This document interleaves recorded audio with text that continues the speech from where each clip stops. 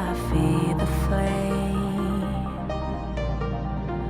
You know I feel the darkness and the pain. All of the ways we tried to break free from the night. You know we made it out, we found the light. I fly so high, light up the skyline. Let's do it this time, like it's a whole new vibrant world.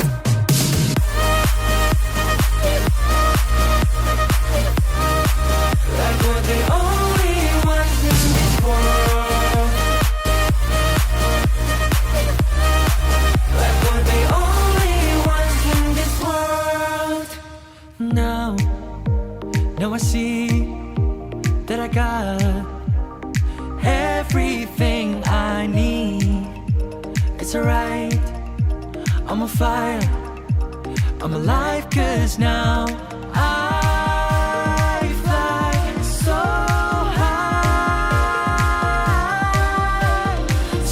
high, light up the skyline. Let's do it this time, like it's a whole new colorful world.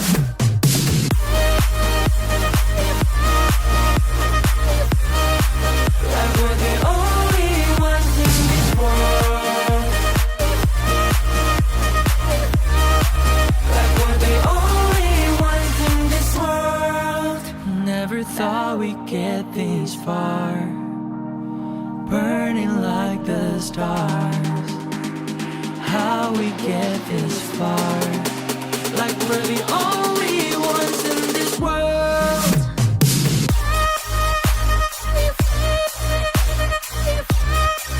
Like we're the only ones in this world. Like we're the only ones in this world.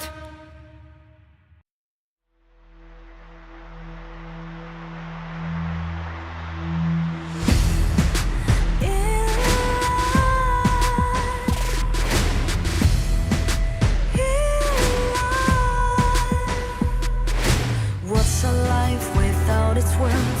Compromising with what hurts inside.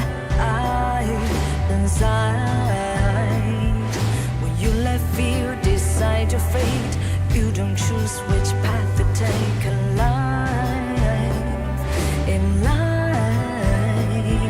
I'm finally letting go of everything that still holds me. I'm against all odds, but I won't give up, 'cause it's my time to shine. Standing in the starlight, can no one let me down. Destiny is calling high. I'm not afraid to fight for everything I love. Victory's on my side.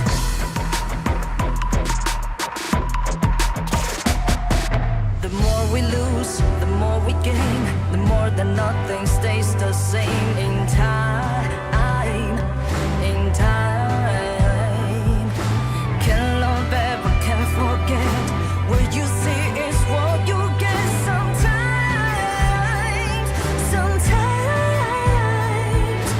gonna show the world tonight, the light that shines inside us. We're against the odds, but we won't give up, 'cause it's our time to shine.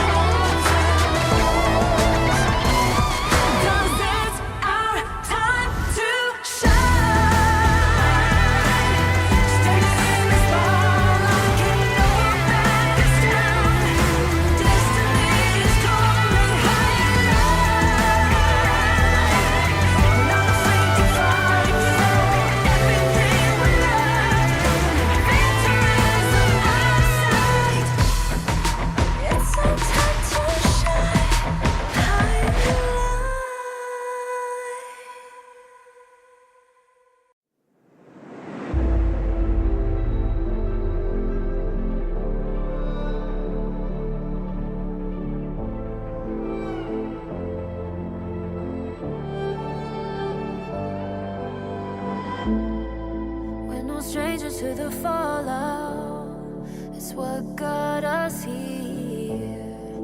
Ever changing, some chameleon. Blood, sweat, and tears. We'll never make it if we fall to everything that brings us down.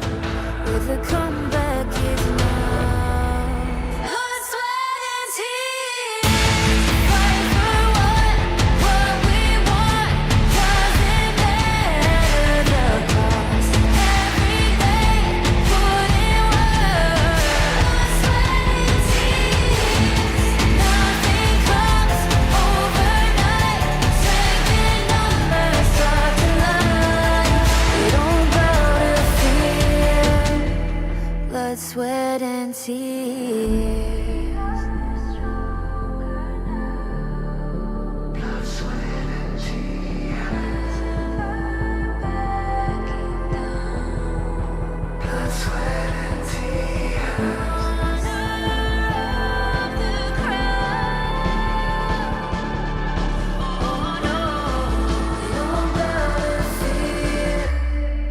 Blood, sweat, and tears. Fight for what we want. Doesn't matter the cost. Every day, put in work. Nothing comes overnight. Strength in numbers, start to line. We don't bow to fear.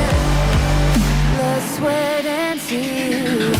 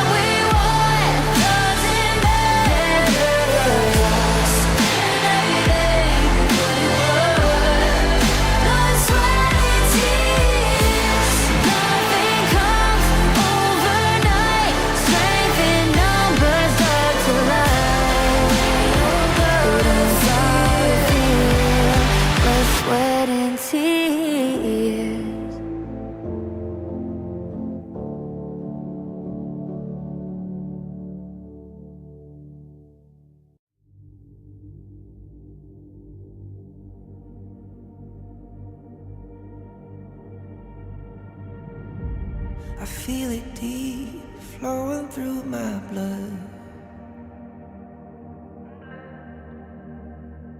Rising up to become someone, and taking it all on my own. What a sweet victory.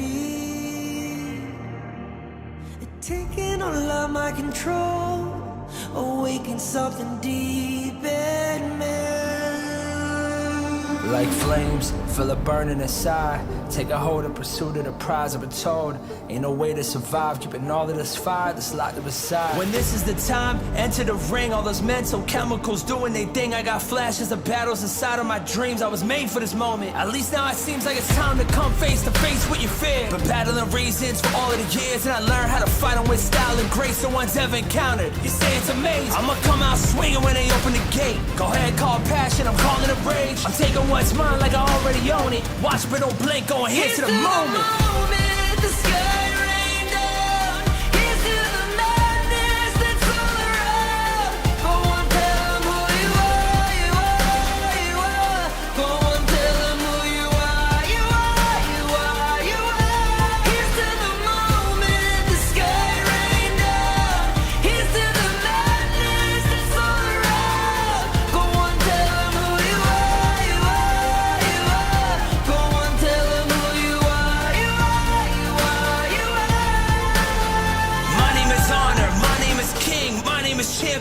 name is Strength. Tell them who you are.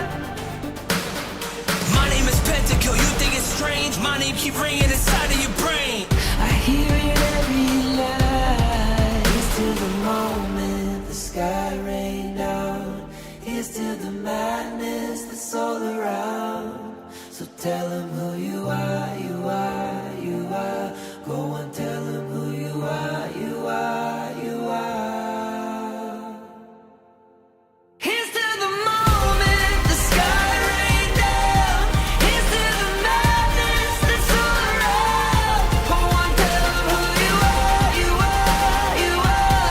Go on, tell them who you are, you are, you are, you are. Here's to the moment the sky rained down. Here's to the madness that's all around. Go on, tell them who you are, you are, you are. Go on, tell them who you are, you are, you are. Go on, tell them who you are, you are, you are.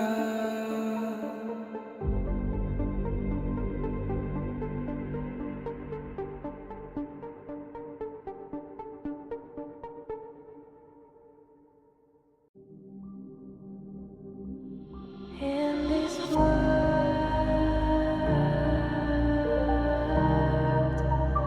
only ones in this world,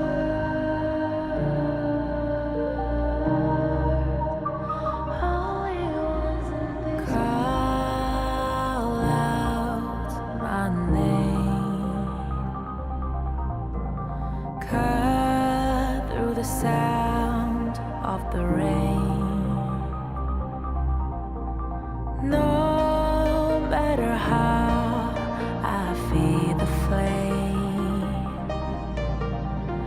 you know I feel the darkness and the pain. All of the ways we tried to break free from the night. You know we made it out, we found the light. I fly so high, light up the skyline. Let's do it this time, like it's a whole new vibrant world.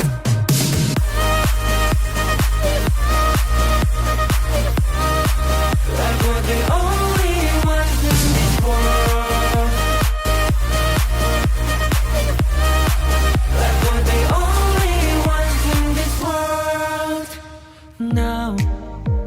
Now I see that I got everything I need. It's alright, I'm on fire, I'm alive, 'cause now I fly so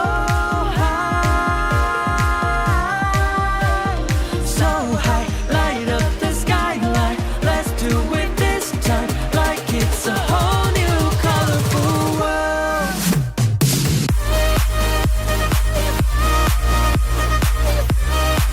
Like we're the only ones in this world.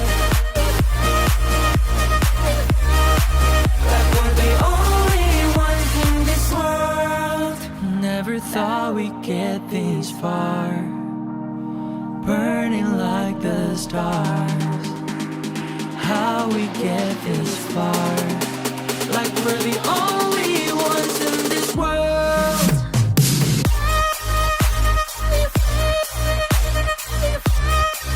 Like we're the only ones in this world. Like we're the only ones in this world.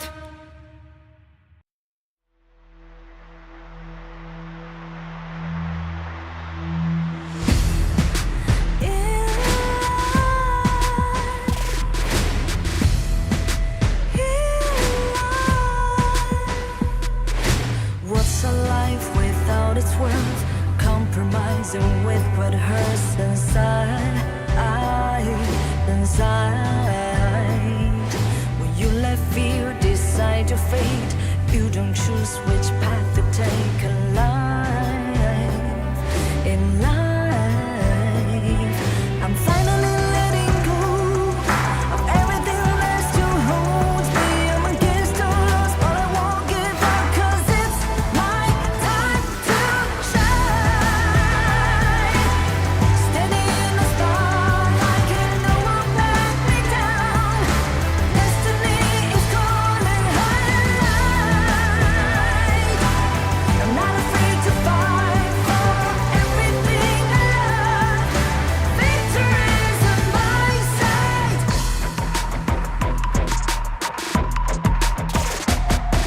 The more we lose, the more we gain. The more that nothing stays the same in time. In time. Can't love ever, can't forget. What you see is what you get sometimes. Sometimes. Gonna show the world tonight the light that shines inside us. We're against all odds, but we won't give up, 'cause it's our time to shine. Standing in the spotlight, can no one back us down. Destiny is calling high light.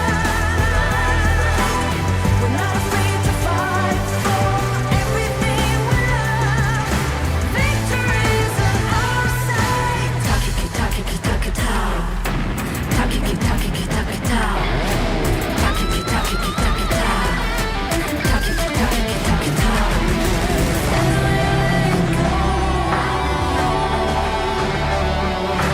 Everything is still holds us. 'Cause it's our time to shine. Standing in the spotlight, can no one back us down. Destiny is calling high light. We're not afraid to fight for everything we love. Victory's on our side. It's our time to shine. High light.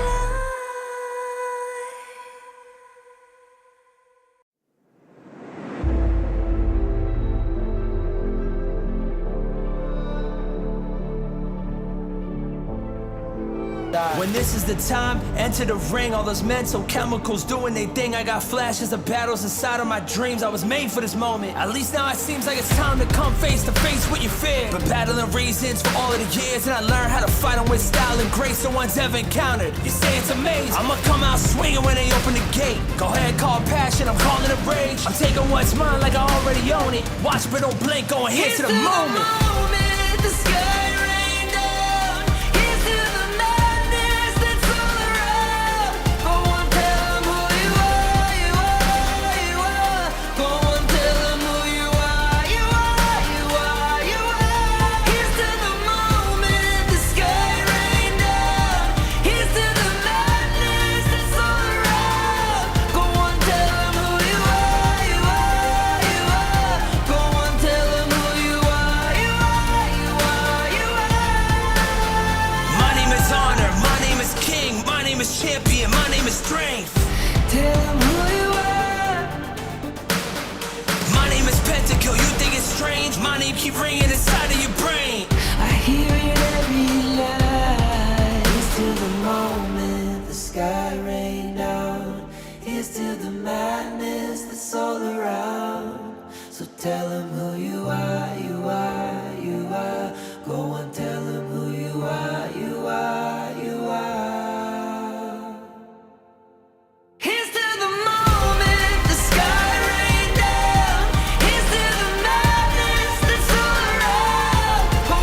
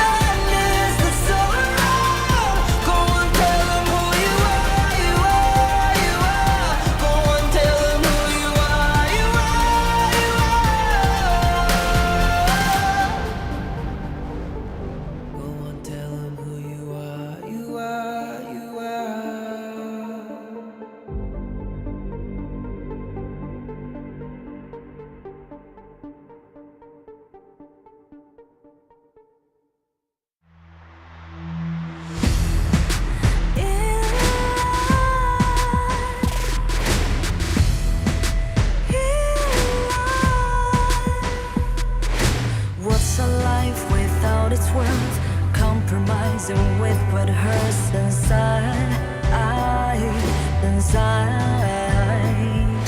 When you let fear decide your fate, you don't choose which path to take alive.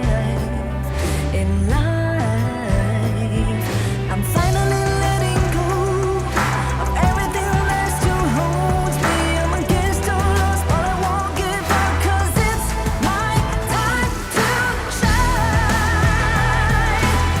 Standing in the spotlight, can no one back me down. Destiny is calling highlight.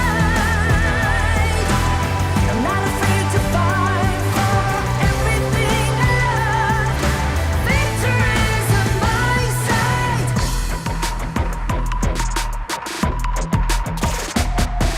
The more we lose, the more we gain. The more that nothing stays the same. In time, can love ever, can't forget. What you see is what you get. Sometimes,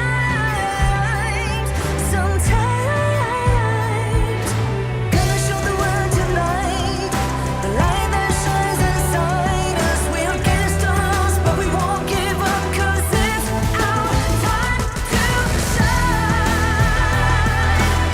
Standing in the spotlight, can no one back us down. Destiny is calling highlight. We're not afraid to fight for everything we love. Victory's on our side. Takiki takiki takitao. Takiki takiki takitao. Takiki takiki takitao. Takiki takiki takitao.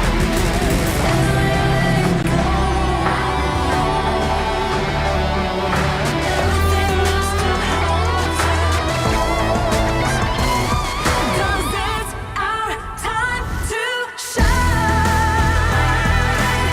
Standing in the spotlight, can no one back us down.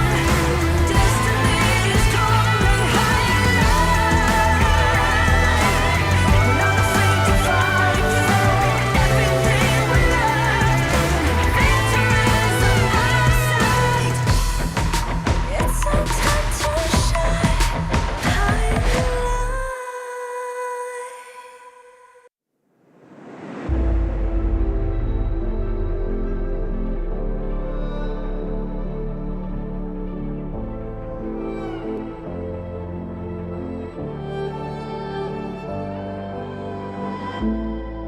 We're no strangers to the fallout. It's what got us here. Ever changing, some chameleon. Blood, sweat, and tears. We'll never make it if we fall to everything that brings us down. With a comeback is now. Blood, sweat, and tears. Fight for what we want. Doesn't matter the cost. Every day, put in work. Blood, sweat, and tears. Nothing comes overnight. Strength in numbers start to line. We don't bow to fear. Blood, sweat, and tears.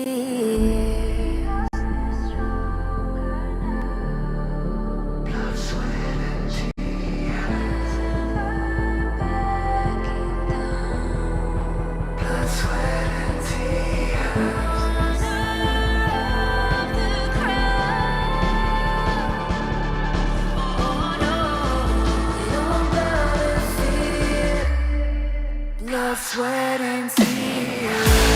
Fight for what we want. Doesn't matter the cost. Every day, put in work. Nothing comes overnight. Strength in numbers start to line. We don't bow to fear. Blood, sweat, and tears. Fight for what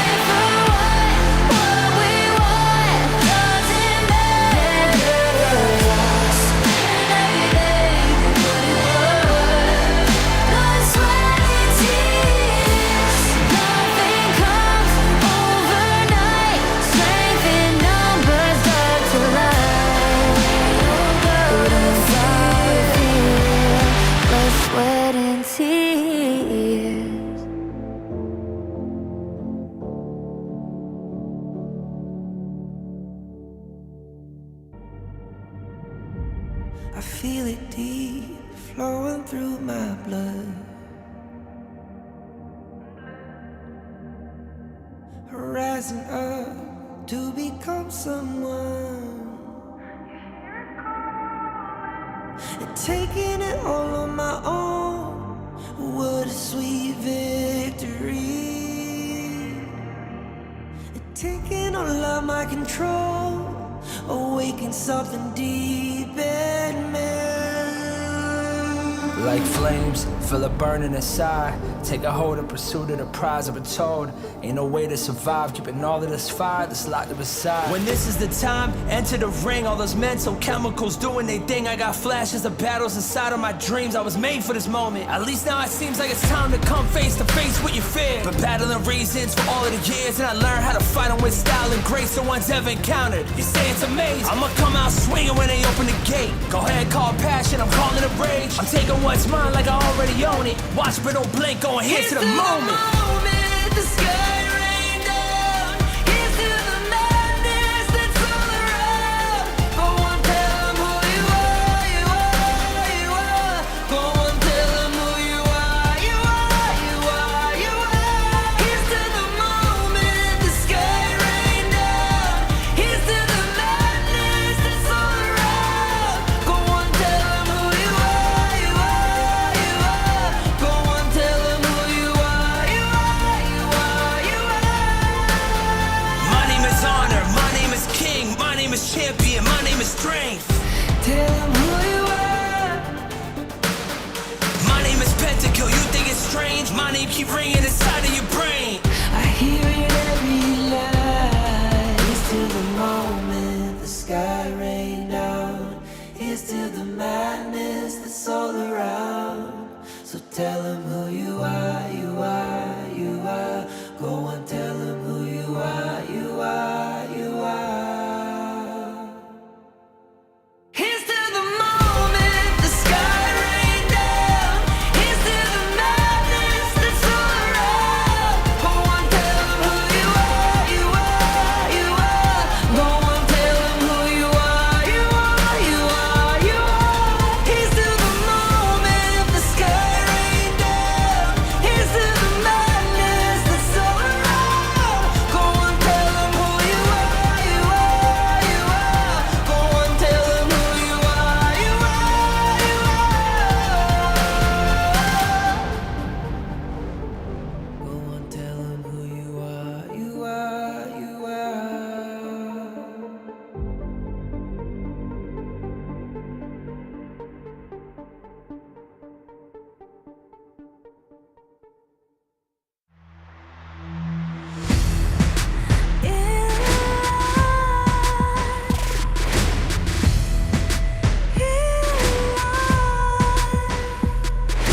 What's a life without its worth? Compromising with what hurts inside, inside. When you let fear decide your fate, you don't choose which path to take in life. In life, I'm finally letting go of everything that still holds me. I'm against all odds, but I won't give up, 'cause it's my time to shine. Standing in the spotlight, and no one let me down. Destiny is calling high. I'm not afraid to fight for everything I love. Victory's on my side.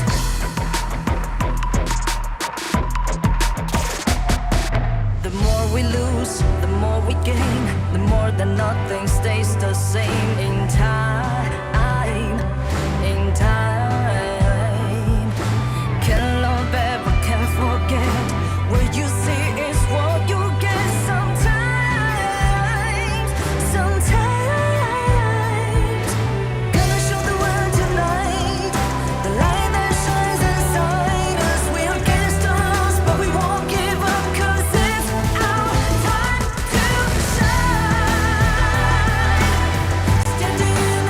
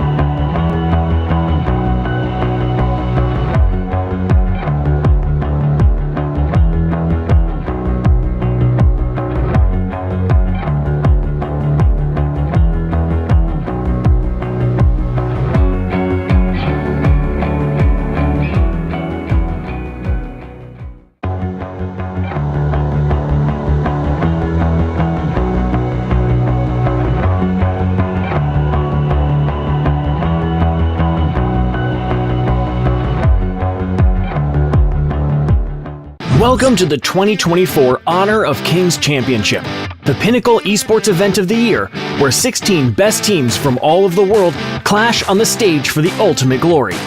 Following 4 teams will be the seeds for the 2024 championship: Black Shrew Esports, Dominator Esports, Nova Esports, and FLCN Esports. The other 12 teams are Kagandra and Mahadiwa from the host country Indonesia, Boom Esports and Blacklist International from the Philippines, Team Secret from Malaysia, Influence Rage from Brazil, Team Vitality from France, Fearless Esports from Hong Kong, China, Impunity Esports from Myanmar, Team Falcons from Saudi Arabia, Revenant Esports from Singapore, and Foot Esports from Turkey.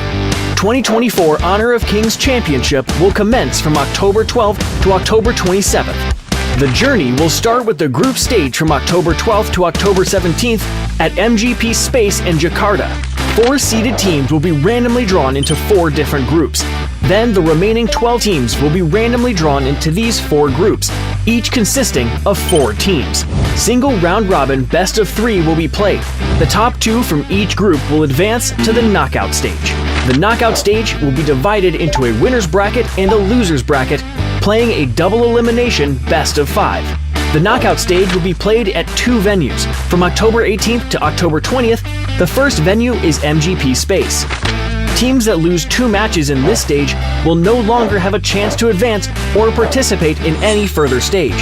From October 25th to October 27th, the matches will be taking place at Lipo Malkemang.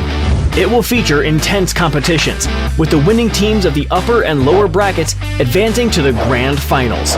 The Grand Finals will be best of 7, and the winner will rise to the top and become the champion of the 2024 Honor of Kings Championship. This tournament features a staggering prize pool of $1 million, with the champion taking home an impressive $300,000. Join us on this incredible journey. You can catch our live streams in-game or through our official channels. Plus, we invite you to experience the excitement of Honor of Kings esports competitions in person. Enjoy a variety of engaging activities and enticing rewards on match days. Watch live streams and participate in in-game events to win free rewards. Stay tuned and see you in Jakarta.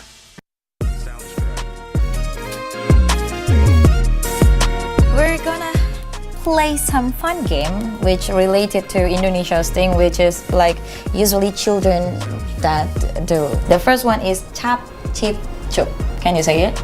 Chap, chip, chup. Chap, chip, chup. The rule is one player open his palm of the hand, and the other one put his point finger, and then the one with the open palm says like chap, chip, chup, kembang kuncup. Chap, chip, chup, kembang bub chup. I don't know. So one of you have to like move faster. Whoever catch the finger wins the game. So can we play? Can we play? Yeah. Which one going first? Okay, Linghuan. Yeah. Okay. Ready? Chap, chip, chup. No, wait. Chap, chip, chup. No, wait. Chap, chip, chup, kembang kuncup. Okay, that's fast. Okay. So it's 1 point for Oil. Chap, chip, chup, kembang kuncup. Chap, chip, chup, kembang kuncup. No! Okay, she's faster than me. Okay, switch. Okay. Winter with the open palms. Ready? Chap, chip, chup, kembang kuncup. Oh, my shoulder. Wait, did I do it faster or did I get him? You catch him. Chap, chip, chup, kembang kuncup. Oh, you catch it. He catch you. Chap, chip, chup, kembang kun. Hey, ibu. Chap, chip, chup, kembang kuncup. Curang, cur. So Chipeng wins the first game. Yay! So we move to the next thing. This one is like one of the dish, like a drink, special drink in Indonesia. Can you guess what it is? So next one is you have to guess. Kalian akan mencoba sajian dari salah satu daerah di Indonesia. Do you have idea what is this? It's a blanket. It's a blanket. It's a blanket. We playing hide and seek. Oh, are we meant to like? Oh, okay. We're meant to come in, some kind of wrestle. If you know what I mean. You have to wrestle. We have to hop for it. Okay, so it's called gorengan. Gorengan means like frying, like it's a side dish, but it's all fried. So it's called es kuwut. Oh, it's kiwi. No, es kuwut. Askut. Es pisang hijau. Oh iya. Yep, es pisang hijau. Boleh silakan sambil dicoba. Es pisang hijau, a traditional dish from name a city. Name a city. Start with M. M. Manado. No. Malang. Makassar. Oh, asal. It called sarung. It's a large tube of or length of fabric, often wrapped around the waist. Do you have the idea how to wear it? But it's like No, I got it first. Okay, he's copying me. this one, you know? No. Put it on like all of to your left or something. Oh, Okay. Yeah. And then, Again, and then you. Oh, this? Yeah, Like this? that. Ah, I know. Yep. Winter is right. Bruh. got it first. I was not that bad, but What if I ask you to rate this from scale 1 to 10? I mean 5. 5? Yeah. Bobby? 9 分9分 9? Oh, you like it? Okay. 9. Satisfaction 9? 10. Oh, someone's like it. 8. Okay, Megumi scores 8. And Limpa? 7. 7. Oh, okay. So yeah, well done. Okay, like this. Okay, thank you guys. Bye-bye. Bye-bye.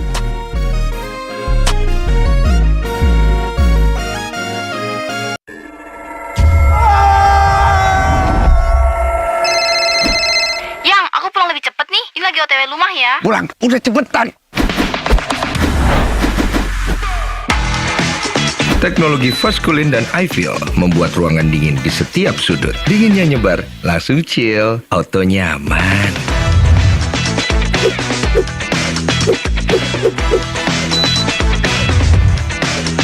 Dengan Edgarment, tumpukan cucian kotor gone, semua yang ada di dalam jadi lebih terjaga, lebih dingin, dan lebih segar dengan Power Cool. Nikmati gambar yang lebih real dengan Kilet Pro dan Dolby Vision. Rasakan pengalaman suara yang mengitarimu dengan Dolby Atmos. Sayang.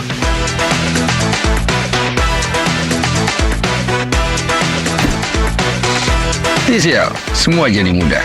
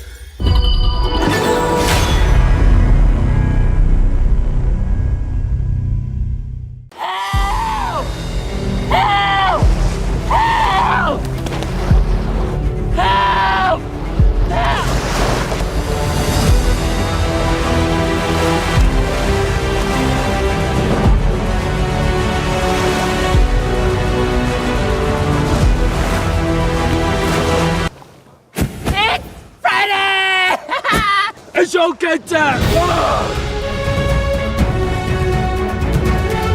Yeah! Hey, you're the jungling, huh?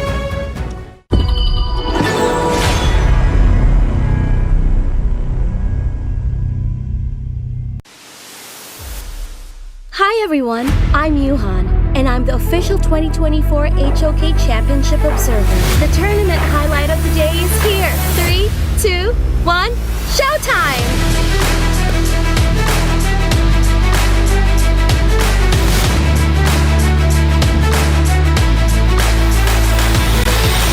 They don't have the damage to do so, so we see the lineup struggle. Up on 6K. Tammy, look at the go. He gets a nice jump, connecting out of 3 with the umbrella off him, and they start to smash it down. They've got 3 on 4, make it 4. What a play by Tammy 1. Wow, what a setup, right? 5-7. That's exactly what Black Kings need going back into this. They got to make sure that Controlling it. They want to defend this T1. Has had a rough time.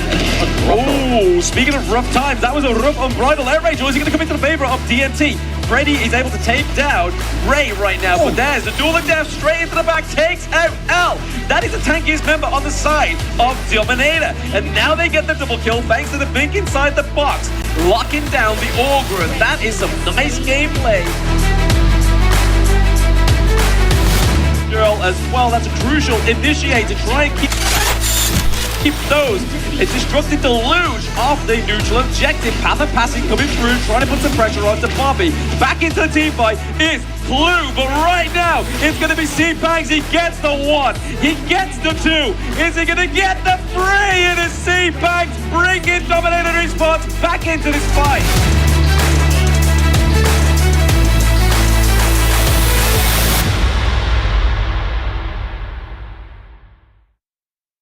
我常常在想，如果我不执着于梦想，我的人生将会如何？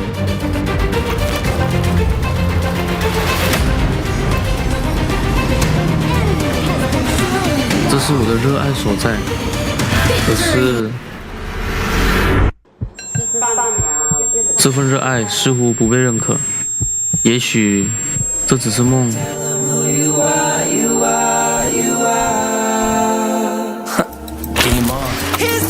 就让热爱、勇气成为我追梦的燃料。要实现这梦想，就必须马上行动，做就对了。FLCN或许就是我实现梦想的地方。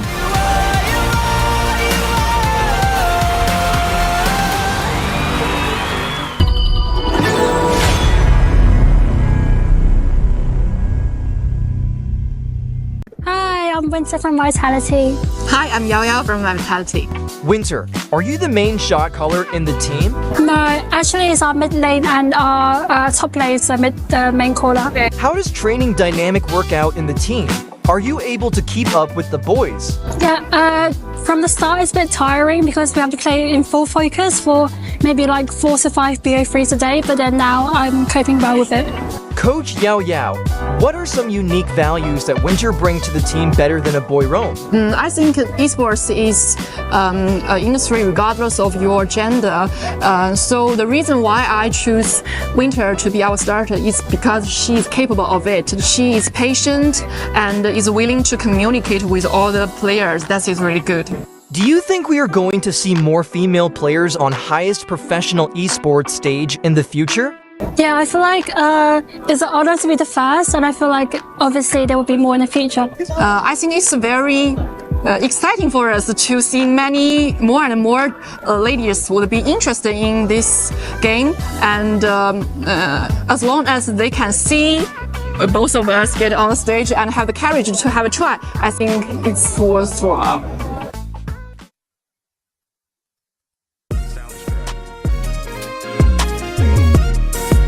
So, we're gonna have some fun playing some games. It's called Suit Jari. Suit Jari. Suit Jari. But the rules, you only have to use 3 fingers only, like this. Yeah. You use point finger, little finger, and thumb. Yeah, guess is the pattern. Okay, yes. Okay. Eye contact. Ready? Sweet. Azar ketchup. Sweet. Sweet. Sweet. Okay. You won. Okay, answer one. Okay. And dragon. Sweet. Sweet. Dragon one. Yay! 3 points for dragon. Do you have any idea what is that? No. Okay, so it's called sandal refleksi. Sandal means slipper. Refleksi it means like reflection. Yeah. So it has to do thing with medical on your body. Oh yeah. Yeah. Wanna try it on? Cool. Yeah. Try it on. Yeah. Well, someone looks comfort with the other one. Okay, that's okay. That's okay. You can take it out. How do you rate this thing from scale 1 to 10? 7 out of 10. Maybe 9. 9 because you usually Yeah. use it. Yeah? I use it before. Say thanks. Bye. Bye. Bye.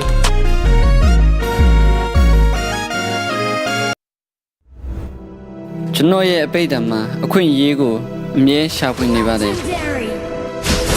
ကျွန်တော်လက်ရှိဘဝကိုပြောင်းလဲနိုင်မဲ့အခွင့်အရေးပေါ့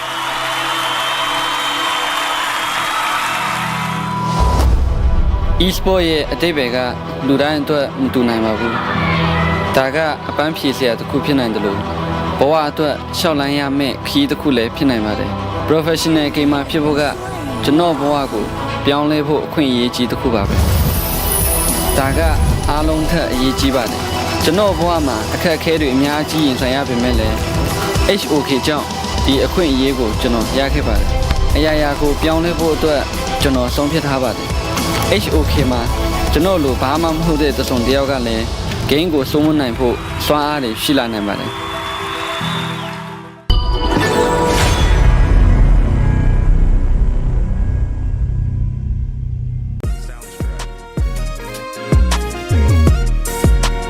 So we're going to play some games. The first one is like Sweet Jari. Sweet Jolly. Yeah. Sweet Jolly. Oh, okay. So the rules is thumb beats point finger beats little finger beats thumb. Okay, I think okay. Okay. 是这样，这样，这样。 1, 2, 3. 1, 2, 3. 1, 2, 3. 1, 2, 3. 24. That's it. That's enough. Wendy wins. Wendy wins. Okay. Next one is I have something. Oh. What do you think is this? Is pizza? Can you say it like kerak telur? Kerak telur. Kerak Rak. telur. Kerak telur. Yeah. Okay. Kerak telur is a Betawi traditional spicy omelette dish in Betawi cuisine. It is made from like glutinous rice cooked with egg and served with serunding. Is it okay? Oh, okay. Well, they seems like it. Like That's good. how many you give? Like scale 1 to 10. I give 100. Oh, 100. 100. So it's good. They like it. Delicious. Delicious? Good, very good. Good. Okay, that's it. Bye bye.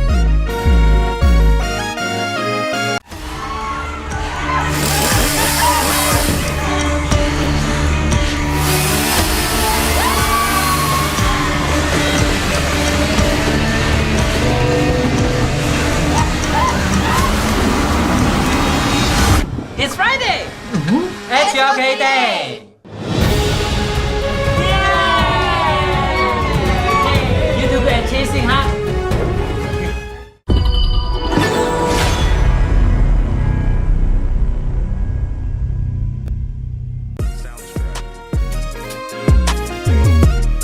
So we're going to play some games. The first one is Sweet Jari.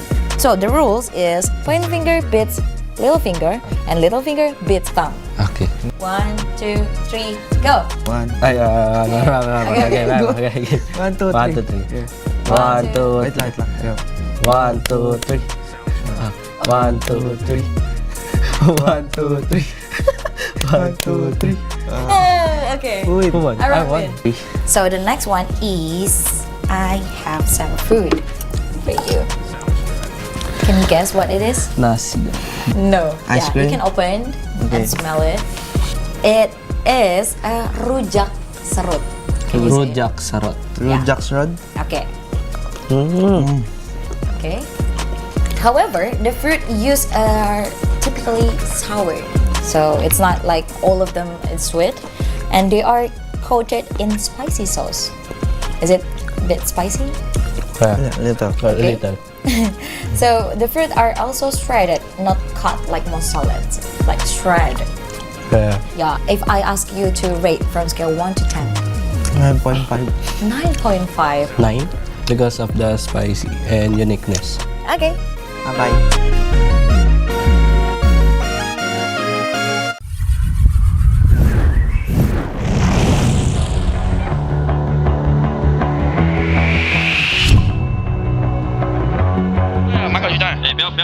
哎，龙，哥，下后，下后，跟我抬，我可以带。跟我抬，他们打上路，他们打上路。没事，别急。拉着我。我也拉着。可以打，上路可以打，真的可以打。杀到我，可以。辛我，干他们。他们都没技能呢，再看看。先看在，护他。没事，也可以护你，也可以。慢追。哎，杀！冲了！来，我跟他。汪东进闪了，打这个张飞。到。去护线吧。一波。上路。Boy, bahasa ini wala na boy. Uli ko. Main game. Bitay. Boy, darma. Kaya to. Boy, kaya. Gan mo tayo. Wait na, partner. Boy, dito ah. Sige, wait lang. Okay na yun, pre. Paulti lang ako, boy. Kuhanin nyo atong... Tatakotin ko. Tore lang. Go na ilong. Yan, ulti ako. Tore lang. Boy, pwede tapusin. Patay na, Jubang. Ay, patay dyan. Wait. Chill. Wait, Dragon. May dragon na. No, ayun yung gun mo. Patay na sa likod. Harap lang. No! Boy, patay ka! Maggie! Ito, boy! Ay, puto! Boy! 6 months! 6 months! Go. Look at me. Eh? Who's gonna eat? Are you okay? Look. Kobe. Kobe. Shishama, nice! Zhang Fei. Depth. Good boy. Good boy.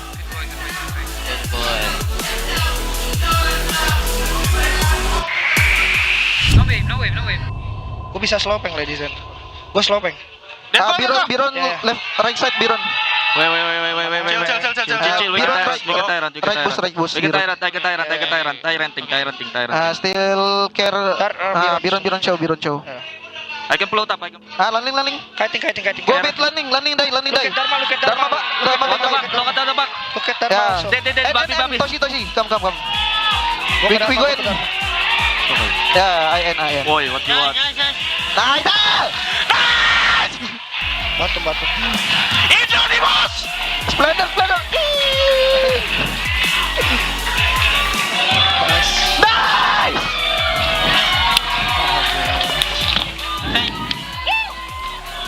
Nice guess. I feel it deep flowing through my blood. Rising up to become someone.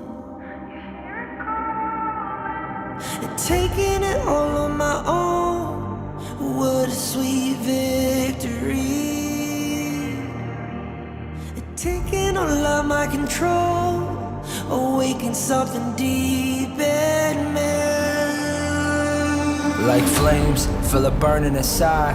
Take a hold of pursuit of the prize. I've been told ain't no way to survive, keeping all of this fire that's locked up inside. When this is the time, enter the ring. All those mental chemicals doing they thing. I got flashes of battles inside of my dreams. I was made for this moment. At least now it seems like it's time to come face to face with your fear. Been battling reasons for all of the years, and I learned how to fight them with style and grace no one's ever encountered. You say it's amazing, I'ma come out swinging when they open the gate. Go ahead, call passion, I'm calling it rage. I'm taking what's mine like I already own it. Watch but don't blink, going here to the moment. The sky rain down. Here's to the madness that's all around. Go on, tell them who you are, you are, you are. Go on, tell them who you are, you are, you are, you are. Here's to the moment, the sky rain down. Here's to the madness that's all around. Go on, tell them who you are, you are, you are. Go on, tell them who you are, you are, you are, you are. My name is honor, my name is king, my name is champion, my name is strength. Tell them who you are. My name is Pentakill, you think it's strange? My name keep ringing inside of your brain. I hear it every night. Here's to the moment the sky rain down. Here's to the madness that's all around. So tell them who you are, you are, you are. Go on, tell them who you are, you are, you are. Here's to the moment the sky rain down. Here's to the madness that's all around. Go on, tell them who you are, you are, you are. Go on, tell them who you are, you are, you are, you are. Here's to the moment the sky rain down. Here's to the madness that's all around. Go on, tell them who you are, you are, you are. Go on, tell them who you are, you are, you are. Go on, tell them who you are, you are, you are.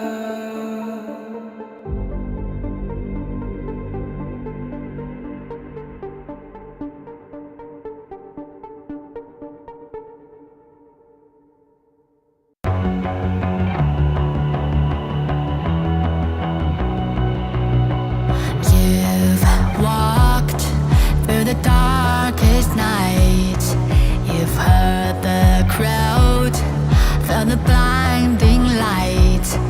You were standing there where your heart comes alive. It's a dream of a hat, and it never dies. Right here, right now. Give it all, get it out. Never a surrender. I fight and never fail. I am a contender. A challenge I can feel. The smallest lies become the brightest enemies. Relentlessly. And even if you fall, you gave it everything to be a king.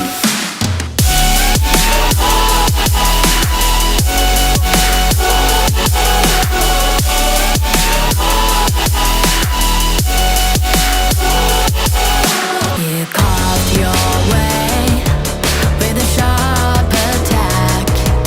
You watched it all burn, and you never looked back. There will come a day when your fears will rise. You protect your crown, so it never dies. Never a surrender. I fight and never fail. I am a contender. A challenge I can feel. The smallest lies become.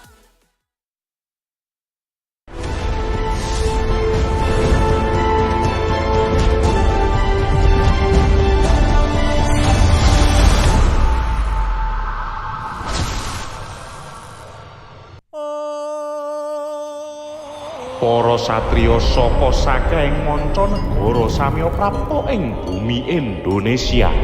16 bergodo nduweni pengajap sawiji dimen antuk jaya jayaning sayembara. After our challenging times, I think we are much stronger than before. Last time I checked, we're starving to take down any team. We see you as nothing but meat.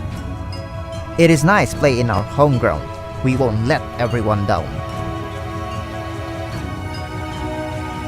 上次失败是个意外，等着瞧吧。We will not only defend our home ground, but we will strike them on it as well. No time for clowning. Watch us unleash our wild side. Big boys don't cry. Big boys make the little ones cry from defeat. Far from home, it doesn't matter. We'll bring the sandstone to you. Gumuruh warta sayembara gedhe wis sumrambah saindenging bawana. We conquered the South. Now we aim for the world. Novo oponente? Eu gosto disso. Vamos deixá-los cegos com o nosso poder. I cannot wait to step onto the stage and watch them struggle to get a point against us. Just wait and see. You'll find yourselves on our win streak list. You win some, you lose some. No, we'll win it all. You all are just rookies. We will send you home. 这里是战场，不适合弱者。There's only one king. Remember the name. Para pinunjul miwah para satriya ngaluhur sing kalah bakal kapikut pewayangan asoring jurit, ingkang menang bakal sinurak asma luhure kuncara saindring jagat, gumregah kanggo bombonging manah, gumregut kanggo ungguling kaluhuran patut.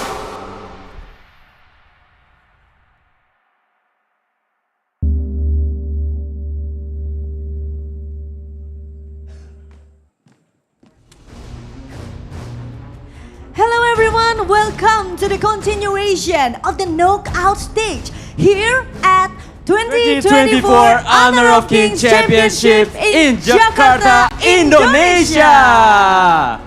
With me is Sabila Aprilia, and I'm not alone because I'm with... Yes, I'm Darius Lin, and we are so happy and so excited to be here and honored to bring the action in this very intense stage.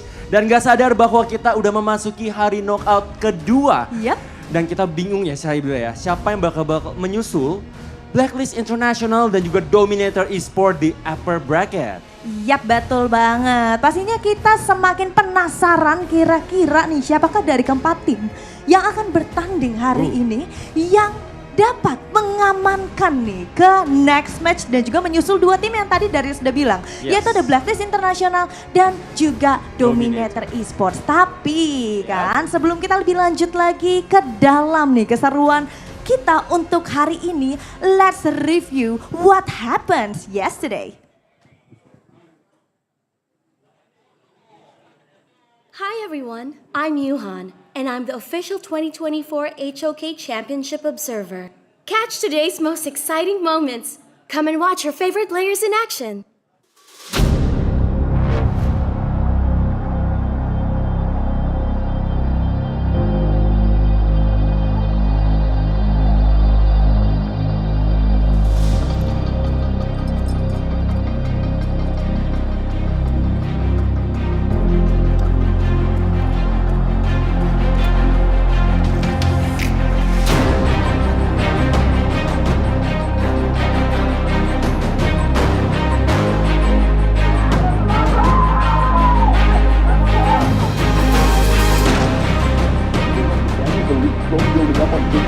Cammy looking to go. He gets a nice jump. Connecting out of three with the unrattled up. And they start to smash it down. They've got three on board. Make it four. What a play by Cammy One. Wow, what a setup, right, Mike?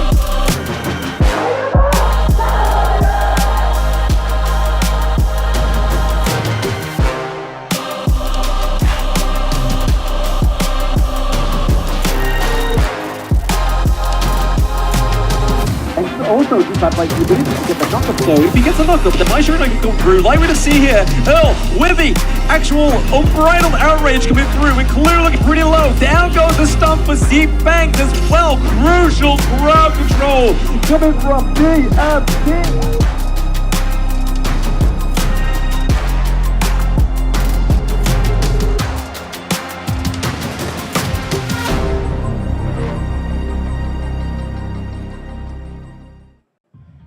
Dan itu dia adalah pembukaan knockout stage day 1 ya Sabila ya. Tentunya penuh dengan semangat, kompetitifnya juga menegangkan, penuh dengan taktik dan juga strategi yang cerdas untuk satu lawan satu Iya tim. betul, satu lawan satu tim ya kan. Betul Luar sekali. biasa banget walaupun perjalanan mereka itu kemarin benar-benar gak mudah. Karena benar-benar sengit banget pertandingannya untuk di match yang kemarin. Dimana kan hari ini kita akan bermainnya itu agak sedikit berbeda dibanding dengan pada saat group stage. But before that, let's take a look for our bracket first. Oke, ini dia di mana untuk match pertama kemarin kita sudah melihat adanya tim Secret yang melawan Blacklist International dimenangkan 3 poin untuk teman-teman Blacklist International. Yes, dan di pertandingan kedua kita melihat adanya Dominator Esports melawan tim Falcon dengan kemenangan dari tim Dominator 3 poin. Dan kita juga hari ini akan melihat tentunya another match for today.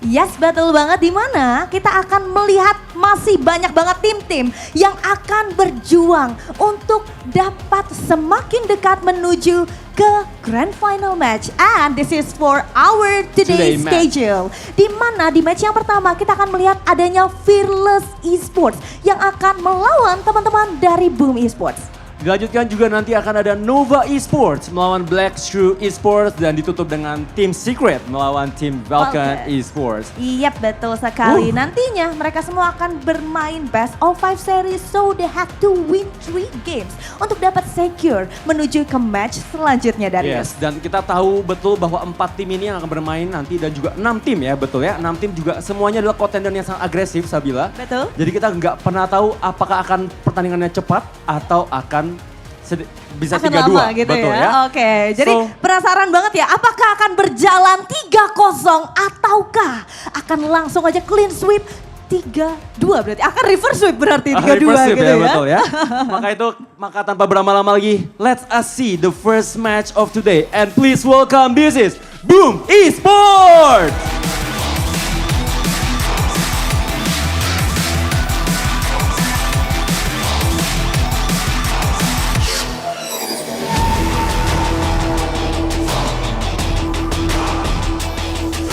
Okay, and the next team, please welcome Fearless Esports.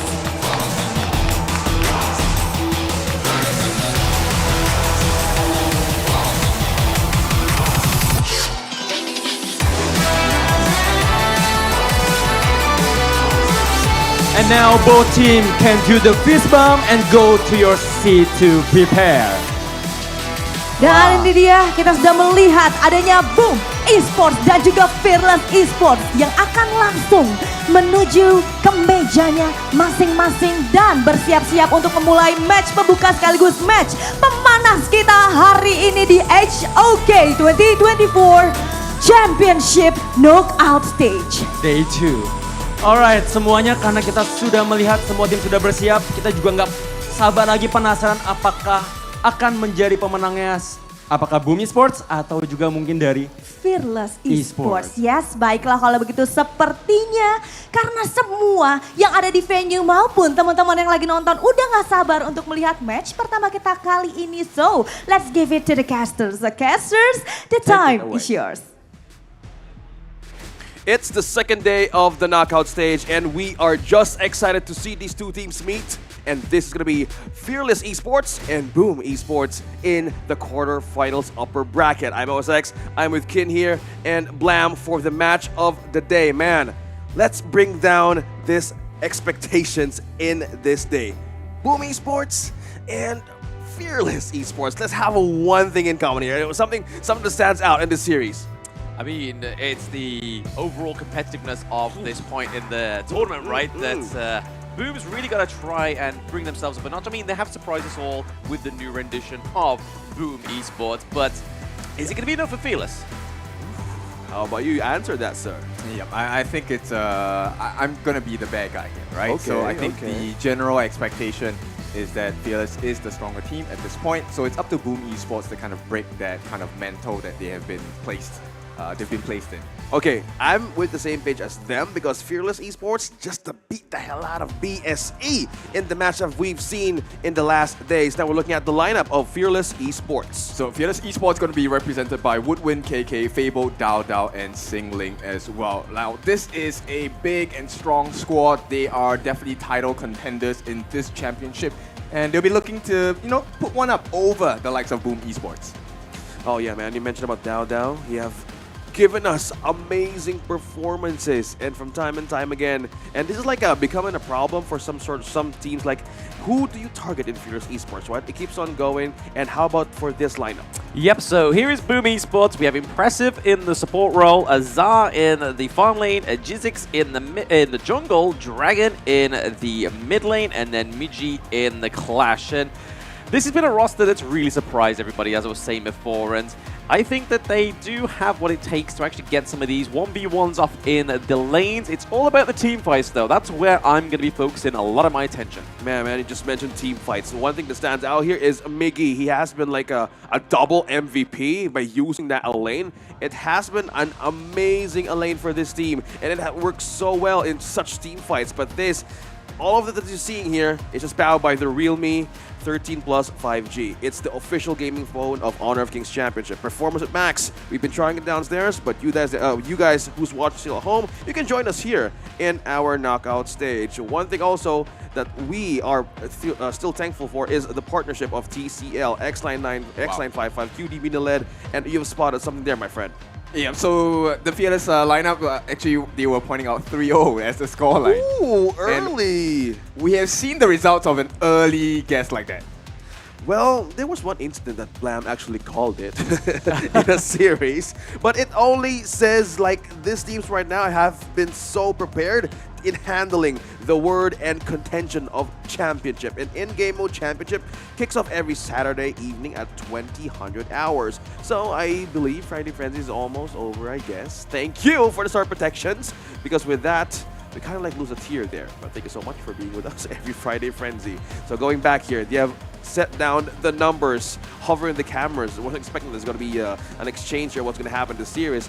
They're literally manifesting what's happening here. And Fearless Esports, that match against BSE, one of the things that I really enjoyed watching is that series. Because if you are watching the knockout stage today, we are going to continue at the second venue at the Lipo Mall, Kemang, October 25 to October 27. So be there and enjoy the experience live together with the perks and merchandise you can get along your way. Am I right, guys?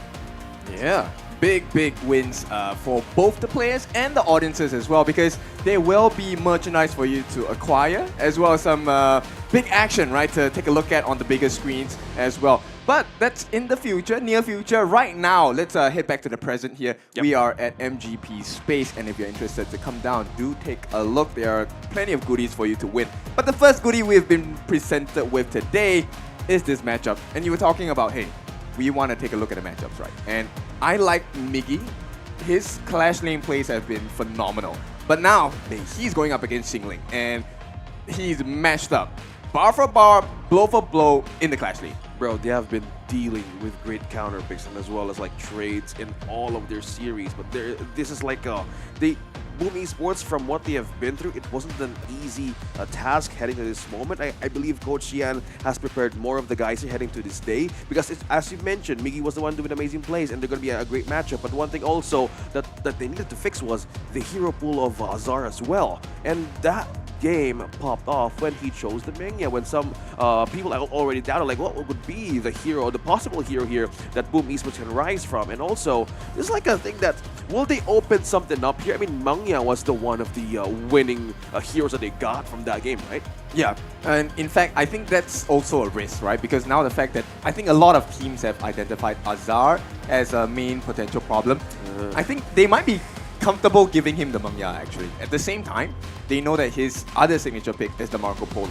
So teams know how to draft against that and how to counter that strategy as well. Yeah, and we've seen them like kind of like go the distance in getting that Mangya with them. So we've seen Fearless Esports gave a lot of power picks throughout their stages in day number 1, as I repeat it, it's most likely like they're more prepared to answer the common and the meta right now that has been really prioritized by teams. But looking at this draft, Boom Esports gets the upper hand by being a first pick. They ban out the Dune, the Musashi. On Fearless side, we have the Ming and the Mind Shunnery as well. Now limiting out the Lady Sun, but Boom Esports, similar with the two representatives from the Philippines, they really want to play with the Yuan as first pick. Yep, I like it, right? Because end of the day, it allows you safe initiation into the team fights with your Mournful Tempo. That's one, you can check the brushes without too much danger, but at the same time, you also have the Unending Sorrow or the Melody of Peace to kind of heal your teammates up as well. Ooh, with the exchange, with the trade, I believe Boom Esports is more prepared to handle this, I guess, because they traded off with an Arlie and a Dolia. So if in the hands of Fearless Esports, we've seen them perform with this, they're really good. They are the amazing performances from the meta pick alone. Really need to have a great crowd control, one of which is the Zhangfei. Still not an option here as of this moment, it's too early for that, but the priority of the Mayin, I know you love Mayin so much in the game, and how about the Lady Shun? How about that? I like the CC, right?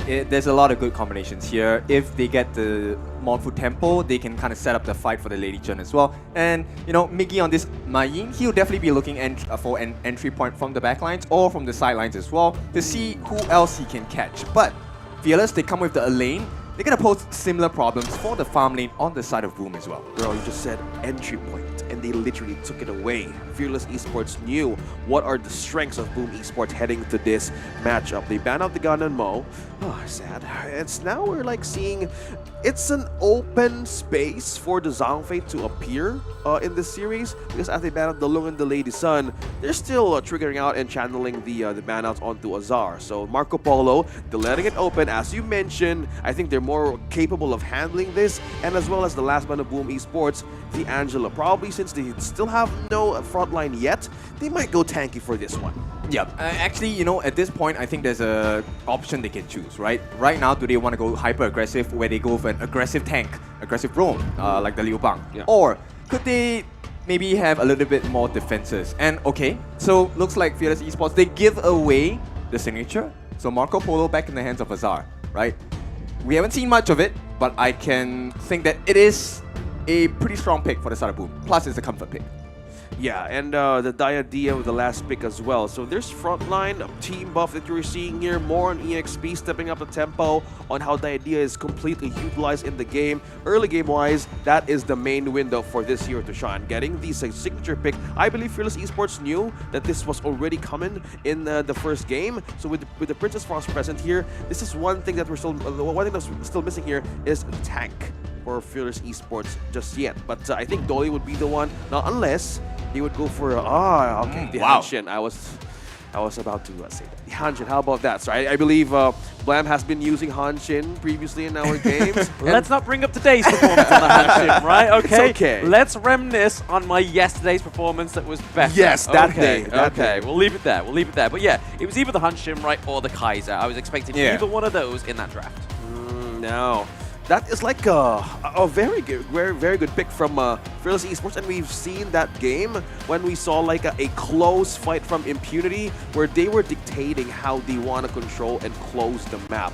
It was all macro play with this Hanshin, and we're seeing it again against Boom Esports. It's game number 1. Let's see who will have the chance for an early momentum in taking this series to distance. Yeah, all's not lost if you lose this series. You will drop down to the lower bracket. But nonetheless, I think the draft on the side of Fearless Esports definitely does put them in a much easier place, because as Azar, now you have to deal with so many people who are able to maneuver around the spaces so easily. So how do you get those shots in, especially when they're in one straight line?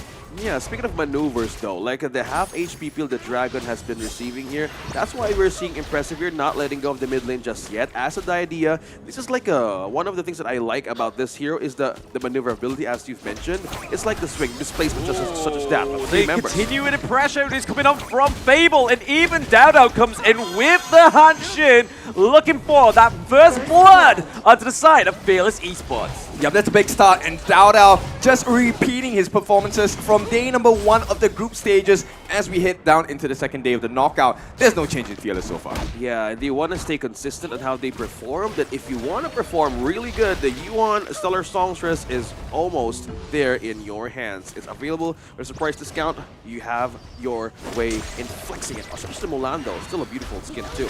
So, as well as this Frost. A lot of things happening here in the championship in HOK. So, for those of you who are still watching us, enjoy in game, just be prepared for the surprise coming in your way. Now, going back to the farm lane, we have two on this one. We have the kites, the kiting method that we're seeing from the farm lanes as well between Boom and Fearless Esports. So, Fran Arlie and the Marco Polo both had signature picks and a power pick, yes, but they're more prepared to handle this kind of situation. So, impressive. Just not letting go of the farm lane just yet, mainly of the threat of how Fable is rotating quicker at this moment. Yeah, at the same time, KK, he does have the level advantage, right? And as of now, it looks like Fearless Esports want to go aggressive. I don't think anything's going to come out of this, right? I mean, we've already seen the two ults been exhausted here, but Mayin does try and go in a little bit further with the help of a Jizzix. The stun does come through onto Dao Dao, but there is no further means of getting into that T1 fight and coming out alive. Yeah, not committing as well. I think this is like the main word here for Boom Esports, just respecting the power spike that FE is just trying to build. That's the lane. You know you can even punish it as early as possible, even having the AoE early game by Boom Esports. It's just that like there's like an ABC kind of thing here that needs to flow against Fearless Esports, because that will really work. Looking at this situation, eyes on the farm lane, guys. It's always like this focal point by Fearless Esports because they know they're starting to see a crack here.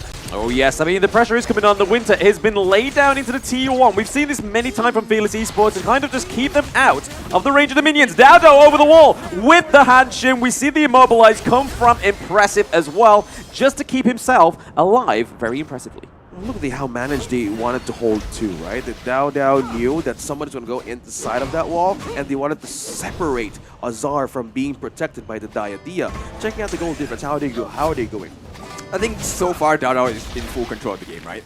2,600, 500 gold ahead of his counterpart and with G6. At the same time, this draft is really working out in their favor, because if you take a look at the lineup from the side of Boom, it's very difficult for them to get the perfect initiation. Everything has to be at a specific distance, everything has to be at a specific angle. Yep. And that is the strength of Fearless Esports, where they can change their trajectories, change their angles of entry really quickly.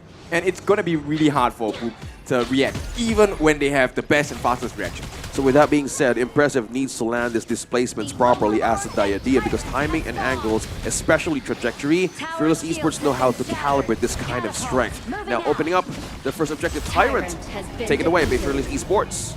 Yeah, and it's going to be an easy one, right? Fearless Esports, this is what we expect. Based on what's happening now, they already have the lead. It's just about 1,000, which is not that big, but slowly, as we enter that mid-game stage, I'm pretty sure Fearless Esports will start to put the pedal on the gas. Yeah, the pedal is just mainly how Impressive and Azar is going to respond. Another pressure point here, guys. Farm lane, we're looking at the Marco Polo combo for you guys who's using this here in your games. Go ahead, check this out. But the contention and the pressure continues to show here in the farm lane by Fearless Esports. They know who to target here, and slowly, Boom Esports needs to react on this. Yeah, and this is what's so scary, right? Boom doesn't seem to be able to find any other angle. They have to deal with this situation on bot lane. They're trying their best to set up a situation on the top, but I don't think Sing Lane's going to die here. Yeah, they're finding an angle, trying to compute something out of here, because Xinglin is really not in the... Well, he's in the right position to bait, but not even to be killed. But for that kind of a weighty situation Boom is trying to handle against Fearless Esports, they take the first T1 down bottom and down. Okay, the Death on Sunset is coming through. The Undying Sorrow as well. Oh, okay, so it is going to be a Jizzix that goes down. Crucial crowd control from the Hanshin. Wow, that's ×3, man. We've completely forced Boom Esports to fall back. Yep, nothing else they can do, and all that pressure, look at what's happening for the side of Fearless Esports once again. They get the T1 on the bot, and they have full reign, and even the Primal Bond has been done with the cooldown, so now, once again, Dao Dao, free reign into the jungle, gets the Overlord attempt as well. Wow, speaking of attempt, right, they're really maintaining this pressure down bottom. Even the Overlord has been taken by Fearless Esports. They're really pushing Boom Esports to go out of protection. moments from that we're about to see in this game, because 2-0 still stands with Fearless Esports, and we're looking at 3-man hold rotation down bottom. Just check out the items. We're looking at the same build by Venomous Staff pick up as well by Princess Frost. Yep, this is going to hurt them quite a bit. The heals will be much lesser, but more importantly, Blood Rage already out. Okay, may get baited there. I mean, Fable was trying to get Diadea into a wider spot so that Fearless Esports is going to try to collapse there. We see Jinling has already made a vacation trip down from the Clash lane to help that T2 fall in the farm lane, which is a good point by Fearless Esports. Going into almost the 7-minute mark, right? And they're already knocking down T2s. Yeah, that vacation that Xingling just transferred down bottom was clearly a great way of diverting the attention of Boom Esports right now. Like, they have been maintaining this position, they have been invading some camps here, taking out of resource of the Boom Esports, and this is making them literally uncomfortable on how to address this. There's no front line just yet, not unless, again, we're going back to the first point here. How will be trajectory countered? But this is a fight. Yep, speaking of trajectory, we do start with the death on Sunset. A double one coming through to just give some more oppression into the backline, the squishier parts of Boom Esports. No blood is spilt yet in this fight. That's really a bad thing to see, guys. Like, Dao and KK got the red buffs out of Boom Esports from one of their camp, one of theirs, and it is just becoming a problem for AG6 to farm on these objectives early on, not getting any resources as early as possible. Yeah, and one of the main things you'll see is that Boom Esports, they're struggling to keep up, not because they can't farm, but because they have to consistently defend, because there's a threat of an incoming team fight at any point, simply because they're so mobile. They're always everywhere around the map. And Fearless Esports, I think they have successfully created so much space that now Dao at level 13, he is 2 levels ahead of Agisic. They're starting to funnel farm into KK, and he's going to be able to get his full 6-slot item really quickly. Yeah, I think that's the one thing that I want to keep observing here by Boom Esports and Fearless Esports, right? It's about the mobility of the lineup of Fearless right now that's making Boom Esports not really crossing the line here. There's no damage yet that has been taken by the towers of Fearless Esports. Even the objectives, they have been really dominating this kind of protection all across the map, and no one even come close in this river that Woodwind has been protecting. Yep, Agisic, if you take a look at the Mournful Temple there, and Tragic Beauty, it didn't really hurt Woodwind that much. And when you're unable to deal damage to a roam support, it's going to be a bit difficult here. Yeah, another camp too. Oh, okay. Dao does get caught there as well. And then Jinling is going straight in onto a Jizzix. Looks pretty low. The Unending Sorrow is coming through as well. Is Dao getting a impressive takedown onto the side of Boom Esports. They are done just for yet, but are they going to reform and take that T1 into the mid lane?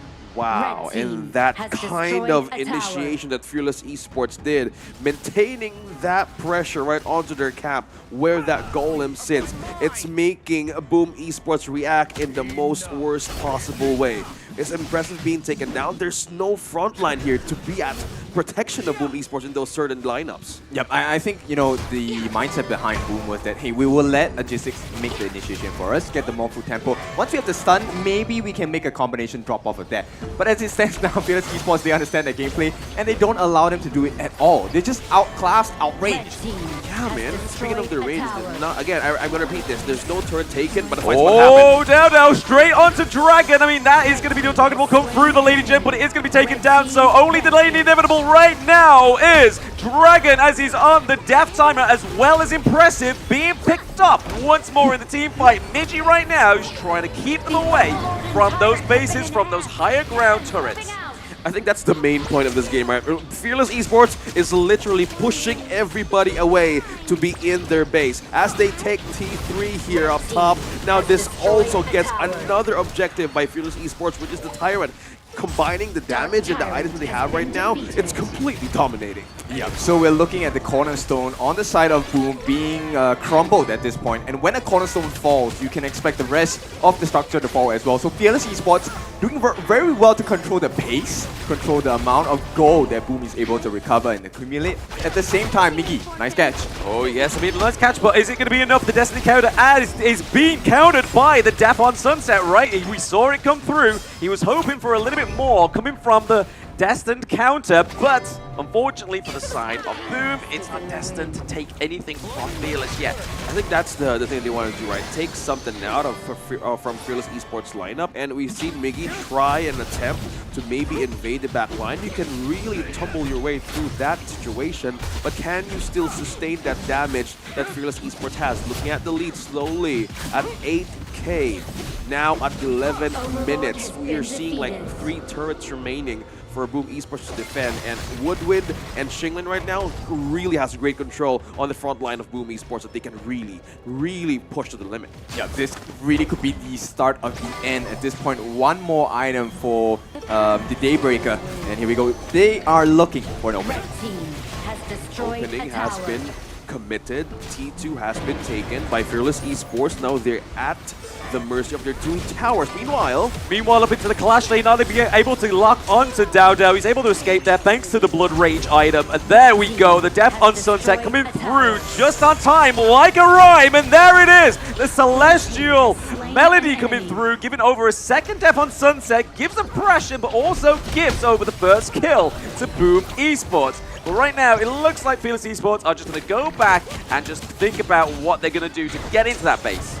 My goodness, that kind of dive that Shinglin did, it was kind of like overcommitment, but so far it gave another time for the Waves to push in, and not even putting Boom Esports to take that red buff away from their side. So with that kind of like pushback that they have been doing against Boom Esports, it's just so hard, man. Who do you catch here? Not everybody here is just too mobile to reach even Dao, even Woodwind, not even KK. Again, it's 5-1 in the dominating start. We're just seeing this as Fearless Esports slowly taking the map by objectives, by overlords, and they want to keep doing this. They want to keep Boom Esports busy on seeing nothing in their own camps. Yeah, Boom Esports at this point definitely have been outdrafted, right? Because Fearless Esports, the only person that they can probably try and catch is actually Fable, but here we go again.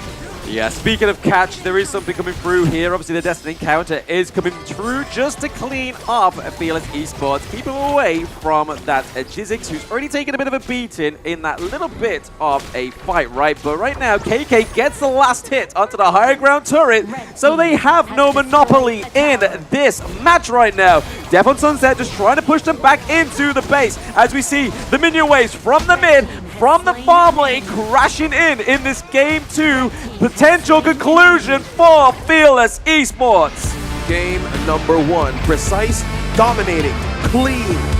Fearless Esports has been getting this kind of plays from their opponents, and up against Boom Esports, they really struggled to catch one. Yeah, Fearless Esports unfazed at this point. Looks like the markers in terms of results are going according to plan for the Fearless Esports, but do not make the mistake of counting out Boom Esports just yet. Yeah, it's not yet done. It's a best of 5. They need some sort of adjustment here, because one of the things that I was seeing is becoming a problem is how to counter that trajectory. The idea, not much of the utilization because of how Han Shin and Dao, specifically like Dao and Shinlin has been rotating around quicker. It was too hard for the idea to give golden movement for everybody. So it was like a caged chicken. Well, and it's so hard to move around. And if you want to give eggs to everybody, you need to be free range, right? Yeah, exactly. I think it's a difficult decision, because at this point, if you're trusting your Diadia to really just catch someone, Diadia needs to be tanky as well. And nobody else was able to kind of supplement or complement that catch. Who else was able to dive in? If you wanted Azar to dive in with the Fever Barrage, that's instant death. Everyone else on the side of Fearless Esports have a catch.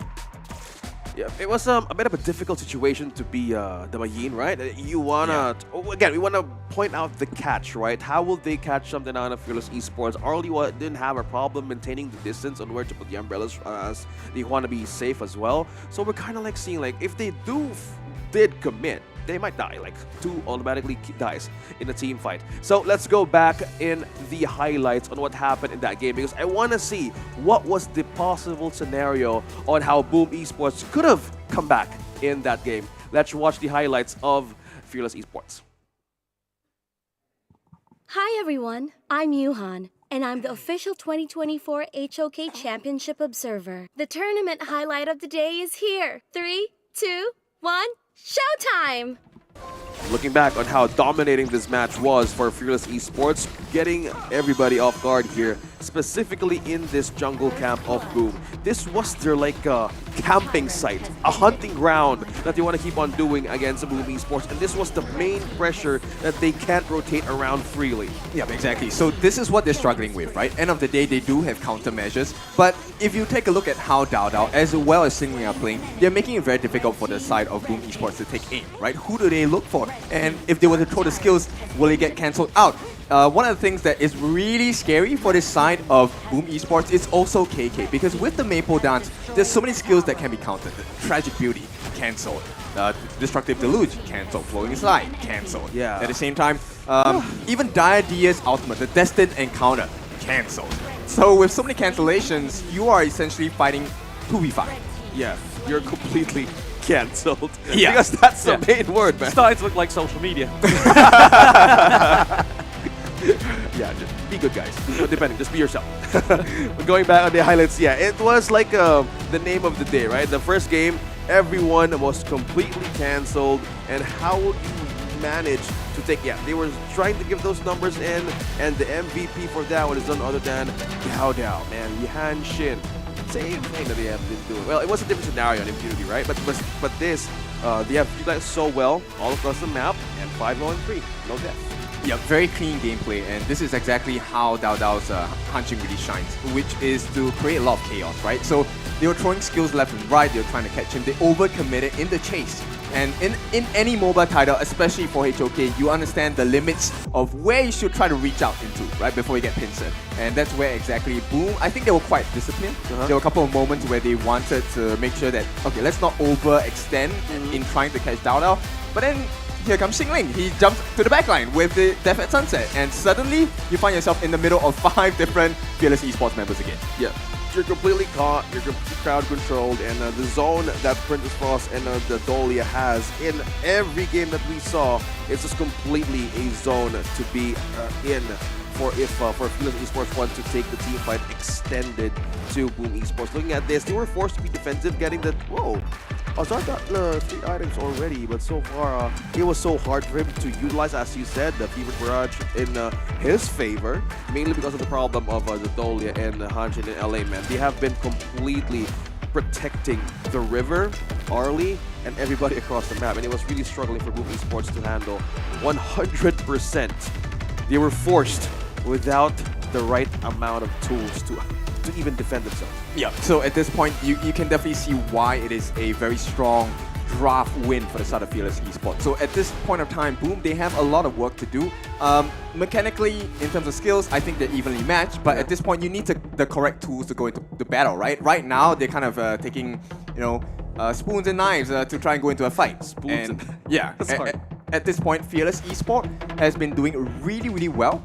And in this case, I think right now it's Fearless Esports' game to lose, right? If they perform as such for the rest of the series, I find it very hard to see where Boom Esports can find their space. Yeah, and the space right now and how we're seeing the gold graph is like an inverted skate park, right? It was like 0. Oh, that's hard. Yeah, really hard. This is a tough pill to swallow because having zero for everything, it's not a good sign, especially when this is your opening game against Fearless Esports. Yeah, and if you want to have an adjustment here, rather even go for the draft as well, because Fearless Esports was ready to give the comfort picks of Boom Esports, and they were more prepared, and they were seeing the pattern here. They were like maintaining the pressure onto the farm lane, and it really shaken up on how they want to push through even top or mid. Nothing was even taken with how many minutes that Boom Esports was trying to even get towers. Yeah, I mean, they had no towers on that one. We saw a bit of a try, like a last resort for Migi towards the last part of the game where he was trying to take the farm lane T1, just like, hey, you're not going to have a perfect game, but Fearless was like, all right, bet. Yeah. That's the main reaction, right? Because it's hard, man. So I want to know how they prepared for this one. Let's see the insights of these players heading to this match.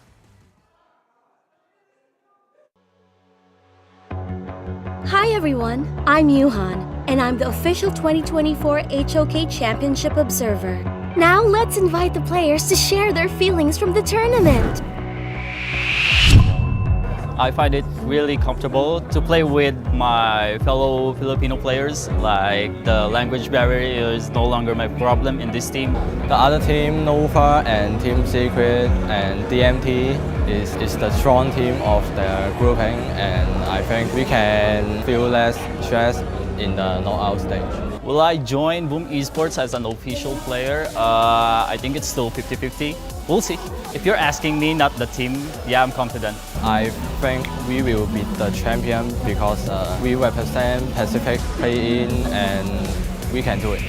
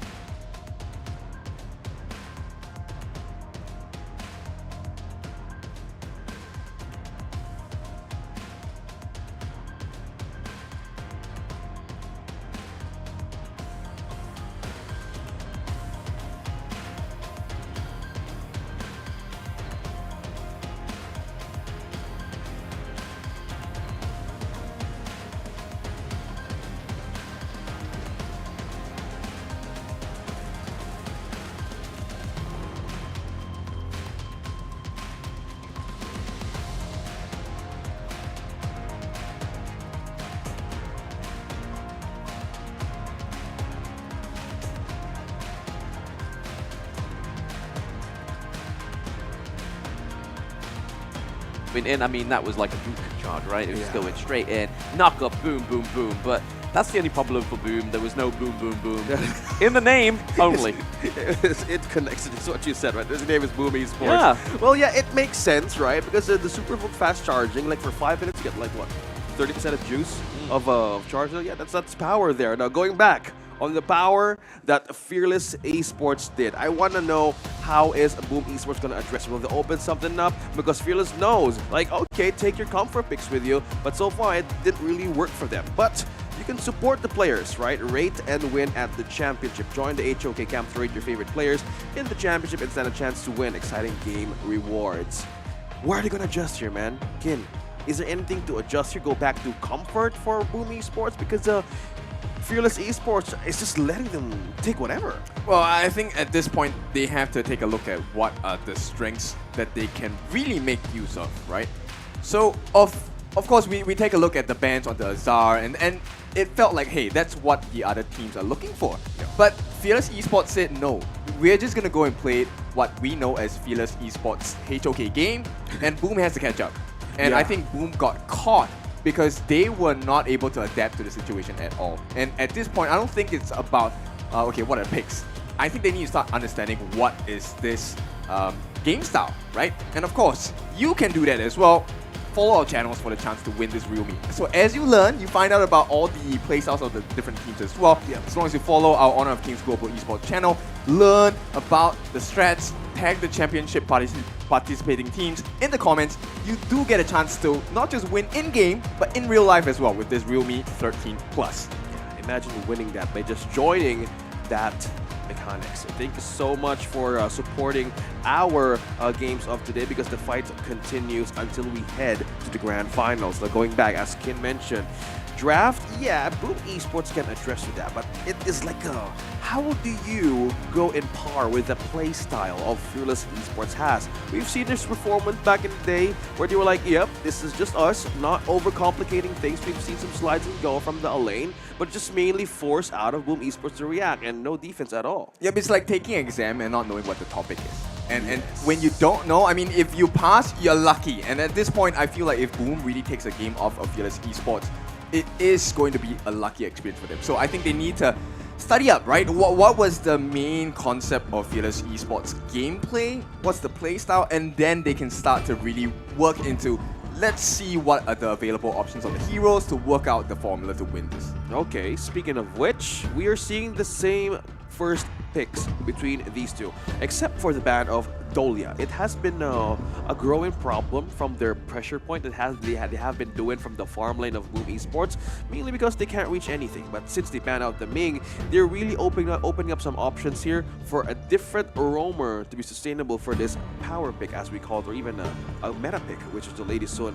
Gun and Mo, yep, doing wonders as well for the frontline peel, but not as much if you have backline penetration. So I was about to say backbone, but no. It's like they need to give that kind of like foundation. And as I gave out that question, Fearless Esports just answered with the Dharma.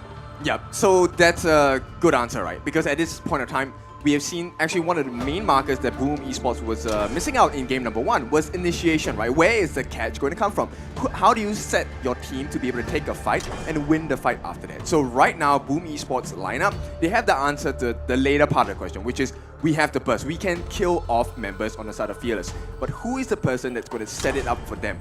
And you only have 2 options for this, one in the roam and one in the clash. And based on what we have seen, I would like to see if they'd like to consider that Miggy Elaine, right? He has been a monster on that Elaine. Agree. Zhang Fei has been great with Impressive as well. Can they just figure something out to deal with this Dharma? Maybe push him off a little bit. Okay, push him off a little bit. They've taken out the Zhang Fei and Liang. Okay, Fearless Esports ban out Liang. Waiting for the front line that they can do against Diade. It's a counter, straight up counter. If you want to maintain the distance against Diade, you know how she swings. And that's one thing to just note, right? And Boom Esports banning out the Luna too. So this is like they're responding to a tight situation in this draft by Fearless Esports picking the Angela. Go ahead, pick your tough ones, because this 2 heroes alone, the Dharma and the Angela, is like a front and back line penetration.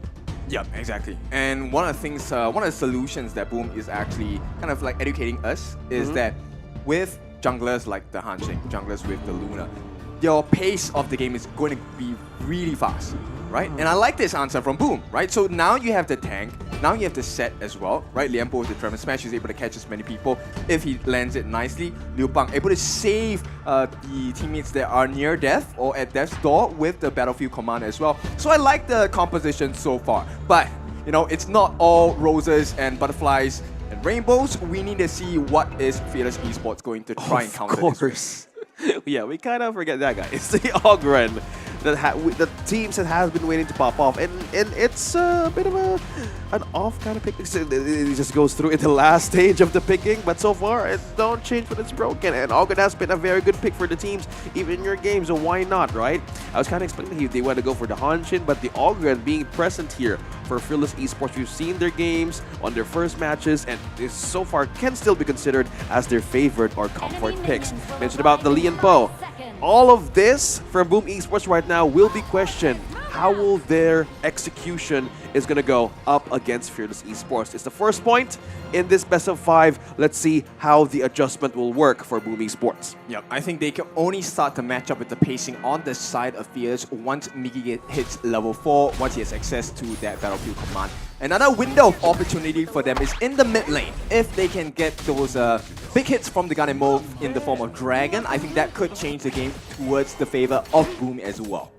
Yeah, I think all of this is all about being in favor. Having the Diadea here by Fearless Esports is a bit of a challenge as well, because we have been seeing them, how they rotate early game in game number 1 and how they perform as well in this Diadea. It's mostly giving EXP across the map and just disrupt everybody. No wonder they have Dragon and Impressive here right onto the radar once more. But so far, they're maintaining distance here.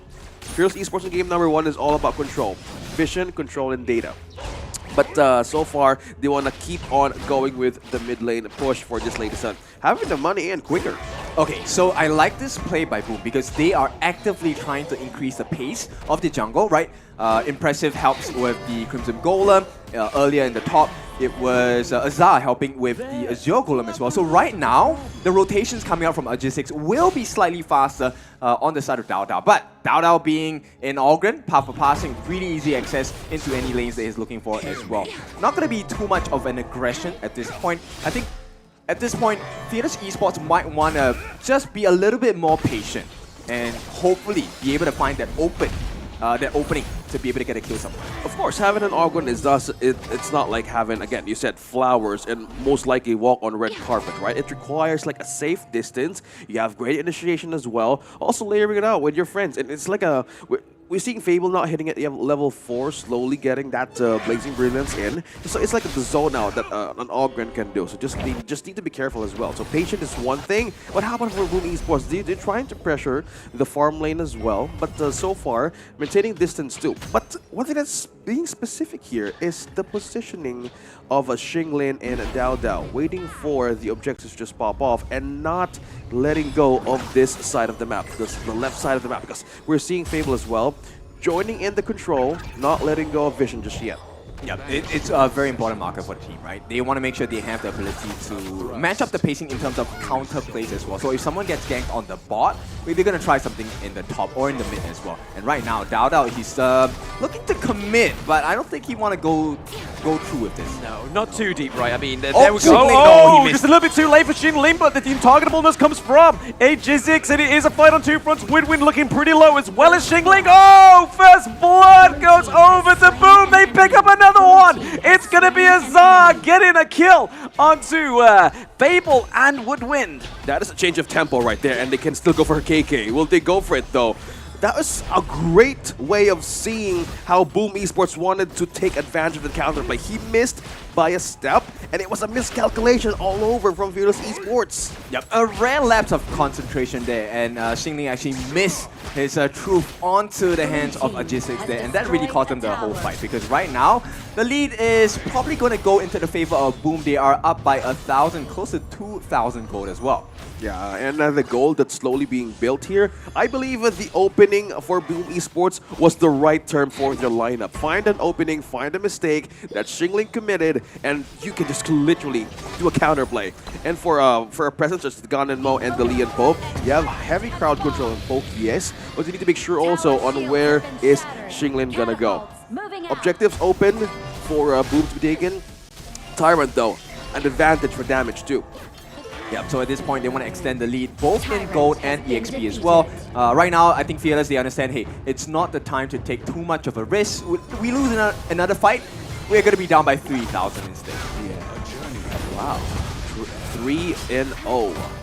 Overlord open too for Fearless Esports, not yet committing just yet, but so far it is a great advantage for Boom Esports to just keep on going. This is like a growing edge for the lineup, having the Lady Sun, even for the Lee and Bo, but then distance to control. Okay, the burst ram does come through, Magma Slam as well. There comes a Tremor Smash. It is going to be a big engage here for Boom Esports. Is Dao Dao taken down impressive though, so it is currently a 2-0 trade. How did they mess that one up? It kind of whiffed.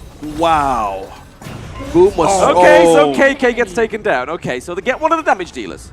Okay, even trade. You were asking for it, they got it. Yeah. Fearless Esports, they literally caught KK off guard, and as they build up with this, looks like Boom Esports is finding a crack out of Fearless Esports rotation as they head on to the mid-game. Yep, this is what we expect out of Boom Esports as well. We know they are a team with fighting capabilities, and they like to be aggressive as well. It was a little bit of a lack of communication here. RJ6 was just a little bit slower on the backlines before coming in with the Unending Sorrow as well, and that really allowed that first kill in the big fight going over to the side of Fearless Esports. But I like this recovery, the fact that they commit the flash by Migi to go in.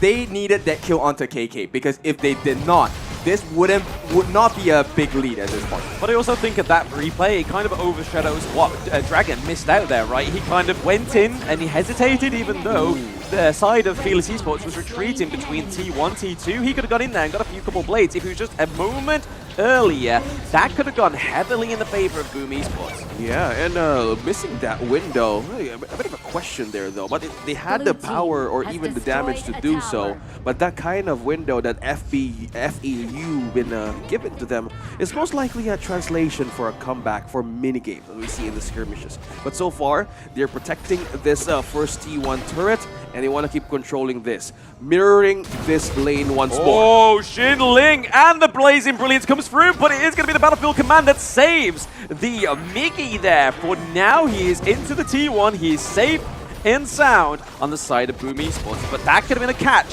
that they didn't want to take. The catch is all about the Dragon and Impressive.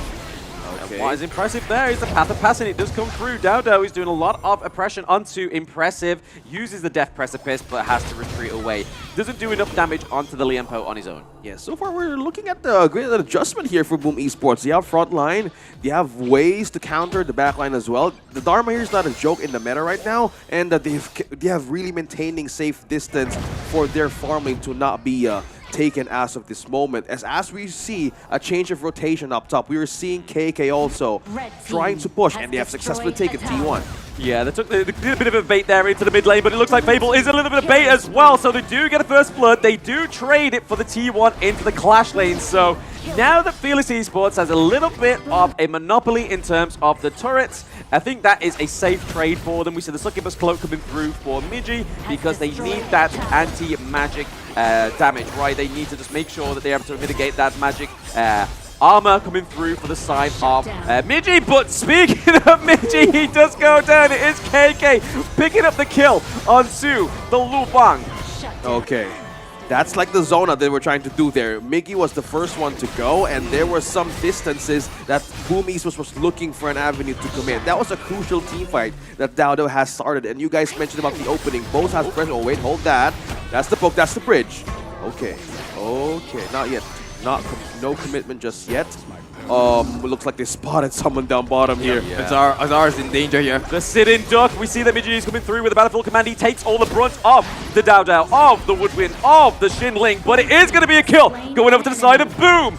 Boom coming back with a bit of a charge here. KK having to use the Paracel over the wall to get away. Keep it a safe distance away from Miji because he has that CC. If he can dive in, connect as well as the Liempo. Yeah, commending Miggy responding at the right moment for Azar. He could have been taken as of that situation, but looks like an overcommitment just happened there from Dao Dao. In that window for Boom Esports, you could take this T1 in mid. Actually, Slam. Okay, we aren't going to be able to use the Tremor Smash there on the side of Boom. It is already down on cooldown.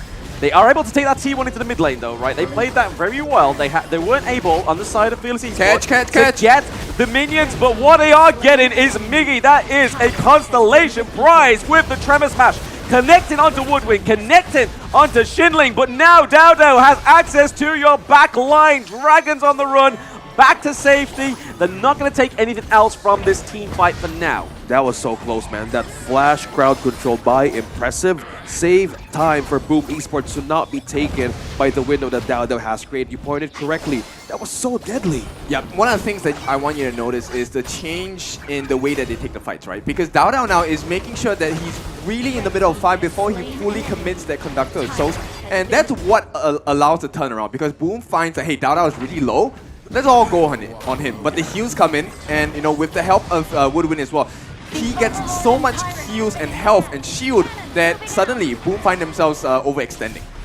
Speaking of which, that's the thing that Fearless Esports literally committed, but okay, G6. Impressive. Oh, okay, so Liempo and Miji both going into the back line. That was a nice call, but right now, we do see that Dragon gets taken down, so was it a little bit of a bait on the side of Fearless Esports? They knew that Oppressive was going to go in, and the Battlefield Command at the same time. Shinlin looking pretty low. Can they slow him down to get the kill? We see the Hue-1 coming through. Miji getting the kill onto KK and onto, we see that Dharma goes down as well as Zar is picking up some kills.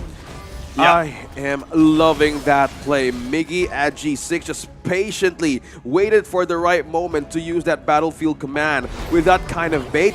The play that Boom Esports did really shaking up Fearless Esports. Yeah, speaking of a shake-up here, we do see the path passing. Dao Dao is looking pretty low. He doesn't have the Conductor of Souls either, so he does not get the sustain in this team fight. T2 looking to go down here. Boom having a much better, cleaner play style in this game too. Wow, Boom Esports on the adjustment, on the fly. You were questioning out in the first part, Kin. It is the play style that we wanted to see against Boom Esports. When they knew and they found a vulnerability in this lineup that Fearless Esports has been doing in this game, they literally forced everything out of bad spots that Fearless Esports was so troubled to commit. Yeah, and this is one of the strong points about the Battlefield Command, right? Because from a defensive capability, it is now becoming an offensive one. And I like this fact. This is the reason why Azar was heavily personally banned out. Look at the understanding, the proficiency on the range on Lady Sun with the ultimate shell as well, getting that last bit of a kill. And I think right now, maybe for the first time in a long time, Fearless Esports are out of their depth. Oh, wow. That's a great picture to see here. Like, guys, in a 10-5 scoreline with the items being built up as well, Boom Esports now has the upper hand, the advantage to push Fearless Esports to commit to those mistakes. Because as we look back on that moment, I want to have it on replay. That impressive usage of Battlefield Command, I would really see that sooner in our matches of today. But this is just Boom Esports with a greater adjustment. Meanwhile, Dao exchange here. Just baiting out those skills for now, right? I mean, we weren't able to get that Conductor of Souls because that's going to be the important thing into these next few team fights for the Organ and for Fearless Esports to keep into this race. But Boom Esports being very impressive here with the same wombo combo from Liapo and Lupag. It is going to be a 2-0 trade for now as they enter the high ground turret. Boom Esports triple kill for Azar. Take down the high ground turret. They are approaching the crystal, and it looks like it's not going to be that 3-0 that Fearless Esports destined. And Boom Esports literally denied that call just yet. In the best of 5, a better adjustment on playstyle. From the beginning of the draft, I was kind of thinking, how is the Lian going to survive this? Well, hold it. It's the Liu Bang combo we just witnessed today, and it works so well. I want to see more of this, guys. Let's play with that kind of situation. Yep, they were just getting their stretches in, they were just getting their warm-ups, and this is the actual quality of Boom Esports today. So Fearless Esports, I think they were kind of blindsided by this. They expected this game to be easy, right after the game performance by Boom in game number 1, but oh how wrong were they? Yeah, you saw that, right? Guys, what I love about the knockout stage, nothing else here is a sweep, right? Again, you're here. Again. Yep. There's a reason why you're here, but we see the caliber of these teams, guys. It was a different scenario back in the group stages where they were actually being in power like some strong teams as well. Group of Death, as we call it. So much adjustment, and Boom Esports really did a great job here because, as you guys mentioned, Azar was being targeted there. And let's look back.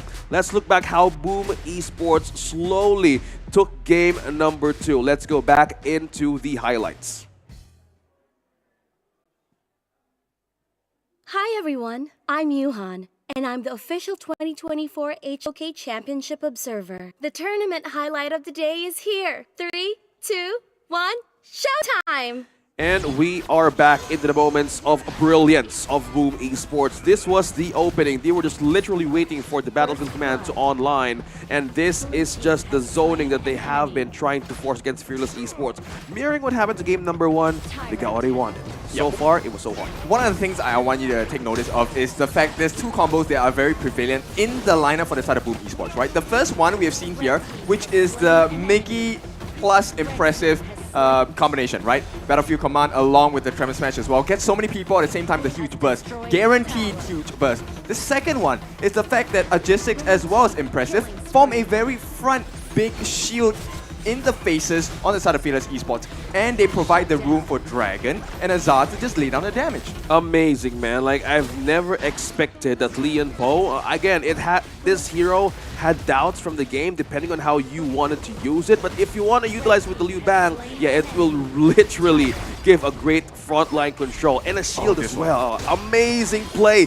This was the moment. Yep, this is why you check the crushes, right? This is why you make sure you check every angle, you clear every single possible entry point. And when you give so much farm to Azar, give so much advantage, give so much space and room, Azar never misses. Yeah, I'm trying to come up with a little bit of a tagline for these 2 combos, right? I'm either going with Impressive E, or the Lian Po plus the Lu Bang equals Boom. You can say missive as well. I mean, it should be. That's only if it missed though. That's only if it missed though, right? Missive or Lian Bang. I don't know. Oh, that's good. Yeah, something like that. Good work on the taglines there, Blam, because we're looking for this combo. would have thought? Like, I was kind of like expecting, how is the Lianpo gonna jump again?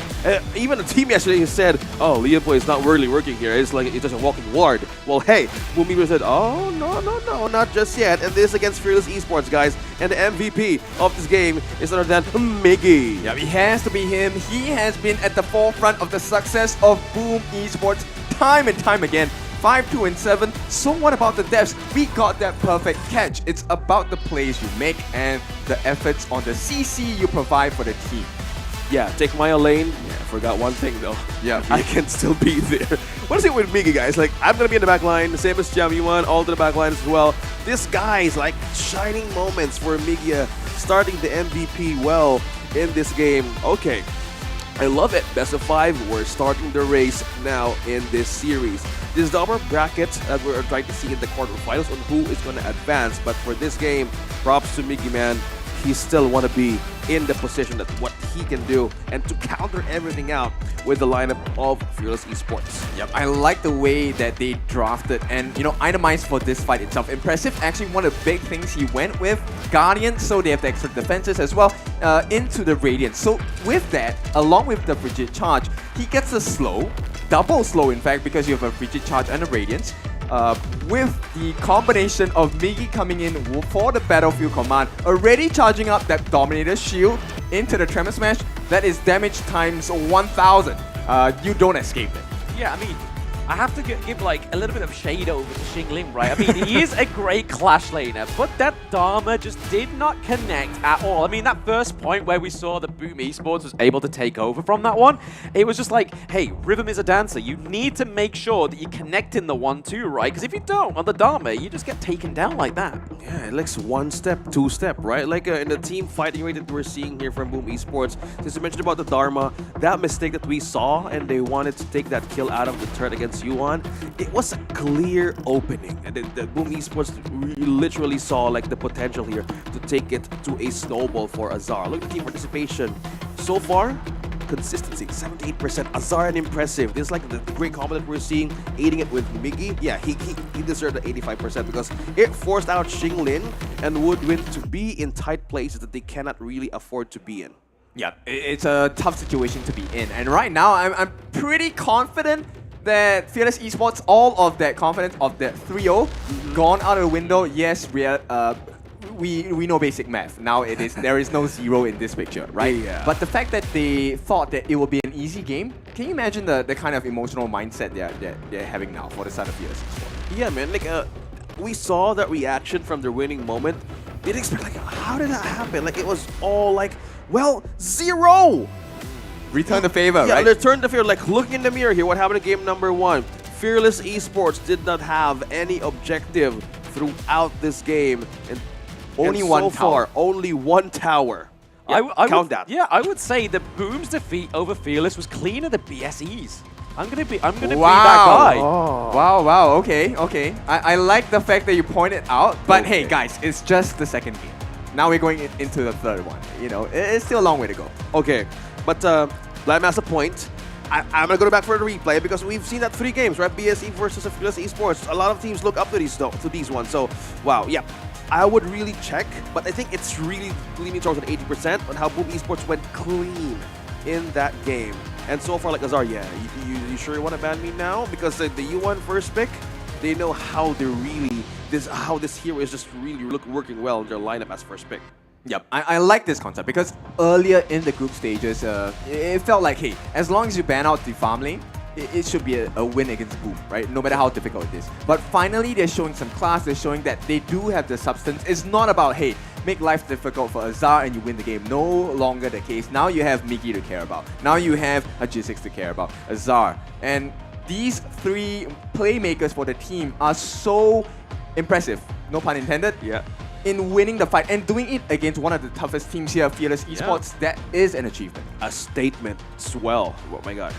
Wow, Boom Esports now really had a great momentum push here, a boost of morality as well.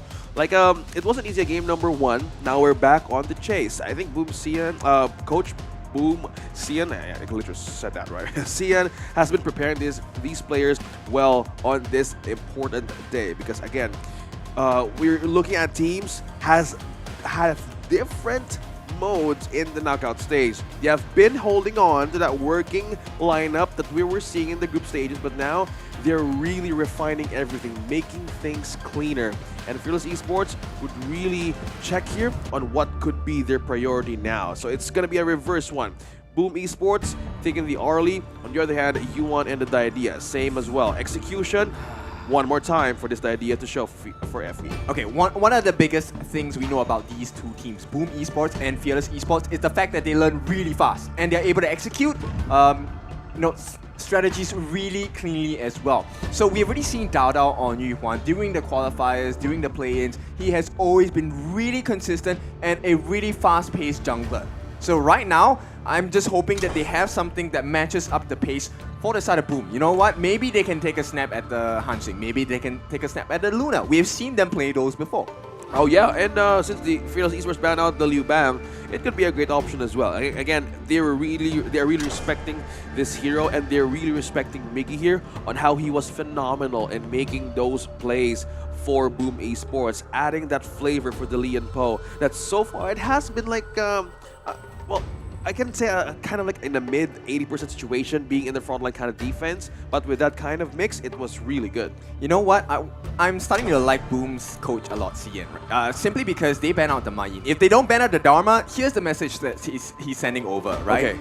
You have failed Dharma in game number 2. I dare you to pick it again. Oh, will they answer the bait though? Will they move right over? And where they want to see this? Okay, not taking it. Okay. How about change another one for your clash lane here? Because I think Boom Esports is really respecting the fact that, okay, in execution-wise, Fearless Esports is not really that afraid to take another pick. Same thing for another game for execution. So with that, they go with the Byron.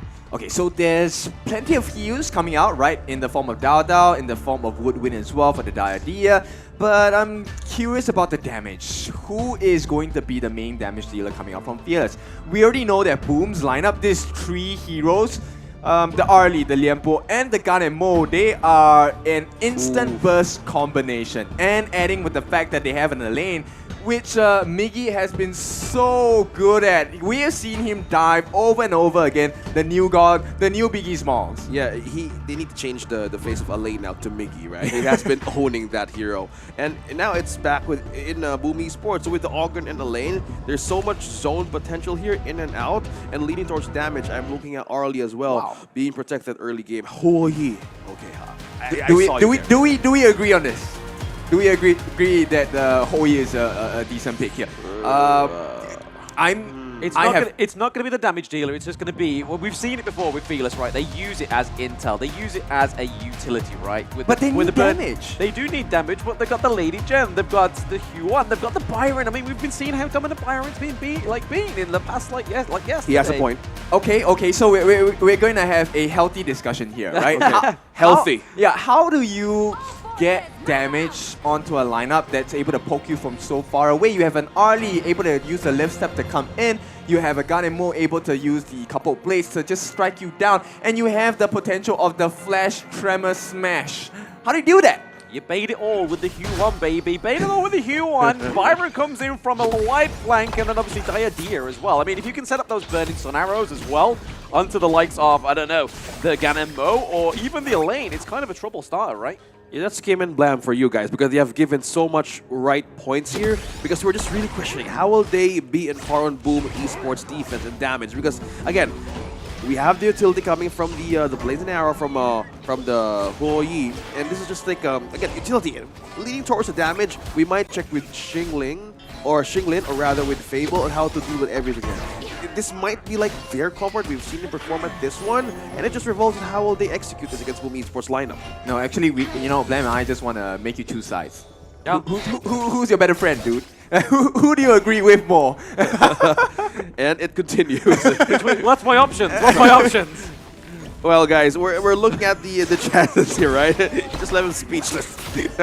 Because what will be the solution here for Fearless Esports? Because this is like the start of every draft, right? How will they pull it off? Because I'm seeing damage as early as level 4. It might come from Fable, it might come from Dao Dao, mainly of the crowd control AoE. But so far, they want to go with EXP here. exchange of pulp, yes, but not yet of a damage, depending on how KK is receiving damage as well down bottom, almost half HP. This 1v1 is not going in favor of KK anytime soon, right? Because at this point, with the Maple Dance, Azar is able to kind of kite a little bit of the damage coming out from KK. So unless there is a huge level advantage or maybe goal advantage that gives one of these people an extra item, I don't think it's going to be in KK's favor at all. Oh yeah, I think the word here is of being in favor on how the damage will go to. We might see pressure points. I think that's it.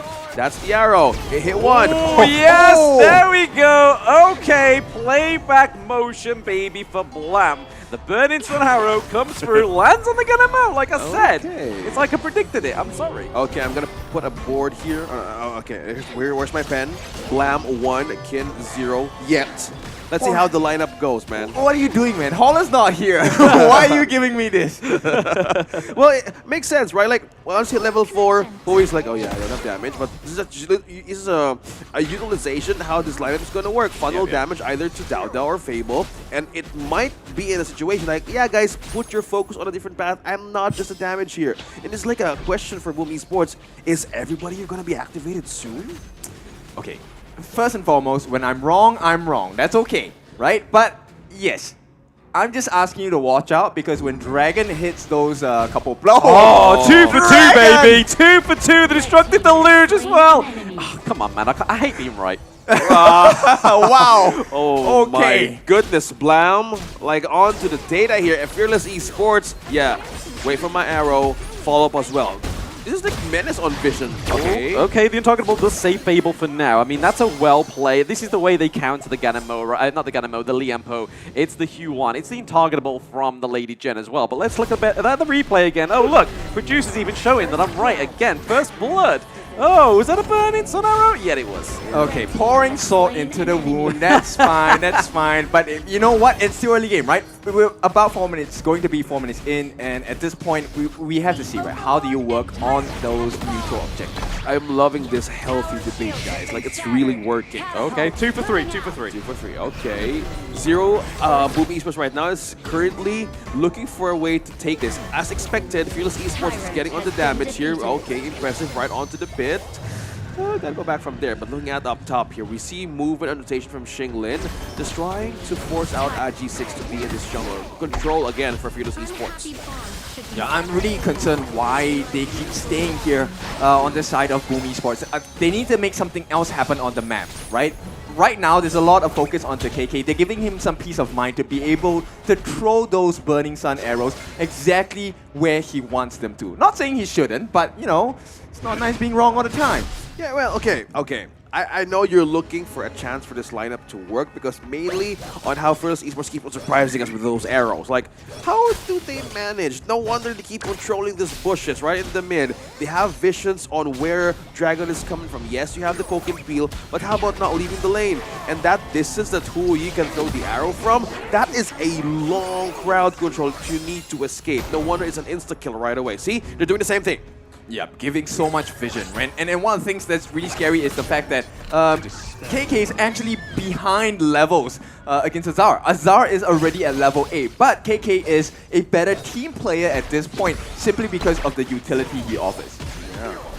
Huoyi, like we were all asking, how's the Huoyi working? Another one, will it connect? Oh, okay. 2 for 4. Okay. Okay, 50% hit rate, alright. It's not looking too good for the side of KK, but at the same time, Boom seems to be able to learn quickly, alright? And this is one of the markers for both teams. Yeah, they need to, man. They need to learn on the fly because a bird is flying across the map and they need to counter that either the space because maintaining that distance... Oh, from the farm lane, committed an ultimate. Bit of a premature Tremor Slam. I mean, I know what they were going for, right? They were looking for some intel, some phase checking in the bush, but you don't have to exhaust your ultimate, bro. Especially whilst we see Xinling here up into the Clash lane, just kind of having his way with that T1. Yeah, don't worry, Impressive. We're the only one who saw that. But it's okay. Committing to an ultimate could have been a kill. But yeah, I think Fearless Esports had more preparations that they might be spotted on that lane. Bot jungle. So far, look at that. Yep, the bot jungle. Yeah, they're looking for an opening, right? At this point, right now, eyes on Miggy as well. If he can get the split push, it'll be big for the side of Boom. But Fearless, they might call for some other action. Yeah, looking for a rotate to collapse down here to the bot lane, right? Lianpo is maybe getting locked out there. That is 2 for 6. Right now, the immobilize comes from Woodwind. Woodwind is trying to get out. He manages to get and outflank. Impressive, as well as Azar. That is a double kill coming over to the Byron. And I like to say that Byron was also one of my argument points. Thank you very much.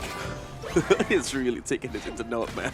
Like, Xinglin right now, we were asking where will the damage funnel through? Like, will it be from Fable? Will it be from Xinglin? Holding this. 2 for 7, 2 for 7. Dao going in. Oh my gosh. I knew as soon as in the BP they gave Dao that Q1, it was going to be a menace. He's level 12, and Jizzix is level 9. They're still not able to do anything in this mid lane. It is Boom Midgie going down once more.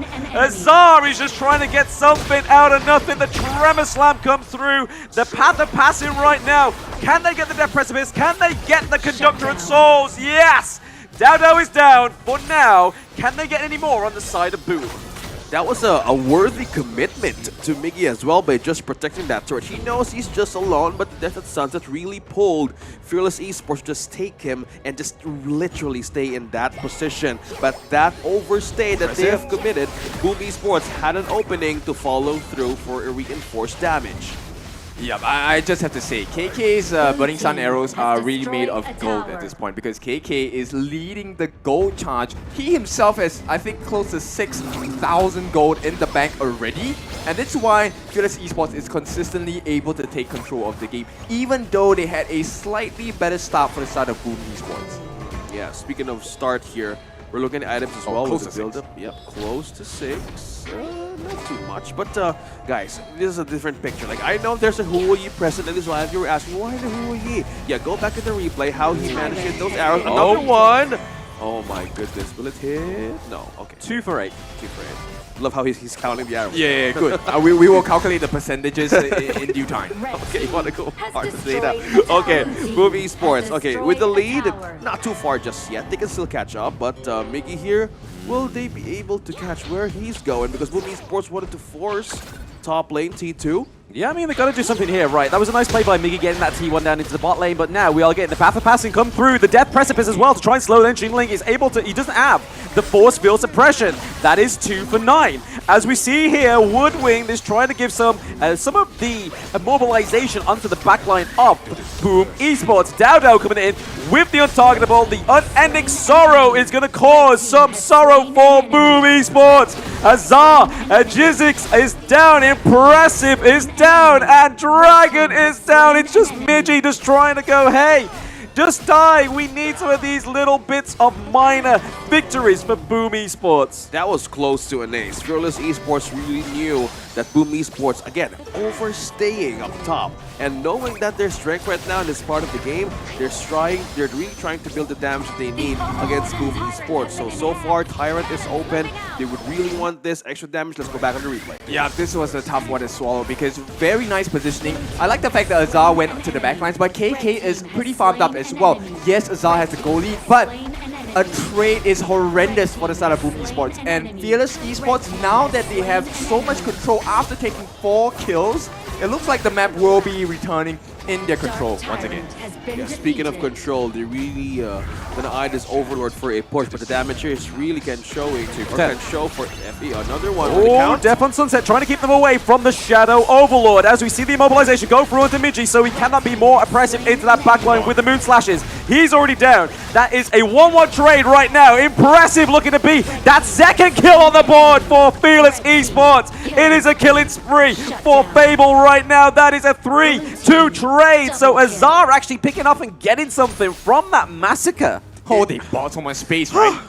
Oh my goodness, it was a complete massacre that Fearless Esports literally did against Boom. Let's go back on the replay. It all started here when Miggy was in the middle start of the fight. It was just Lianpo trying to proc everything out of Fearless Esports. But look at this, everything was all over the place, but having that Lianpo takedown, it was a clear signal for FE to follow through on who was near to be taken down. Yeah, Jizzix did so much work there with the Conductor, so he bought enough time for the side of Azar to be taken away from the area of focus, right? He was able to get a couple of hits in, nice kills as well, and with the help of Dragon, they did have enough burst. But right now, it is still Fearless Esports on the offensive. Arrow, 2 for 12. Okay, still counting. This guy is not giving up just yet. But one thing who's not giving up here is Miggy, trying to push down bottom with the lanes as well. They know they can be outnumbered in team fights with the vision that KK can do with his arrow. But so far, they want to take this Overlord with them. Not committing it for any team fights. They're coming really near against Boom Esports. But yeah, trying to equalize all of the lanes first by Miggy and Boom Esports. Yep, I like the return of the favor, right? So Fearless Esports, very smart in the decision making here. They don't mind having to give the T2 on the bot because right now they have a free lane, right? Once they summon that Shadow Overlord, it's going to be a free lane, free push, and suddenly all 3 lanes going to be in favor of Fearless Esports once again. This is the question. Will the odds be in the favor of Boom Esports in this mid-game? We're heading to the last parts, like the later stage of the game, right? Like, how will they come back from this? Like, we have push. It's being countered by Miggy down bottom. We have the enhanced Overlord as well, trying to push through. Okay, loving the counters here, but they have taken turrets, D3 turrets up top, and by Fearless Esports. And so far, Boom Esports really struggling here on how to be in front. Yep, they're just letting Fearless Esports run away. This is not what needs to happen, right? So at this point, Boom Esports, they need to figure something out, find an opening, because if they continue this, Fearless Esports going to take away all of the tier 3s. Yeah, they need to find an avenue as well. Dragons pushing in. Fearless Esports taking the red buff too. Oh, Arrow! Okay, the Death Precipice comes through as well, but Midney is already pretty low as well. I mean, Impressive is already pretty well. And then we take down Dragon as well. And speaking of takedown, the higher ground turret goes down for the side of Boom Esports. They have 1 left as they're trying to push this. Mid one as well. The high ground turret does fall, so everything at the base is gunned down for Boom. They are able to disable the bomb. Man, another high ground turret and make that an open base for Boom Esports with the pressure of defense. An arrow connects. Okay, 3 for 14, and it lands onto a Jizzix. That is going to be the Conductor of Souls out of the equation right now. Impressive is trying to do the burst ram, trying to get the Magma Slash. Getting a Tremor Slam as well onto the side of FE, but for right now, they're soaking so much damage. Niji is just trying to force them out of this base right now. Azar is still picking up kills left, right, and center. I mean, is it a little bit too late for these kills to come through for Ali? Man, right now, it's the lead of 10K by Fearless Esports. It's just so hard. Okay, we have the minions in the mid lane, in the clash, and the farm lane right now. And it looks like Midgey's going to go down. He has no Sage of Sanctuary either. It is going to be a determined death for the side of Boom Esports. It's currently a 3-5 fight, and game 2 goes in. Game 3, oh, I've gone back in time. Game 3 goes over to Fearless Esports. Wow. An adjustment, a lineup you were questioning in the draft, but this is just a Fearless Esports putting a page from their previous fight. Who would have thought that would be the start of the fight here, and it continued to gain momentum. Yeah, forget about OE guys for the damage, because this is completely Fearless Esports online as early as they hit the right person and vision. It was continuous damage as well. Yeah, very big back and forth, right, for both teams. They are doing so well at this point. And I love the fact that this Hoi is showing us a different style of play. It is a utility-based Burning Sun arrow. And you know what? He hit 5 of those arrows out of the 15 that he threw, which is a 33% hit rate, but it's a 100% kill rate whenever it lands on Dragon. Okay. Thank you. I'll take that as Blam, you were right. Yeah. Your pre-game analytics was on point, so thank you, kid. Yeah, I look up to you for those, so thank you. Okay, let's take a look at the highlights first as I run through this information. Oh my gosh. Hi everyone, I'm Yuhan, and I'm the official 2024 HOK Championship Observer. The tournament highlight of the day is here. 3, 2, 1, showtime! Right, so it wasn't best start for the side of Dragon. This was the first blood he was going to experience, and that was not the only time he was gonna get shot up and stunned up by that Burning Sun arrow as well. Now, slowly but surely, if you take a look at what's happening, the way that Woodwind was baiting the rest of the team in, providing the heals as well, allowing for the rest of the lineup on the side of Fearless Esports to get the damage in. This is how smart the coach has been on the side of Fearless Esports, understanding, hey, we don't have to rush into their faces. Let's make it into an advantageous fight for us first. Yeah, I mean, we see here, right? I think, like I said, I'm pretty sure it was even at this point in the game. I was like, man, when the BP came through and they gave Dao Dao the Q1, it was kind of like, bro, like, why didn't we just ban it or not like take the Ali? I mean, it's not to kind of like overshadow Azar's performance on the Ali, but Dao Dao's Q1 is something else, right?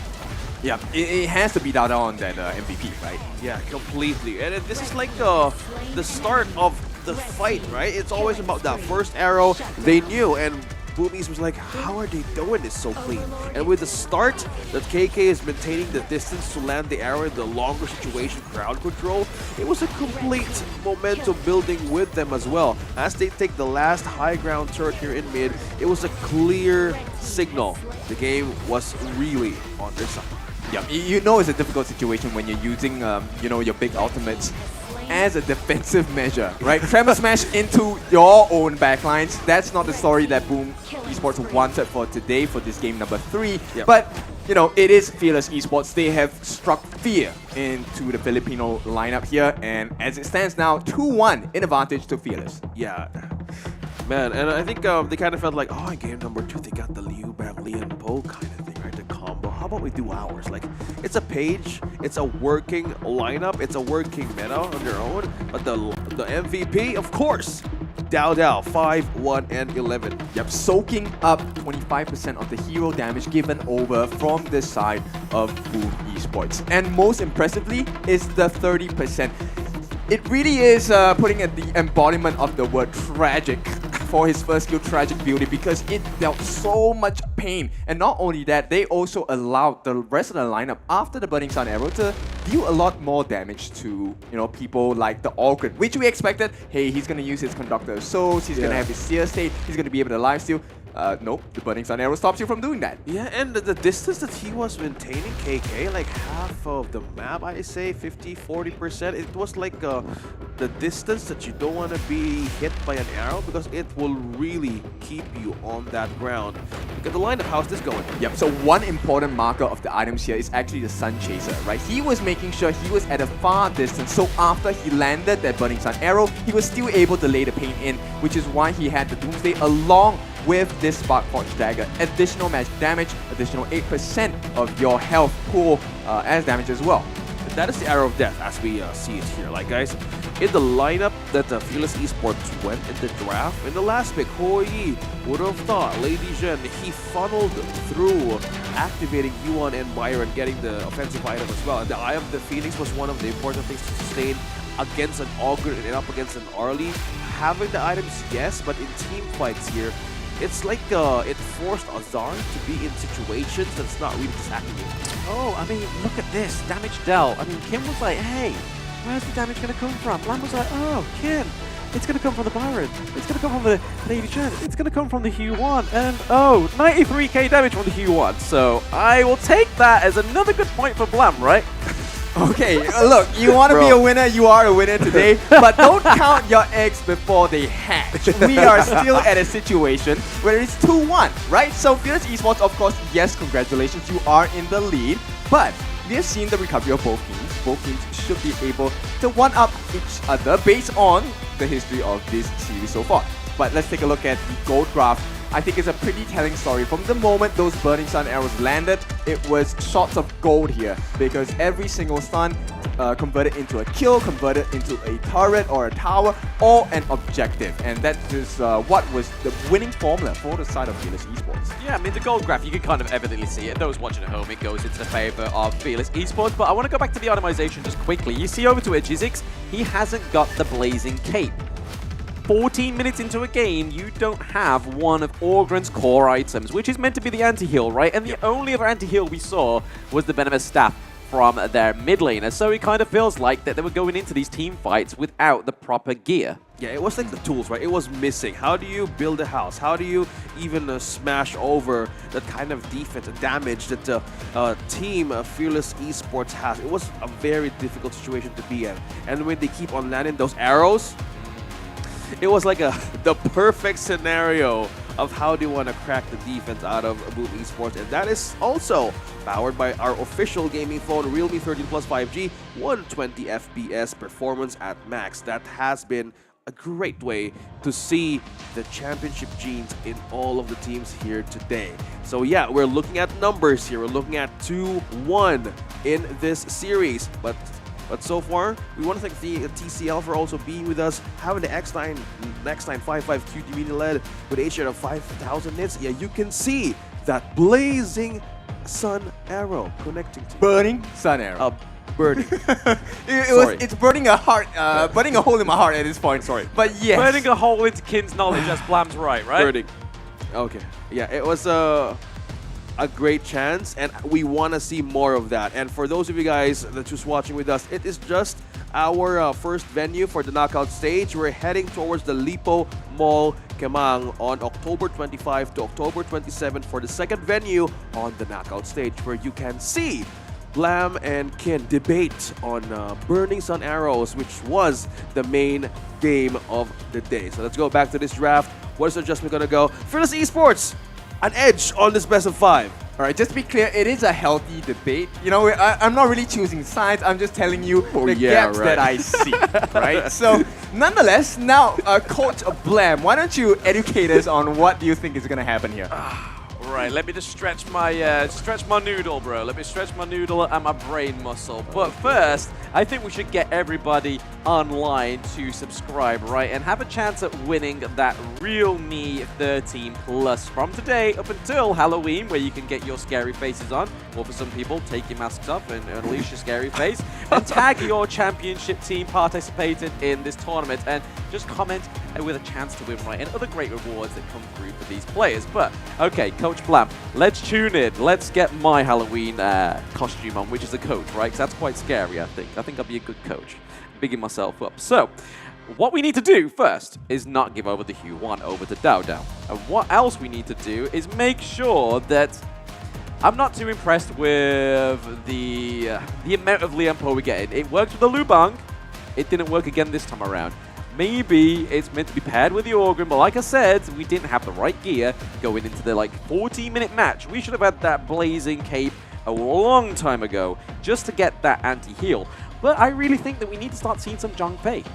Oh yeah, I think it has been banned on the first one, and this is like a great scenario to see, like block off or create a blockade on the damage, create on a counterplay with the Zhang Fei, and this hero alone can give great comebacks too. So we might see it. It's really not an option to be banned as well, not unless it came from a game for a winning victory, but we will know for sure what will be the adjustment will go from these two. Yeah, I'm pretty sure we won't see a Hoey again in this particular series, right? This formula, it works once, and it was a pretty short game, in a sense. So, you know what, you don't want to try the same trick twice, especially against a team like Boom Esports. So at this point in time, I'm curious to see, okay, do they go back into the Yuan? Does it get banned out? It does, right? So Boom Esports, they feel that the Yuan is a big problem because it complements the stuns that are coming out. As such, Fearless Esports, they go with another Dao Dao special, the Musashi.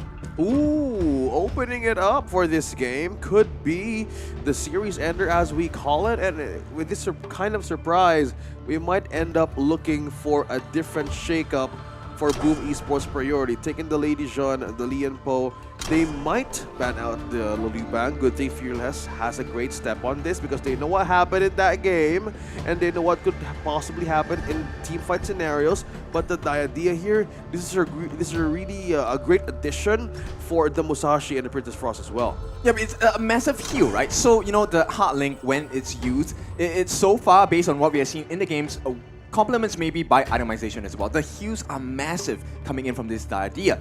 And I agree with Blam here, right? This Lianpo, I'm not too sure of it at this point. Yeah, I'm also very unsure whether I'm going to get smacked on the face based on what I'm saying here, but Lianpo hasn't really gotten another combination off. Like, it doesn't sync well with the destructive deluge, because at this point he needs to time it extremely accurately and it needs to be close to perfection. Yeah, I'm leaning towards the Zhangfei here once more. It's the Zhangfei, which was a great addition for the Arlie to be comboed for space, zone out, outburst too, and timing will be tested on how the Lianpo could be an actual defense and a great setup initiator for Boom Esports. Having the Byron, it worked well. Having the damage of the Clash Lane too, we're likely of a control. But for the Charlotte and the Ogren, okay, relying onto the setups of the Lianpo against the front line of FE. How is this going?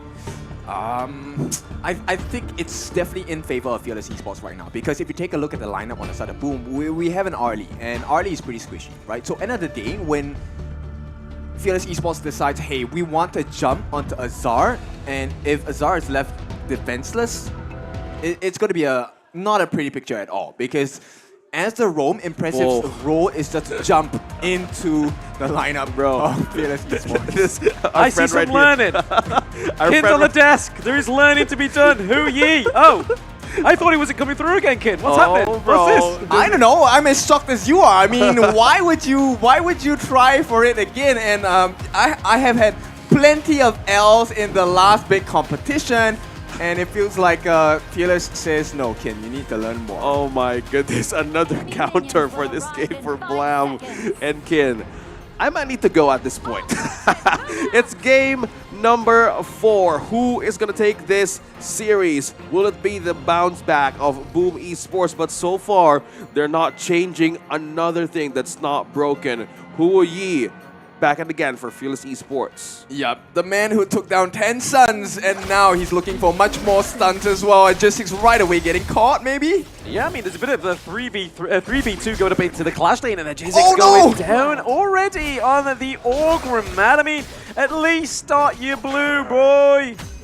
Yeah, this is not a pretty picture at all. They do try for the counter invade. They do get it. Yes, Azar gets it instead. So they kind of even it out, I guess. I mean, it depends how you say even it out, right? I mean, you just trade blue buff for blue buff. I mean, that's not a good trade, right? No. If Boom's able to get a kill here, then yes, I will give over and concede that point. But Miji's not able to get in there. He doesn't have a whole of his skills on the Charlotte right now. I'm really excited to see Miji on the Charlotte. It's one of his big picks. So again, I feel like this could be a better formulation of the Clash Lane right now in this game but they need to kind of play everything that they're really good at, right? Because I mean, this could potentially be the last game within the series. I think that's right. Like, going back to comfort is the much needed thing by these two. But if we really want to know, like, how will Miggy perform in this Charlotte, it will be completely tested. Again, the damage here, we know Miggy as the guy who just goes from behind, set up for the back line as well.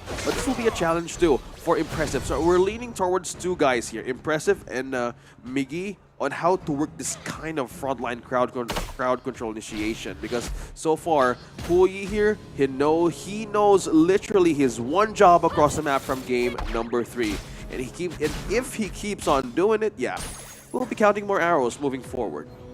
Yep, so right now it's important to really take a look at the plays they are making, right? Dragon, he's hoping for an opening, but he does not have his 4 yet. Okay, Dragon does go to him to try and save Miji. He is going to be able to get that save as well right now. But you can kind of look over to the side of Fearless Esports right there, leading the gold lead ever so slightly. They're trying to just make sure their lanes are looking tip-top shape for when these neutral objectives come on the board. Oh, okay, that was a short distance lead. Okay, I think Boom understood the problem, right, of this Huo Yi. He's not letting go on where KK is just really positioning himself across this farm lane. He knows he will keep on throwing those arrows. Have you been counting? Oh, yes. Okay, yeah, so I'm counting. he's not letting go of this position just yet, mainly of maybe not having ultimates, but it's just the threat of how KK is utilizing this arrow across the map, and it could start a team fight out of Boom Esports. So good thing that's the wonders of Woodwind, the idea. How's the goal difference working? It's okay, right, at this point, but I like the fact that, you know, right now, Boom, they're not really phased at all. They're still playing around. The fact that they're able to kind of bait Woodwind out for the jump, it's not bad. They do have some comforts at this point. But still, it's really irritating to deal with that move. And once again, I think they want to try and catch out KK. Dragon, he needs to hit this destructive deluge. Oh, but he gets spotted out straight away. Ooh, Ooh, Tremor Smash. Yes, the Tremor Smash has been connected, but it's not going to be enough there. We do see that I mean, he still has a flash on KK, right? KK is still safe. He has the get out of jail card if they do go in, but here we are.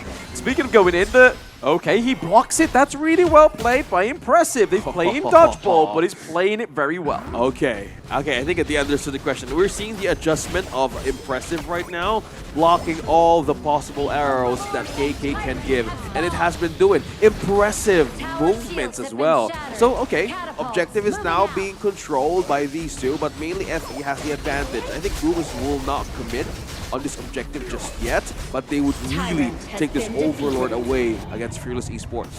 Okay, Singling has eyes onto the Overlord attempt. I don't think he's going to be able to steal it at this point. And Ajisix will secure, but the Burning Sun arrow comes. Does this one hit? Oh, okay. Oh, and it's out the park! I love how we're just making the sound effects and waiting for somebody to hit it. It's amazing, guys. But it's just Fearless Esports. The arrow is not working just yet. It's an impressive thing. He's like, I am the counter missile here. The jump. Yep, there we are. The Tremor Smash does come through a little bit early with the burst ram as well, trying to pick up Fable. They're able to get him as well, so not waiting too long to get a kill on the board is Boom Esports, thanks to Dragon. And the positioning of the Princess Frost, we know how that kind of scenario that Princess Frost can lead either is with a flash. So that will be a great resource out of the setups that Impressive can do. Looking back on this item, slowly building up the Doomsday here for Azar. How's it going? As well as with Fearless Esports being part of the gold. Yep, at this point, I feel like the Frozen Breath is definitely an important item for this side of Fable, right? He needs to be able to slow the pace down in the team fights as well. This will help set up the fights for the side of Fearless as well. Ooh. Another Burning Sun arrow misses, but it's not too big of a deficit.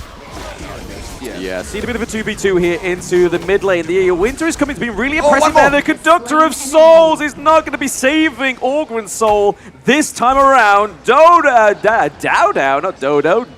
getting the kill. Yeah, that's a great follow-up. You have the workaround with Fable. We have the Winters here, as well as that reach that Musashi can build up with the front line of Boom Esports. This is just their reach as of now, but this will really great. It will be a really good combo with damage as they get on the items. But this is just Boom Esports controlling the farm lane, not letting go just yet, and they're really calling in the attention of Fearless Esports to just be here. Yep, at this point, a lot of pressure. As long as they get the T1, it is success in the aggression. They will try again. Ooh, they go on to KK with the Tremor Smash. He does TP a little bit too early into the still area of effect. The Destined encounter comes through. So does the Burning Sun arrow, the Frozen as well. He's getting chills. He's getting burns, and he gets taken down. Impressive, not being able to withstand that damage. That was way too early for a Tremor Smash flash combo. It was just out of position, and members of Boom Esports was not in the distance to follow up as well. They can't commit, but that kind of wraparound that FE did, yeah, they would really want to control this farm lane once again. Oh, arrow. Yep. Oh, it misses. But, you know, I'm loving this. At this point, it's really difficult for the side of Boom Esports because Fearless Esports, you get them one good fight, right?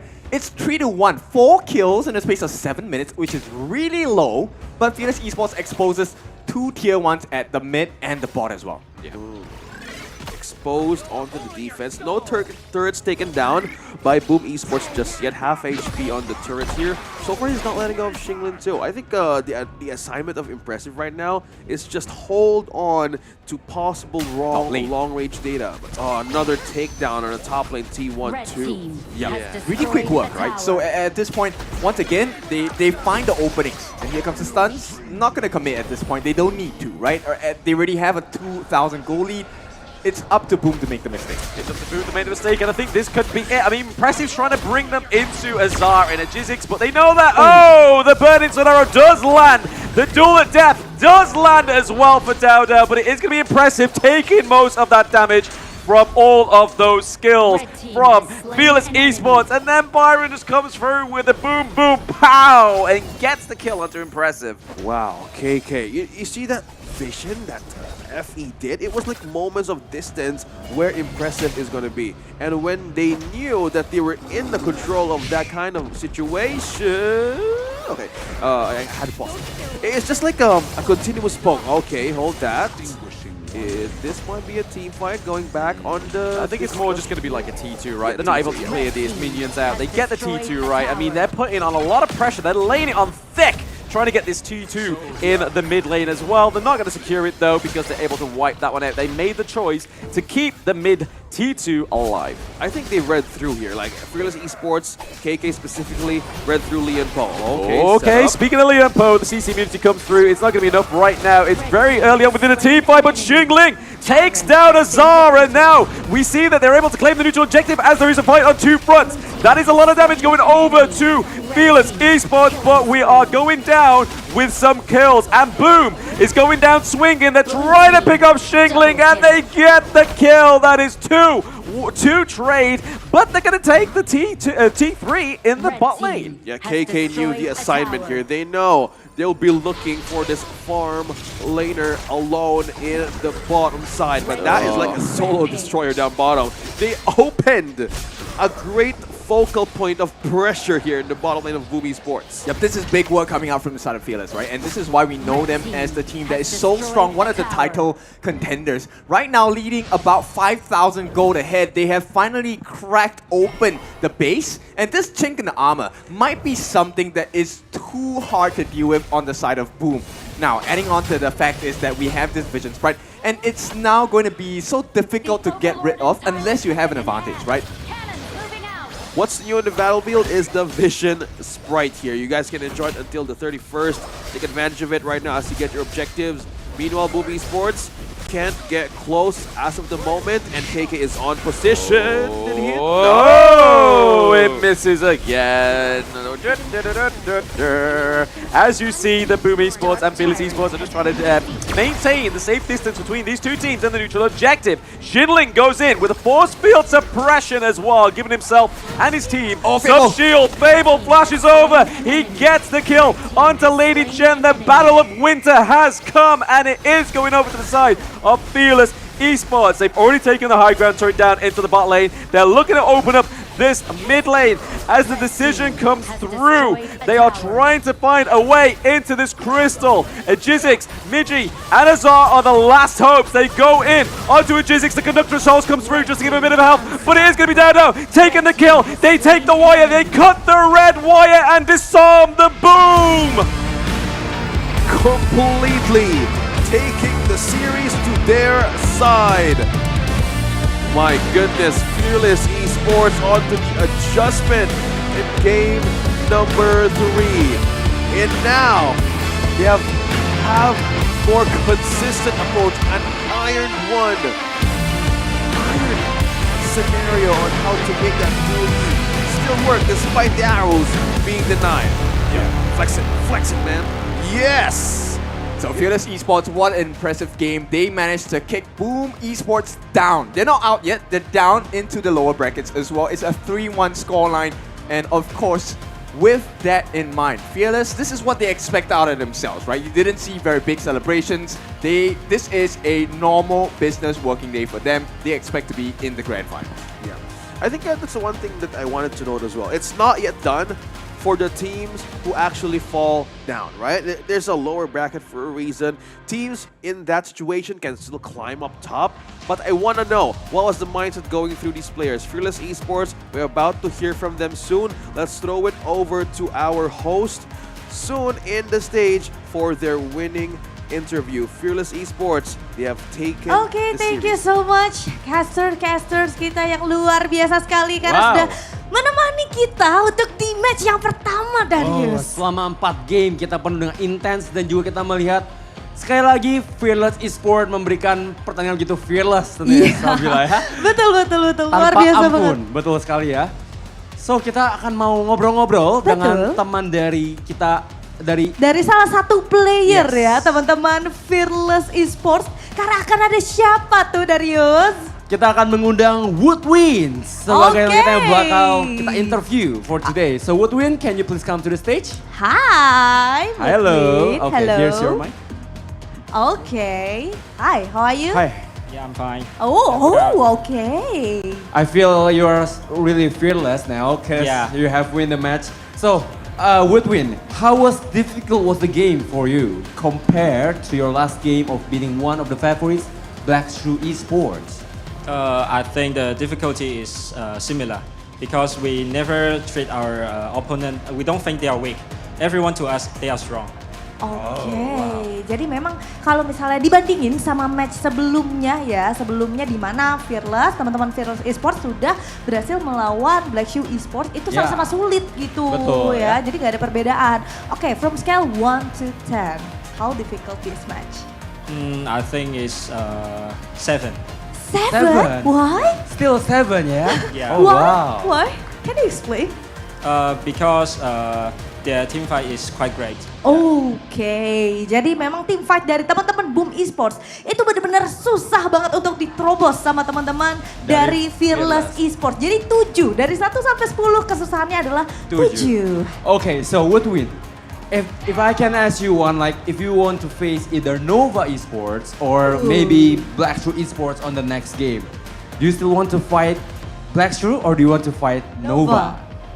I think we want to fight against Nova, but no matter Nova or BSC, we are fearless. No matter Nova or BSE, we are fearless. Jadi itulah teman-teman ya, siapapun lawannya gak masalah. Karena ini adalah Fearless Esports. Alright then, thank you so much. And once again, congratulations Fearless Esports. Or maybe Sabila, you can say to the camera, I'm fearless. Okay, one more time. We are fearless. Woo! Okay, and that's the spirit of Fearless. Thank you, Woodwin. And once again, congratulations for the winning. You can go back to your teams. Thank you so much. Oh, itu dia, ingat ya. Siapapun lawannya, kita adalah Fearless. Luar biasa banget semangat dari teman-teman Fearless Esports. Kita sudah melihat di game yang pertama, Darius. Tapi setelah ini pastinya akan ada match yang kedua, di mana match yang benar-benar panas banget. Tapi sebelum itu sepertinya Darius ada apa nih? Kita akan kembalikan lagi ke casters. So casters, take it away. I love how Woodwin answered that interview, right? Respect all, fear none. And it was a great week to see this competition. Like, everybody is so strong. Everybody prepared for this, right? And not even an underestimate on a scenario they were going up against with teams here into the group stage, into the knockout stage. But so far, they have been preparing for everybody to even spike up, and we've seen that. And in game number 2 to 3, they kind of like, we were feeling the heat there, but they managed to be in control moving forward in that series.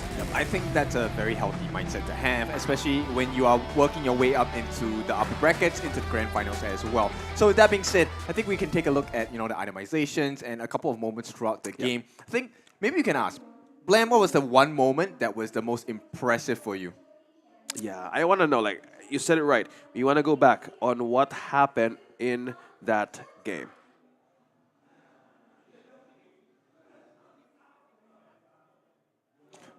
Okay, so we are going to start off with this big first blood, right? And this was what led them to have the advantage. And I want you to pay attention to Fable specifically as well as Woodwin, because they were the two big markers in this game that changed a lot of team fights in favor for Fearless. I will go and counter that argument. I will say Xingling was probably one of the most biggest parts within these team fights, right? We're coming in with the knock-up, coming in with the force suppression, and giving over the shield like we saw towards the end there in the mid-game. But also, you have to give it over to Dao Dao, right? On this Musashi, there is not many players who can play this hero to this caliber, right? You sure? Yeah. You've played that in the last game. I'm one of those players. You sure, man? Yeah. I'm one of those players. we had great focus on the Huoyi here on throughout of this match. I know Lian Bo Impressive has been locking out and forcing every possible arrow. And when Fearless Esports knew that every scenario was being blocked by the Lian Bo alone, they managed to switch up and take another pressure point in the map of Boom Esports. That is the higher tier tower in the bottom lane. And this is like a continued team fight, putting everybody off guard and surprising every possible way to take them one by one. Yep, they're very well versed with each other, knowing the exact moment and exact combination that needs to be followed up for the team to win the team fight as well, right? Continual stunts coming in from multiple members in conjunction and timed perfectly. And I don't think Boom was playing bad. They were forced into, forced errors. It's a difficult position to come into. So for Boom Esports, today definitely has been a very big learning lesson. And for the side of Fearless Esports, it is a scary notion for the other teams as well. But from the team, let's take a look. It is going to be Dao Dao back onto that Musashi special. Mr. MVP himself, 5-0-1, 31% of the damage dealt, 33 taken, and then the total gold acquisition is that 26%. But when he gets hold of heroes like the Huan, like the Masashi, that's where I start to quiver in the BP. Yeah, and Dao Dao, on the other hand, really knows where to angle the trajectories, and with the follow-up they have been doing, the combo of the Princess Frost too, it works so well that the Leon Po, was trying to be in front of everybody, and they were using more likely of the Frigid Prison, and they know when to just hold the most possible front line there is. And that's why we see it struggled, right? It was like there was a missing item here for Impressive to just keep on going, right? With the damage that the Venomous Staff and the Frozen Breath has coming in from Fable and from Dao Dao as well, it was too hard of a counter too, comparing it to the statement on how the items were in for Azar as well. Yep, there was no place for him to farm, right? I mean, as a roam, you don't really play off taking kills off of creeps and the minions. You come off of the kills and assists that you get. And in this game, Impressive died 4 times. So it's really hard for him to recover in gold. He only has, 3.6 thousand. If you take a look at the flip side here, Dao Dao was the richest guy in his team, 9,000 gold, already with the Dragon's Blood, Blood Rage as well, and with the Blazing Cape, there was so much damage he was able to soak in as well. Yeah, I just want to say, ever since I called out Xing Ling saying, hey, I'm not impressed with that Dharma pick, he's done really well in these fights, right? So he's able to get the kills, he gets the damage dealt as well. Obviously not as impressive as others, but it's matching KK, but obviously on the Hu Yi, it's more of a utility.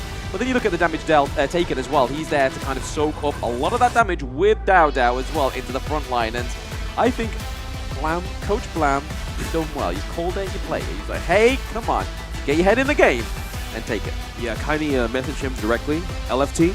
Yeah. Blam. LFT Blam. LFT Blam here, because it was like a great explanation from you guys that how will they soak up the damage, right?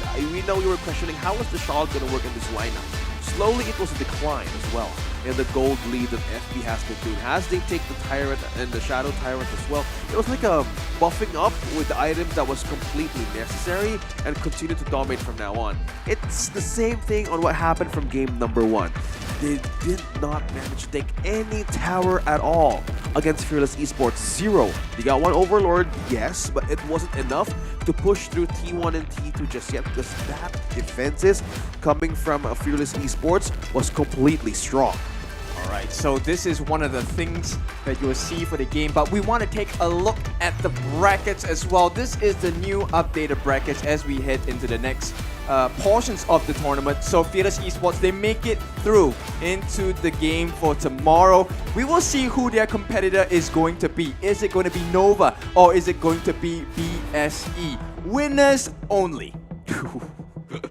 Well, that is just the question, right? And FE right now is sitting onto a match 8, and as we follow through the day, we are more likely to see the action happening moving forward, and also we have a lower bracket match as well. So we will see teams actually bounce back from what they have been doing from the day that they lost heading down. So there's still hope for these teams to push forward. So again, guys, this is just the first series that we're seeing, and for you who has been following us or not following us, not just yet, follow our channels for a chance to win a Realme 13 Plus from today to 31, and just follow one of these global esports channels and tag the championship participating teams to comment in a chance to win Realme 13 Plus. It's great. You can experience it yourself down, and you can also win merchandise by having 1v1. So who knows? You might get a chance to see these guys as well.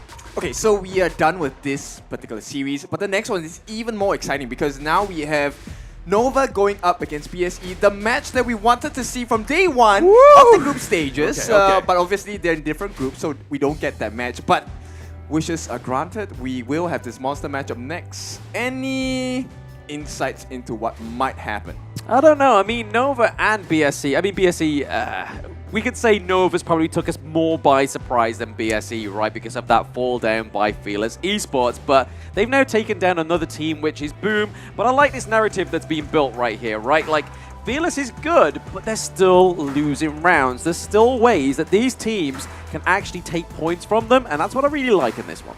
Yeah, it's a great point, right? Like BSE didn't even, I mean, everybody's being respected here, right? Like BSE versus Fearless Esports, it wasn't really like clean execution. So with this kind of matchup, we were excited to see in the next series, we would know what would be the adjustments. Again, we were counting like who will be the best teams here, right? Yeah, I think at this point, the way I'm gonna have the marker is who had a better breakfast or who had a better lunch, because the 10 players, they're all so strong, right? So it really comes down to the wire, really small nuances. But of course, we will find out after the break. Join us for this exciting next game. We'll see you soon.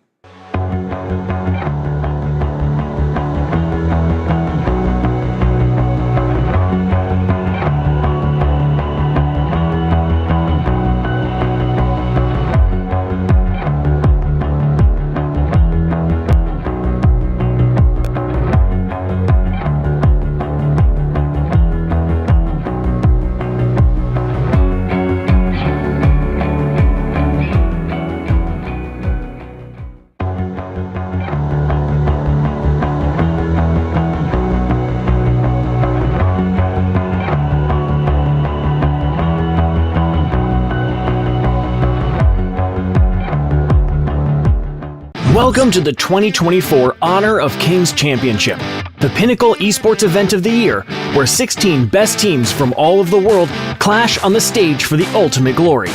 Following 4 teams will be the seeds for the 2024 championship: Black Shrew Esports, Dominator Esports, Nova Esports, and Alpha 7 Esports. The other 12 teams are Kagendra and Mahadiwa from the host country Indonesia, Boom Esports and Blacklist International from the Philippines, Team Secret from Malaysia, Influence Rage from Brazil, Team Vitality from France, Fearless Esports from Hong Kong, China, Impunity Esports from Myanmar, Team Falcons from Saudi Arabia, Revenant Esports from Singapore, and Foot Esports from Turkey.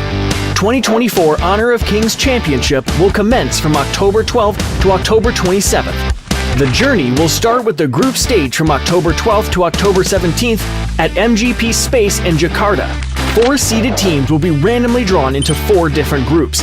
Then the remaining 12 teams will be randomly drawn into these 4 groups, each consisting of 4 teams. Single round robin best of 3 will be played. The top 2 from each group will advance to the knockout stage. The knockout stage will be divided into a winner's bracket and a loser's bracket, playing a double elimination best of 5. The knockout stage will be played at 2 venues. From October 18th to October 20th, the first venue is MGP Space. Teams that lose 2 matches in this stage will no longer have a chance to advance or participate in any further stage. From October 25th to October 27th, the matches will be taking place at Lipo Malkemang. It will feature intense competitions, with the winning teams of the upper and lower brackets advancing to the Grand Finals. The Grand Finals will be best of 7, and the winner will rise to the top and become the champion of the 2024 Honor of Kings Championship. This tournament features a staggering prize pool of $1 million, with the champion taking home an impressive $300,000. Join us on this incredible journey. You can catch our live streams in-game or through our official channels.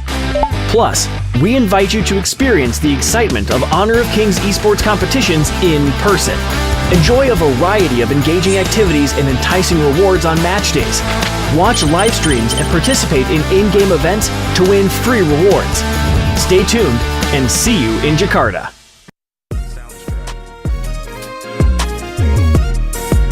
We're gonna play some fun game which related to Indonesia's thing, which is like usually children that do. The first one is chap chip chup. Can you say it? Chap chip chup. Chap chip chup. The rule is one player open his palm of the hand, and the other one put his point finger, and then the one with the open palm says like chap chip chup kambang kuncup. Chap chip chup kambang bub chup. I don't know. So one of you have to like move faster. Whoever catch the finger wins the game. So can we play? Can we play? Yeah, which one going first? Okay, Linfa. Yeah. Okay, ready? Chap, chip, chup. No, wait. Chap, chip, chup. No, wait.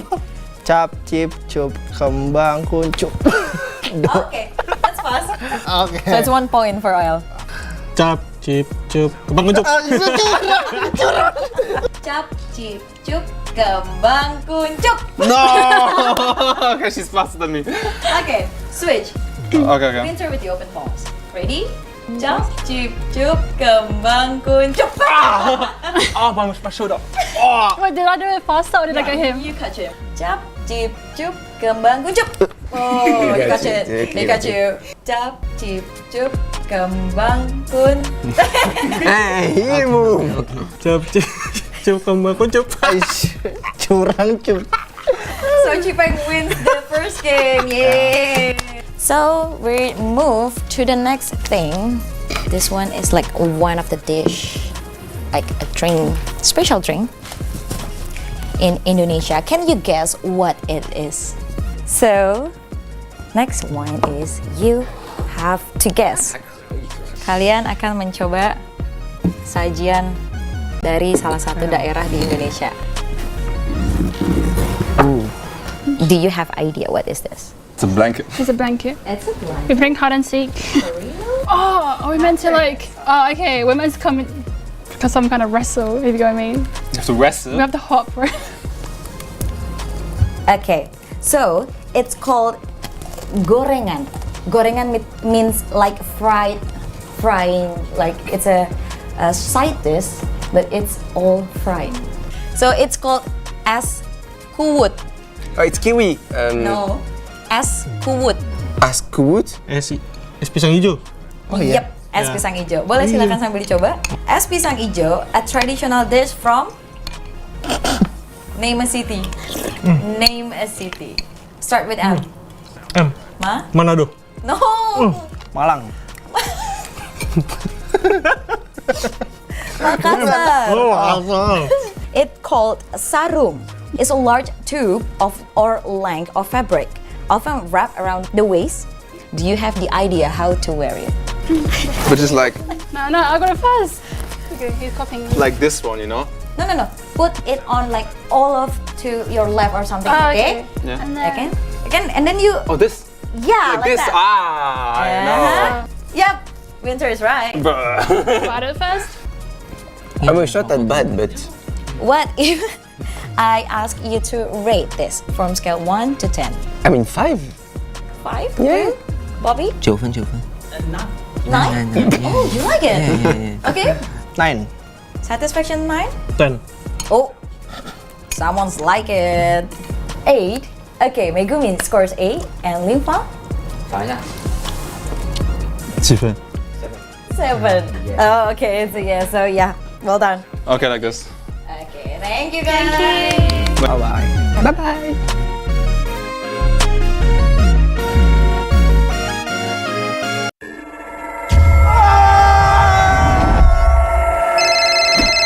Yang, aku pulang lebih cepet nih. Ini lagi OTW rumah ya. Pulang, udah cepetan.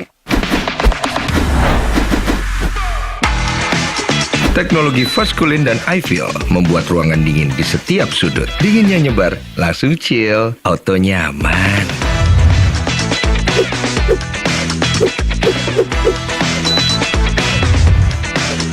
Dengan Ed Garment, tumpukan cucian kotor gone, semua yang ada di dalam jadi lebih terjaga, lebih dingin, dan lebih segar dengan Power Cool. Nikmati gambar yang lebih real dengan Kilet Pro dan Dolby Vision.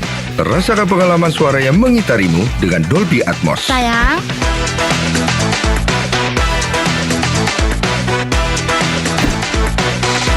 TCL, semua jadi mudah.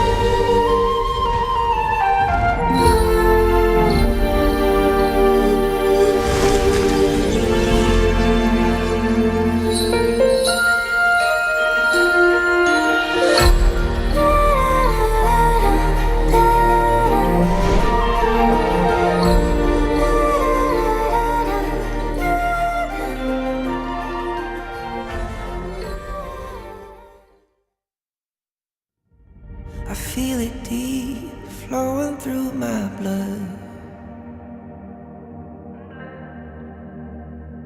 Rising up to become someone,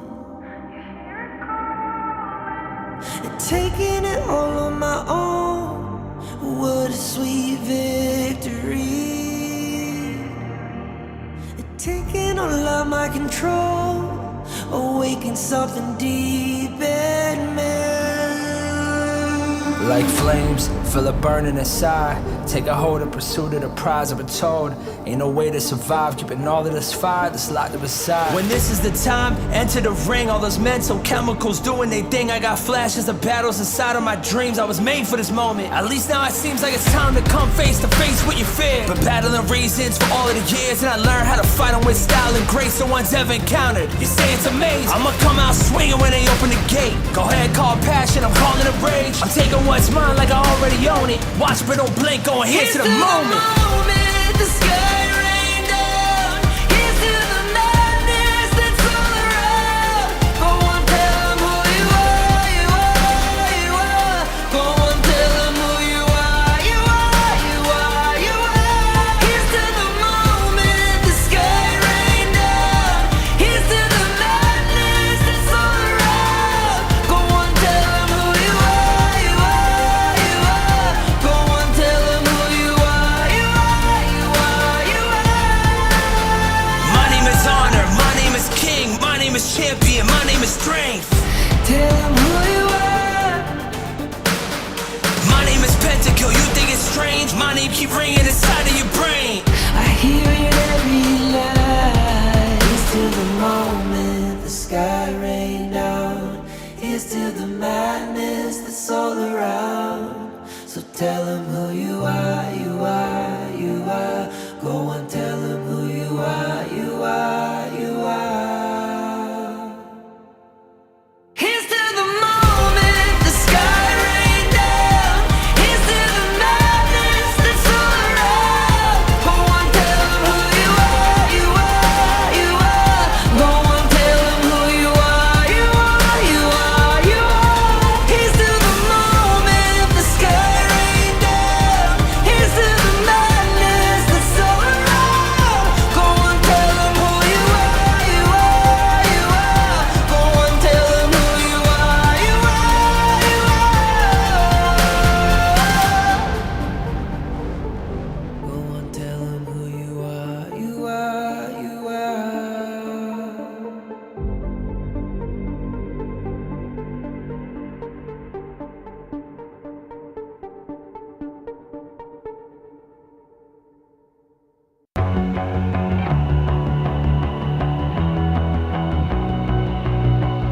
You've walked through the darkest night.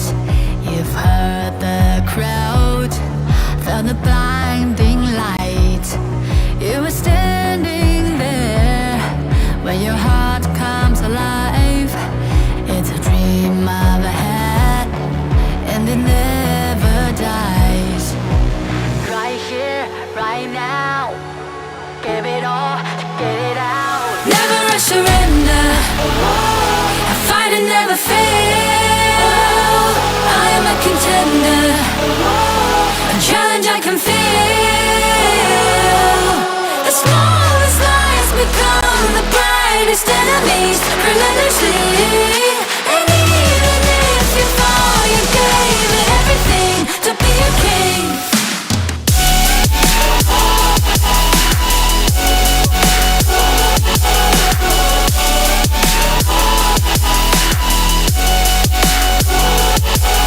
You carved your way with a sharp attack. You watched it all burn, and you never looked back. There will come a day when your fears will arise. You protect your crown, so it never dies. Never a surrender. I fight and never fail. I am a contender. A challenge I can feel. The smallest lies become the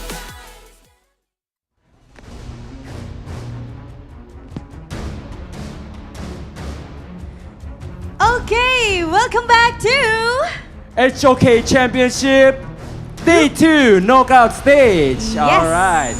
Itu dia tadi kita sudah menyaksikan untuk match pertama kita dan sekarang kita akan move on Darius. Yap. Karena kita akan menyaksikan sesaat lagi match kedua kita yang pastinya gak kalah panas juga. Betul sekali karena tadi pertandingan pertama kita sudah melihat 3-1 yes. Betul. Boom, tidak diberikan kesempatan untuk bisa lanjut ke selanjutnya Sabila. Yes, dan betul Fearless banget. memberikan 3 game. Yap. Langsung bersih ya. Betul Iya ya? langsung sapu bersih walaupun tadi sempat ada perlawanan dari Satu, teman-teman Boom betul. Esports ya. Yes. 1, tapi memang 1 poin tidak cukup untuk melanjutkannya. Yes, sekali ya. itu dia. Dan maka itu kita sepertinya teman-teman dari YouTube juga kita sudah nggak sabar lagi akan lanjutkan ke tim kedua. Jadi bagaimana Sabila kalau kita langsung mulai aja? Langsung mulai aja. Oke, aku setuju karena aku juga udah gak sabar banget untuk melihat bagaimana berjalannya match kedua kita pada hari ini. Tapi sebelumnya karena di sini di venue kita udah ramai banget, sekali lagi kita minta mana tepuk tangannya. Alright then, so without any further ado, please welcome Black Shoe Esports.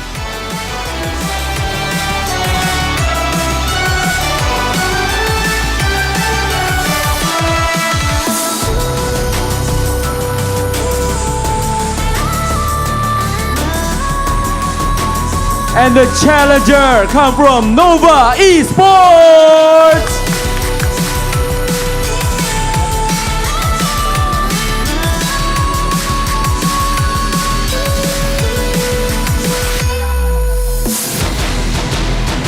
Okay team, please do a handshake first before you go to your seat and prepare for this match.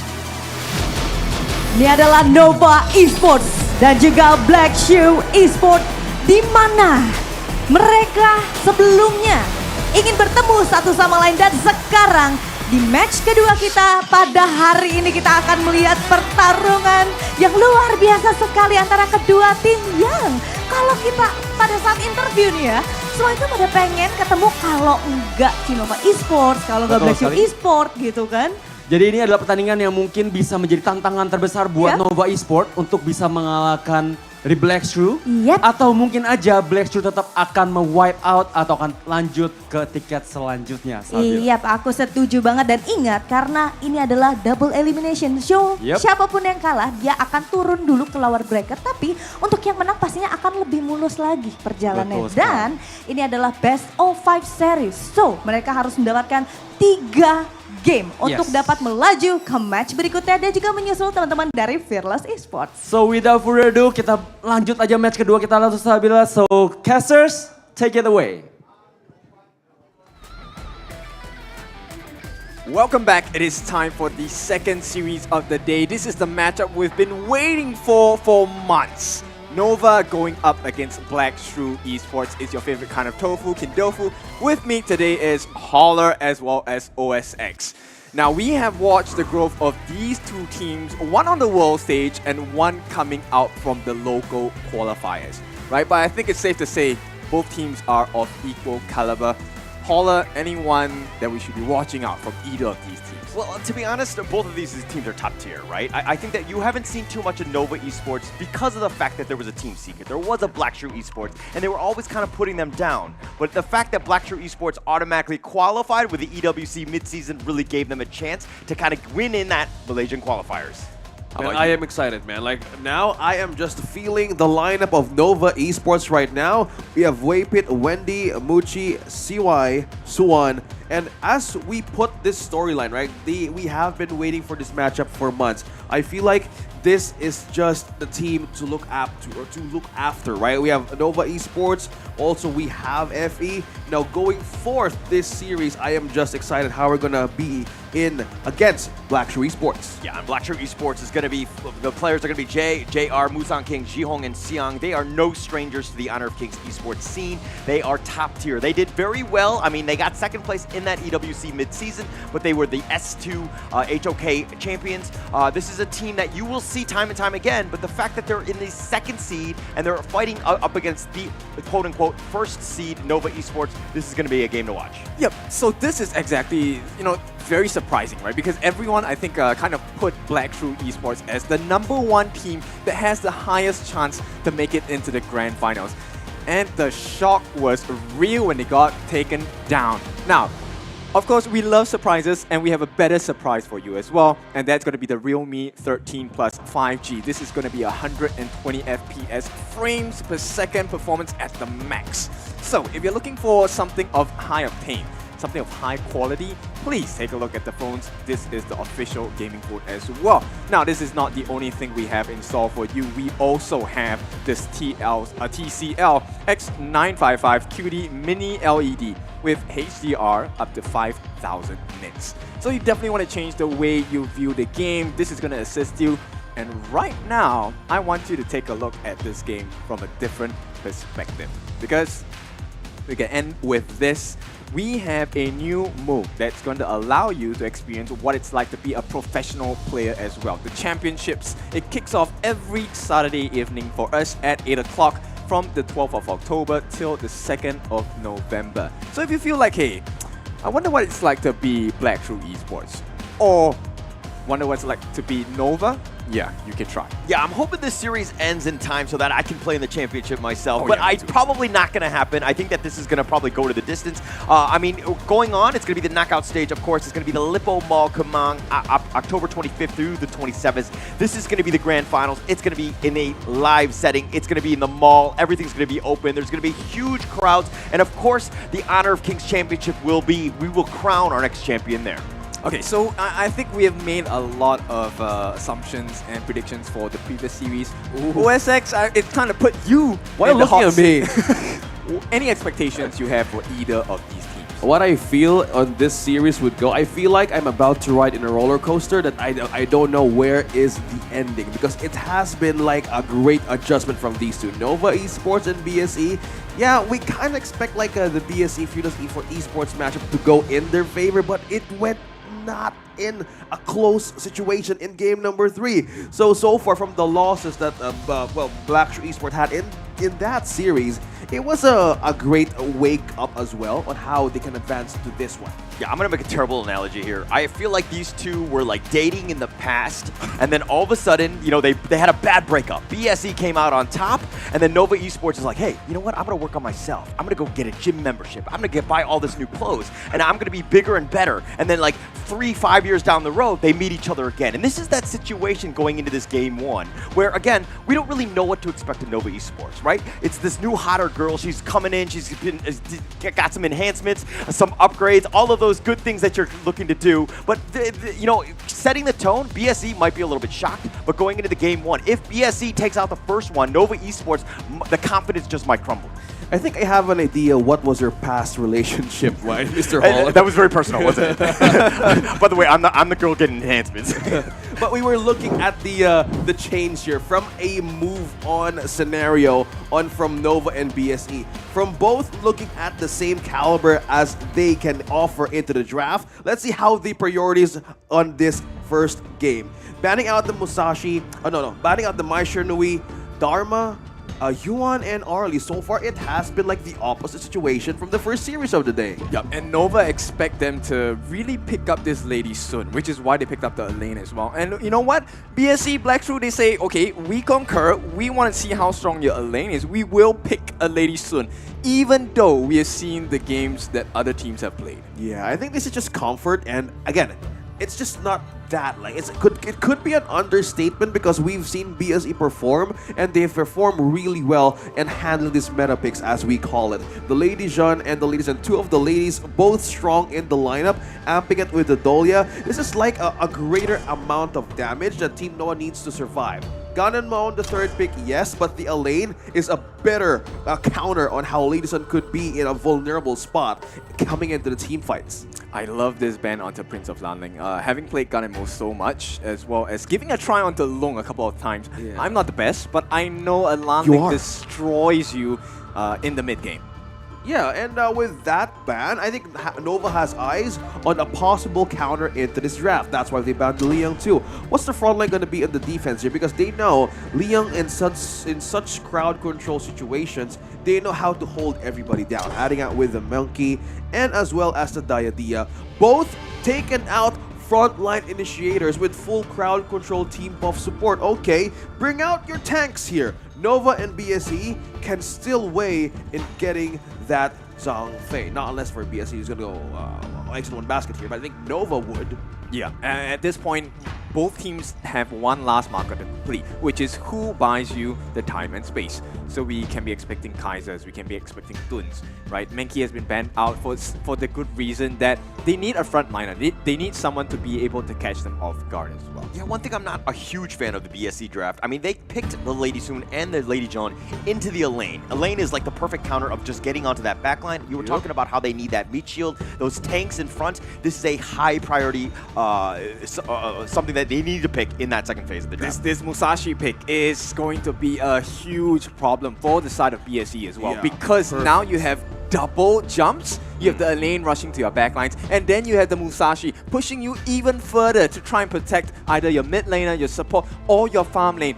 In the meantime, Lung and Gun and Mo will have the time of their lives just aiming and trying their best to snipe you down. Yeah, this is like going back to the Holler story of the relationship. If he goes back and you want to still keep pushing him out of distance, how can you reach him, right? It's just it's just the Guan Yu being the great answer and the Dune as well. I saw your reaction. This is a great way to seal the frontline engage as Nova too. Yep. So I think they're trying to bait out the Guan Yu movement, right? So at this point, whenever he goes for the Razor Cavalry, any stuns, any slows will kind of slow him down, make him unable to reach the full potential in team fights, especially with that heroic charge, where the extra distancing, the pushing back into the towers and stuff like that. And if they waste the skills to try and control Guan Yu, that opens up the doors for the Lady Sun and the Lady Chen to just go crazy. And don't forget to see Dun just go in. Yeah, and I believe the Guan Yu has been a great addition to the meta here, moving towards the knockout stage, mainly on the displacement. Oh yeah, eyes on Zhang Fei. Finally, he shows up here for Nova Esports, and it's a straightforward counter for the front line, because they know, as you've mentioned, Dune can come from an early lead from the front, even from the back, but Guan Yu could still be a great displacement hero to go and just protect Lady Sun from the possible counters of the Elaine Ganonmo as well. So let's see how the execution will go from these two. Yep, so a big start to a big match, a big series as well. Finally, these two giants meet, and we want to see which one rises and which one falls. Oh, very spicy statements here. Like, we are expecting this series to go the distance, but we will know who will have the upper hand in taking this first game away. Alright, so the first point we need to consider is, are there any invades coming out? At the same time, it looks like Xiang is here to check out the information, right? Which buff you start with, and to see which rotation you will end up with as well. Yeah, I think that is just the rotation that we will have in check between BSE and Nova. We've seen teams focus onto the farm lane. We see one from the clash lane, yes, but eyeing on the objectives heading in on top. I think this is one thing they want to slow down, right? The Guan Yu has been a great addition to every team fights, and they don't want that to happen. Good thing that the Musashi here has been really open for Nova to slowly be utilized for the reach on the lineup of BSE. Yeah, so a faster pacing coming out from Xiang here, just to make sure that he gets the first few advantages in the first few minutes as well. And with that heroic charge, gets that reverse sprite. Yeah. I think that's the neutral objectives moving forward, right? We see the rotation slowly building onto the focus onto the farm lane. Muchi on the Luong. Good thing Wave Pit is not letting go of the vision just yet, because he kind of felt somebody was completely moving in that bush, and that kind of situation he needs to protect. Just as this, they felt through it, and yep. The farm lane is not going to engage just yet. Yep, so right now, just poking and prodding, right? They want to be able to see where is this opening that either team will show. And Musankin going to help out in the mid. This is to make sure they have the faster rotations. But right away, Zhe gets spotted out by Waypete. He knows that there are other people from Nova within the vicinity as well. Yeah, I think the vicinity here is a very good way to see this team fight, right? Waypete and Muchi The one thing that this lineup stands for in the early game is the ultimate of the outburst. Zone out, you have lockdown and slow as well. You've mentioned about slow, like a complete crowd control mixture of Nova that can do against BSE. So I think that now they're just being careful and just be wary of how the rotation will come from the mid as well. Yeah, there's one marker for both Nova and BSE, which is they don't take fights that don't work out for them. So we can definitely expect very clean rotations, and they will not pull the trigger unless they know they can hit the target. Ooh, I think they're now like seeing a firing range, right? Like, this is like a practice on how they want to address like the damage, because both of them has lineups that really work on momentum. It's all about stepping up or getting that first blood, either from Junior or for Muchi. But so far, as Kin mentioned, we would need to see how their range is going to be, how their preparation is going to address situation. Yeah, look at how Nova Esports are funneling all the farm to CY. He's the man of the match in terms of just like who to look out for, right? Him on the Musashi is definitely something that you need to be super careful about. And again, just funneling that farm to him. Yeah, but it's also to catch up with Musashi because he had a EXP advantage altogether. And right now, I think we might have to wait for a little bit more before the actual fight starts, because either way, I don't think they want to overcommit. Yeah, I think that's the one word, right? We planned it simple. Like, these two lineups has a very great crowd control and damage potential into the later stage of the game. And either this could happen early, depending on who strikes first. But so far, discipline and changes on this rotation we're seeing from BSE and Nova is working. Okay, focus on the top lane. Suwon not committing just yet. Meanwhile, yeah, first rotation is already coming in.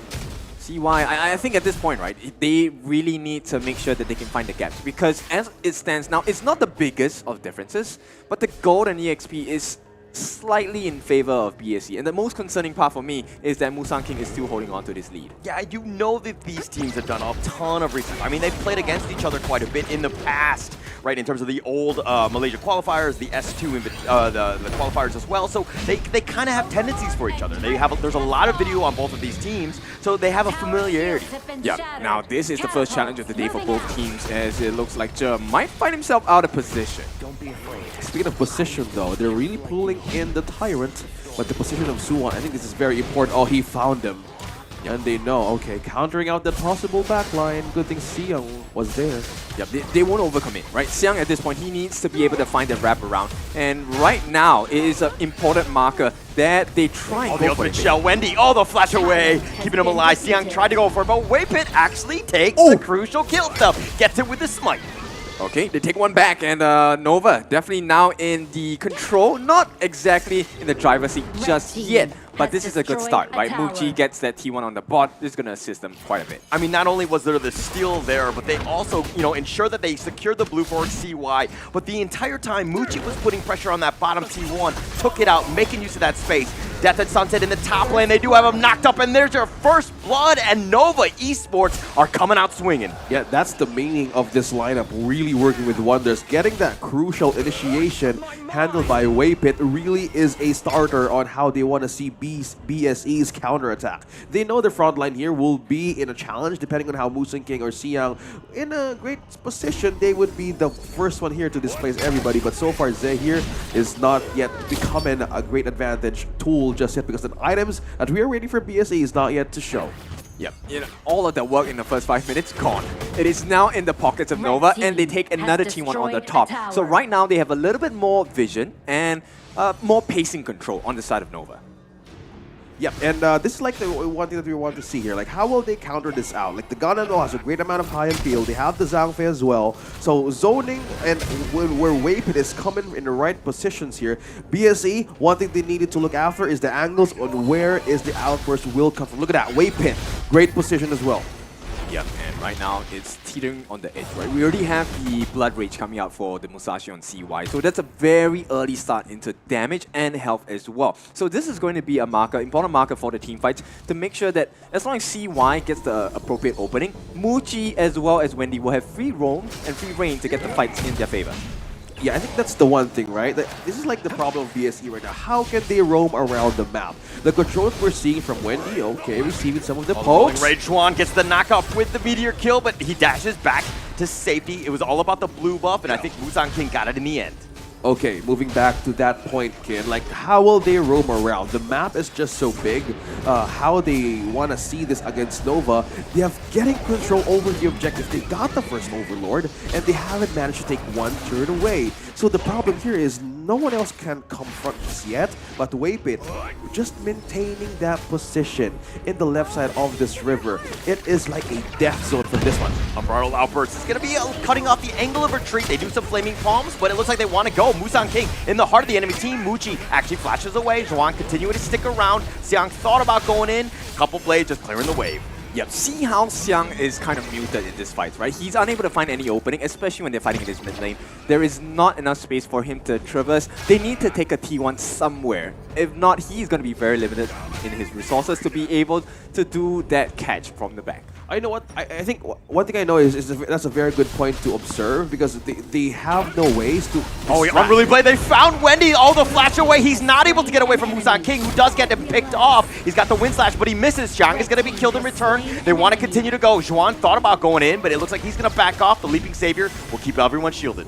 That was a great initiation from Xiang. That was a great move from the motorcycle, though. It was a great way to wrap around that protection that they were hiding. They found Waypit. That's the nice target. The unruly blade in, but the infinite fastness. He gets back to safety. BSC finding a couple kills. Yeah, but this is just one part of the fight, right? Because at this point, 2,000 goal lead. Oh, unruly blade. They want to continue on. The Death at Sunset right onto Jay. Zhuan is going to back off here. They're just trying to fight this 3 versus 5, but they're rolling right forward. Oh, Zhuan gets away. They need to do this because now there's the second part of the fight, right? Every time Infinite Vastness is used, you know that you have conquered the first part of the fight, then you need to finish the job by killing off this dragon as well.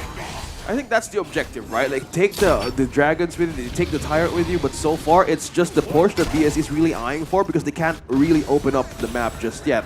Getting the advantage of taking down the first T1 in mid would really set up the pace here on how they want to counter the objectives too. Looking back on how the progress is going from these two farm laners ahead by 10, but look at the Master Sword and Axe of Torment here for Lady Sun. Slowly it would take an amount of damage, but the Eternity Blade, we're still in par with the damage here, but one thing also to note is the defense here that's slowly building up by Nova. They need to be careful on how or where Isian is going. I mean, BSC getting a couple kills. They got the mid T1, they've got the Tyrants, but they're actually still behind Nova Esports, who have done a good job of cementing that lead, kind of putting themselves in. But now, not to say that Nova Esports are out of the deep waters at this point, but they're still playing very well at this stage.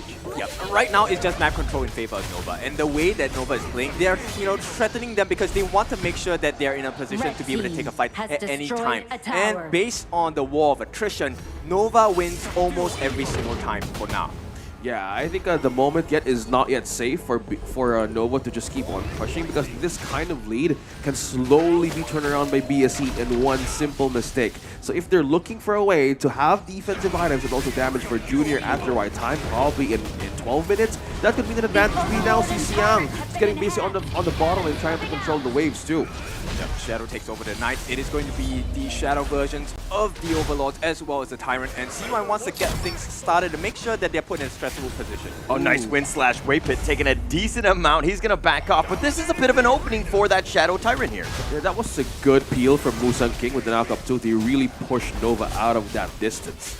Yeah, and looks like the Tyrant is going to be whittled down by BSC. They're trying to just kind of, poke and prod here. They're thinking about going in. CY is looking to go, but the Unbridled Outburst pushing him away. Musang King still up in front. The Tyrant is still alive. But CY going in with a duel to the death takes him out. Waypit with a double kill, and they're starting to climb in. They're chasing after them. Zhuan is just going to farm instead, but they've gotten what they wanted. Nova Esports definitely come out the victor. Yeah. CY is doing so well. He caught 3 people with the duel to the death, and that was a big change in the fight as well, right? So Nova taking control, now extending, in fact, doubling their lead 6,000, 3 times more than what they had at the start. I want to commend how Suwon was the one harassing and bullying out JR in distance in that pit. No one can come close. No wonder with the O, just trying to slow it down, but he gets flaming ball. He gets destroyed. I guess he's just trying to slow it down. That's one way of doing it. Well, you got 30 seconds on your death timer. He buys some time for the team, and they do recover, but once again, Nova this time firmly in the driver's seat. They have about 40 seconds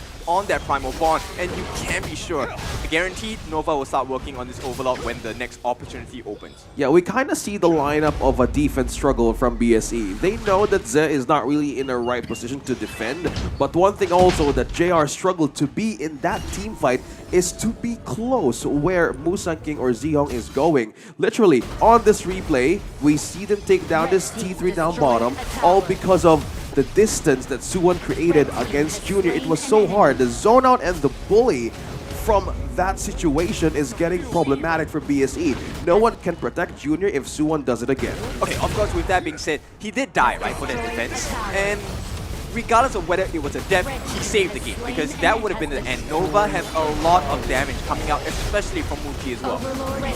I think now, by just getting Shadow Overlord here by Nova, one thing is missing here is wave clear. They're trying to equalize it from the top, continuing the pressure down bottom, so the counter pressure as well. No wonder Suwon's going to be the one to find avenues here, but this is just a protection that BSE needs to create against Nova Esports. Looking at the items, we have the Long Night Guardian and also the Ominous Premonition being pressured for Dun. So frontline, yes, he can soak up damage, but for the magic damage as well, we have the Splendor for Ziyong.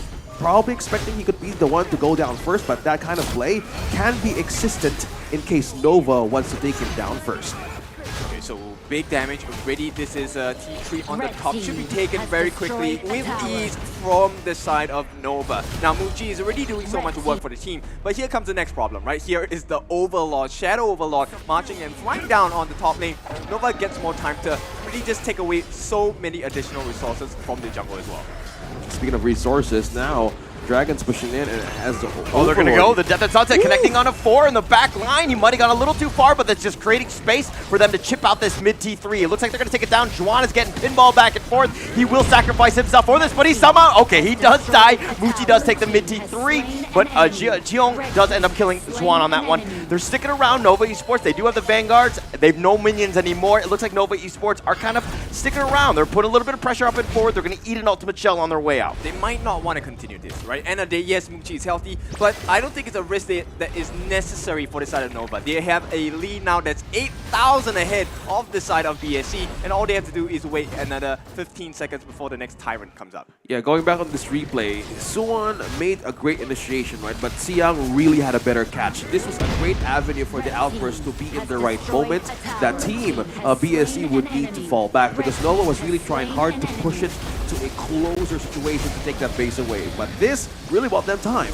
Tyrant is now open, damage buff is going to be taken soon, but BSE on the other hand, they have more problems here in clearing the waves once one is left open. I mean, he's really smart in the positioning, and at the day, they might feel like, hey, we want to bait BSE into a fight, we can take anyone on at this point. And Nova, right now, they are definitely very much in control. BSE, I'm not sure what they need to do now because I don't think they can catch anyone out from the side of Nova. Yeah, I mean, it's so hard, man. The way you put that question, who do you catch? The Musashi, the lane? It's hard. And that's why they're really working the best way possible to bait out BSE, even in their own base. Waves pushing in. A fight is about to happen here. It looks like it's going to happen, but Jay takes a lot of damage. He's going to back in the fountain. Waypit's still up in front. The Wind Slash connecting on to Muji. The Umbrella Outburst. Musang King is a little bit low. He needs to be careful. He wants to go in, though. He's looking to fight, but he gets blown up. Muji has the damage. Waypit is taking a ton of damage, but they go for the base, and Nova Esports will take game one. Very clean cut movement from the side of Nova, and they take the first step forward. So they rise a little bit higher, and right now, can BSE recover? Yeah, that's the main question, right? We were trying to figure out how will they reach the lineup of Nova Esports heading into play in the later stage of the game. Yes, Dolly has been there, but so far the one thing that they need to address is how is that situation from BSE is going to be like a safe space for Lady Sun to even move around. It was so hard for the farm lane to even control his own base. Not being in the right position to land your basic attacks, the damage is not really showing from that point. Yeah, and I mean, you were kind of talking about it, Ken, about how the fact that, like, how do you get to the back line of Nova Esports? There's really no way because, I mean, the only possibility was Siang to kind of maybe get the long way around, maybe has an amazing Razor Cavalry from the backside, but he was never really able to do that because Nova Esports did such a great job of just putting pressure on all fronts and just kind of making it very uncomfortable for them. But we'll find out exactly what happened with Nova Esports in the highlights coming up now. Hi everyone, I'm Yuhan, and I'm the official 2024 HOK Championship Observer. The tournament highlight of the day is here. 3, 2, 1, showtime! As usual, it's an even start, right? And it looked like BSC was going to be able to get that first advantage, but somehow with a steal from Waypit, they really just put themselves on the map and they never looked back. Yeah, and going back to this moment, so at 8 minutes, they were trying to hold on to this situation on how to counter. Siang was really trying hard to bait out Nova Esports from this turret, but it was just so hard. They had a great crowd control. All they had to do was to reach with their front peel and continuous taking the turrets in the mid. Yeah, one of the things you'll notice is the fact that Xuan on that lane was always consistent in cutting from the sidelines. So Busan King never felt the safety of being able to dive right into the backlines to try and catch out Wendy. And when you have such a oppressive lineup that Nova has built for themselves, look at Xiang. He's totally muted. He can't even make that first rotation to catch as many people as possible. Yeah, talking about safety, it was also Junior just being on the wrong positions. The one thing that we kind of expect the Zhang Fei would be the one to take him down. It was just completely Suwon forcing a zone out against GR the moment the team fight happens. It was just a problematic situation that they needed to just even face, but from that, they need to learn from it, right? It's the zone out. Nobody can come close on how they want to maintain the lanes, how they wanted to do counter initiations, because it was just so hard, right? It's a struggle for BSE to handle even on the later stage. Even if the goal is just growing there from 10 minutes, it was just almost like 8, right? And our MVP is none other than CY. Yeah, this Musashi was a bane of the existence, at least for game 1, right? Just 1 kill, but it's more than enough. The 6 assists, putting in so much work for the side of Nova. And at this point, one of the things that he achieved really well, which we pointed out early in the game before the game started, was that he will create the space for the backline, and the backline finishes their job with ease. Yeah, I mean, that's the biggest thing, is that CY was just, it was like providing pressure and stress in certain areas, and he wasn't even in the team fight. Like, they were just so cautious, and they were worried where he was going to be. And I mean, yeah, the KDA speaks volumes of this, but it doesn't actually show the hidden potential of him just jumping on that back line. So much potential realized from the side of Nova as well. Waypit, my personal MVP here, the steal is coming, the first steal in a battle that is so close between BSE and Nova. Teams of this caliber, the smallest things matter. And, you know, with that advantage, they never let go. It was 2,000, 4,000, 8,000 in lead. Yeah, it was true, man. Like, if you want to expect, like, BSE to fight forward, either they sacrifice one from their team. Look at Siang's build of the Blazing Kit and Sakuba's Cloak, mainly focusing on the damage that he could actually receive from the Million of God and Mo, since it went aggressive. Oh, for almost 4 items, 5 rather, having this kind of build. You have Magic Lifesteal, Damage Explosion, and Echo. So yeah, it's gonna hurt. So looking at this stats in the team fighting rate, it's just Sai trying to be in the front lines. Maybe a cleanup dude, right? It's the reach of the Musashi, it's the magic that Waypit is doing, as well as Wendy. That's why we see Musa King and Zeong really was trying to get into vision and position to know where are they heading at. Yep, I think one of the main things that kind of was a difficult position for BSE was the fact that Xiang was playing this Guan Yu. I love Guan Yu to bits. I think he's a very strong hero, but in this particular draft, the way that Waypit covered Nova was so on point. He was always in the middle of the team, waiting for this motorcycle to come crashing in, but the accidents never happen because we have a safety officer in the form of Waypit. Yeah, it's hard, man. Like, you have counter for crowd control. A real outburst can come at any point in time to use at you, but it was mainly used when the initiation will come from Suwon, and to see this gold grab, right? They got the Tyrant, yes, but continuously seeing the momentum heading for 5 to 10 minutes. The turrets, they only have taken 2, and it was just more of a push, right? That understands why that Nova wanted to take the overload just to counter the way it's pushing in.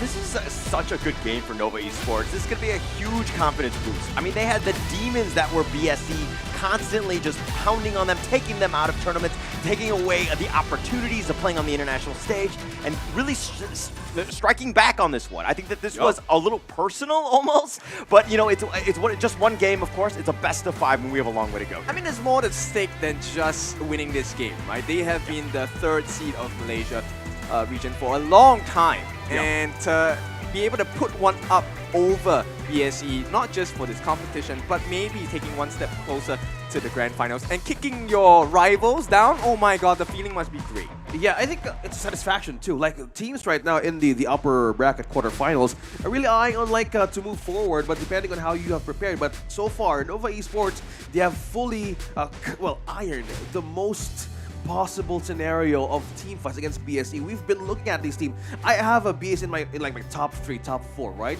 And it's amazing to see that these teams have been fully preparing for this moment. Now looking at this, guys, everything here is just being powered by Realme, the official gaming phone of Honor of Kings Championship. A Realme 13 Plus 5G with 120 FPS, performance at max. Go ahead, you can try it yourself here. We have one as well. We have been playing with this phone, and you too can also experience it in our audience section down bottom where Realme is. So you can actually try how the games are going in our championships. Okay, so we are interested in all the different players coming into this championship tournament as well, and you get your chance to vote for your favorite HOK player as well. All you have to do is to join the HOK camp, rate your favorite players taking part in this championship, and of course you will stand to win exciting game prizes, Starstones, token, no tokens, maybe. Oh yes, tokens, sure, and skins maybe as well.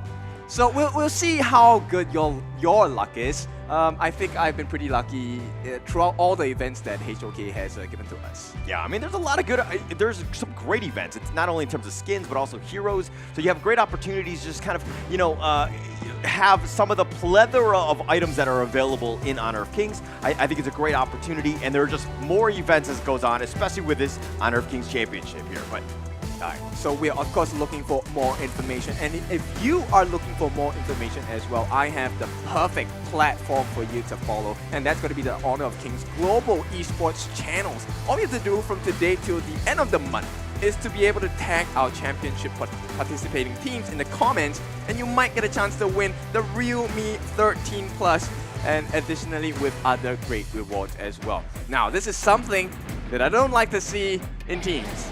The hand signs coming out here. 3-1 from the BSE boys. JR, the farm lane, feeling confident. Is it going to bite him back?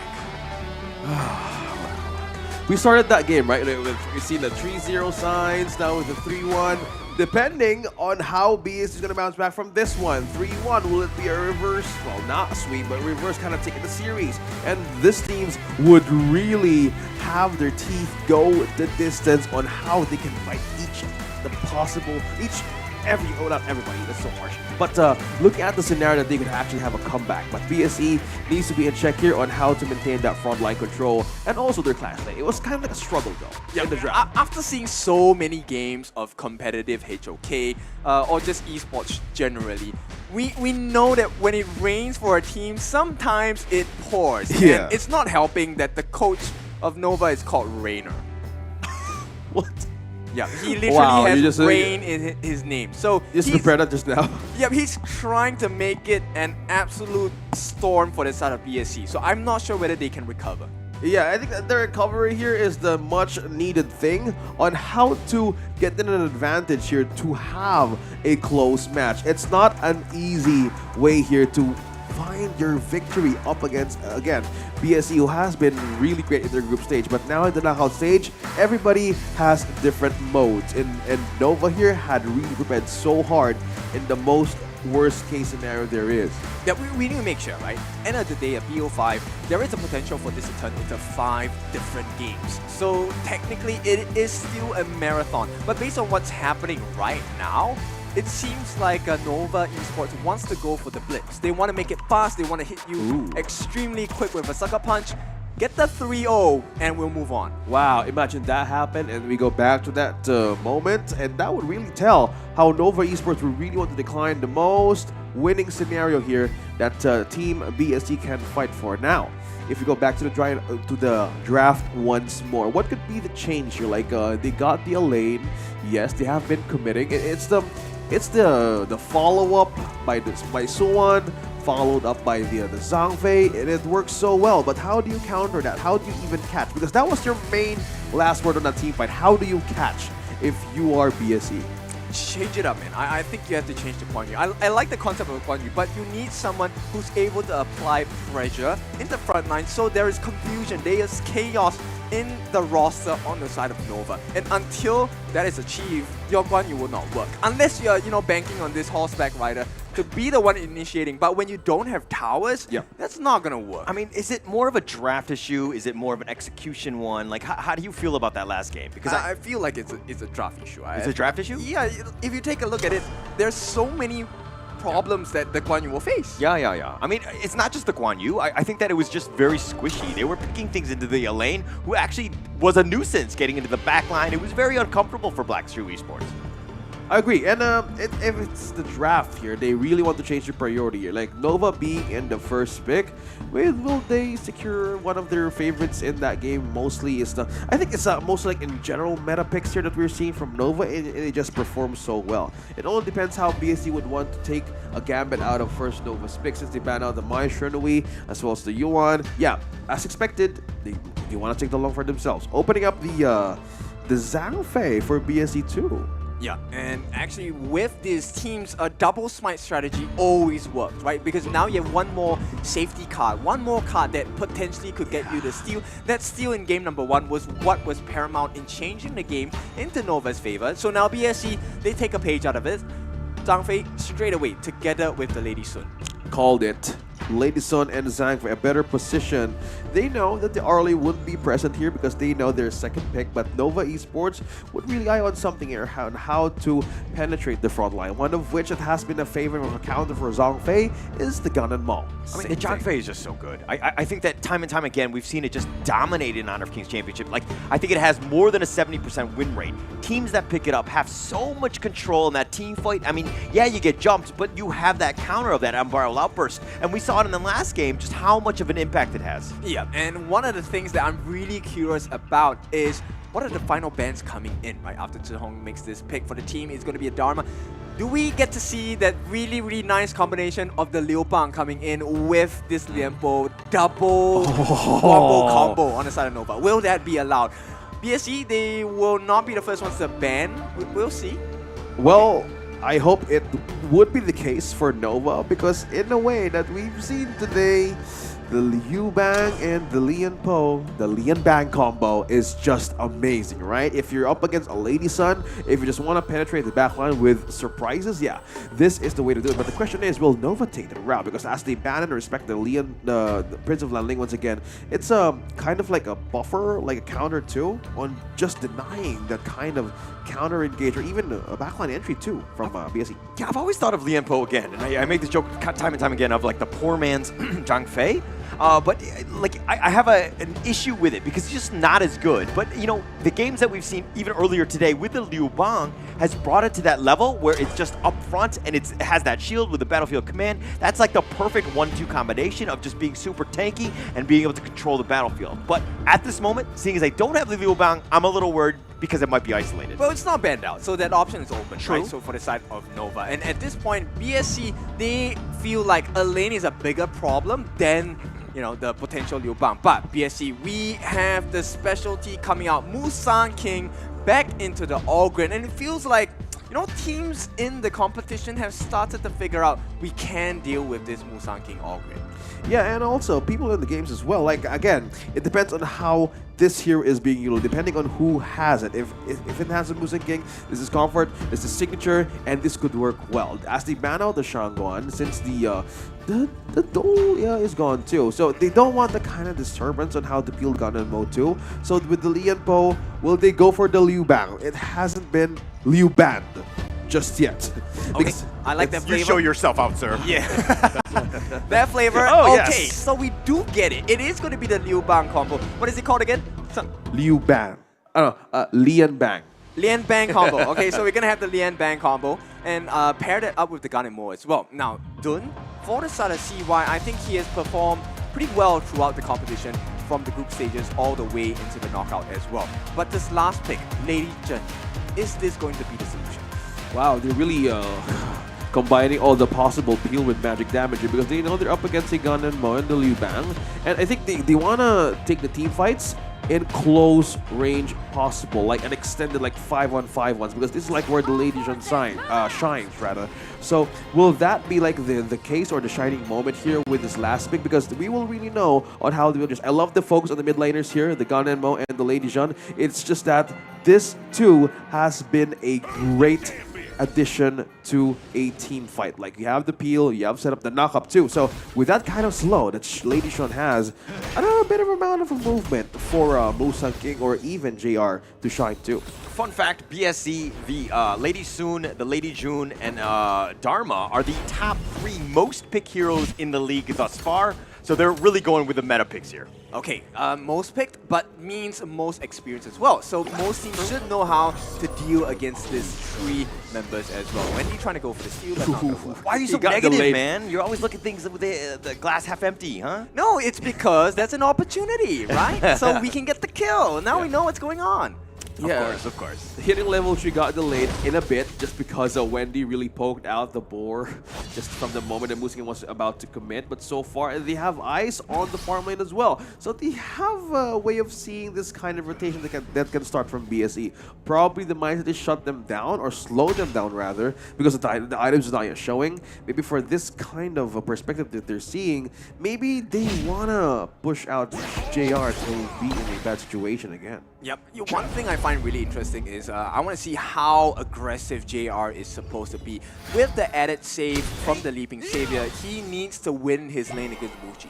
Yeah, I think if you compare like these two, in the early game, Muji once hit. I think early game power perspective, all of you guys watching this has had an experience, right? Oh, nice truth. Starting off with a battlefield command, just use it, return. It looks like they turned it around, and Xiang is gonna go down. Juan on point with his battlefield command. Did you see those lanes, man? It was just complimenting Xuan and Sai. And Ganem was like, we done here? I'm gonna go back. And it was the perfect reinforced entry. Yeah, perfect start, right? Starting with a bang, and at this point, this puts Wendy at level 4, so they have a little bit of EXP advantage. More importantly, they have wave management better on the side of Nova. You could say that they're starting with a Liu Bang. No? All right. Okay. Yep. Sorry, No, guys. let's just keep silent for all his culture. He's trying. We'll give you commendations, for your efforts as well. Today's my day with you, man. Okay. Well, it's the combo that we're just talking about here, guys. Like the lineup of Nova right now, since they're on level 5 and slowly building up on once the Leon puts on level 4 as well, this is the combo that we might see. A lot of teams like expecting okay, how will you reach the front line? How about making it 2? Because one thing that stands out here from the kit of the Liu Bang is you have that amount of crowd control that Lian Po can just use with the body slam, right? By not committing the Tremor Smash just yet, it could be like a layered crowd control that nobody can escape. Look at what Wei is doing. He's trying to find out information for the team. Nobody is on the map just now for the side of BSE. So Nova in a kind of a scary situation, right? Are there ganks coming? Are there rotations moving in as well? And finally, once they show their presence, look at how Nova is approaching the map. Well, speaking of approach, though, the goal lead is with JR comparing to Muchi now on. I believe, despite not having any kills, it's just the resources that was funneling through him, and they want to keep working with that way. But again, it's not yet the time to strike for BSE, but so far building on this, again, growing lead against the Luong, it could work so well in the mid-game. Yep. Even with the first kill, it is Musang King having the EXP and level lead against his counterpart CY.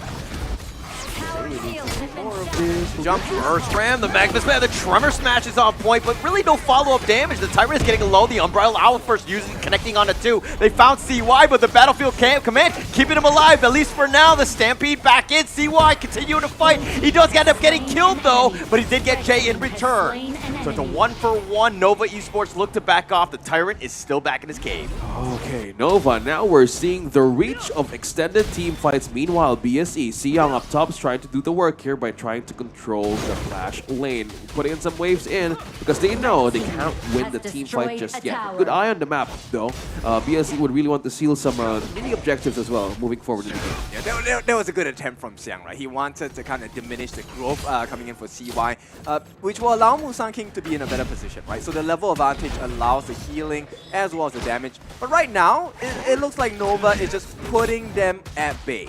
I think that's the main thing, right? If Nova keeps on pulling everybody in one position, they would really control the map from now on. Good thing that Siyoung here has the Axe of Torment as the first pickup. As we see in Build Dharma, you would really have that anti-squishy item here against a Liu Bang or Suwon. He's low on HP though up top. Yeah, CY still up in front, goes with the Wind Slash, but it looks like Jay's gonna take the Tyrant, and it looks like Nova don't want any more action.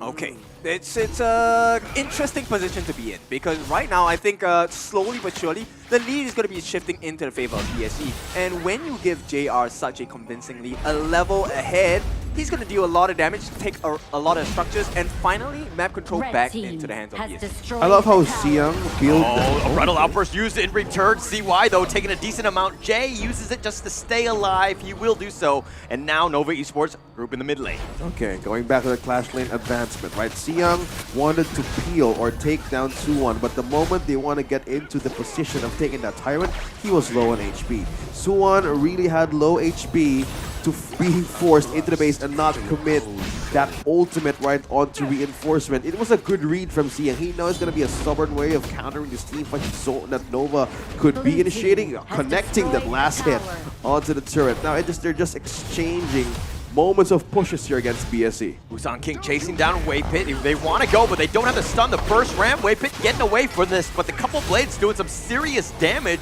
and it looks like BSE still looking to just regroup at this point, continuing on with this mid push, but now they want to go for the Overlord instead. Yeah, they need to up the pace at this point. 2,000 goal lead may not be good enough for this second game here, and right away they need to answer the questions, which is the pressure put on top, and that's a nice response. They need to buy a little bit more time. Primal Bond has just ended. And BSE, if they play their cards right, they will be able to create even more pressure in the mid lane as well. I think the pressure here really needs to build up for BSE. The way that Siyoung was really dictating or just making the minions flow up top, we see him switch down bottom because they know Nova won't commit in this situation that has been really starting in BSE's mid lane. They're really not taking into consideration by making the first step. Why? Maybe because of the damage, the Siyoung can do a counterplay, but so far, two Clash layers that we're eyeing here has eyes on a bigger assignment. No commitment just yet, but making the thing work up top is the push and as well as the bottom. Siyoung and Suwon. Divide and conquer, right? That's the current strategy employed by both sides, and it's really important they don't get into a wrong position so that they lose one member. So Siyoung, he's going to be protected at this point, and BSE, they need to address Suwon on the top lane as well. Yeah, that's why we see a Siyoung like, okay, I'm going to be here just to counter the flow that you're doing. But so far, it's just the Clash lane that they wanted to keep on pulling. But this will change once they get the Enhanced Overlord. Yeah, I mean, it seemed very funny. BSE very slow to react. Juan was just pushing the top lane. He got free 2 towers because nobody really wanted to contest that. BSE giving away towers for free like Oprah with free cards.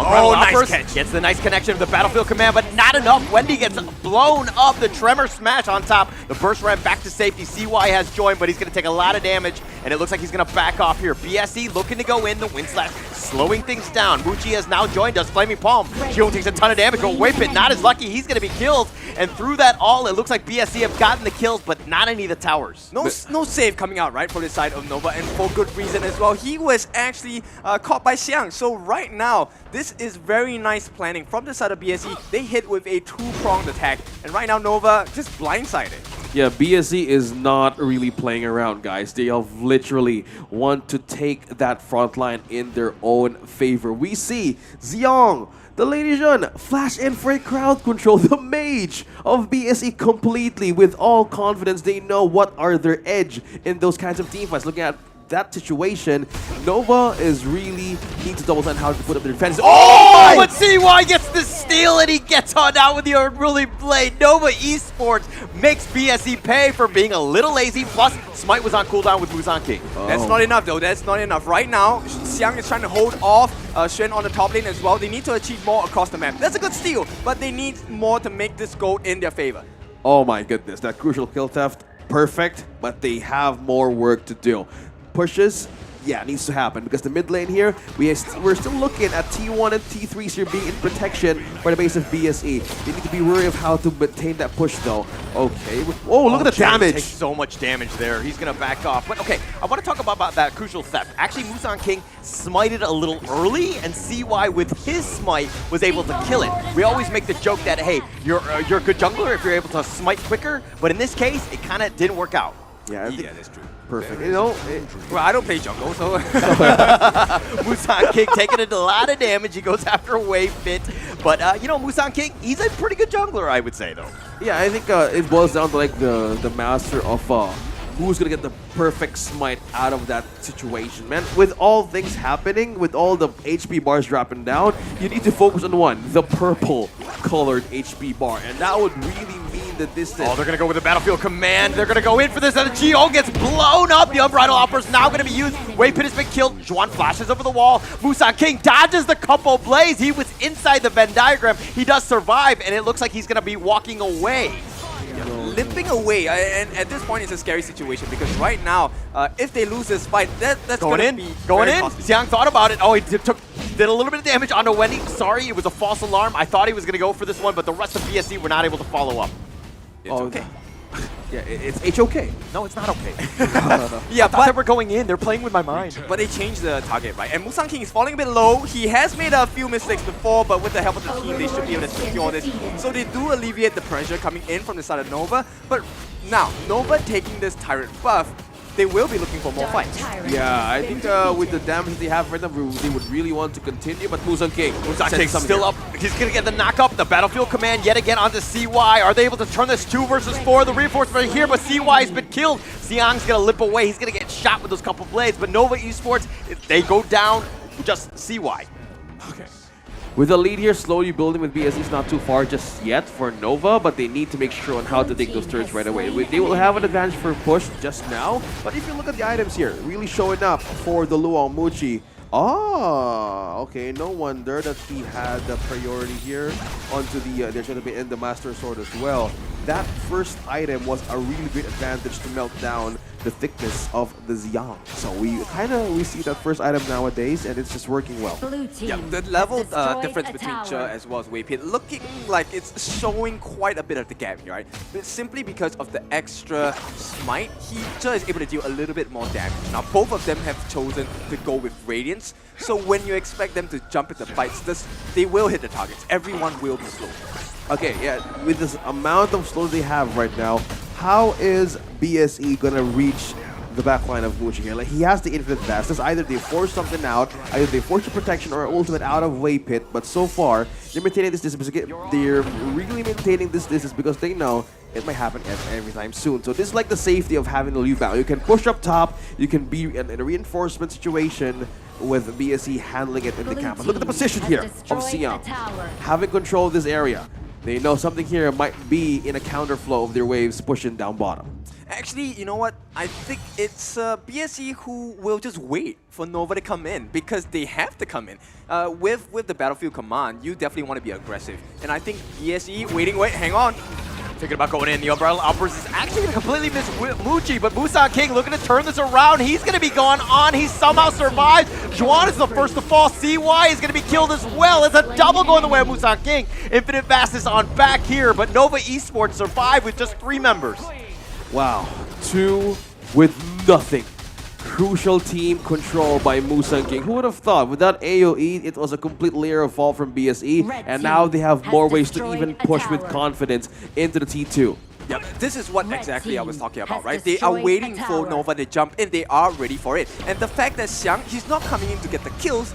He's coming to push them away so that Musang King has the advantage on a 1v. Oh! Musang King gets blown up by the Flaming Palm. Just a little bit over the edge with the Path of Passing, and Muchi makes him pay. Oh my god, dude. We were just talking about it. We were literally looking at each other how we wanted to explain things, but yeah, forget it. Nova is like, okay, hand that second. And this is just a recovery, man. This is just getting scary. Let's head back to the replay. Yeah, this is why I feel like I want to stop complimenting people because every time I give a compliment, they die exactly as I compliment them. This is why you've never complimented me and I'm still alive.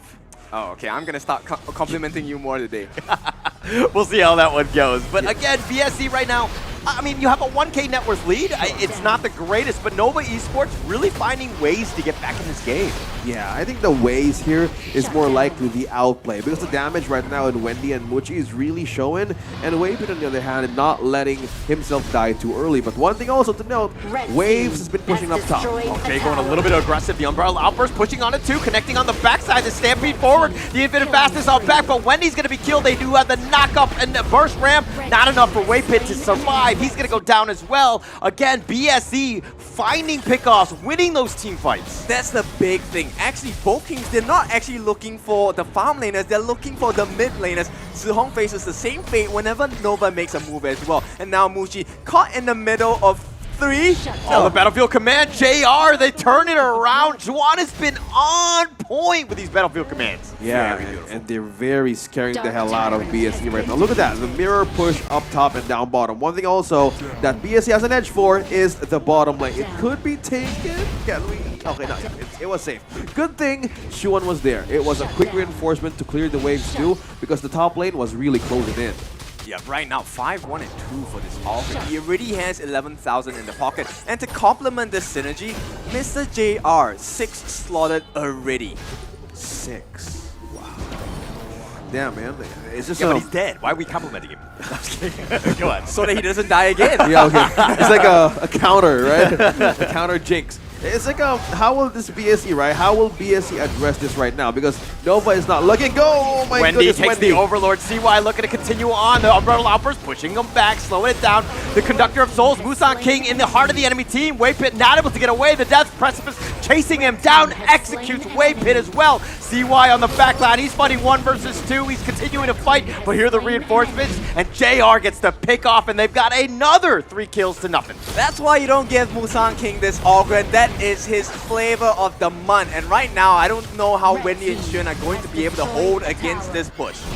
They have let go the Overlord just right in time, clearing out the top lane. Will this be enough buy time for Nova to handle? Oh, nice true. Nice catches onto Juan, but he's going to take most of it. He's limping away. Musan King, the Destroyer, is chasing after him, and the Conductor of Souls and the Execute will take him down. Musan King with another one. And that was a great buy time for Nova as well, sacrificing his life. Shuan making that move clearly bought some time in the sacrifice of the turret down bottom. Having the Vanguards push as well, this was a complete buy time for Nova by giving his life to BSE.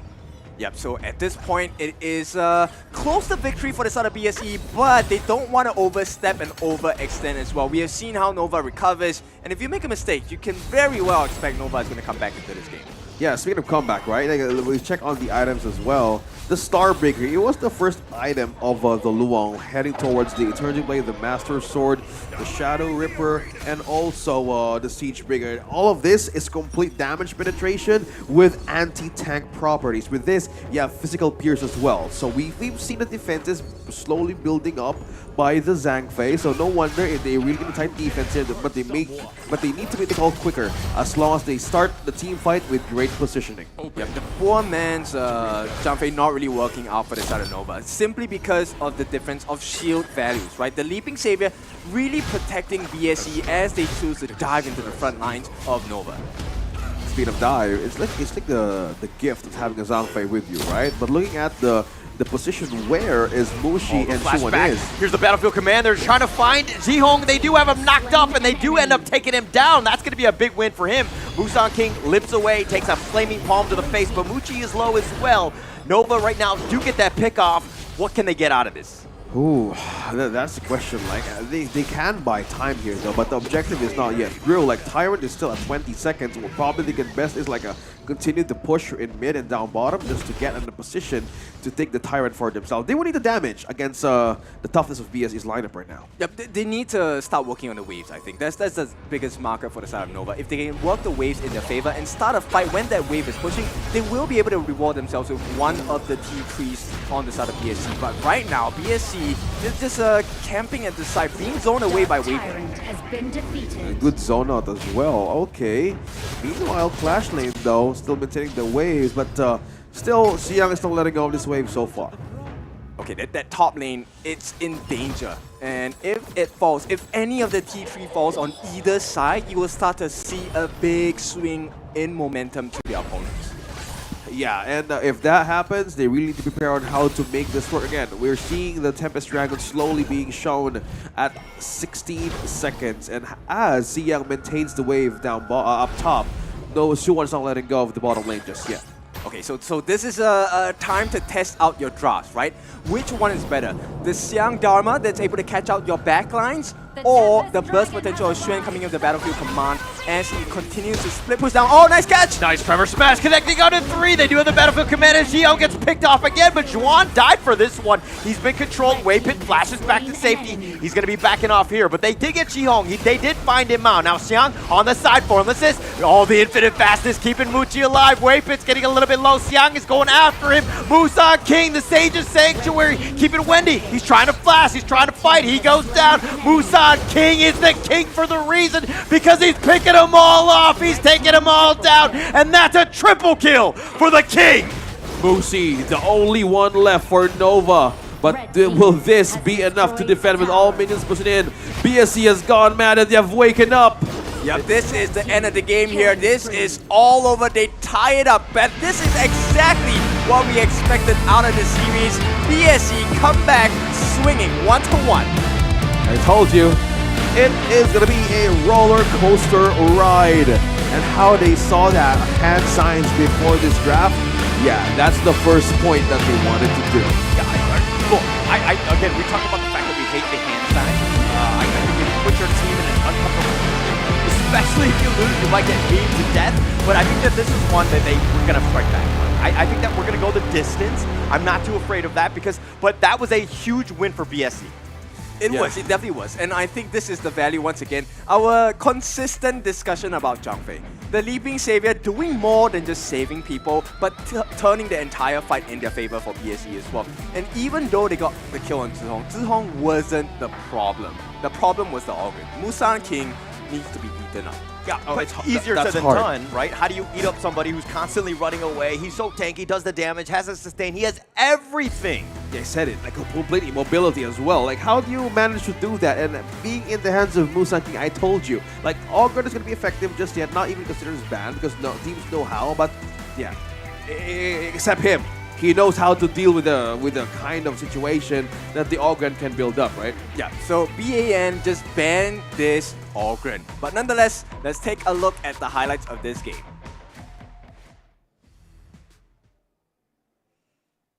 Hi everyone, I'm Yuhan, and I'm the official 2024 HOK Championship Observer. The tournament highlight of the day is here. 3, 2, 1, showtime! This is the start of how they wanted to amp up their lineup. With this kind of combo that they have, it's more likely the frontline follow-up, the Liu Bang, as I call it, the Lian Bang combo, it's just working with Nova. But one thing also that they need to respect is the lineup of BSE. Look at this team fights, guys. It was like a controlled momentum, a calculated aggression as well comes from BSE. Actually, if you take a look at it, one of the things that really makes the fight so difficult for the side of Nova is whenever Wendy's there. Because there's no comeback potential in the burst damage, right? Yeah. I mean, you needed his damage. And I mean, look, Wendy on that Ganenmo, generally speaking, has some great positioning, but it's a tough time on the Ganenmo. Sometimes you do get caught out and you just get blown up. You don't really have much of a chance. But this team is very reliant on his damage. Yes, for sure. Because right now, if you take a look at it, Wendy is always trailing in terms of movement, right? The pacing wasn't as quick. And once the frontliners get taken out, Wendy is no longer safe. It's a free shutdown coming in for the side of Nova as well. I believe it's a better adjustment overall, mainly because of the presence of Ziyong, the Lady Shun. Look at this team fight. It was so close that everybody was really struggling hard to escape that. Look at the zone out and as well as the close up into the catch here. It's like a continuous situation that BSE was trying to counter against Nova. I also want to give merits where merits are due, in the sense that Nova Esports draft really is not bad. I think it's a good one. I just felt like they were just kind of going up against this, you know, insane Musan King Ogren, which is very difficult for any team or any draft to have to fight against. Yeah, and instantly it becomes a death ball, right? When the 5 members come together on the side of BSE, it's really hard to get them down. And especially, look at this. When Wendy hits the mark, they get the kill, but they lose the fight because they're still tanky, they're still healthy. And when the Sage's Sanctuary comes into the play, oh my goodness, you're fighting 5v10. Thank you for putting that out, man. Like, it's a perfect example. But this was just the moments that Team BSE managed to finish in almost 21 seconds. But it was just a delay of the inevitable for Team Nova. Now they need to reset this kind of lineup on how to make the peel. Again, we were talking about the perfect peel against Xiang, Gun, and Mo, but you guys said it correctly. The position and recovery was just so hard. Right, so MVP probably going into the hands of Musang King, and for sure 10-1-5. What a performance put out by the King of the Fruits here.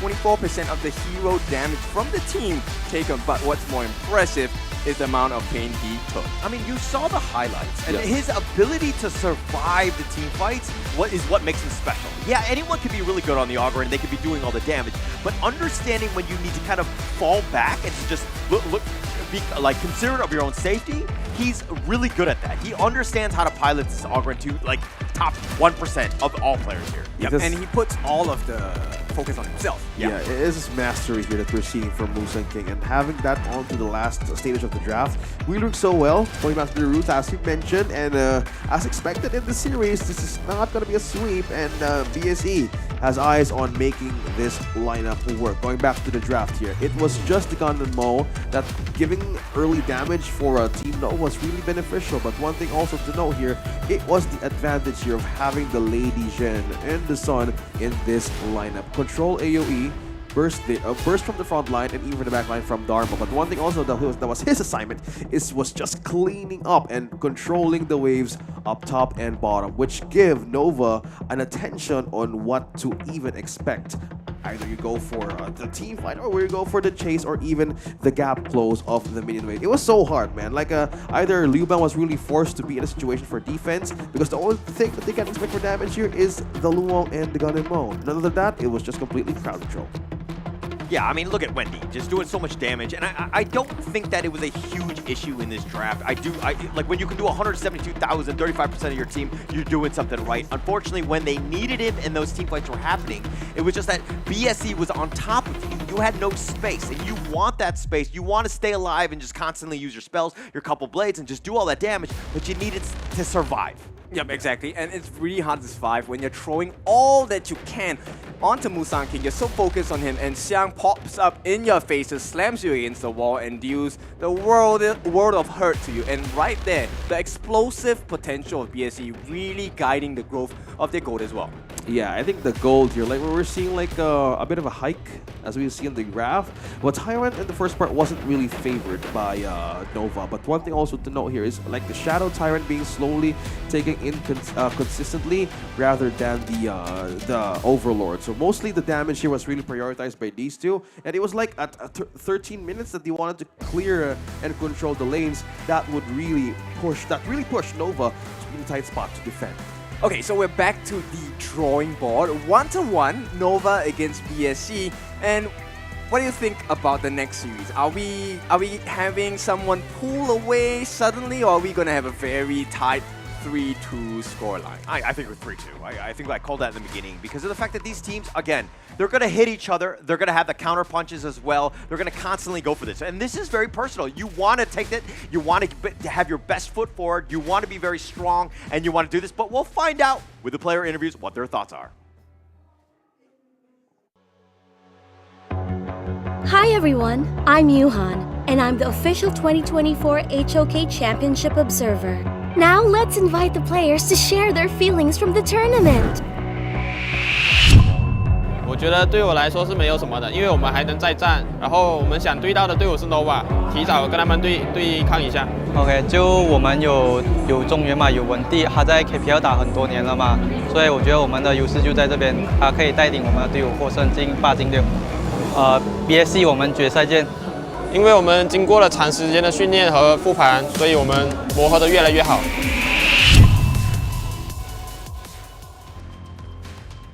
So they have done extensive research on each other, and I think they're fully prepared to come into this best of 5, looking to be able to trade blows.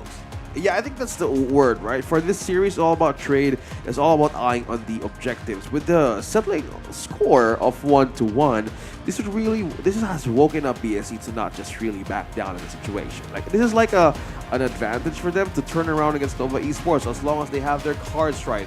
One thing also that stands here is going back to the comfort of the lineup of getting the Zhangfei back into that game. But one thing also that stands out is the official gaming phone of Honor of Kings Championship, the Realme 13 Plus 5G with 120 FPS. Let's head on to the draft. It's pan and pick.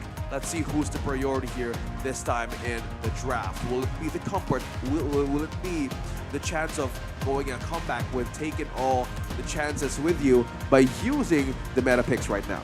Okay, so first thing first, we need to see who's on the blue side, right? Yeah. Who's going to have the first pick priority, who's going to have the potential of the counter pick as well. I think that plays a very big marker into how games go, especially when we're talking about these two teams of such high caliber. Yeah, I think that's the word, right? High caliber. Both has high mastery on meta picks right now. They could either use something out of a new meta that we have seen some games yesterday, most likely the Nezha, and also the Liu Bang combination, right? We're seeing mostly most of that, and it's working so well for initiated team fights with strong backline defense. So if Nova Esports would really want to go for something that would really change up the priority here of BSE, either they respect the Ogren, safely they will take down the Luong, depending on how wanted they go with this. So far, it's like, okay, we've seen the picks chosen here in our tables. Arlie's banned Yuan as well. Mai and Adolia. Good thing that Nova here had eyes on the Zhangfei first. I was really expecting, that's what you said, that we might come to a situation the Zhangfei might be banned in certain games in the knockout stage. But it was like more of a chase on what they're willing to gambit in the first part. Yeah, I think no team wants to ban out the Zhangfei. It will be a wasted ban, right? Imagine having an opponent pick a Yuan in exchange for Zhangfei. They will come in with the stuns and it's going to be a huge problem. But the starting draft coming out from Nova, I like the save as well as the damage potential coming in. And right now, I think that's a stronger start compared to what BSE have. But of course, this is not the end of the draft. They have decent burst damage, decent catch as well. Let's see, what are the tanks that are going to come through? Well, speaking of tanks coming through there, man, like they have taken the Gun and Mo with them. They know that it's the Zhangfei Gun and Mo versus in the front line, but taking this both on their side, this is like a continuous damage and poke and frontline setups. But the Bishop Ling, it's like a staple respect here, and as well as the Li and Po. Wow, they banned it out for BSE. The Ming is open, right? Yeah, the Ming is open, but they still don't want to go. They still respecting the Lian Po potentially from BSE.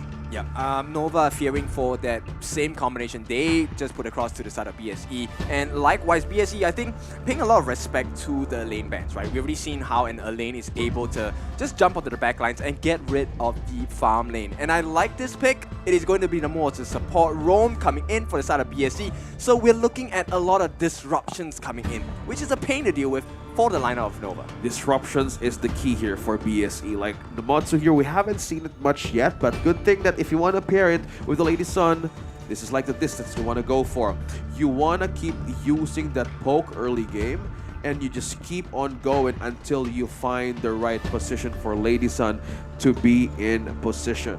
So this time, it's Nova. They would need to have a solution here, especially for the Lady Sun. What would they go for? Wow, really? I don't really agree with this because there's too much risk coming in. I love the Guan Yu to bits, likewise, but you're dealing with a Mortis that has so many answers to you, right? They have the Cannon Blast, they have the Think Inside the Box, and you also have the Lady Chen with the Flowing Sign, with the Ocean of Tears, Destructive Deluge.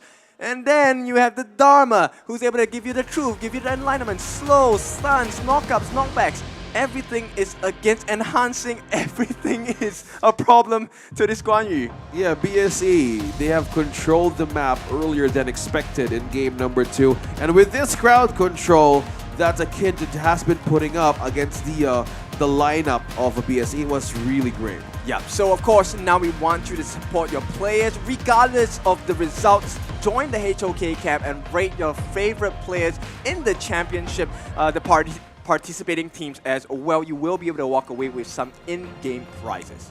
Yep, also you got more perks in the Friday Frenzy as well, because we have been getting some amazing skins, guys. So go ahead. It's always like an HOK Friday with Friday Frenzy. And also that, get the perks in. Who's gonna get this game? 1-1. This is game number 3. Okay, so it looks like a Nova, they want to prioritize this shield tactic, right? And right now, Waypit is taking so much pain, but at the same time, JR is the one that has to be pushed back. Yeah, I think that this is like the wonders of having a Matsu with you, right? And this not having the ultimate just yet. It's just the great amount of passive that we're seeing always. Like it's like the fight for peace skill on once you reach that third hit, you automatically knock back people from the front line. So with that kind of state that the Zhangfei is in, without having the ultimate just yet, yeah, this is the way to go if you want to keep healing your front line. No wonder he was going around here trying to use the advantage for vision as well. And as a Zhangfei, you would need to activate your rages too. Okay, I want to look at the opposite side of the map as well. I have very big concerns for Xuan.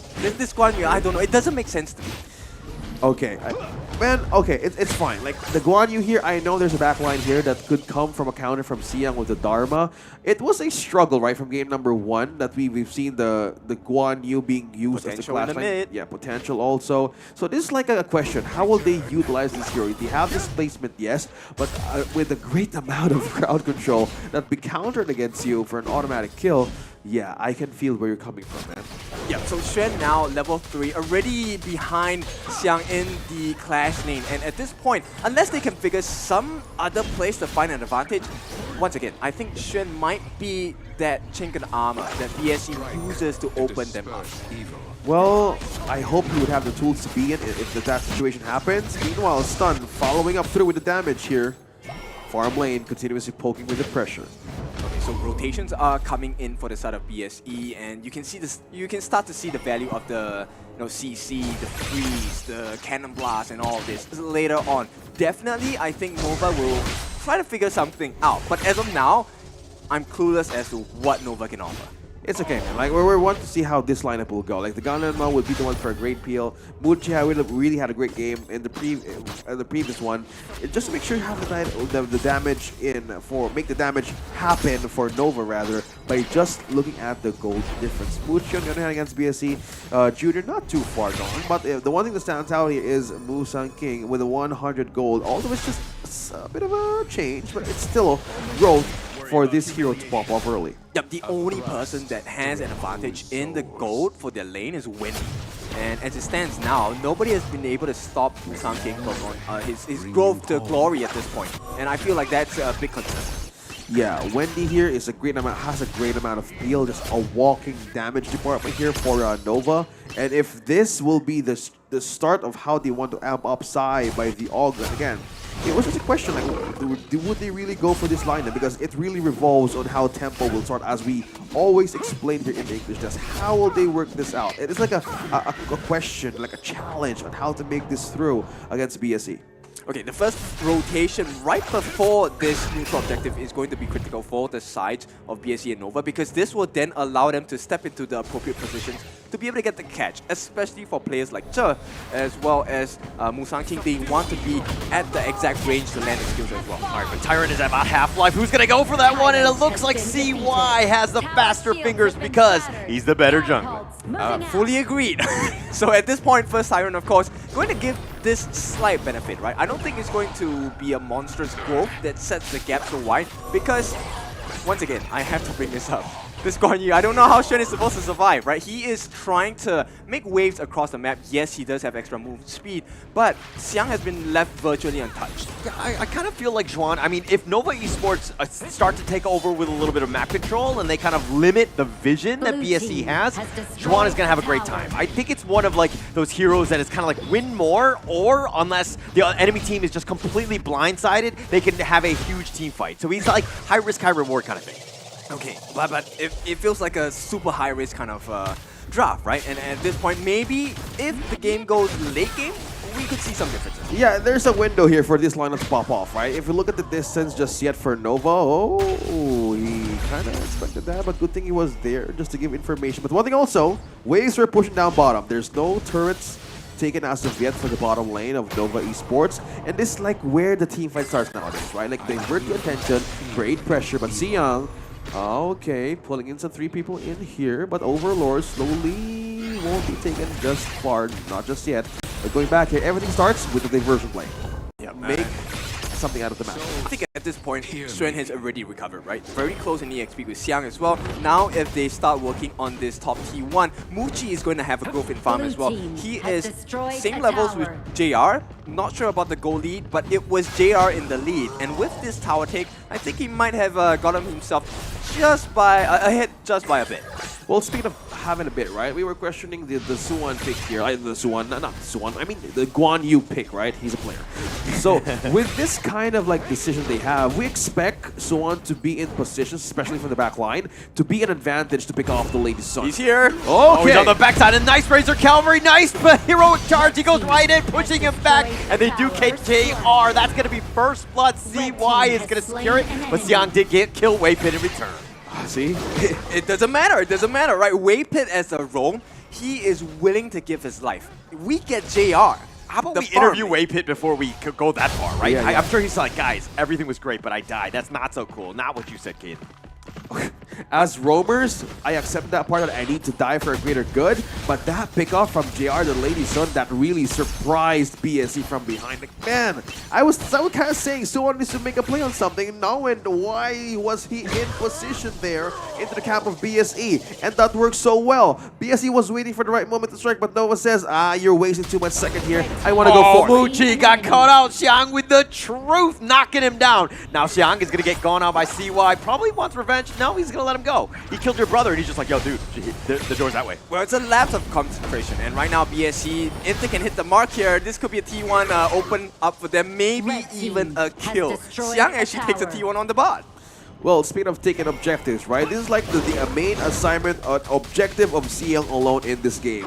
He knows when to make a play by distracting everybody on the map. The control coming in from the bottom lane right now is just a starting factor to make a greater impact in the later stage of the game. He knows what's going to happen at parts that they might lose some team fights, but one thing also is... Oh, but in the mid lane, Jay! Oh, gets picked off. CY is going to take down that one. And it looks like Nova Esports will happily take this free T1 with a single shot from Muchi. Yeah, going back there on my thought, man, it was just the control that Siyoung was trying to build against Nova. It was completely disabled the moment Nova got that kill. Yep, and right now, threatening that T2 with the help of 3 different members on the side of Nova. Siyoung unable to find an opening just yet. Maybe he wants to go in. No. It is a very scary situation for the side of BSE to be in.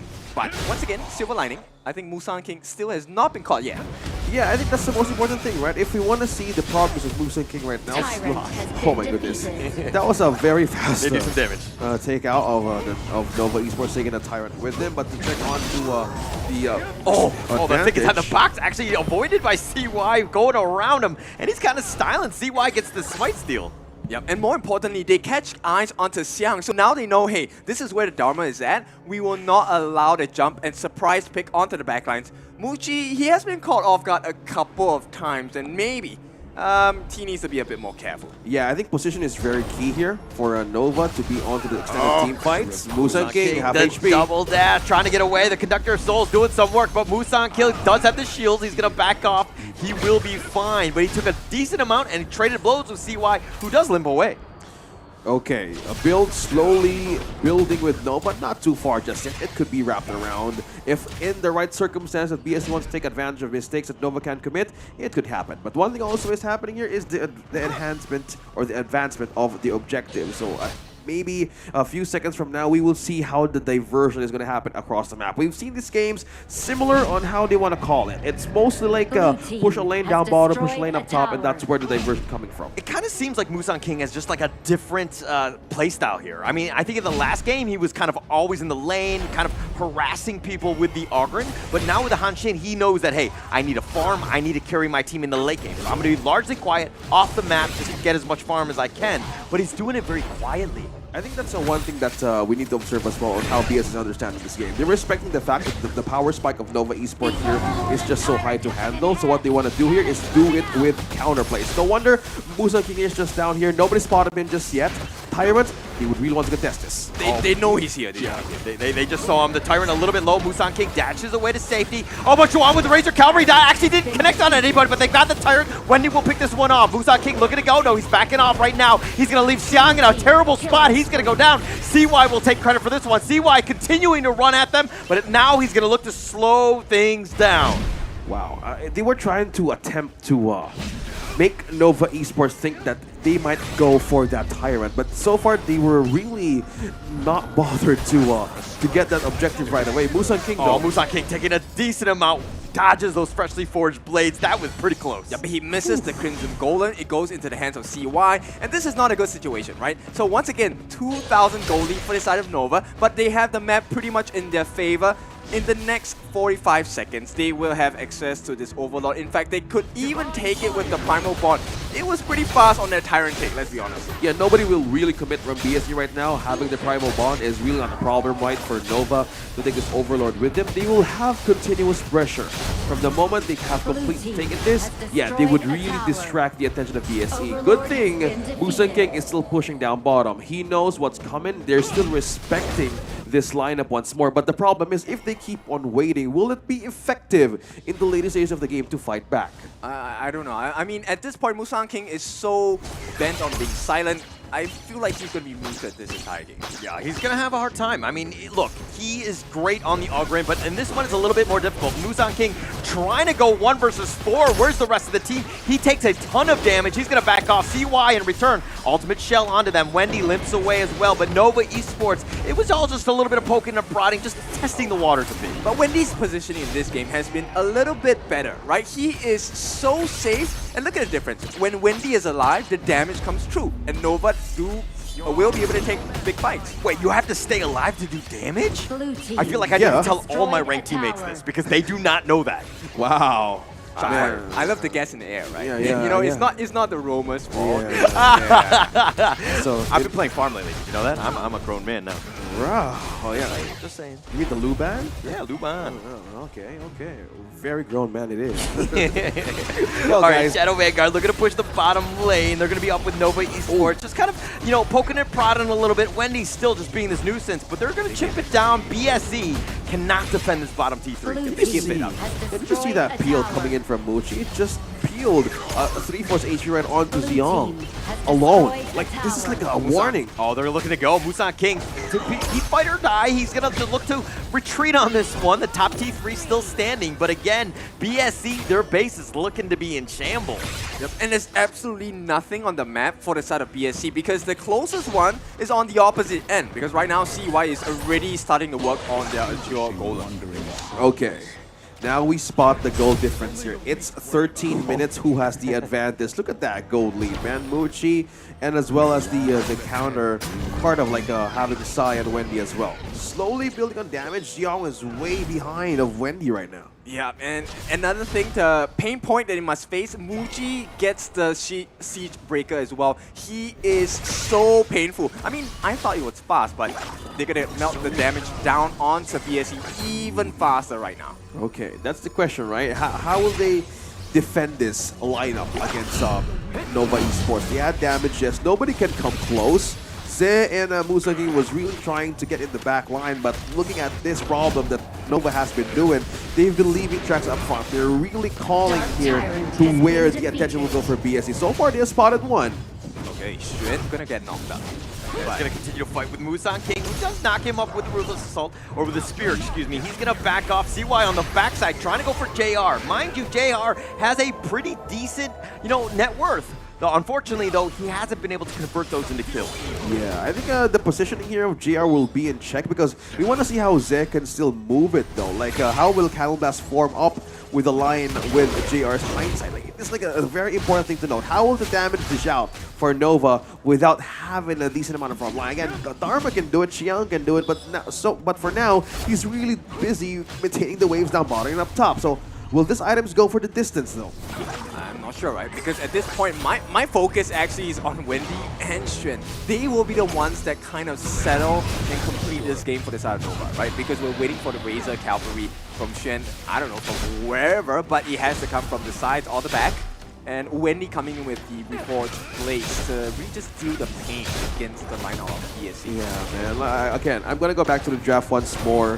Whoever has the Zhang nowadays wins, right? It has a great amount of recovery in a best of 3 and a best of 5.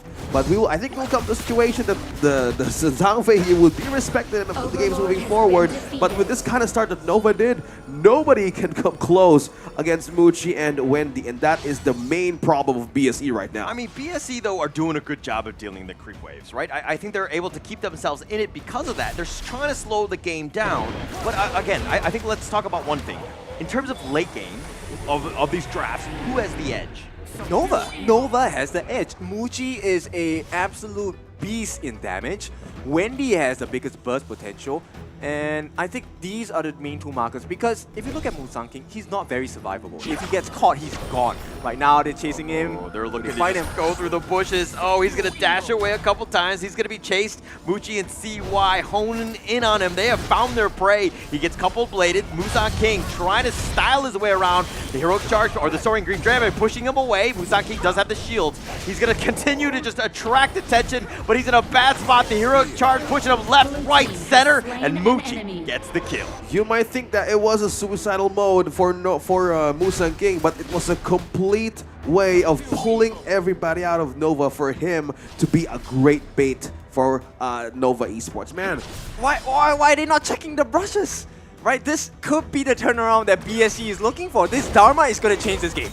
Completely. He's looking to go. I mean, he's going to get spotted out here. CY will chase after him. And again, attracting attention. This is just so JR and, of course, Gion can just take down those Vanguards and slow the game down. This is one way of dealing with Vanguard. Bro, they're willing to sacrifice another one from BSE. 7 seconds will be the time for Musang to respawn. I hope this sacrifice will be enough for them to buy time to push through it with the games moving forward. Oh no, Xuan's position is going to be very vital to catch JR. Just catch him out though, that's the big thing. Ooh, I think that's a thing, right? Nobody's checking the bushes now. Can you please check on what's going to happen? Because there's a lot of game-changing moments here that these two has a lot of compositions for a comeback. So far, waves at mid, they need to be clear here on what would be the priority. There's one turret left standing, and slowly it will be taken away from BSE. Yeah, Waypit helping the aggression as well. This could be the very last stand for the side of BSC. Yeah, CY looking to go in. The Death Precipice just going to be used on that one. The base is just getting whittled down. They use a Razor Cavalry, and just like that, Nova Esports with all the damage will take game 3. It's a slap to the face there, but BSC, they have to take this one because it was just a better drop. Although in the early stages of this game, I was kind of questioning, the quality of pick, but they bought enough time and there was no way back in the game because Musang King was just not.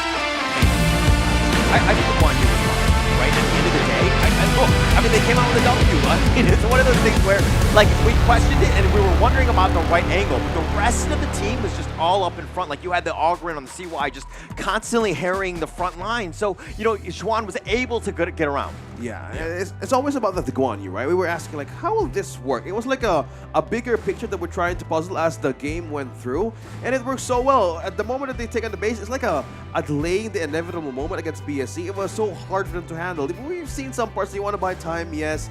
Being in wrong places, nobody checking the bush, but it's like the confidence of Nova that they want to keep on doing, right? They have damage, they have control as well. I think it was too late for BSC to fight back.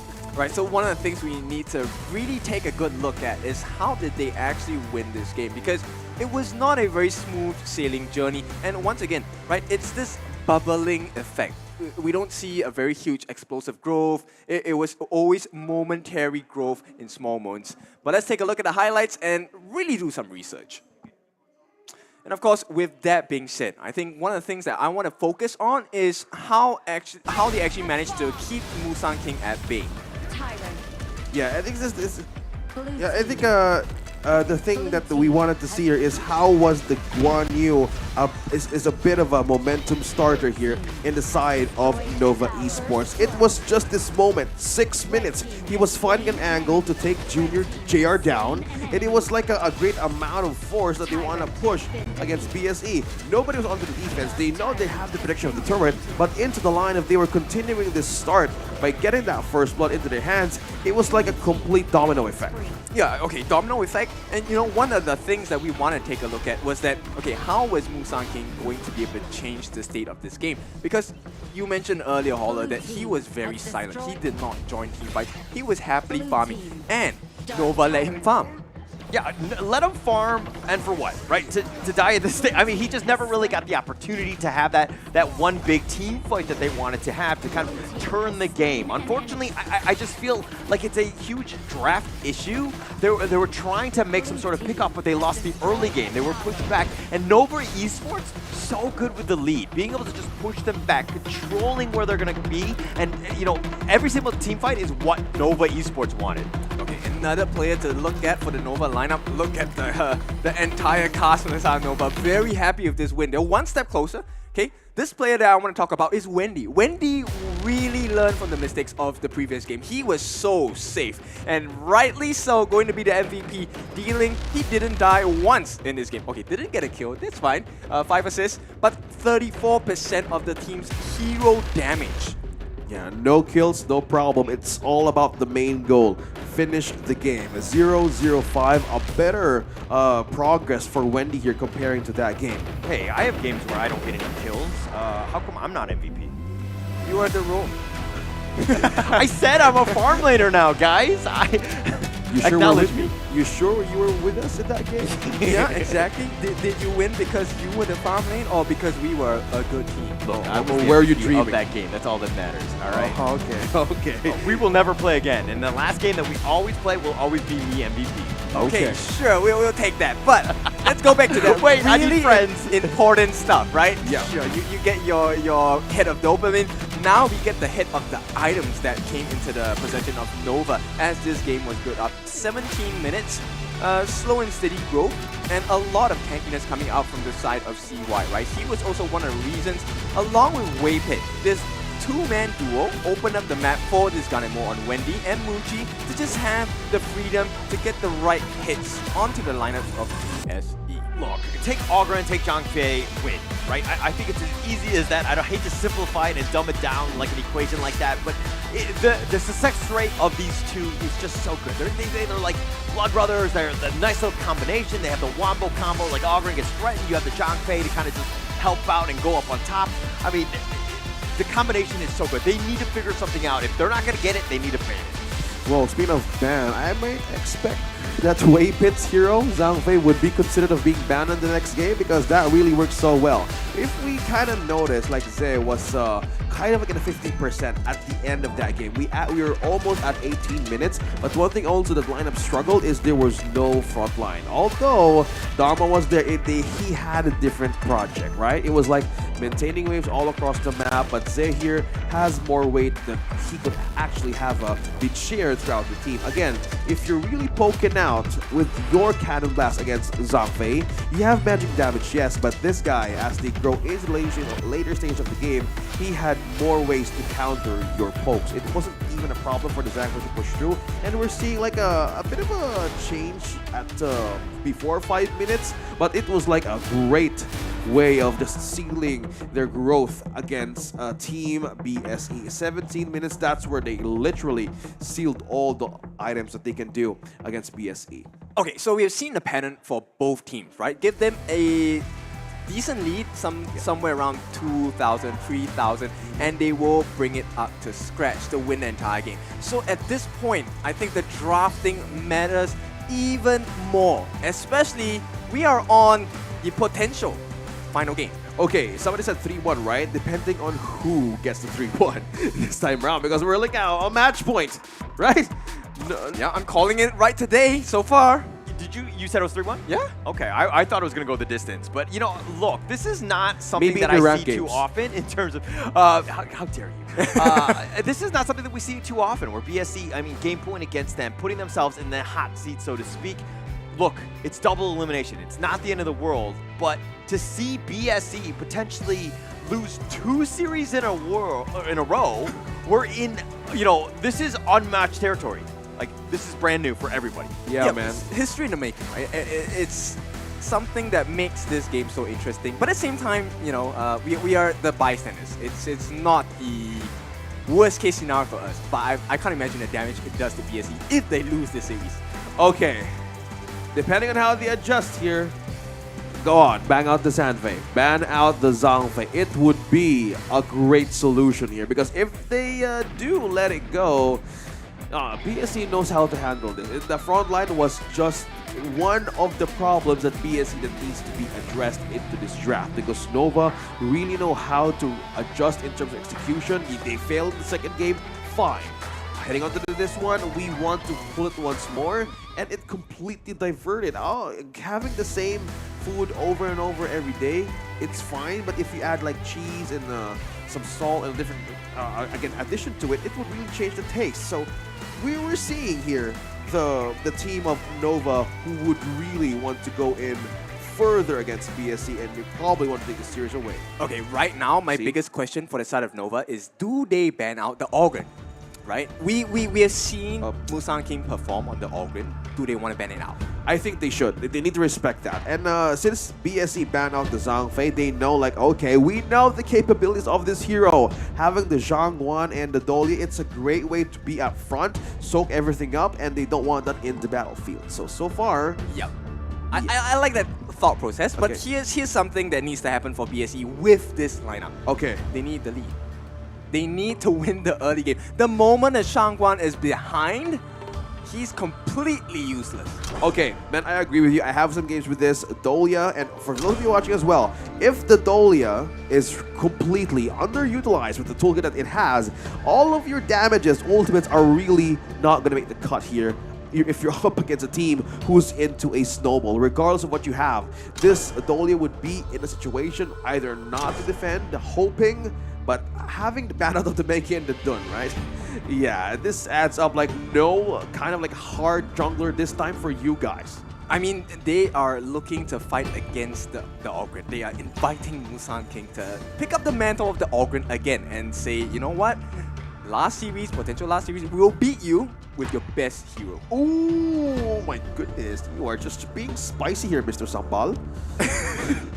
Yo, bro, I think you've been calling a lot of score lines here in our tournament so far. This is just the caliber of our team. If they want to see that, man, they need to be more first to protect themselves if that power pick shows up. So Nova on the last two, Lian Po. Okay, Lian Po with a long, fine. Is the Liu Bang still an option? What? Agudo? Okay, interesting. I like this. Okay, let's walk through the potential. Okay. Right? Wild Growth, you have a massive AoE, slow. The Byron can come in with the flash. Shangguan comes in like one wombo combo, right? Where combination meal, maybe. I don't know. Are you thinking of a value meal with fries and drinks? Yes, okay. I am. I'm pretty hungry right now. If somebody hears him right now, please bring him food. I want to. But if to add this pick, oh my gosh, BSE with the Agudo, we have it. Well, this is the thing we kind of expect on the knockout stage, right? Okay, this is the thing that we kind of expect. Oh no! Pull something different. Okay, I heard you there. How's the Hano doing here? Because the poke, with the scepter here coming from the Hano too. I don't know, man. Like, come on, your thoughts. Go ahead. This Hano is going to go full tank. He's going to be responsible to soak up the damage coming in from the side of BSE, and hopefully he doesn't take too much and end up to reset his entire health pool with the Fate Rewind. And welcome, hello to the rest of Nova's lineup. We are fighting 5v6. Oh my goodness. Let's see how this series folds, guys. It's the game that Nova is on match point. Let's see how this goes. We're seeing an Agudo. What such a cute skin. Aww. Oh my god, I got distracted from there. Okay. Will this work? Because it has a lot of kits in their sleeve in the toolkit. Because the crowd control, yes, you have frontline as well, but will it work though? I've seen some games as this and the tournaments as well too. It has a window. Early game, mid game, depending on how the damage capability will work against the opposing team. If it has a lot of damage and peel, as you said, if Wendy goes in full tank, that's scary. Yeah, it is going to be scary. And for the first time in history for HOK, BSC is looking like it's going to make its meet its maker at this point. Yeah, look, I mean, this is definitely, they're going deep in the playbook, trying to figure something out with this Agudo pick. Again, I think that we're all kind of caught off guard. This is definitely a pocket pick. We saw Blacklist International pull out the Nezla yesterday, and they had great success with that. So I'm hoping that BSC, you know, like they got something that can kind of work with this, because again, I'm more flabbergasted more than anything else. Okay, man. Like I know where guys are coming from. Like we've seen like a similar hero pool in terms of like the appearance of how the picks now really matters in the second day of the knockout stage. It'll really work, but this team right now is really not scared to be off meta, mainly because of folk, or mainly because of comfort, pocket strategy that might get Nova off guard. Okay, They do some damage. Musan King lips away, throws out Furball, and then CY kind of just says hi to him, and that's gonna be the end of that. And that's actually one of my big concerns here, right?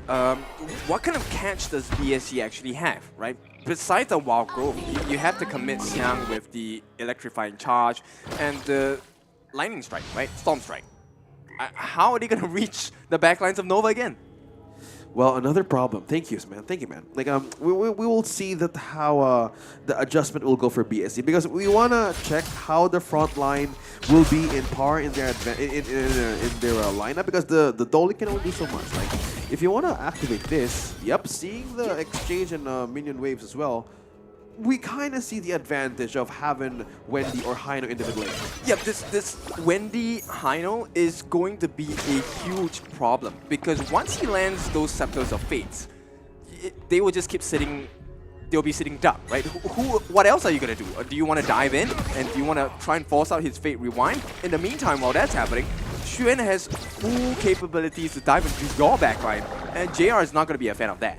Yeah, Xuan has been amazing in making in opening up the vulnerability of the backline of any team, specifically BSE. Meanwhile, hold that wave pit, they're calling it in. Oh, the flashback. Muji taking a decent amount, the finishing stroke, and it looks like Zihong will just back off with this one. But they do a little bit of chip damage on this bottom T1. Furball gets recalled, and it looks like Autobot roll out. Okay, so rolling out, not hitting the cinematic entrance as they would like, but so far dealing some good structural damage, I think. Yeah, they need to make it work too. Like, okay, we were seeing like the pocket pick, right? The Agudo pick. So far, the gold lead is leaning towards BSE side. We might have seen some less of an engage from them, like no action at all at this moment. But this is just completely focusing onto their momentum. But one thing that Musan King is doing better in this game than the last one is he's actually roaming between the lanes. Like, there's definitely an impact. There's not too much pressure on him to carry and to just farm. He's actually trying to push it out to give your team a bit of an edge in each of the lanes. Yeah, so this is like the wonders of having an Agudo, right? You have roam, you have more ways to utilize mobility, and this is just a great way of seeing advantage for Vision as well. I'm not sure what CY is trying to achieve here. He threw everything onto Xiang, and I think they just want to make sure that they get this T1 as a trade to the potential Tyrant. Yeah, no chance here. Tyrant gonna be whittled down, no issues. Musan King picks it up with this smite, but they might lose the top T1. They've been pushed away, so if anything, they've kind of scared Xiang away from defending it. BSE looking to kind of make use of that and kind of push the mid lane here. So I think Nova still wins that kind of trade because they left that all the ultimates right onto Xiang to be like peeled off or even zone out. Mainly because they want to let go of that Tyrant right away because they don't need it just yet. But that turn Duel of the Death connecting onto 2. That's going to be a nice start. Furball is going to be used to return favor wine. Oh, he gets back to full. Wendy somehow survives. CY continuing on, but the Death at Sunset shuts down Gio. Wow. First blood. This is a big marker, right? So Nova, once again, they take the best foot forward, but they haven't exactly made it the best trade yet, because as of now, BSC is still leading in farm, and they have a T1 taken on the farm lane on the bot as well. Okay, we were looking at the mirror takedown of objective, but as we go into the items being built up, Blazing Cape picked up by Alain Xuan as well. A great sustainable item as well for diving in. So this is like the thing that we want to see, the staple build that we might expect for an Alain, but one thing also for the mid laner, Zihong also building up the tome. Okay. They have the insatiable tone. That's insatiable tone. So they go right in. CY just doing so much damage. Busan King does survive though. Waypit now on the run. He's going to be chased by Furball. And how can you run from something so cute? Okay, Furball. Okay, will that become a problem? Like slowly building a lead of 1.5, and as I go back to the insatiable tone, the damage is slowly being built up by Zihong here. With the frenzy, it might hurt in 10 minutes, but so far BSC is buying time here, and they secured the Overlord as well. It's a decent marker, but right now the trades is coming in from the side of Nova as well. And I can start to see why they picked up this Agudo as well. You will notice in the middle of this objective fights, it's all advantage to BSC. They have to stand in the wild growth. Yeah, and with the growth that you want to keep on building against Nova, you might want to sustain those team fights. And Musan King is no stranger for this pick because being tanky. Oh, they want to go with the favorite wine. Pushes him back. Wendy does survive. Waypit's a little bit low. The Flaming Palm is going to be dodged, by the finishing stroke. Jiang survives. Wendy now gets knocked up by that Furball who chases after him. He's going to just reposition himself back in. But with this Vanguard pushing, Nova Esports will hold. But the map is still in favor of Nova. Yeah, I mean, it's not yet done, right? Nova right now has building enough tools to be in situations. Again, you mentioned about the insatiable tone being present with Hano too. So countering with damage for damage, but not the moment yet to fight back if you're Nova. But one thing that we're seeing here for CY is the pushes, and we see the duo as well from Suwon up top. Continuously putting pressure and eyeing possibly on the T2s. They might be overextending, right? If you notice the way that Nova has positioned themselves, they're just making sure they cover the side lanes and look for the best possible option to open up BSE as they try to melt this T1 in the mid. And for the first time. Oh, that Wild Girl trying to slow him down. Musan King, it looks like he will. It's going to deter them there. Musan King rolls after them. But Wendy throwing out those scepters like they're going out of style does a little bit of damage on a Musan King. This one-on-one, this is a big pillow fight, right? And at the end of the day, it's really who has the advantage in terms of the wave management. Yeah, top lane, Musan King dealing with CY. He's going to be knocked up. He uses Duel to Death to keep himself alive, but Waypit going in, sacrificing himself for the greater good. Jeong looking for the pickoff, trying to go for the finishing stroke, not able to do it onto CY. He's going to back off here, and he does limp away. He survives. So this is the sustained wonders of this lineup, right? The Musan King picking up the Agudo once more in this draft. It is just working into the front line extension, right? They know that the Dola can't do so much, and we were questioning how will they survive that kind of momentum. Again, it's all about the front line and to the center point of team fight such as the jungler. But I think Musan King kind of learned a lesson like, I don't want to be aggressive. I know you like my Alkin as well. Both have similarities. But in terms of getting that defense right on to team fight such as this, I think they have a better adjustment in terms of countering damage against Nova. Yeah, they're still looking for an opening. Right now, Musan King, the Agudo, it's so terrifyingly tanky at this point. It feels like, oh, he's gonna die, and suddenly he is able to tank through so much more. And I feel like Nova might get baited in by this. Well, I think they're not letting it happen just yet. You want to maintain this kind of waves, you want to counter, but we've seen some mistakes back in the game, like if you did do overextension, if you did stay in a longer position, these two has two things in common. They know how to capitalize on recovery. Quick recovery on mistakes that everybody is overstaying in a certain point of the map, they take it. No wonder here, see why. Oh, nice Storm Strike. Oh, the Infinite Fastness. Then that Sunset. They both take their Ubers on out, and they do survive. Furball chases after them, but with that get out of jail free card, both of them survive. Yeah, it's an important marker, right? You could see the fear in the eyes of the Nova players the moment they saw that wraparound coming in from BSC, and this time, that pressure is going to crack open the T2 on the Yeah, but this is an opening. They don't have two ults. That's going to be pretty massive if they're able to capitalize in some way. But Wendy here pushing ahead with those sectors. And we'll see. But CY almost going in 1 versus 3. Needs to be careful. Extreme speed under the tower. He will be fine. But Nova Esports, again, slowing the game down. I think that is just their... Speaking of slowing the game down, favorite wine, he's going to back off JR. Sorry, he's doing a ton of damage. Wendy does survive, but another ult that's on cooldown. Okay, I think that's the main point of this game. Like, Nova eyes on the objective, but the main point of all of this contention is to slow them down. Look at the zone out here doing Zé and Musan King. We're seeing this control from their lineup. They can go in and out. Jiang going right after Waypit. Doesn't actually get the finishing stroke, though. He's going to be back off to safety, but just pushes them away so that Musang King can take a free Titan. CY saved his teammate's life there with the illuminating slash for good reason as well. BSC now, they have the gold advantage, 3,000 hits. Silently, and suddenly, right? BSC now in the lead in terms of gold, but in terms of map control, I think it's pretty much still in Nova's door. Yeah, they need to maintain that. They've been losing the kind of exchange mainly because of the frontline damage here. So with that kind of sustain that BSC has right now, this is putting into question what will be the target of Nova. Who will they target, knowing that the front line is just so high for defense here, and JR being in aggressive positions that they could use it as bait, right? Yeah, and right now, being baited, they have left the top lane unattended, and BSC obliged. That's a tier 2 down. Okay, map's in the favor. We're seeing Nova trying to split them. Favor wind back, finishing stroke. Sorry, they're both disengaging at this point. But, you know, again, it's on the edge. BSC pushing them, forcing Nova to do things that they don't really want to do. Furball going into Muchi as well, but this T1 is starting to chip out.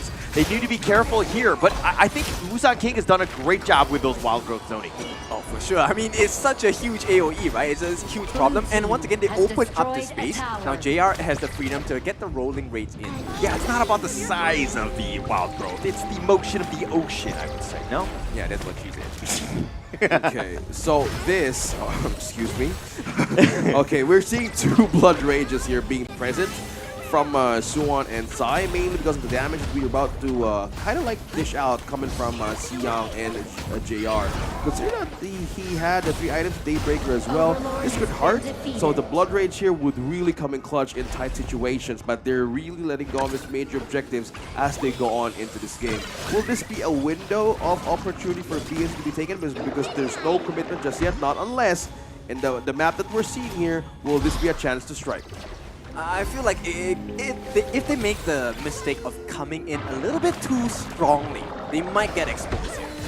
So Nova, they'll do well for themselves. Xuan is the one that's straggler. Oh, the Death at Sunset keeping him alive. He's trying to stay. He does have the shield though. He does go get under the tower. He's going to be fine. The Furball onto CY, who does get picked off. JR is doing some serious damage. Now BSC look to focus their attention on this mid T2. They found an opening, and they are making Nova Esports pay. He's out for 30 seconds. That's a long time right now as we approach that 13th-minute mark. Yeah, almost building the lead of 5K as well for BSE. The question is, can Nova defend? So far, they're really making him uncomfortable. Oh, Xiong still up in front. Finishing strokes just back, but they get the pick up onto Wendy. The Death at Sunset from Juan. He might have gone in too far. He's going to be picked off. The finishing stroke yet again. Waypick gets killed, and that looks like BSE have found a way, but one last hurrah with this infinite fastness. It's Muchi against the world, and he's going to be killed, and BSE will take game 4, and we go to a game 5. Okay, it's going to go to the distance here. BSC says, no, you will not pass. It is going to be the game number 5 in this best of 5 series. And I mean, right now, I can't tell who has the advantage at all.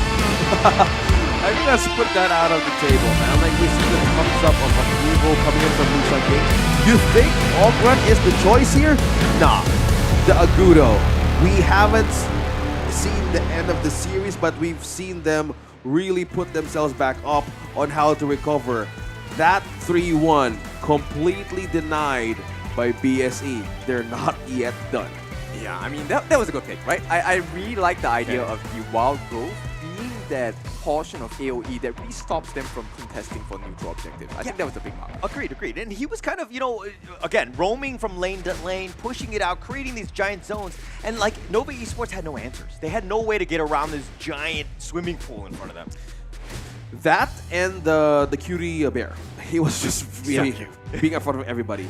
It was like the great diversion for everybody. So let's see how that game went, right? Let's go back slowly in the highlights that BSE took from Team Nova. Hi everyone, I'm Yuhan, and I'm the official 2024 HOK Championship Observer. The tournament highlight of the day is here. 3, 2, 1, showtime! back onto the game. This is like the zone that they wanted to keep on going. You're like a major sponge here in team fights against Nova Esports. They know you have backline entry, you have ground control setups from a follow-up from Sai as well, having being the Musashi, but it was just complete soak up. And that gave so much space for Siyoung and Junior to be in aggressive positions and melt everyone down. Yeah, but I think one of the win conditions that Nova was looking at was the fact that they were hoping that Wendy would be able to kind of peel and melt them down before the fight starts, right? But I like the understanding Zhihong took a very huge risk to go all in with the finishing stroke when there were 5 different members of Nova standing in his way. Yeah, and this game, at 13 minutes, they were trying to defend, yes, but nobody was taken out of BSE in the moment that they wanted to seal against that series, because it was just becoming a problem. With that kind of a draft that you were shaken up by getting that Agudo pick, the question is, will you get that damage enough for Agudo if it hit just by one hero, right? It was just a problem. Yeah, I think we look at it right now. Let's take a look at the MVP first. JR, of course, the MVP for this game, 4-0-2, always had the freedom and space to roam around, get the rolling waves, get the damage in because of that big bear, Agudo, right? Putting the wild growth, slowing people down, and making them turn tails instead of going for the fight. Yeah, and they really want to put everything in a situation that could be in their favor. Do you wanna take on team fight? You were like, okay, give us what you got, and just keep on taking it down. As long as you can keep on going, go ahead. But it was just like a slow burn, right? They had the upper hand, I guess, in gold during the early stages of the game, but it wasn't just enough. Like, you need to maintain the map being controlled by Musashi, and it was hard.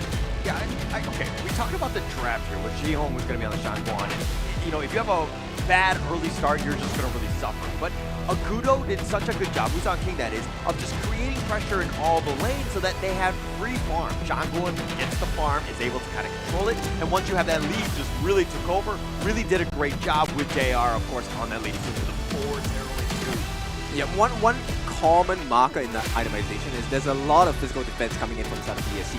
To deal with the fact that Muji was supposedly able to kind of hurt them later parts of the game, and also to survive the dive from Xuan and CY, which then opened up the doors for them to really just go ham onto Wendy. And once again, it feels like Wendy is the catalyst of the team for Team Nova, right? You take out Wendy, you win the game. Yeah, I think that's the main objective, right? When he had the Insatiable Tome, and the last one was the Mask of Agony, and really, this pushed Nova to be in team fights all the time, like 100%, comparing it to BSE, which was Siyoung doing all the cleanup work in the lanes, which is like a staple from now on, but it was just like the same similar thing. Look at the soak up, right? Same as BSE. They were willing to take the punches and just find openings who to get against Nova. And this is one of those moments where maybe that international experience, all of the games against the top tier teams, is really starting to pay off for Black Shirt Esports. Being able to play at this level, getting punched in the face, and how to counter, and to not get demoralized, put yourself in a position to win. You've earned that right to play in this game 5, but now can you finish here? Yeah, that's a very important marker because you don't want to run out of stamina again, right? This is a long series. If you lose this, you're going to go for another game tomorrow, which is another BO5, and potentially get knocked out. That's a great way to put it, man. Like, I know the team right now still has an edge to bounce back, but that's going to be like a one chance. But with the preparation coming in from a loss, that's one. Preparing for the next day, that's two. Like, it's not just an easy thing to prepare, right? Teams right here in HOKC really has a lot of pages, as we see like the coaches have in their the draft right there, but it takes a lot of research and preparation too. So if they want to have a great seat, probably get the best win right now moving forward, and we're heading to Game 5. Alright, so it is about the preparations, and of course, it's not how you start, right? It's how you finish, and at this point, both teams looking to finish strong. I like the fact that we are undecided on which camp we're standing in, right? And I think this is what makes a great match as well, when you don't know what is going to happen. But what we know for sure is that this is going to be a surprise of an ender for either of the fans, because both camps, I think we have seen the comments on both social medias that we are very strong BSE fans, we have very strong Nova fans as well. And both camps believe that they are the rightful owner of that position in the winner's bracket. Well, go ahead, just keep on commenting down because you're about to know what will be the adjustment here while waiting for the draft to arrive for this game. Like, we will see some adjusted, we will see some takes. They know that they will be banning out the Zhang Fei, but it was just like one of the decoys that they can do against that match because they know they've been hiding something up on their sleeve.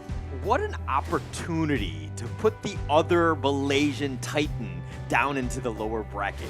Having that opportunity and the bragging rights, all of the things that you want about, be like, hey, that's fine. You don't have to play, you have to play in the lower bracket. You got to dig your way out of this hole. And to have that opportunity would be huge for one of these teams. It'd be a huge ego burst. Again, Kin, you were talking about the fact that they have to play less games as well, and to be in a less stressful environment playing in the upper bracket because you have that second life. But again, it all comes down to this game 5. Yeah, information is very vital, right? You want to play as little games as possible so you get to research about your opponents that are on stage because likely they will be meeting you at the end of the semifinals. They will be meeting you at the grand finals as well. Every team that comes here has the expectation they will end up in one of the slots of the grand final. Yeah, man, even just being in the lower bracket, you could still climb up top, right? So what will be like the scenario here? Will you be in the winning situation or will you be like, I want to go down the underground? I just want to claim my way going up top, and that's going to be a hard climb. But there are some advantages to that. I have seen some teams fall down in the lower bracket and manage to climb back in the grand final. So that kind of run that they want to experience or do would really stretch them out into greater distance. Yeah, I fully agree. So now the important question is Agudo worth a ban? No. I don't think so. I think they no. I think they would just leave it open. I think they would not consider taking that. I hope. But that will really shake things up. But if they do get to use that hero again, they need to be prepared with damage. I kind of think that, again, going up against the Agudo, it's a playstyle thing more than anything else. It's not something that you really have to deal with in the draft. Again, Nova Esports not respect banning it, so it is still in play, potentially. But I don't think it's something that you want to ban. Okay, so right now Nova feels that we don't want to give the Ogren over to PS, right? We want the Ogren for ourselves, going into the hands of CY, and of course they're going to secure the Elaine as well. We see the damage Elaine can do when he dives on the backlines with the Death at Sunset, but right now BSC going back into the winning ways with the Shangguan Dolia combo, this time with the mix of a U1. Well, that gives a lot of opportunity for AoE. You have immunity as well, and great amount of crowd control. Well, damage too. Like, taking out the Marco Polo by Nova, it's not a very good lineup to be in, right? It's great. I love the ban because I play Marco. I love going up against Organs. I love going up against Elaine because they will run straight at you. Exactly, man. Like, you have confidence to just dive in, but good thing though, yeah, don't give it to BSE right now because they have more ways to utilize it really soon. So this Zhang Fei, we're at this position, Kin. They're not putting it into the game. It changes things. Yeah, now we're getting fresh picks, right? The Dharma, the Zhang Fei, even the Liang and the Mai, standard bans all across the board, but we do have some people that have been let through. Yeah. Well, that's Elaine. Good thing that they want to secure it for the ladies on being the priority here of Nova. The one thing that speaks through though is their Shangguan. So what's still missing here is the clash lane of BSE. Will they go for something that's more sustainable or more like a Liu Bang? Like we haven't no, it hasn't been banned, but Mayin is an option here for BSE, mainly for Lady Sun, and that's a great option as well. They need the farm lane as well. Oh yeah, and with this, one more thing that they need to secure is how will they counter Lady Sun. I think Mangya was out of the mind of everybody here. They have been banning power picks, signature ones as well, but the Mangya is not of an option. It's more likely okay, last game, let's go down with the bang. Will they go for that? I'm just curious what is Nova's mindset on this because I feel like they might have to go a little bit more defensive. You know, with the fact that there is a double finishing stroke coming up from the Shangguan, easy access in the backlines. There isn't anyone on the Nova's lineup right now that would be able to save it. And I'm just going to say, this is something that I'm not a fan of. I don't really prefer the tie-in, but no, I want to see how Nova makes this work. Yeah, we haven't seen a great Kayan game, guys. I mean, day 1, day 2, last day of the group stage, it was showing, but it wasn't really a great pick. Depending on how you want to be in a great full support for your Lady Sun. I was kind of expecting... The Mozzie's not a good option, though. Yarya. Yeah, no, never mind. They have 15 minutes. In this game, Nova has 15 minutes. If the tie-in goes past 15 minutes, anyone can potentially get a kill on her, right? Yeah. One stun from Yuan. See? And yeah, the glass cannon makes it through. So See? I told you. I'm very much in a BSE camp right now in terms of the draft. I like it a little bit better. There is more control. There is more burst. Okay. I think that's the way to go, right? 2 teams right now for the last game in the best of 1. In this best of 5, by the way, guys. We're at game 5, and this is like the final defense that they can do. It's still not the end of the world yet, but getting your chance here, it's just amazing. Yeah, I don't know, this Shangguan Yuan pick plus the Dolia on top of this, I just feel like the amount of sustain and the way they're able to kind of control the initiation is going to be huge for them. I know that Kindofo, you were talking about how Cayenne is like going to be super vulnerable at the 15-minute mark. It's definitely going to have some issues with that, but you know, I do agree with you. I hate to say it, but I do agree with you in terms of the draft. I think BSC has an advantage going into this final game here. Okay, advantages doesn't necessarily mean you have a win, of course, but I'm curious to see, right? I like to be proved wrong for certain heroes in the game. I've yet to see anyone prove me correct or wrong with Tyen so far. Okay, no, because I was like, I proved you wrong so many other times, just not on Cayenne. You are right in that stage. Okay, great. We're going there, right? So, yeah, I'm super curious how this works. Yeah, but it looks like the blue's going to be picked up here by CY. JR getting a little bit low. He eats a rolling raid to the face as he Gatling guns his way back. Yeah, this is like the amount of Beal that Mushi can dish out against this Mangya. There's a lot of ways that you can really slow things down in the lineup of BSC. It's more likely finding a pinch point that you can do against, since this is like a Dolia against a Cayenne. Again, this is like a window of a lineup that could work in such specific window. Don't you think there's a lot of pressure on Wendy to really make that burst ambush kill, like that play? Like, I think that if he's not able to get those like ambushing plays, that pickoff, I think that they're really going to struggle here. Yeah, that would be a game changer if he really misses the Chaos Cinder Blazing Brilliance combo, right? Like, it's like a great setup if you have a Motsu or even a Kuwei. Oh yeah, I love playing with Kuwei. Like, it's like an automatic, like an insta burst, right? But I think Wendy is more comfortable, like, and would have a lot of pressure though. But having that right combo into your opponent would really deal an instant kill for a game-changing situation. Yeah, I agree. I think, you know, maybe Wendy has a lot of pressure, but personally, I feel the pressure comes with Waypit, because what happens if, you know, BSC gets the advantage in the mid lane? What happens when Zhong has freedom to go in freely with the finishing stroke? I mean, it was kind of like Waypit, because Cayenne was like their last pick. I mean, going into this one, they were like, hey, we can out-sustain Muzan King, Xiong. We have ways to kind of heal it. But, you know, you do have some vulnerabilities, right? And I think that that's kind of where our biggest worry is with this one. Nova Esports, again, has the lead, so they're basically telling us to shut up about it. But, you know, this lead could easily change once we hit that mid to late game. Yeah, I think to add more to the pressure, I think the main thing here, Nova will be on the pressure if they don't continue to finish this as early as possible. If they go to the later stage of the game, this is where the Mangya shines, guys. Like, yeah, you kind of like there's a window here to win and to lose. But if the BSC gave the chance to Nova as this early and nothing happens, they would really turn this around. Yep, the clock is ticking, right? I'm so adamant that Nova needs to be faster paced. They need to get this win in 15 minutes. If not, this game goes straight into BSC's pocket. Now, building on the focus though, like the Clash lane here so far, it's not yet just a battlefield as of this moment to start up a team fight. It's mainly of reconnaissance. Meanwhile, farm lane here receiving some visits. Okay, I can see some value in it. The earworm does kind of stop Zhong from jumping in for the finishing stroke. That could be a moment where Nova exposes it. Yeah, I think the word like that I wanted to put up is expose, right? Well will be the place on the map here where they can be exposed. So speaking of which, a Clash lane on the action here. Half HP on Xiang, not just yet. They're waiting on the objective to rise. Yeah, first objective of the game. Important marker, right? We have seen some steals coming in from both teams that have really changed the marker of this fight. And CY, he's just finding out where it's opening. Oh, he's getting gone on though. He's taking so much damage and Xiang takes him out with the whatever, picks him up, and BSC will take a free Tyrant.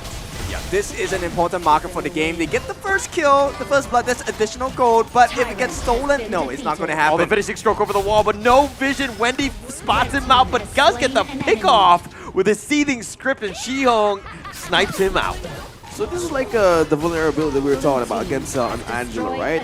You have a way to escape, and that is with a flash. But if you're up against a Shangguan, you would know when will that finishing stroke happen. Because if he launched right into the air, yeah, you were really completely dead. But that will really force out Wendy to double time to get the items for insta burst and positioning as well. But it's just so hard, man. There's a Dolia, and there's like a Mahina as well. Oh, Death and Sunset connecting onto Xiang, but not enough damage to kill Xiang. Oh, they're coming. And they're coming for him. Xiang saved from the side. Oh, he survives the Conductor of Souls. The finishing stroke does actually finish him, and Xiang walks away. See, we're just talking about it. This is how the aggressiveness of BSE's play style, and when they see an opening, they take it. Now, there's no way that Wendy and Suwon can be in protection with their lanes, but okay. JR, the Blazing Brilliance, oh, just barely out of range, keeps himself alive. JR limping away. BSC, they are just doing so much work across the map, right? Now they have a lot of attention on the clash lane. But on the bot lane, this Ma Yin Xiang is having the time of his life, pushing and making the pressure. And Nova, they have no answers. Yeah, I mean, it's so hard, man. Who would, again, there's an opening for this lineup to show. It is like amplifying more of your lineup, especially with Kayan. Meanwhile, another one. CY, Conductor Souls used defensively. He's just going to back off here. JR looking to push this mid lane. BSE's looking to group up. Xiang is pushing in the bottom lane. He's going to deal with Xuan, who did run away from him in the lane. Yep, and there's no opening, right? Look at where Muji wants to go. He wants to go farm up in the top lane, but once again, JR is already there and back up from Zhong. Does a decent amount of work. Xiong looking to go for this one. He double dashes back to safety. Xiong with the finishing stroke. Again, just backing off. Don't need to do like push anything at this point.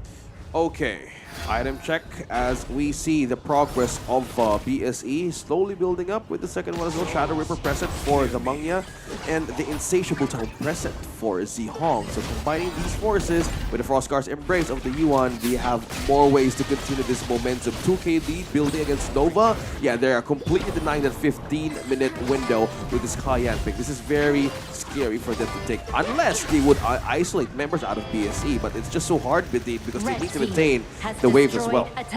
They have no options at this point. Wei Pit is level 7. He is 3 levels behind Musang King and JR, which means when touched, he is like paper. He will be torn apart.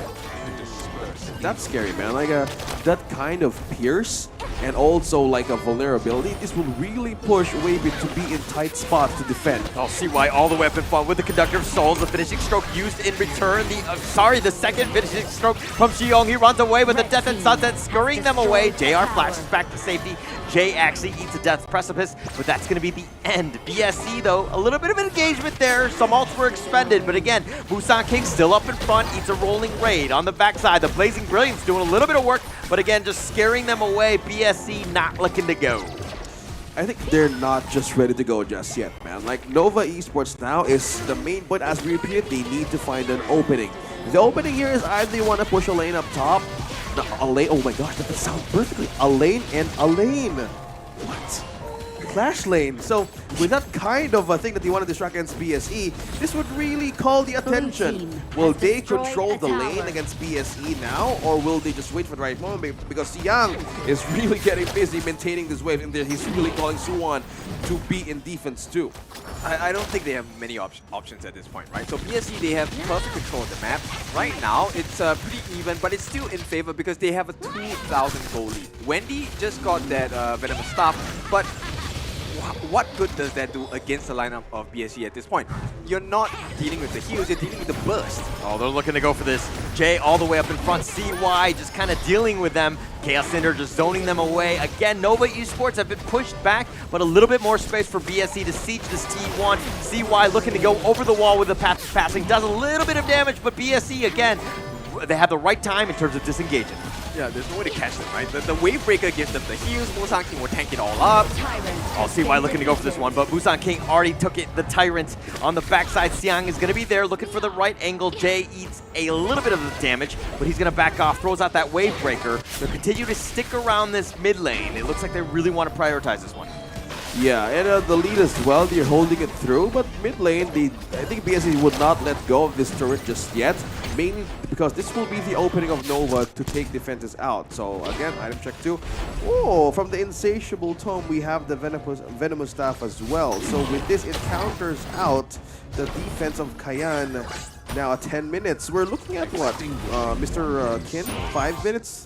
Now, and this is just completely denying slowly protection of Nova Esports to be in team fights. Yep, they have roughly around 5 minutes left, unless they get a big stun here. Yeah, the finishing stroke, or the unnamed sorrow, excuse me, from Busan King. He's going to back off, just disengage himself. I mean, he did get caught out. Blazing Brilliance doing some work on him. He's going to shrug that one off. He will come out a little bit darker in terms of a tan, but other than that, he's fine. He's going to shrug it off. And again, Nova Esports just funneling as much damage, trying to poke and prod into this mid lane as much as possible, but BSC are shrugging most of it off. Busan King still the aggressor, still up in front, throwing out those poignant melodies, trying to do what they can, but JR clearing the wave, pushing it across. Busan King still up in front. Bro, Busan King is just becoming a sponge here of BSC. And he doesn't mind doing it. He's baiting everybody out of Nova. All the ultimates, all the positions, he's really starting to check on where could they be coming from. Yeah, rolling right forward. Jihong looking for the right angle. Finishing stroke back. He's going to stay alive. He does eat the ultimate shell. Something to take note of. He's a little bit low. The Tyrant about half life. That's going to be the next big target on the backside. Xiang looking to go for this one. The Blazing Brilliance. And oh, he gets the steal. Wendy gets that one with a nice Death at Sunset. The finishing stroke is just going to be locking him in. And it looks like BSC are going to back off. Nobody had been killed with the Tyrants. Oh, that Chaos Cinder is doing some work. But Jay survives. And all 5 members standing on both sides. Bro, imagine that Blazing Brilliance was up. It wasn't even there, and there was no way that they can take a kill out of that situation. Yeah, and this is a Wendy with not that big of an item, right? Scepter of Reverberation along with the Venomous stuff, he hasn't really hit that marker just yet. And at this point, building towards the Insatiable Tomb, it's not going to be the biggest of damage, but it is a bit concerning for the side of BSC. Yeah, man, like the damage here is really not a great of appeal for BSC's lineup. Busan King alone is the one letting everybody know, okay, I'm here, go ahead, throw your resources at me. And from the moment they wanted to strike, it was a calculated approach, right? When they know that everybody was baited. Oh, they're going to eat this one. The ultimate shell, the Blazing Brilliance. Oh, Busan King. Oh, he does survive with the unending star. The finishing stroke on the backside. Jihong taking so much damage. And on the other end, the Death at Sunset, they go for the meteor kill, and they do get the pick off. Juan coming out of left field, but Xiang with a nice return gets the massive kill. And a triple kill going the way of BSC thus far. Xiang taking it down. He came out of nowhere, and he got serious. Blow by blow, it was won by Nova this time. BSC returned the favor. Nova said, no, we have one more for you. But BSC said, we will finish this up. BSC pushing in the bottom lane. They've got them. They don't have minions though, so they do have backdoor protection. But Busan King tanking it out. They're looking to end this game, maybe. The minion, the siege catapult is finally here. They want to push. The base is wide open for this one. They're looking to go, and Muji gets blown up. And BSC says, not yet. I am the top dog of Malaysia. 5 seconds. That was 5 seconds too much for the side of Nova. And this is the quality that we want from BSC. I love it. I love it, man. Did you see that team fight? It was so amazing that they were trying to pull everybody in from the turret, but that perfect moment when the Mayin pulled off that play, it was a complete punish for Nova Esports. And now Nova have been humbled. They are placed down. They will head down into the lower brackets. So we will take a look at what this journey is going to be like for Nova. Now they will be staring up from the bottom. Bro, I saw that Death at Sunset. It was trying to make a way through that tower. But oh my goodness, that play. It was just so amazing. You saw the screams. Oh yeah, go ahead. Show them who's on the top tier now. Now let's see. What were they going through that game? Let's throw it over to the stage together with Black Shrew Esports on their winning moment. Alright. All right, thank you so much for the casters. Wow, we have been seeing the 3-2 matches between the Black True Esports and the Nova Esports. Ooh, and once again, congratulations, Black True Esports. Yeah, and now we're going to interview Yep, of course, with Musang King. So please welcome to the stage. Hello, my brother Musang King. Okay. So Black Musang King want to say in Chinese. So 你觉得，来，我们说一下，你感觉如何赢了这一场？我感觉非常的棒。Okay, so he's feeling very great about winning this match. Jadi Musang King ini benar-benar senang banget ya teman-teman karena udah memenangkan match ini. Karena seperti kita lihat kan ya, matchnya benar-benar panas banget dan ketat banget nih. Okay, 来，Musang King，我们有一个问题非常重要。在第4场呢，我们非常惊讶的，为什么你们会选择阿古多当你们的侧客呢？因为我感觉我没什么打野了，但是教练让我选阿古多，我直接就掏阿古多。Okay. So once again, this is a very good tactic. Okay, and this is an order or maybe like from the manager. So Musang King is just okay. I'll play it then. Baik. Okay. Jadi itu memang sudah bisa dibilang itu sudah salah satu strategi dari teman-teman Black True Esports juga dan dari manajer serta dari coach juga memang sudah mengarahkan untuk memilih hero Agudo pada game yang keempat gitu ya. Dan terbukti ternyata benar-benar lancar banget, perjalanan luar biasa banget ya bahkan ya. Oke, mungkin Darius kamu bisa bantu untuk kasih tahu Musang King karena aku ada pertanyaan ini luar biasa banget ya. Sabila. Dimana next match ini kan teman-teman dari BSI atau Black True Esports itu akan melawan teman-teman dari tim Fearless di mana sebelumnya mereka sempat dikalahkan. Berarti ini adalah revenge match. Gimana pendapat dari teman-teman BSI? 来，Musang King，下一场呢，你们会见到 Fearless。上次你们有输了一场，现在你们会面对他们在下一个场合，你们跟他们想说什么？季后赛的我们才是真正的我们。Okay. So the match after this is the real of us. Okay. Baik. Ya? Jadi memang BSI ini kayaknya udah benar-benar panas banget ya untuk match selanjutnya di esok hari pastinya. Alright, then congratulations once again Black True Esports. 恭喜。Okay. So thank you Musang. You can go back to your team. Okay. 感谢我们。Itu dia ya, tadi kita udah ngobrol-ngobrol sama Musang King, luar biasa banget. Bahkan Betul dia sekali. seperti memang sudah yakin banget ya kalau saya bakal menang di match kedua kita ya. Yeah, so Fearless mungkin bagi dia kayak we can face it ya, gak ada masalah ya. So that's the interview with the Musang King and we're going to give it back to the caster. So caster, take it away. Going the full distance for this best of 5. Congratulations once again to BSE, Black True Esports, for making and staying in the winners bracket. And of course, their competitors, the challengers, will take a fall and go down to the lower brackets. Now we will cover a couple of things about the game, but maybe let's play a little bit of an old school research and look into how this game came to be for the likes of BSE. I think they are important markers. And let's take a look right now.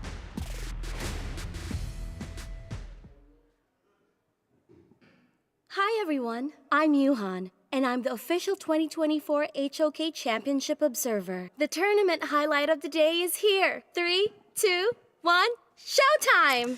They were trying to find an opening. That was the main picture. The Cayenne pick has a window, but it was just denied slowly by BSE by finding out-of-position members of Nova throughout the clash. Like this started all. This really called the attention of BSE to just take every possible solution there is and slow down the possible comeback of Nova. Yeah, so do we ban out the Dolia, right? In the next few series, Dolia seems to be this huge answer, or at least a huge problem for teams that are playing against the refresh. It's hard to deal with. I mean, it's hard to do. I mean, the Shangguan and the Yuan, both of those have just that get out of jail free card. So annoying. And this is a really nice play by Juan. Gets the pick off, goes in deep. They really see that, but Xiang out of left field gets serious, turns it up, and literally one team fight. I just win the game. BSE know how to close out a game. Yep, and that's what's so, scary but yet exciting about games of this caliber, because it is really down to the wire moments like this where you don't expect that, hey, we're gonna lose the game here. One bad decision and it's game over. Yeah, that was like the main point, right? How will they manage to pull that Cayenne pick on the last one? The Angelo was a problem too. In tight positions, how would you release that kind of ultimate? But for this MVP, let's come on, man. Let's give it on to him. That cat did not die at all this entire game. 5 kills to his name, 3 assists. Look, the damage, maybe 17% of the hero's damage is offered by the side of BSC, but who cares? It's about the control he gave, and he gave them the winning lottery ticket. And it's another reason why the Cayenne is not so great, because you have the healing him, and everybody wants to group up, and it just makes it way easier for Siang to kind of just get onto top of them. And you saw that one last team fight where he had a 4-man knockup because they were all grouped together. So, they're trying to play to their strengths, but you actually have to spread out. Not able to do so, and Nova Esports paid. Yeah, so I want to take a look at this tie-in thing, right? Crimson Shadow into Redemption, and then you get the Savant's Wrath. Why? Yeah, why? That's my question. Yeah, that's a great one to just ponder upon, because again, if we see the Cayenne pick probably build upon with the tanky items, but not really the dramatic damage. I don't know. You're kind of seeing like with an invade dive that the BSE would want to do against them, it's like it could turn to a great punish, I suppose. But I think in some situations, based on facts, it's not going to work, right? It was so hard for the Angel to be in tight positions as well, because it was completely fed out by the Shangguan by just being in the air. Keep on the pokes going, and it was just an adjustment for them that they keep on doing. Yeah, I'm gonna highlight this. Musan King was also one of the main reasons why they won so much in the team fights as well. Do you guys remember the amount of damage that he soaked? He took up 58,000 worth of hero's damage across from the side of Nova. They were punching him in the face at every chance they got. And that's why he's so good, because, I mean, yes, he can gut in the heart of the enemy team, he can kill people, but that vision element is so advantageous, and his sustainability, just understanding when to pull back, key on him. And Musan King is the king for a reason. Yeah, and we see the Waypit one. We see Waypit once more with the Cayenne pick, man. It was just so hard to be a Cayenne here in this situation. We were looking at like where would this lineup really shine, but it was completely denied. There was some like a little blue here, but it was completely like a BSC would want to take against Nova Esports. It's just mainly the time that they want to play with, and they're really buying it. The Mangya pick is always like this last game that you want to pull off against this best of 5, and it really worked because they were also playing a window, and it was like a ticking time bomb for Nova. Yep, so in short, BSE just outdrafted Nova, and Nova has to take the L for this one. It's a learning lesson, a painful one, as they head into the learners bracket here. And with that being said, I'm super excited because this is not the last game, last series of the day. We will be going to another series after this. Take a look at the brackets now. This is what's gonna happen. We're gonna have a rematch here. Fearless Esports going up against Black Shoe Esports. Man, I'm waiting to see this. Like when the last time we saw it was a best of 3. Now in a best of 5. But into the learners bracket, as you call it, we might see a bit of a change to Team Secret and Falcons, which was the first ones to go from the top. So I'm excited how the adjustment will go. But all props to how the teams performed today, because we are seeing adjustment power picks, pocket picks. Come on, keep on showing them until we head on to the grand finals. Yep, truly will be the do or die game here. And this is a do or die series for both these teams. Team Secret and Team Falcons. Tournament life on the line, ticket planes ready to go. There's so much, man. I can't imagine. Let them watch. So, of course, if you're loving this kind of content, you want to learn more as well. Hopefully not giving the L card to be given the loss.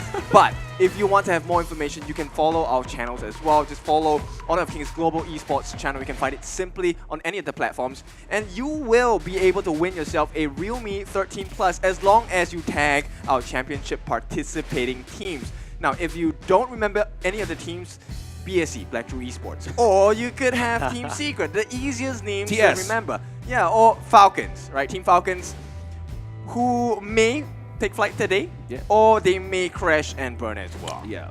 Black, DMT. Oh, we're giving out teams here for you guys. It's Yeah. a clue. So many clues, right?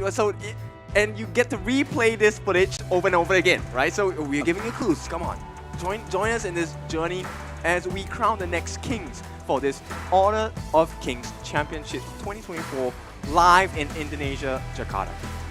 I'm looking forward to the rematch tomorrow. It's the 20th, right? So today it's still 19th. We're still going to be having a glimpse of what's happening in the learners bracket.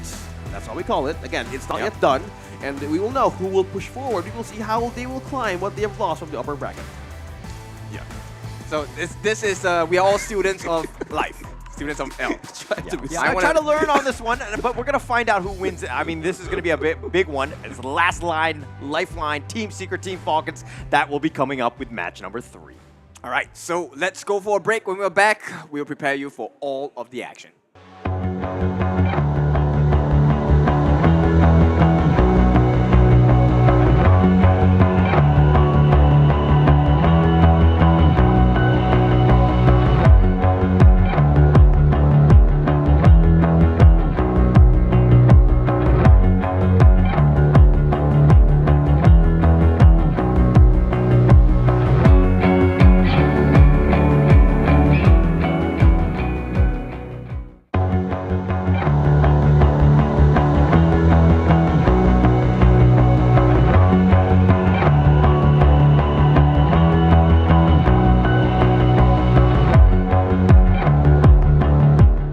Welcome to the 2024 Honor of Kings Championship, the pinnacle esports event of the year, where 16 best teams from all of the world clash on the stage for the ultimate glory.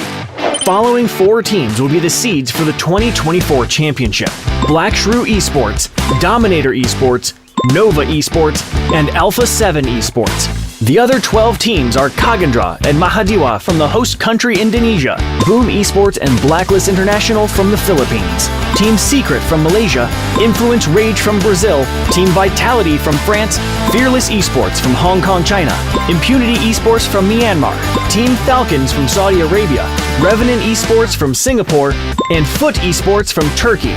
2024 Honor of Kings Championship will commence from October 12th to October 27th.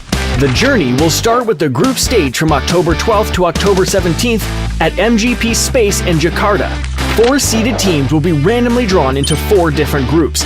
Then the remaining 12 teams will be randomly drawn into these 4 groups, each consisting of 4 teams. Single round-robin best of 3 will be played. The top 2 from each group will advance to the knockout stage. The knockout stage will be divided into a winner's bracket and a loser's bracket, playing a double elimination best of 5. The knockout stage will be played at 2 venues. From October 18th to October 20th, the first venue is MGP Space. Teams that lose 2 matches in this stage will no longer have a chance to advance or participate in any further stage. From October 25th to October 27th, the matches will be taking place at Lipo Malkemang. It will feature intense competitions, with the winning teams of the upper and lower brackets advancing to the Grand Finals. The Grand Finals will be best of 7, and the winner will rise to the top and become the champion of the 2024 Honor of Kings Championship. This tournament features a staggering prize pool of $1 million, with the champion taking home an impressive $300,000. Join us on this incredible journey. You can catch our live streams in-game or through our official channels. Plus, we invite you to experience the excitement of Honor of Kings esports competitions in person. Enjoy a variety of engaging activities and enticing rewards on match days. Watch live streams and participate in in-game events to win free rewards. Stay tuned and see you in Jakarta.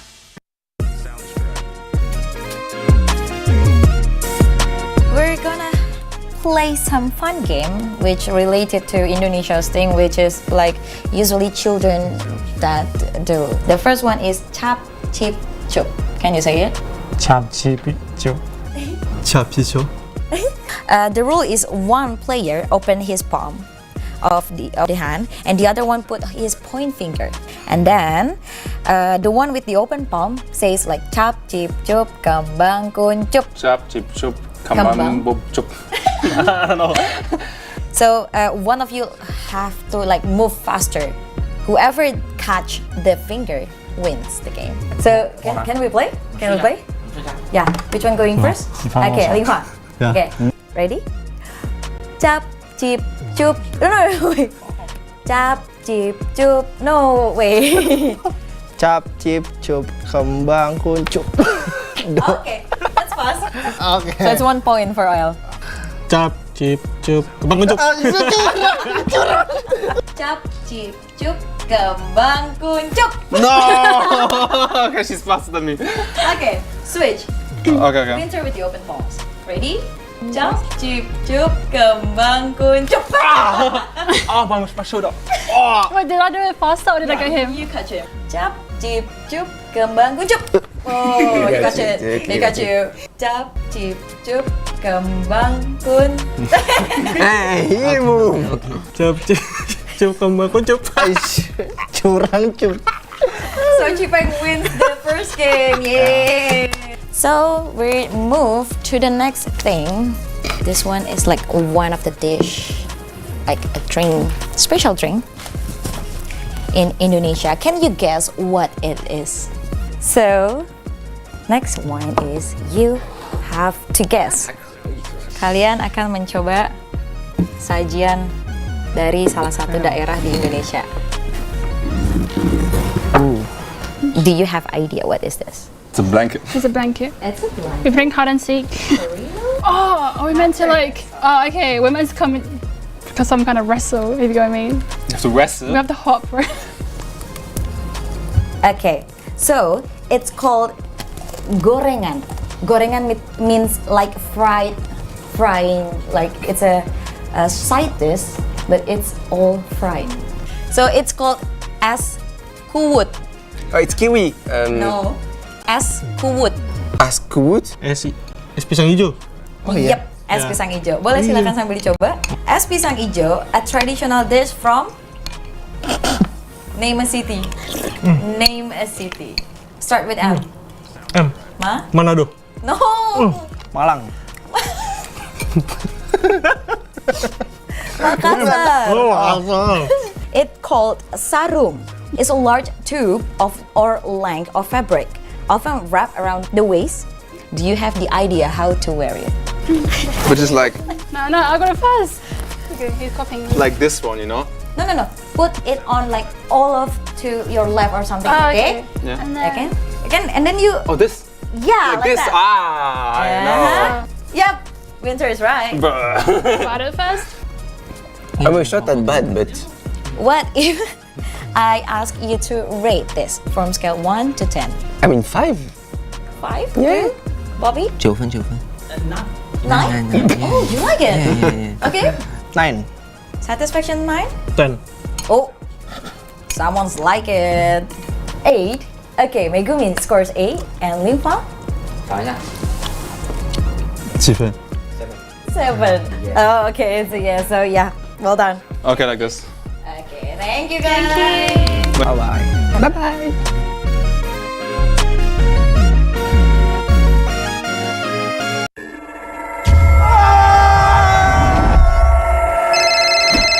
Yang, aku pulang lebih cepet nih. Ini lagi OTW rumah ya. Pulang, udah cepetan.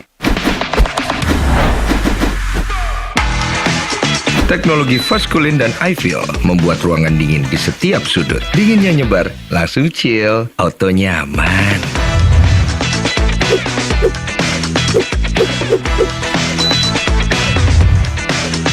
Dengan Ed Garment, tumpukan cucian kotor gone, semua yang ada di dalam jadi lebih terjaga, lebih dingin, dan lebih segar dengan Power Cool. Nikmati gambar yang lebih real dengan Kilet Pro dan Dolby Vision. Rasakan pengalaman suara yang mengitarimu dengan Dolby Atmos. Sayang.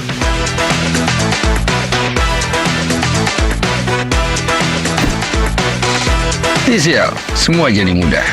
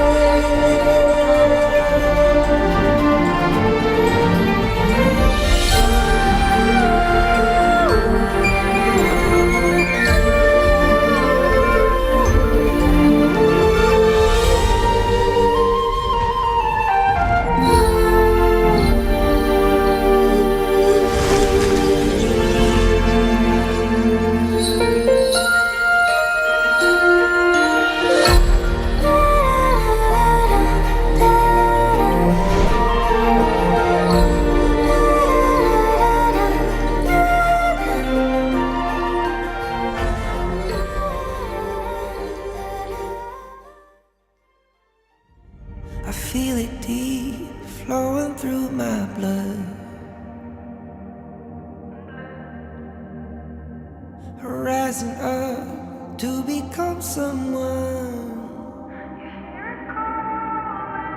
and taking it all on my own. What a sweet victory, and taking all of my control, awaken something deep in me.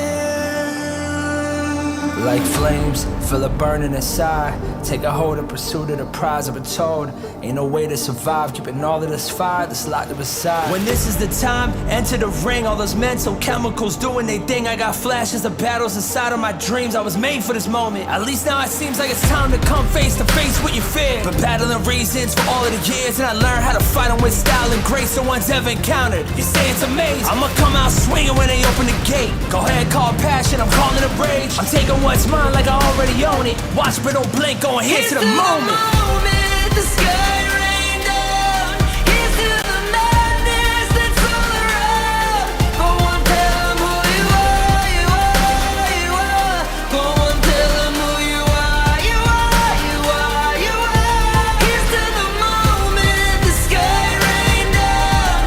Here's to the madness that's all around. Go on, tell them who you are, you are, you are. Go on, tell them who you are, you are, you are, you are. My name is honor, my name is king, my name is champion, my name is strength. Tell them who you are. My name is Pentakill, you think it's strange? My name keep ringing inside of your brain. I hear it every night. Here's to the moment the sky rain down. Here's to the madness that's all around. So tell them who you are, you are, you are.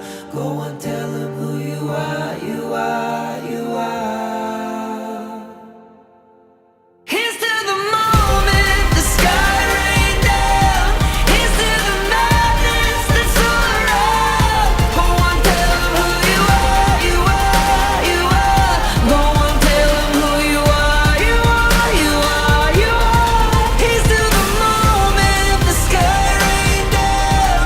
Here's to the madness that's all around. Go on, tell them who you are, you are, you are. Go on, tell them who you are, you are, you are.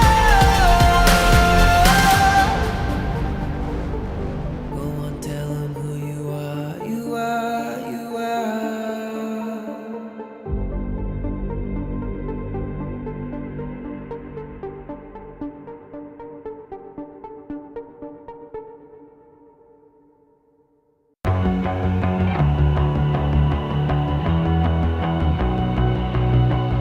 You've walked through the darkest night. You've heard the crowd, felt the blinding light. You were standing there when your heart comes alive. It's a dream of a hat, and it never dies. Right here, right now, give it all, get it out. Never a surrender.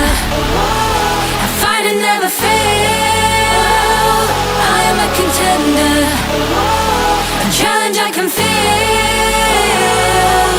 The smallest lies become the brightest enemies. Relentlessly.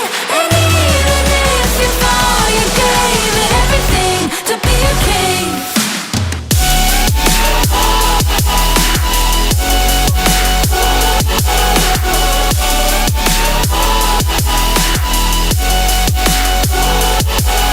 You carved your way with a sharp attack.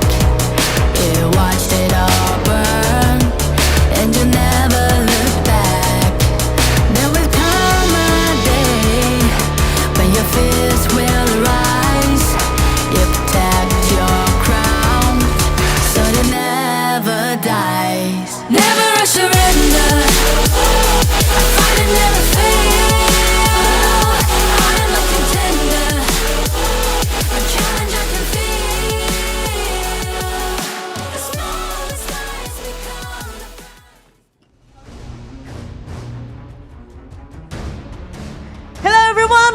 back to 2024 HOK Championship, the knockout stage, day 2. Wah, itu dia. Setelah tadi kita sudah menyaksikan di match kedua, gimana Darius? Menurut Hari kamu? yang panjang pastinya Sabila. Dari match pertama kita lihat 3-1, match kedua 3-2. Oh wow, itu benar-benar upper bracket luar biasa. Seperti kayak kita nggak pernah tahu mereka itu bakal taktiknya gimana, siapa yang bakal menang match pertama, bakal epic comebacknya gimana. Jadi itu benar-benar unpredictable banget gitu ya Sabila ya. Oke, unpredictable banget ya. Betul, memang ya. permainan dari keempat tim total yang tadi sudah bermain. Dan tenang aja teman-teman, buat tim yang kalah di match yang pertama dan juga match yang kedua, itu akan bermain lagi karena kita adalah double elimination, di mana teman-teman yang tadi kalah, kedua tim yang tadi kalah itu masih berkesempatan untuk bermain di lower bracket di esok hari. Seperti yang saat ini, yang sekarang di last match kita akan bermain untuk melihat match lower bracket kita antara kedua tim, di mana yang udah kalah kemarin, Darius. Oke, jadi mereka ini mungkin ini adalah last hope-nya mereka. Kesempatan terakhir, kalau nggak mereka akan pulang tanpa membawa hadiahnya Sabila ya. Iya, akan gugur lebih tepatnya ya. Akan gugur ya. Baiklah. Maka itu mungkin kita tidak perlu berlama-lama lagi Sabila. So kita akan menonton match ketiga di day 2. So please welcome, this is Team Falcons.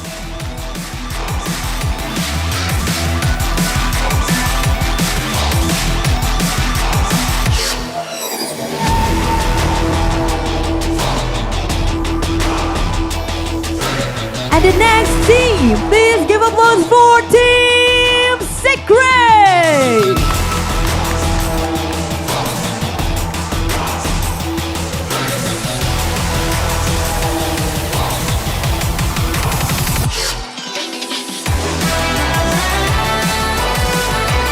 And now both teams can do the fist bump to each other before you go to your place to prepare.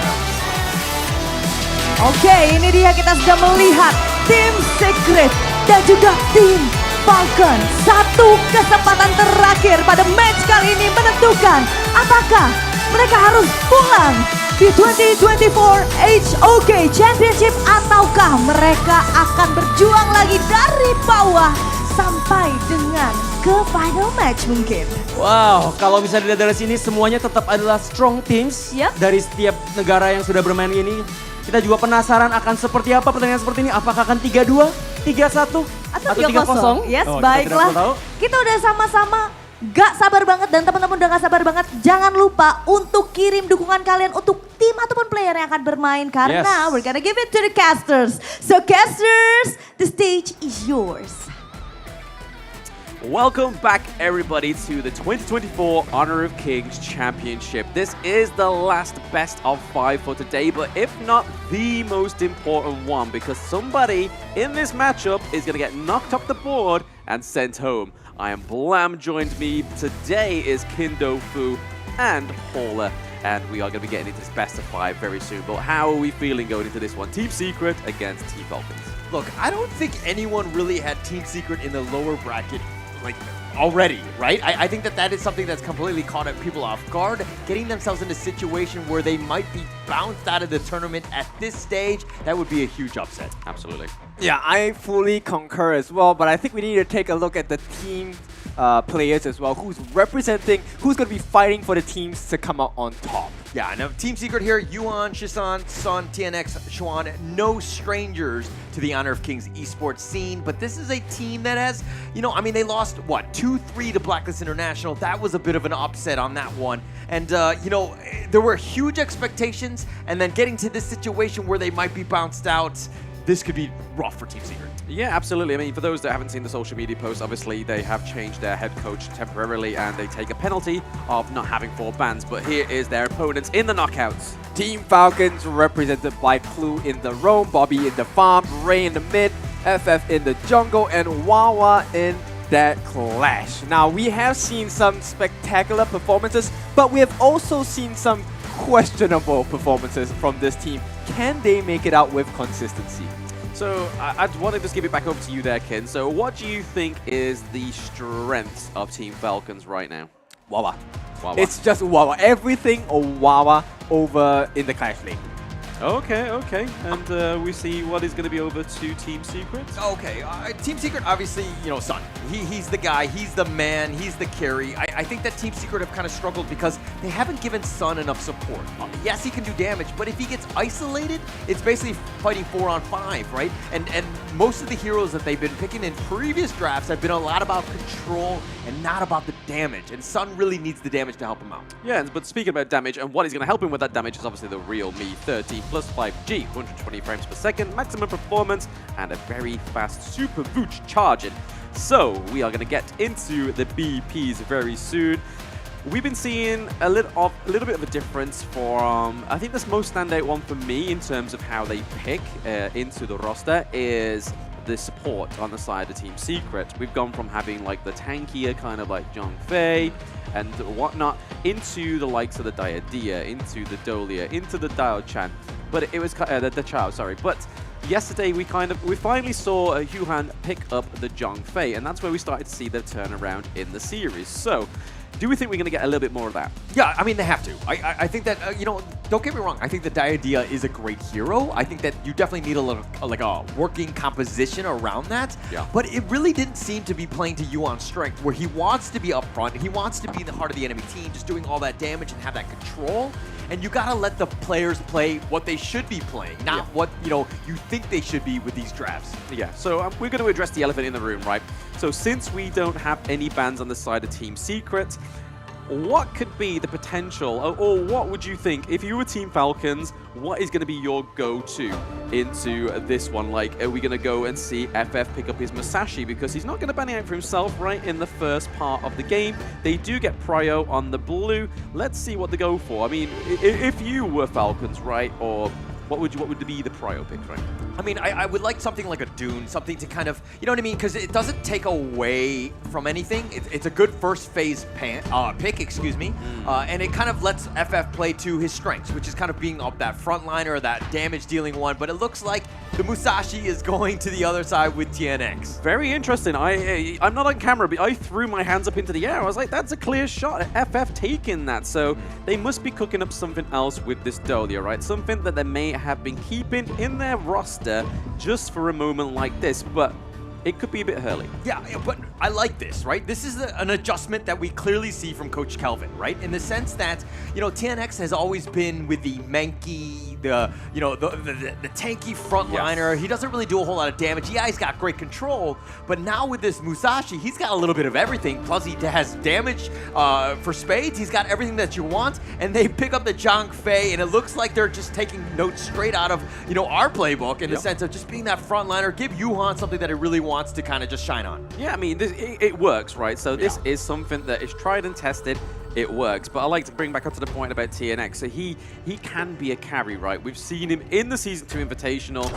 There was one game he didn't take Smite and was still able to pull off a very convincing victory. So giving something over like the Musashi is going to make getting onto Dolia very easy in these team fights. Yes, you're going to have Dune there, but what is the historic gameplay that we've seen from FF on this dude? He always goes in a little bit too early and doesn't get much baited out of it. Yeah, I mean, like sometimes he just kind of shines on this one. I mean, again, Kindofu was saying it in the beginning of the game or the beginning of the series where he was just like, Team Falcons is very hit or miss. Sometimes they are amazing and look top tier. The other times are like, what is that play? Why are they doing that? There are a lot of questions in that sense.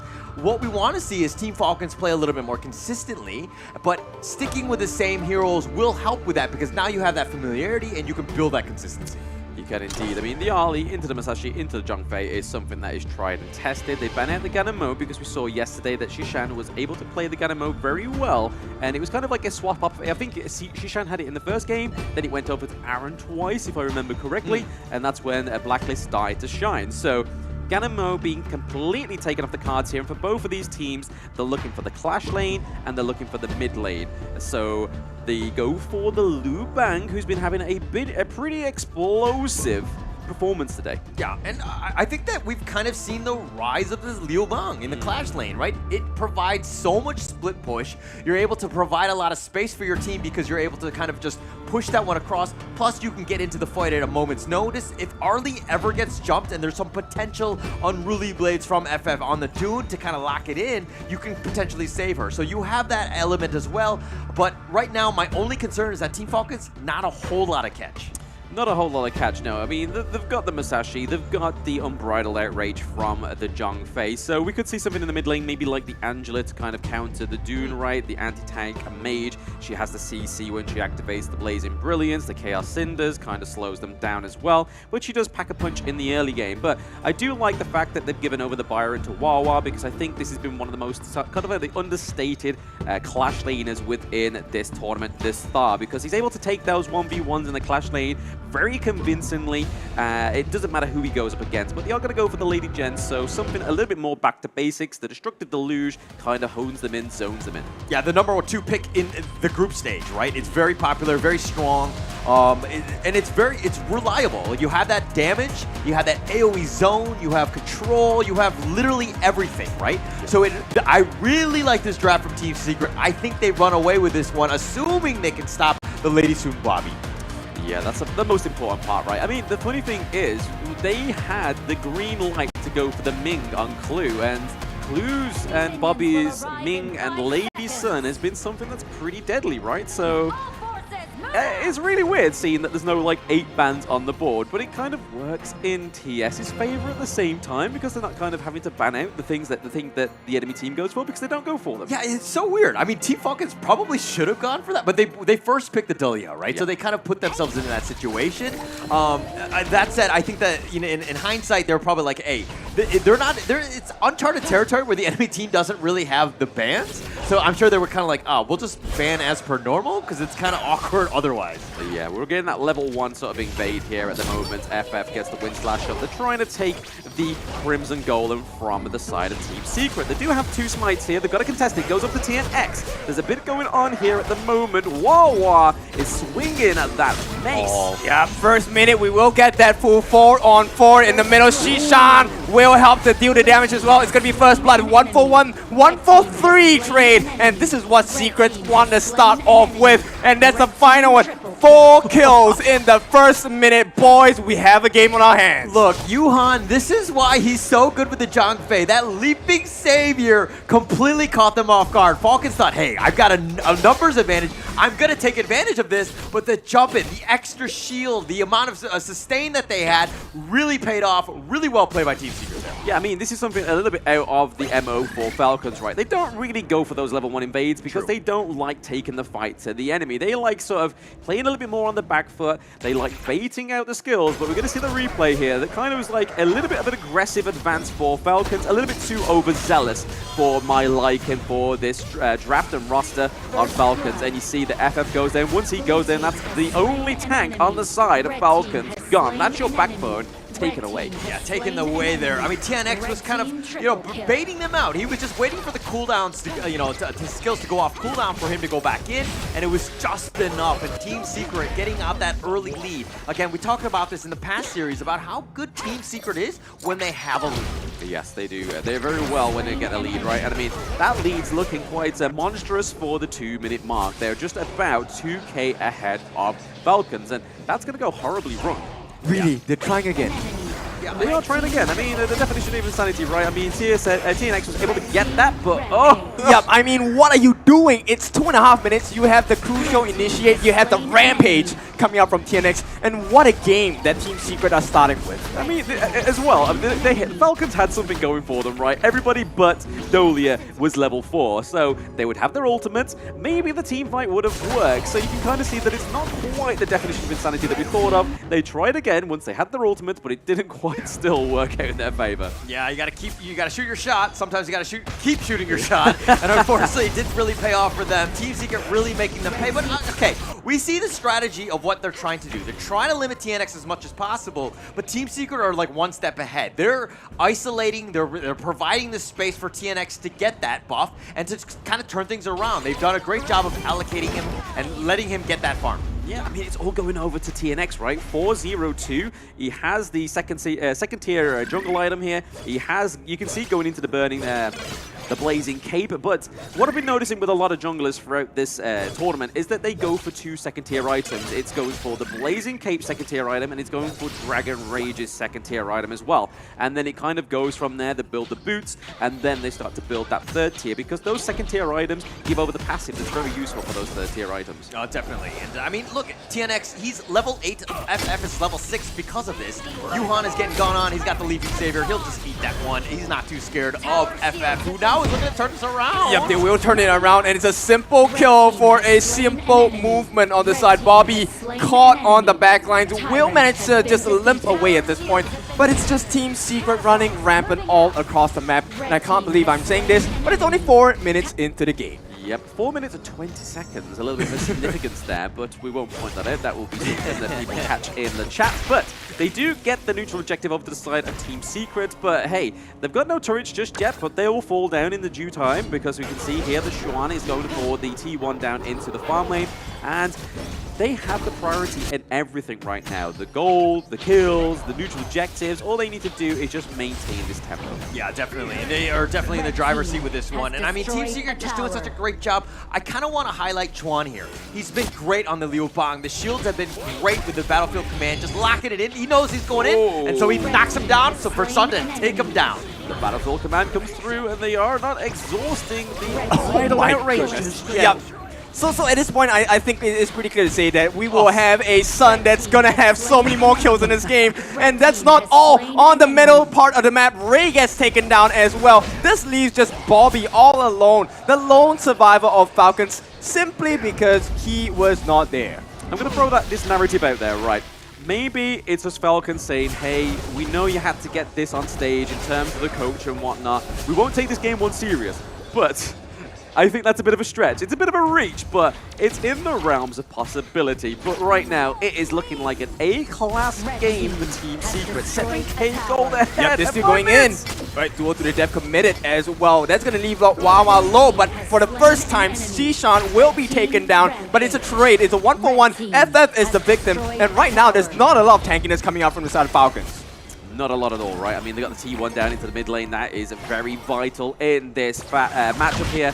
6 minutes in, they've lost T1s across every lane. So dominance right now is on the gorge for Team Secret. Yeah, this is very worrying for Team Falcons here. I mean, Sun is getting fatter and fatter. I mean, he has 5,100. I mean, he has a 1.5K net worth lead over Bobby right now, completely dominating. Plus the fact that Team Falcons, aside from FF and Wawa, which are on the tankier side, Ray, Bobby, and Clue, all very squishy. If Sun is able to get onto you, he lifts steps forward, plus the Battlefield Command for the shield to keep yourself alive. Sun can blow you up. You gotta be super careful and understand where he's gonna be. Yeah, it's really interesting that a lot of teams have been saving this Liu Bang pick into the knockout stage, right? Because it's something we didn't really see into the group stages, because again, it's something they've probably been screwing against with each other, making sure they can get the maximum combo. Oh, here comes the Sun as well, and they flew too close to the Sun, and they get burned here. 2 kills? No, Clue will make it out alive. FF coming in, but here comes the Battlefield Command as well. They have taken it a step too far, will be pushed back,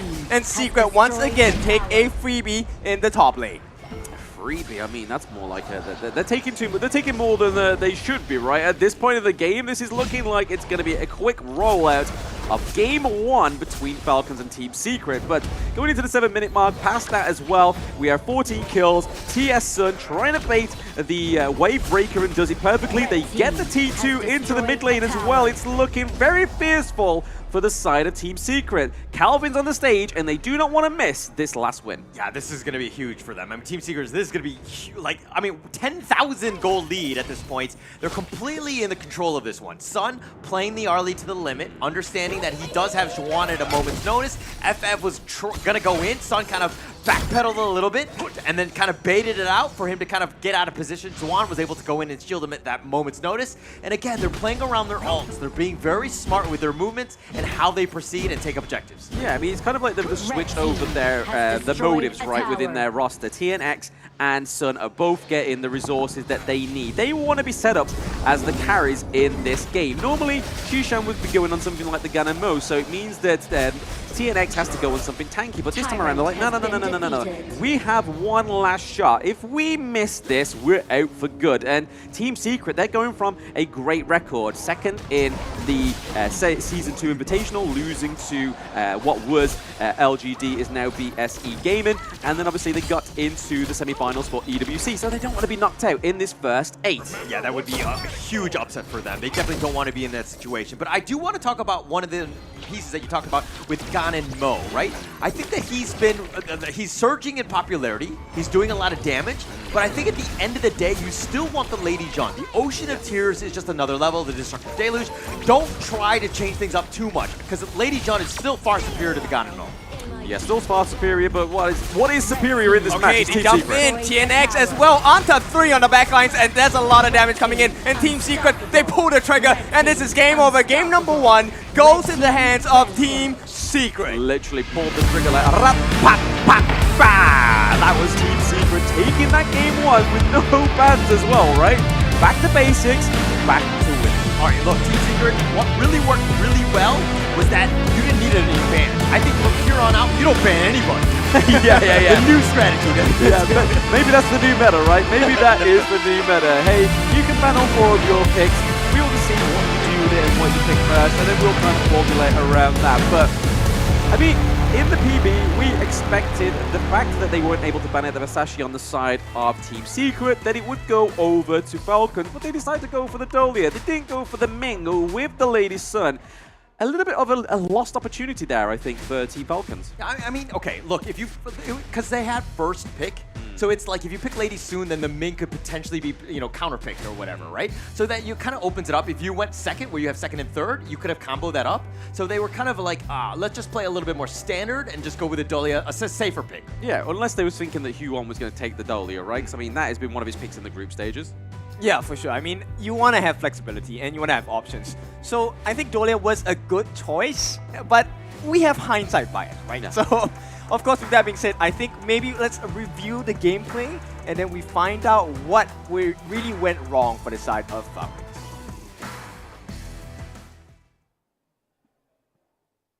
Hi everyone, I'm Yuhan, and I'm the official 2024 HOK Championship Observer. The tournament highlight of the day is here. 3, 2, 1, showtime! All right, you say it's a tournament highlight, but I think it's the Team Secret highlight, because they were kind of, even from the beginning, Yuhan, look at how he's running away. Shisan does get picked off, chased out by Wawa, but that leaping savior turning the fight, completely controlling it. And again, TNX, once this guy gets going, it's just a matter of time before he dominates. Because again, you try to invade, how dare you the first time, I'm going to get you the second as well. Yeah, it's really interesting that the Falcons went for this strat. I don't quite understand why they try to get up on a really aggressive foot, because we know they're not an aggressive team. They take their time to activate, especially Bobby on the Lady Sun. Doesn't quite do as much damage as you would hope it to be in that early game. And compared to Falcons, Team Secret had the Zhongfei. Musashi's not the tankiest at level 1 or 2, but then they had the Lu Bang as well. Have the CC, have the shield. So it's kind of like, where are we going with this, lads? Yeah, I'm not entirely sure, but if we're looking at Team Secret, it seemed like they were kind of let go. You know what I mean?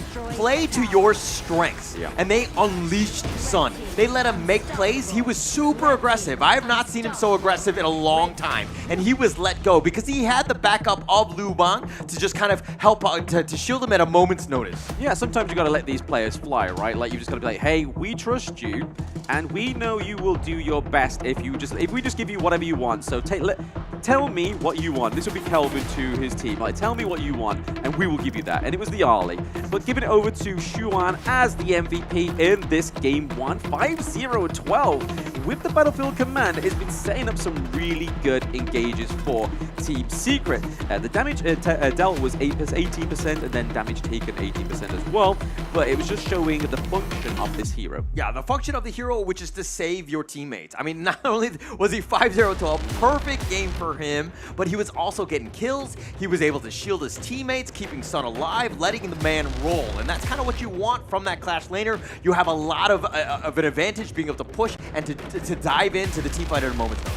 Yeah, it was like storm the door, guns blazing, bang, bang, bang, and then everyone's dead. And the best part, he didn't even have to take too much damage. Literally, no, he didn't. He was in there doing his thing, getting the jig on, and then letting Sun just lay the smackdown. And you can see here, 5-0 for Sun, 6-0 for TNX, and then your 5-0 for Shuan, and then over to the side of Falcons. We'll just kind of wipe that one off a little bit, right? And we'll focus on the kind of champions of this match one. But in terms of the itemization, pretty basic when it comes to the Masashi. You're going for the second tier of the Blazing Cape, the Dragon Rage as well, but then you've got the Blood Rage as all complete and built, the Plate Mail as well, and then your third tier jungle item for the health.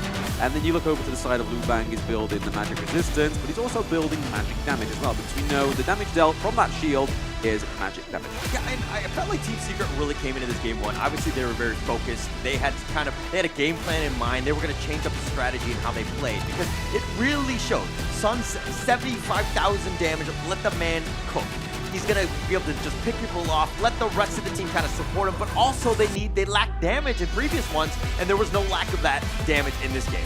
Yeah, I mean, over to Team Secret, you see Sun here with a 75k, you've got Shishan on the 51k, and then even pairing that up with TNX and Xuan, especially in the 9-minute game, right? So not even getting to the 10-minute mark where the shadow alternatives of the neutral objectives come through, and you can see a little bit more of a focused team fight here. You kind of got a pairing of Sun and Shishan always, Xuan very close to that as well, keeping very close by the squishier heroes.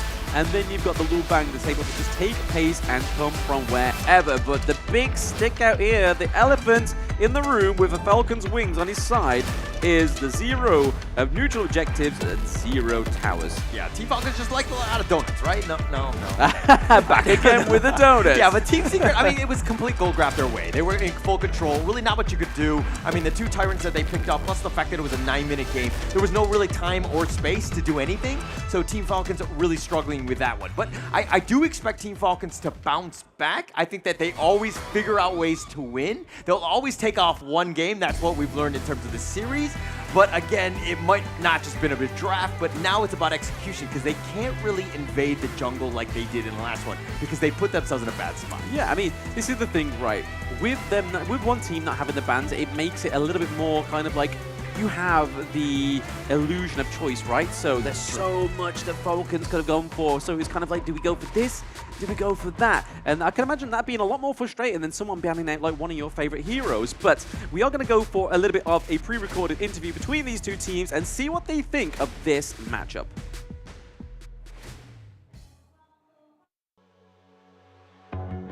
Hi everyone, I'm Yuhan, and I'm the official 2024 HOK Championship Observer. Now let's invite the players to share their feelings from the tournament. 虽然我们在胜者组没有打好，但是我觉得我们在败者组有机会闯出冠军的。虽然我们在胜者组输了，然后我们掉到败者组，我们会观察对手，然后再去做功课、复盘之类的。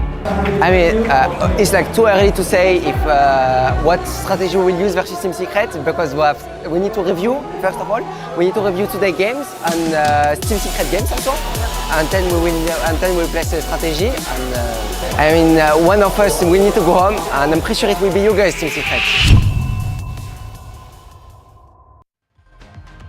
From the man himself, Clue, saying that it's a little bit too early to say what they will be able to do against Team Secret and if they will be able to beat them.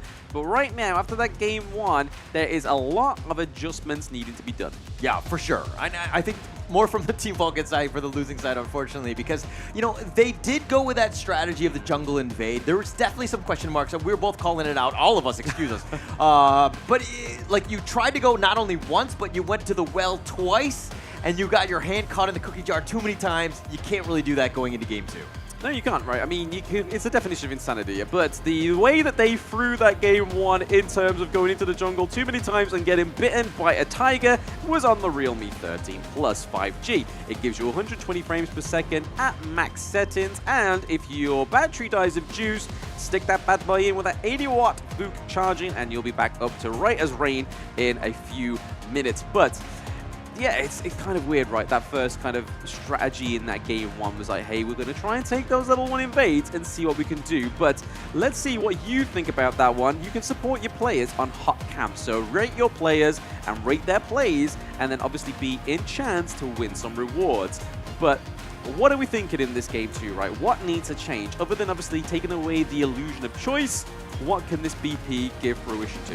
Yeah, I think in terms of draft, it wasn't the worst pick, like the draft lineup for Team Falcons. I think it was fine.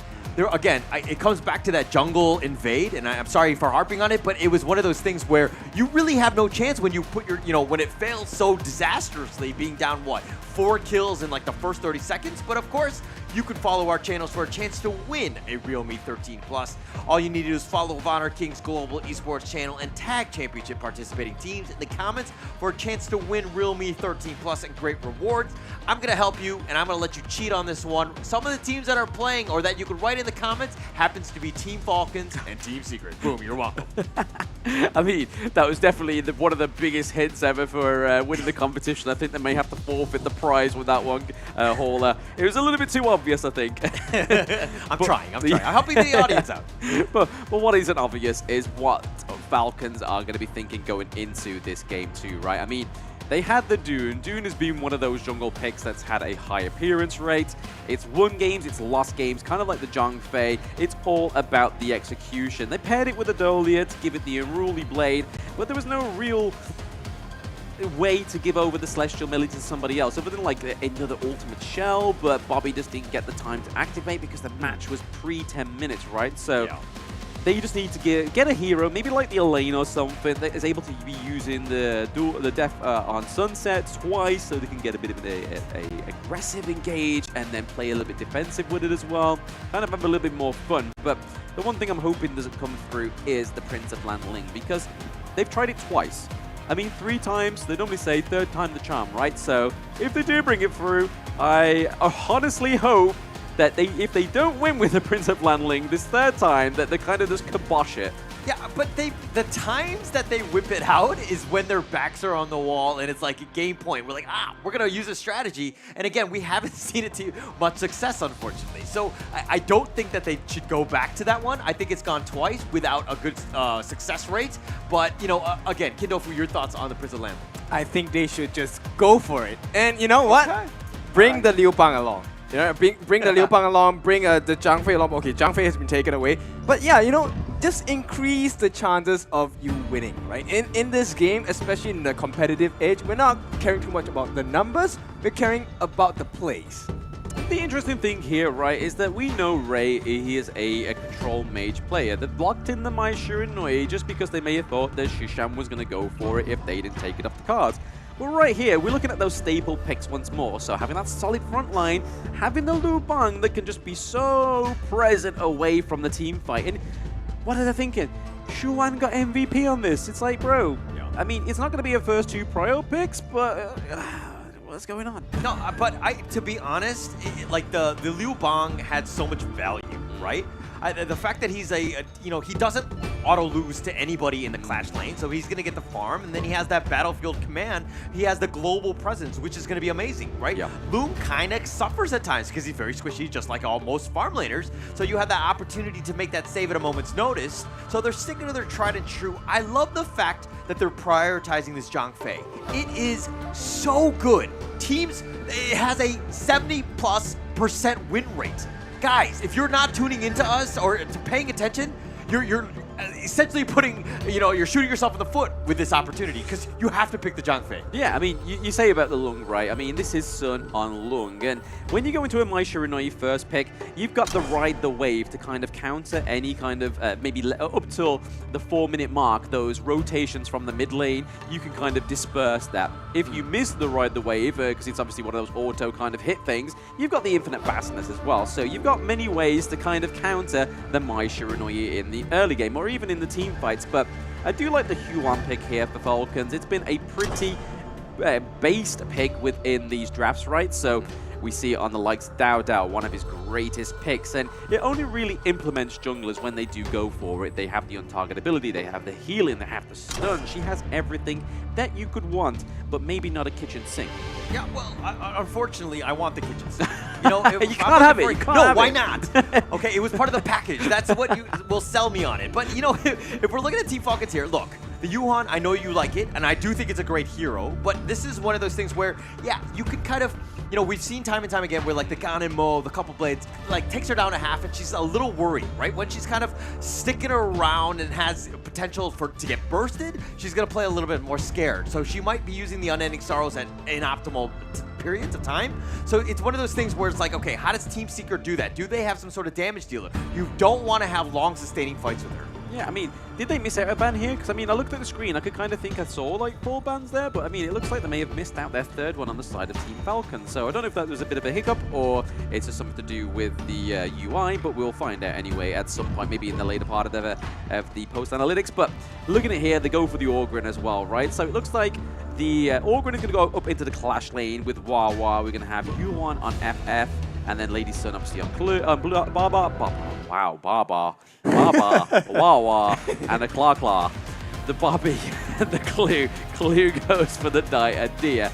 Clearly that red ball has kicked in a little bit too much for me. Yeah, okay, Team Falcons right now, they're like, hey, Team Seeker, they won without 4 bans.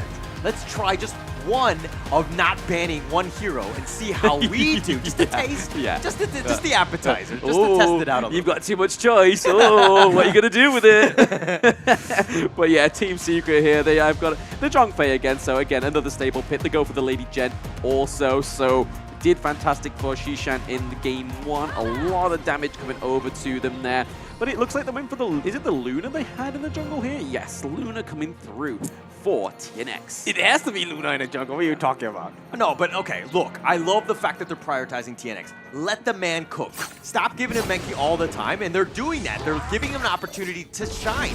He is an all-star. He's a flashy player, and you gotta let the man shine. You gotta let him shine. I mean, the Luna as well, right? It's a big pick. We saw it on Freddy on DMT as well, and that has been a phenomenal pick. He played it against, I think it was Mahadea in the closing match to get them into the knockout stage, but no level 1 invades from Falcons other than trying to take this side camp for now. Yeah, but you also have the fact that you have the Zhuan on the Liu Bang who can help buff the Luna if she's going to go in, because her issue is that sometimes she goes into the heart of the enemy team and she's all by herself because nobody's as fast as her, right? But with the Liu Bang right on top, now you have this little wombo combo, then you counter initiate or you secondary initiate with Yuan going in with the Zhongfei, so you have this potential of layers of stuns that just blow people up. Yeah, I mean, it makes for more of an aggressive version of the Liempo and the Liu Bang that we saw earlier, and then obviously maybe this is the secret that all these teams have, right? Because it's been Blacklist have done it with Nazar. We saw that Boom did it with Liempo, and now we're seeing it with the Luna. So it pairs with a lot of things. It's just taking its time to kind of come out in these drafts. It's more like not a saving grace, but like, hey, we've been cooking this. Let us show you this. Yeah, and also I like the fact that Team Secret are just sticking to their guns, right? They don't need to show anything else. This is a lineup that has worked. We saw that it had a tremendous success in game 1. And they're like, hey, fuck it. Until you beat us, we're going to continue to ride this one out. Yes, and riding is what exactly they are doing now. I mean, the goal is going over to Falcons ever so slightly. Nothing to kind of like, hey, Mom, they're winning the game. They're like a few hundred ahead. Don't worry about that one. This is just the brewing up point. But I'm very happy that Falcons have gone back to the drawing board and said, hey, let's not go for the early invades. Let's kind of just wait until Bobby activates. And nice to see Clue on the Diadea. I think this is the first time we've seen him on this hero. Yeah, I don't think we've seen Clue on him in particular. But look, Team Falcons playing very standard. They have a net worth lead. So they know how to lane. They know how to get that advantage.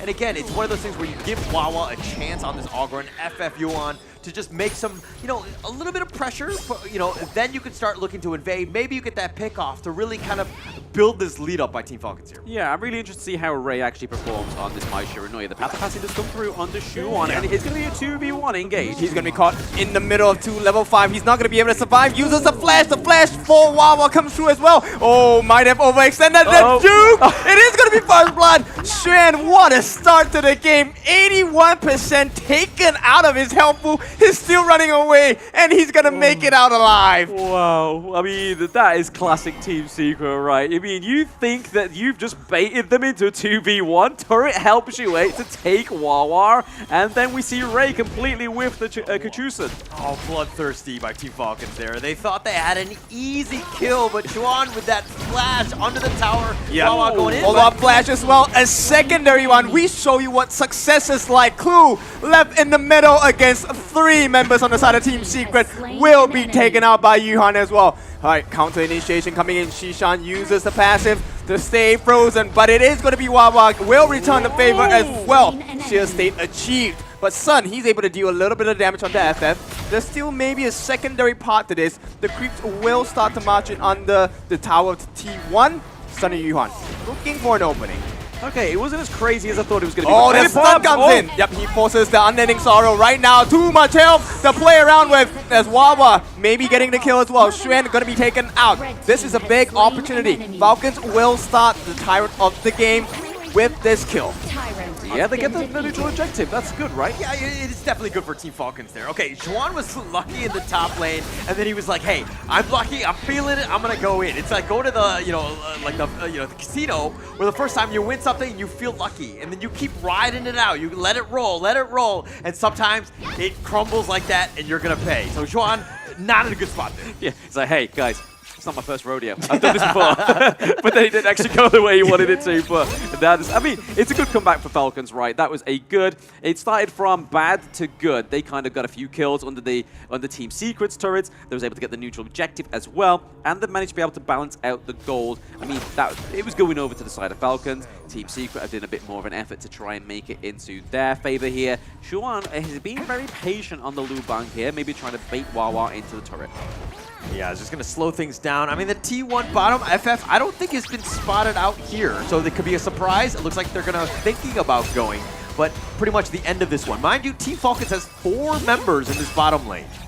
Yeah, 4 members in the bottom lane. They're able to get that Overlord to the side of Team Secret. So, hey, you didn't think that Falcons would go for that, but that damage coming through the Luna right now. If you can kind of see here, she's level 10, FF is level 9. It's normally the Huan that's higher level than the opposing jump. Oh, hang on, Shishan, he's falling a bit low. Here comes the ultimate, and it's going to be a jump, and Ray gets taken out all of a sudden. That's a lot of damage. Sun wants to clean more, and at this point, there's not enough damage just yet. But 4 kills to 2. Team Secret, they secure a decent lead for themselves. Let Yuhan cook on this Zhangfei, that unbridled outburst.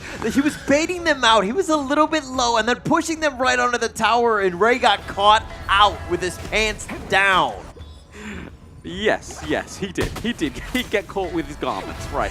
So, let's see what they do here in this one right now. So, again, another good kill going over to the side of Team Secret. It was going to be Clue that gets taken down. He builds a TNX, he might get caught out here. This is a lot of catch as well. But Sun actually manages to get the T1. A distraction play coming out from Team Secret, and it's working out. Yeah, I mean, it's another one of those kind of like, hey, why one hand's over here and then my other hand is doing something else. And that's a lot of the methodology between a lot of these team fights and team tactics that we've been seeing in this tournament thus far.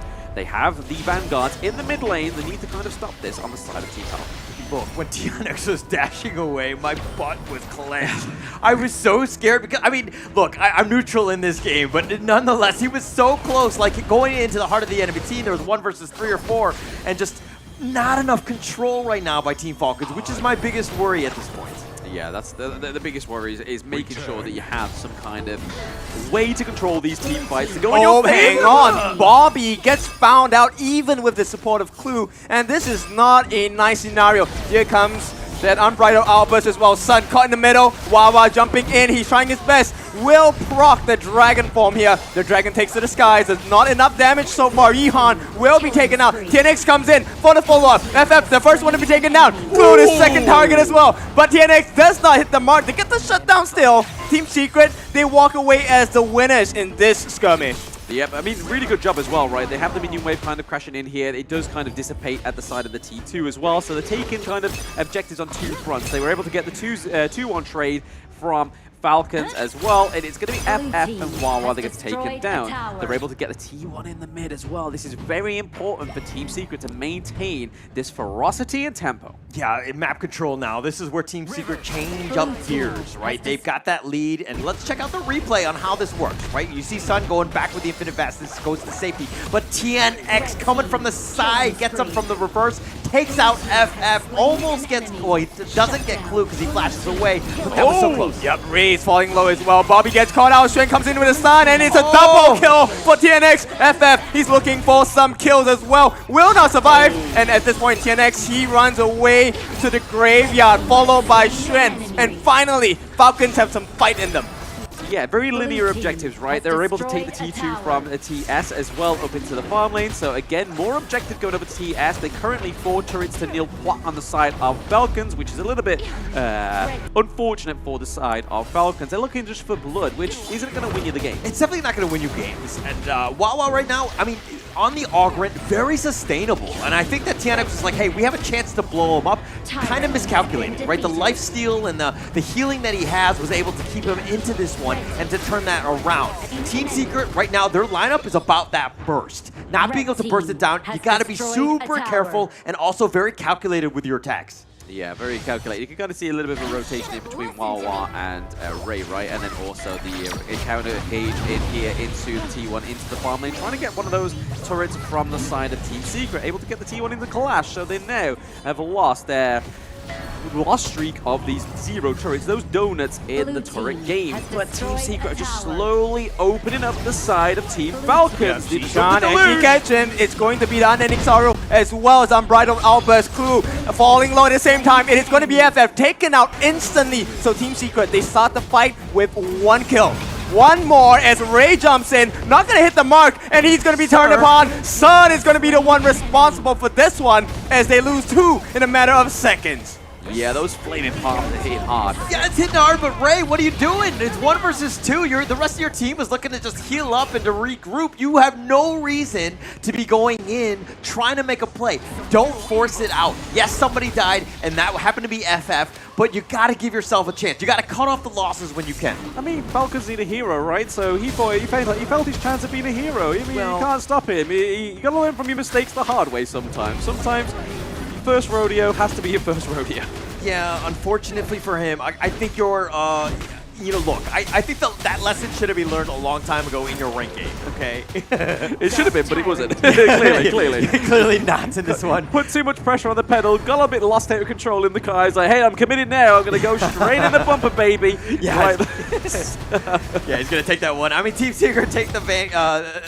TNX in the middle of 3. He's catching more. And at this point, the heal's coming as well, but he has to back off. Almost drop down by the side of a Clue, and they might lose TNX. No, he walks away unscathed, and at this point it's FF who might be in trouble on the backlines. Ray trying his best to get the kill, will be taken out. TNX once again just toying with the members of Falcon. Yuhan is not done. He's trying to assist Sun as well. They force out the Unending Sorrow, and at this point Falcons can only stare upon as Team Secret are just taking everything.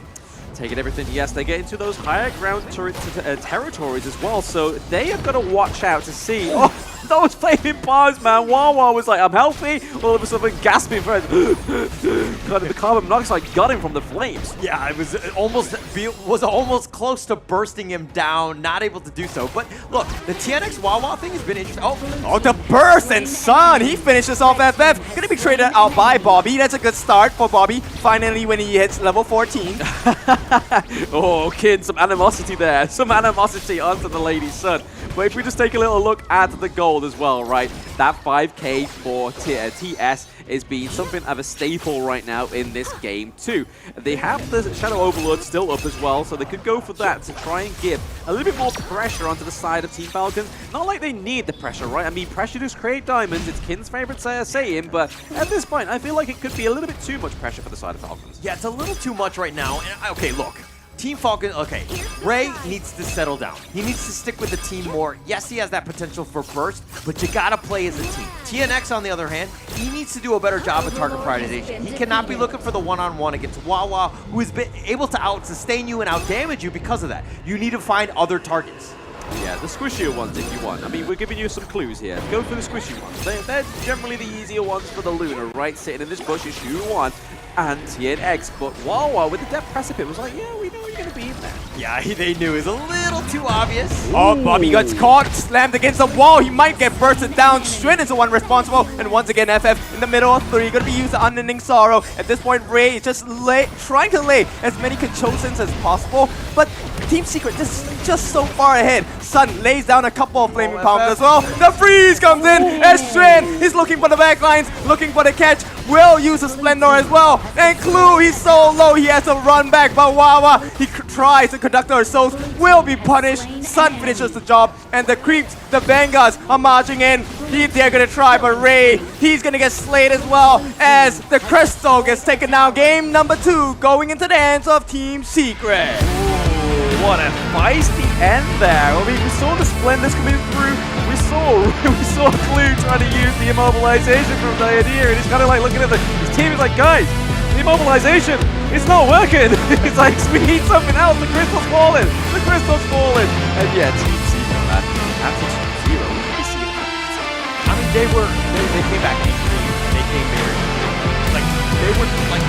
This is the team that we know. This is the team that we expected, right? Very clinical and letting the players play to their strengths. I think that that's the biggest thing where, you know, you've kind of changed things up. This, you know, Coach Calvin with his drafts have been on point, letting the players play their best heroes. Yeah, I mean, you know what your players can do, right? Calvin's been with this team for quite a long time, even for instance since Season 2, since we first saw Team Secret as well, so he knows the boys better than anybody, right? He has the scrimming data, he knows what works and what doesn't, and right now, this is definitely working for Team Secret. Very feisty, they want to get back up into those brackets. Yeah, you could tell, they don't even really want to take a break, they just want to go to the next game because they have this momentum, they're rolling, but you know, let's see exactly what Team Secret did well because I think there was a lot of good options. Let's check out the highlights right now.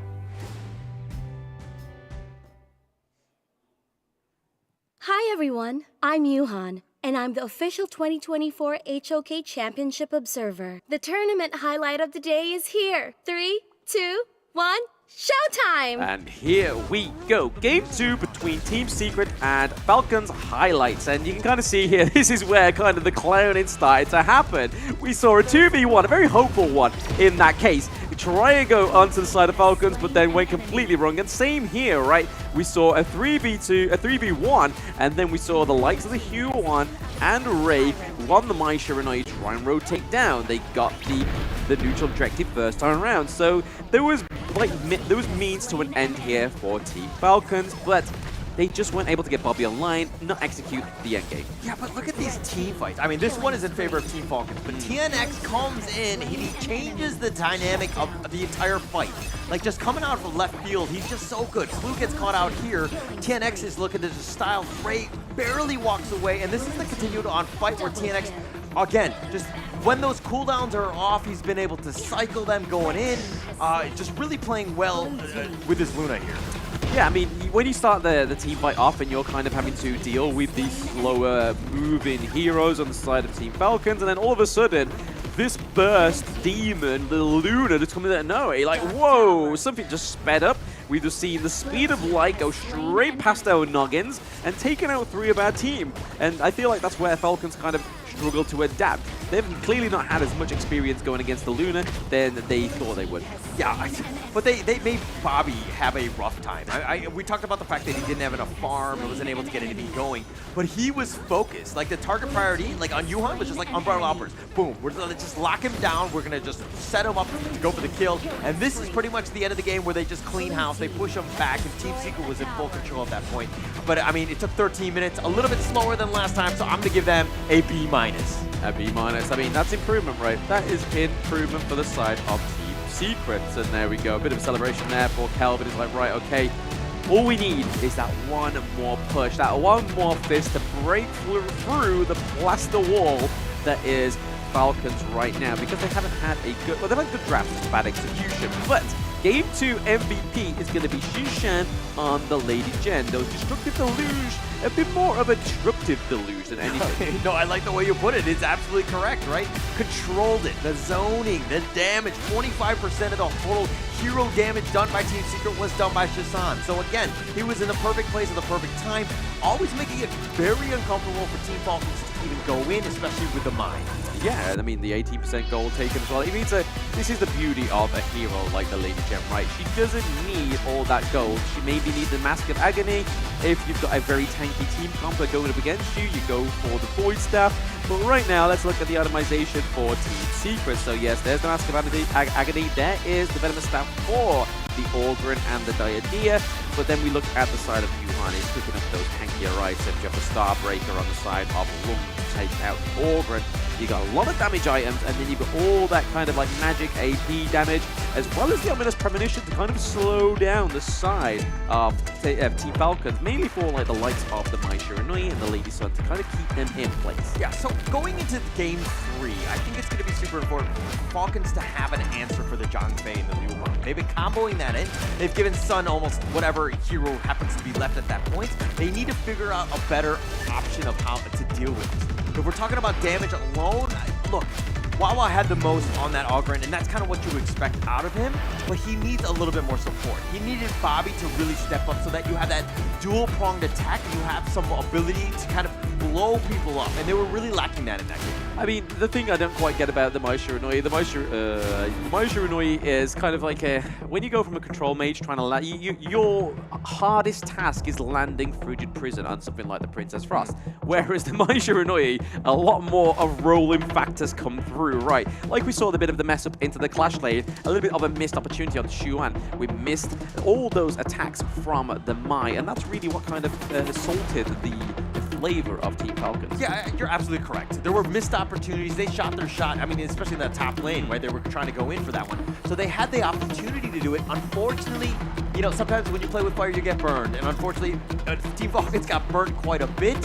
They're going to have to figure out a better way going into Game 3.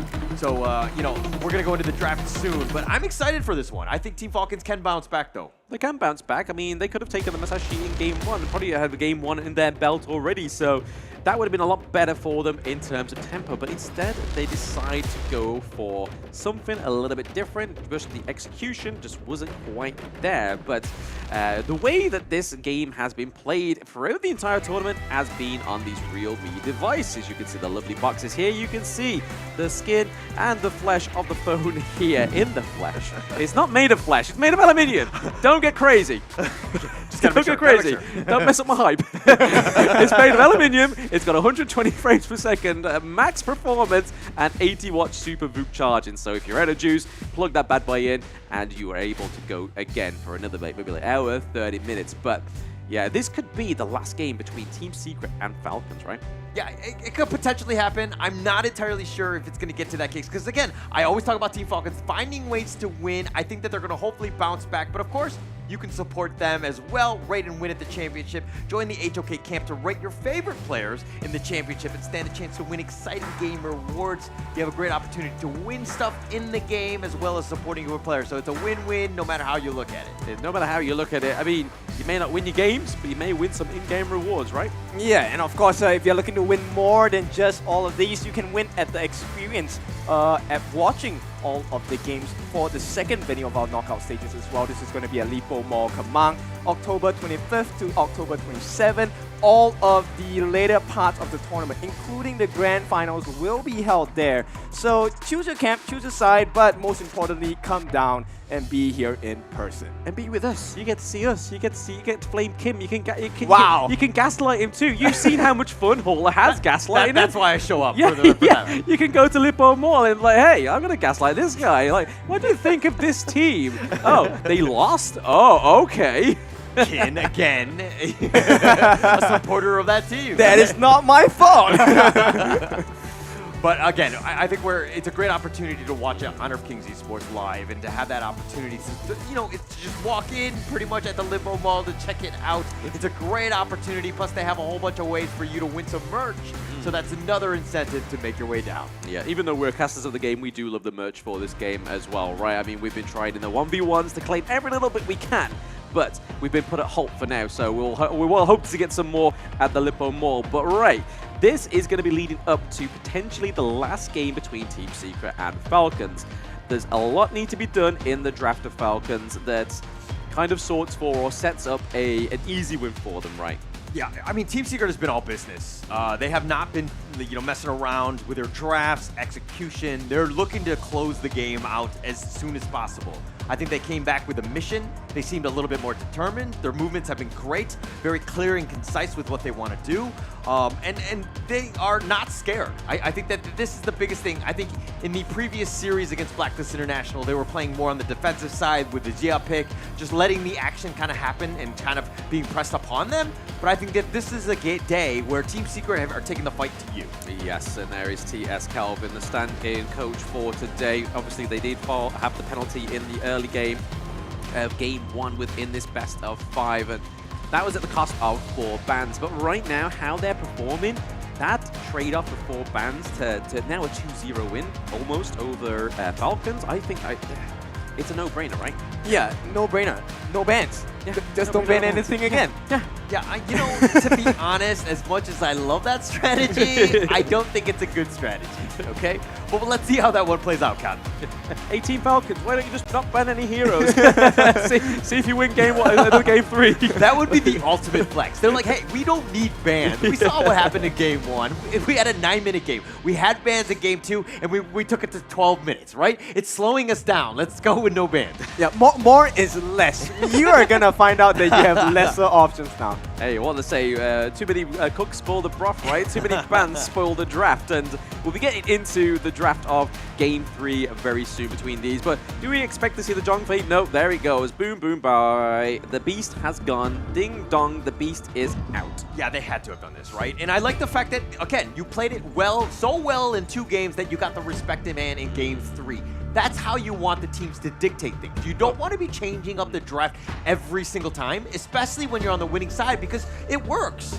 There's a working formula, and obviously the Zhongfei is part of that working formula. I mean, it was able to catch out Clue in Game 2, and it was able to do a lot in Game 1. Hugh Han on that pick was huge, but we're going back to a little bit more of what we saw in the group stage for Hugh Han. It is the Dolia paired with the Hugh Han, so we're going to get double ultimates given over thanks to the Celestial Melody. We're going to get that CC from the Wave Breaker as well, and more importantly, the healing from the Ode. But they do get the main. Yeah, so yeah, this is the combination, right? Where they decided to go with the Lady Sun. If they went with the Mig first, they would have been like, oh, okay, we'll just pick the Lady Sun. So they had to have picked the Lady Sun first. It makes sense here, but they do combo it with that Ming. I think Clue is great on him, so it will really help Bobby get going, and they need his help here. So will we see a Meng Ya coming out, right? Then, oh my goodness, a Guan Yu. I mean, okay, I'm expecting a lot of funny but cool picks coming out from Team Secret. Hey, why not? I mean, it's the last game that you have to try and take this point, right? So if you're going to try and do something a little bit unorthodox, you may as well do it now while you have a 2-point lead, right? So now we get into the second part of the ban phase. The Mai Yin gets taken out, the Shangguan gets taken out, but would we be seeing a Shangguan paired with a Guan Yu? I mean, did we see it in BSE? I feel like I did. Or was that with a Fever Dream?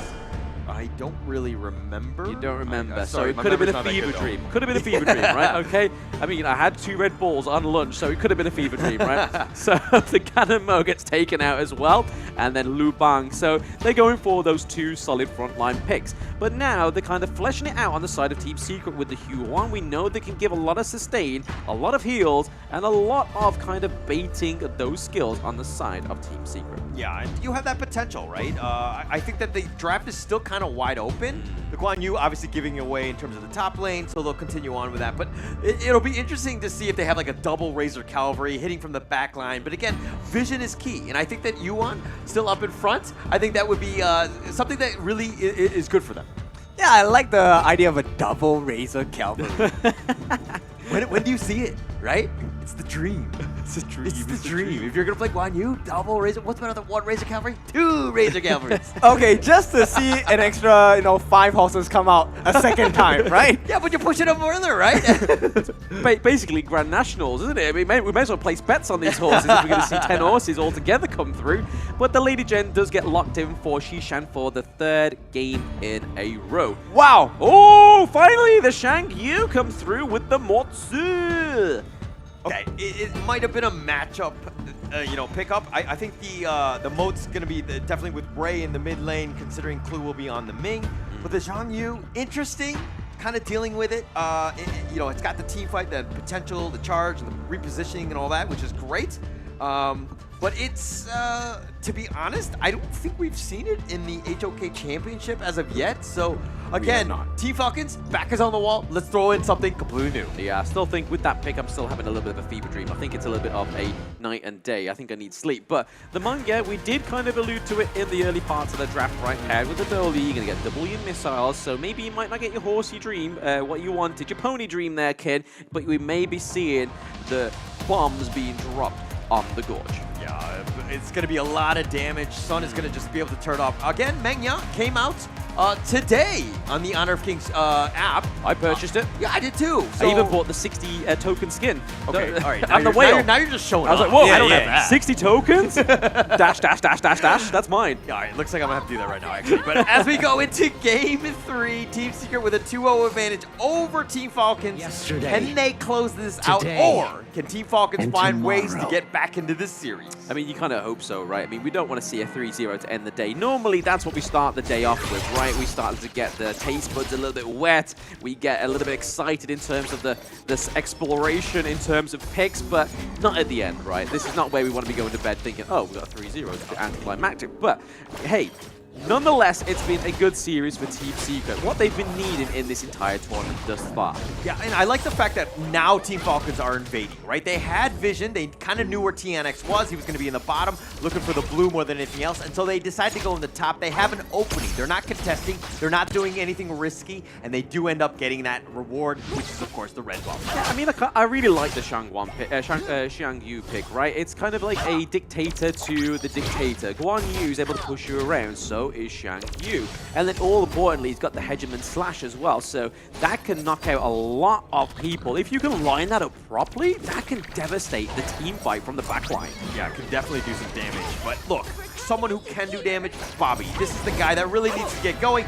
Wawa a little off the mark on that charge. Yeah, I mean that charge right there, that's the fruitful one I saw, but it kind of just completely just like a few frames to the left, it would have been perfect. It would have been. You miss all the shots you don't take, and he definitely took that one. He didn't die or anything, so not the worst thing in the world for him, but yep, they're gonna get caught here. Yihan might be dead, falling a bit low, uses the heal as well. Once again, is this the same situation? Have they overextended? FF, he's trying. Oh no, it's gonna be first blood. Oh, the stun comes in first blood. Team Secret, they start off the final potential game with a bang. Traditional FF, right? I mean, he was able to go in with the Unruly Blade and fully commit. He was like, I'm taking somebody down. I'm going down swinging, mom. Yeah, I mean, he did go down. Juan came all the way from the top lane. He was just like, ooh, potential first blood. I'm going to go all the way down there to make sure I get it. He takes that one like a greedy bastard. He was ordering that one in the self-checkout, right? It was like, yeah. I want that first blood, but then found out that he ordered himself as that platter. But right now, Shuan going in onto what is trying to be a potential invade onto the jungle. FF, was he able to get it? Yes. Yeah, he was able to get it. Yeah, he was able to take it. I mean, that's a good start for Falcons. They needed to have changed things up, make it a little uncomfortable. TNX, of course, like any other jungler, really needs those buffs. He has nothing. Juan has both of them because of that kill, so this is going to be good. Oh, Sun getting caught out. He is going to be taken down. Unfortunately, that kill goes to Clue. Bobby will have to, get emotional support instead. Yeah, Sun, okay, here's the problem with Mengya is that you have so many guns that you're kind of slow, right? You have no mobility, and you like if you get out of position at a single time, you're gonna get blown up. Bobby just rolling raid and just blowing him up. I mean, it's easy to critique somebody who's holding 2 cannons and all that. I mean, you should try and do that move. Look, I'm not even strong enough to carry one of the guns. Who says I can carry 2? Leave the man alone. He can dream, right? He can do whatever he wants, Sun there, but he just got caught out, unfortunately, in the early part of the game. So we'll see if he's able to actually make something work off the Sun, right? Especially with those missiles, giving a lot of that important intelligence coming over to the side of Team Secret. Currently a 1-1 kill balance here, and we can kind of see the goal difference is very similar. Yeah, TNX actually getting threatened at this point, but my main concern here is actually more for Sun. The stun comes in, hang on. Here we go, Razor Cavalry gets caught. Sit down here, Undying, you're still gonna die, Xuan. He is the better class laner now. The fact that he flashed into Guan Yu as well, he's like, no, no, no, and then he's kind of pushed back again. Oh, hang on, simple kills. TNX gonna be comboed and taken apart at this point.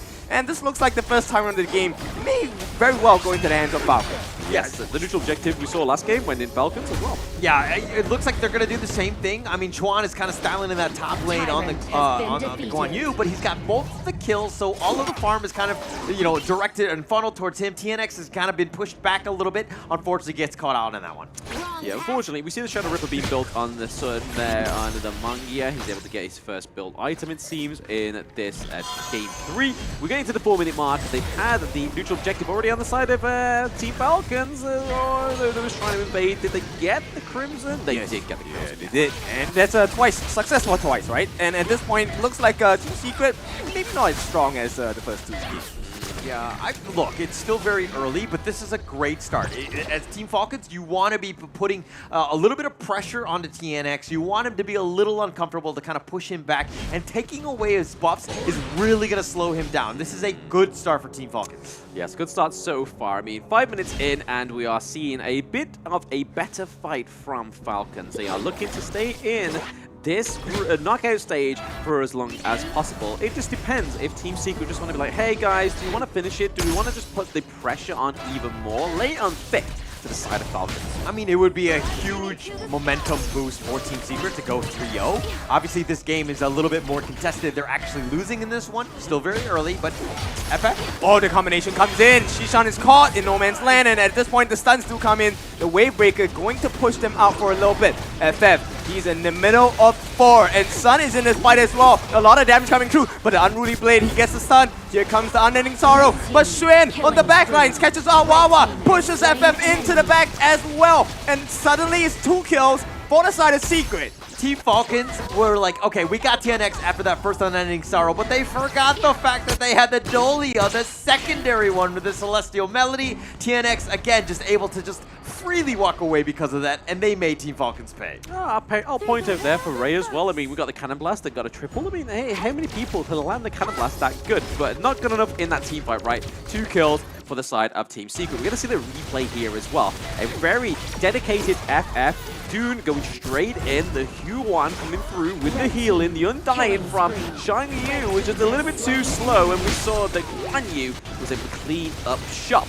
Right now, they are taking the T1 down into the bot lane for Team Falcons, though, so Team Falcons are actually doing a little bit better in terms of the objective. Yeah, Chuan, though, with that nice Razor Cavalry protecting that backside, it totally isolated FF, and the rest of Team Secret were able to blow him down, blow him up, excuse me. That's exactly what you want to see from Team Secret, as they kind of are still a little bit behind, but I feel like this is still anybody's game. Yes, anybody's game indeed. I mean, you can kind of see Sun here trying to go for a little bit more of a macro playstyle, trying to get a little bit more pressure onto the side lanes, because they don't quite have any turrets yet on the side Team Secret. A little bit of a mismatch from how they've been playing in the past 2 games, so they need to pick up tempo, they need to start putting some pressure on here and getting some of these very vital early game turrets. Yeah, it's going to be super important. And again, really not many turrets by Team Secret. Team Falcons have the bottom T1, so they do have that objective, you know, in terms of just securing that farm, which is going to be great. But Team Secret putting a little bit of pressure on this mid T1, it's looking to go down. I mean, hey, if you can't get those side lane T1s, you may as well get that very important T1 in the mid lane. And Sun does get it. The Cannon Blast comes through onto Huan, but it's not going to stop him. The Wave Breaker and the Ode come through. They're trying to chase here. The missiles are coming through from Mangia. Is there going to be any kills? No, just a lot of oppression for now. Yeah, a lot of oppression. Those missiles are doing some work. He's been pushing them back. Sun, again, just you know, kind of flexing in terms of what this Mengya can bring to the table, which is just an astounding amount of damage. There's just so much. You just keep him safe, let him have the perfect positioning. As long as Team Falcons is not able to get it, Sun is going to have a field day. Yeah, I mean, the opening up of the Clash lanes is obviously something they got to worry about as well, because that is troublesome, the pressure there. Oh, hang on, Shishan falling a bit low, the heals do come in, but FF, he is too far in front as well. TNX in the middle of everyone, and here comes Sun, he's trying to lay down the pain with the bullets as well. No casualties on either end, but we do have some abrasions coming out. FF and WoW are really low, and as such, Sun will get that Tyrant of the game. Not the Shadow version just yet, but hey, Team Secret, they're happy with this. Hey, a tyrant's a tyrant, right, at the end of the day. If you can grab some neutral objectives more than you had before, one is better than none. So, we see that Team Secret have managed to secure that as well, so this is kind of the part where we see Secret kind of show their secrets, as they see to go and get the neutral objective a little bit more in terms of their favorite of the gold. You can kind of see Mengya and Sun up there trying to push that T1 into the Clash lane and start opening up some of those more of the turrets for the side of Team Secret. Yeah, but Team Falcons have to defend on this one, and Team Secret just pushing it along. FF taking a decent amount of damage. Is going to be pushed back a bit.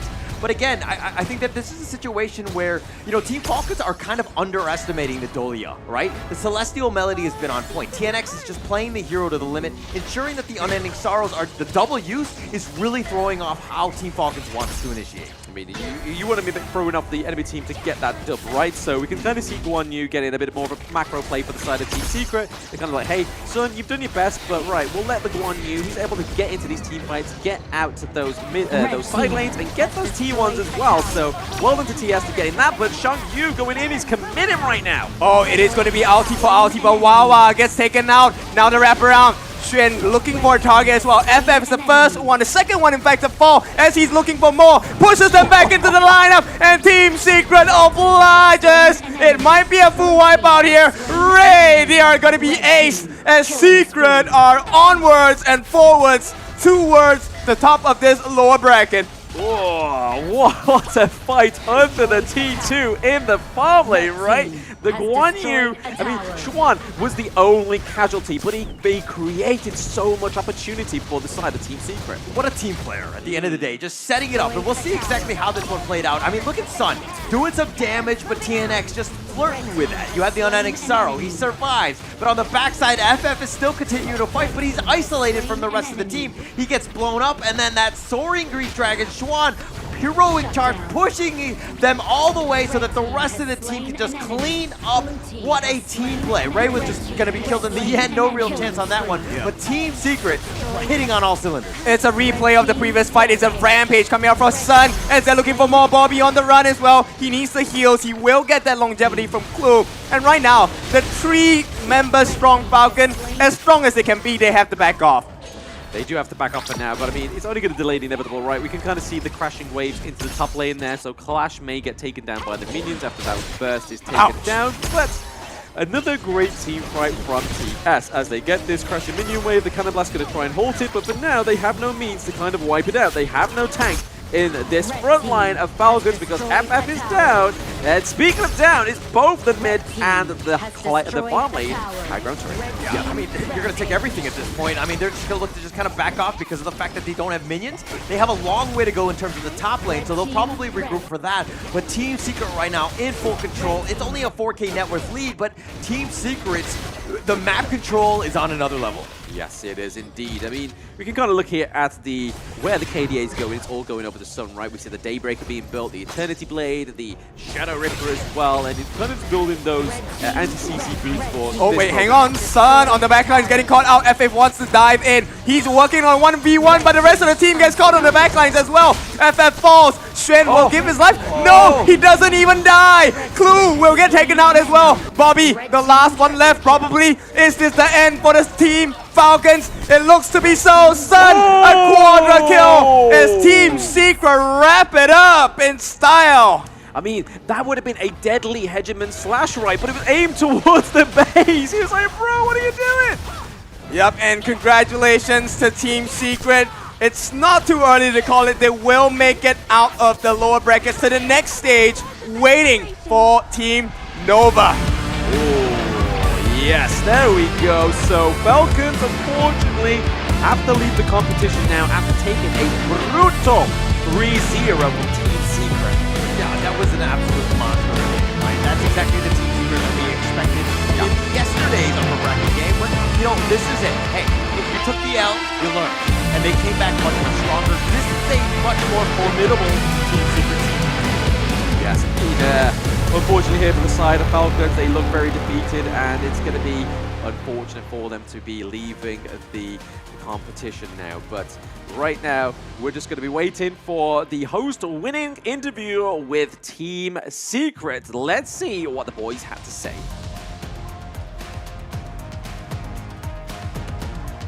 Thank you, casters! Yes! And congratulations, Team Secret! And also, thank you for Team Falcons for all of your dedication in HOK Championship 2024. And nice try to Team Falcon. Please give applause for Team Falcon too! Wow! Woo, keep spirit, and we'll see you in another championship, of course. Yes, of course. And for the today winning team, Sabila, we would like to interview, of course, with the winning team. So we would like to welcome Son! Woo! Son! Okay, hello. this is the Mongya. Okay, hello, Son. Hello. This is your mic. Okay. Okay. Okay, so here's come the Chinese. Okay, let's Alright. go, Darius. Okay, Son，恭喜你再次又赢了你们这一次的这一场。然后呢，我们想问的是，你用什么心态呢？为什么每次玩的会特别的好？能不能跟我们分享一下你的有什么秘密吗？为什么你玩的一直坚持的好？从失败中成长吧，因为我们上一轮输了。Okay, that was a very short and simple answer. Ooh. Okay, so Sabila, I asked Son, what's his secret to keep playing at his good performance? Oh, okay. Yes, to keep always that giving the best performance and giving the best skill for the team. And he said that it's because I lose, I learn, and then I bring it to the next match and I win at the next match. Oh, baiklah. Oh, wow, Jadi okay. itu dia ya teman-teman ya. Jadi pertanyaannya kenapa sih memang permainan dari tim Secret ini luar biasa banget gitu kan ya. Tadi juga udah dijawab gitu kan. Yes, benar. Caranya gampang banget, tadi udah kalah juga ya kan. Yes. Terus belajar dari kesalahan intinya Betul sekali, begitu. ya. Oke. Okay, Son, 我们还有第二个。Okay, Sabila. Next question, maybe what's your preparation in the next match? 好，你们下一场有什么准备？为了面对其他组呢？我觉得我们还是会面对到菲律宾队伍吧。我觉得这次不会再输给他们了。Okay, so Sabila, Son say that maybe they will face another Philippine team. Okay, but this time, of course, we're not going to lose to another Philippine team. Oh, baiklah, ini semakin panas ya. Jadi tadi Yes. ditanya kan preparationnya tuh apa, persiapannya apa untuk di match selanjutnya. Tadi udah Betul dibilang sekali. bahwa dari kita sendiri, kita yakin kita nggak mau kalah lagi sama tim Filipina katanya ya. Gitu. Cuman balik lagi, nanti kita akan melihat bracket terupdate-nya nanti pada saat di akhir acara ya teman-teman ya. Jadi sabar dulu.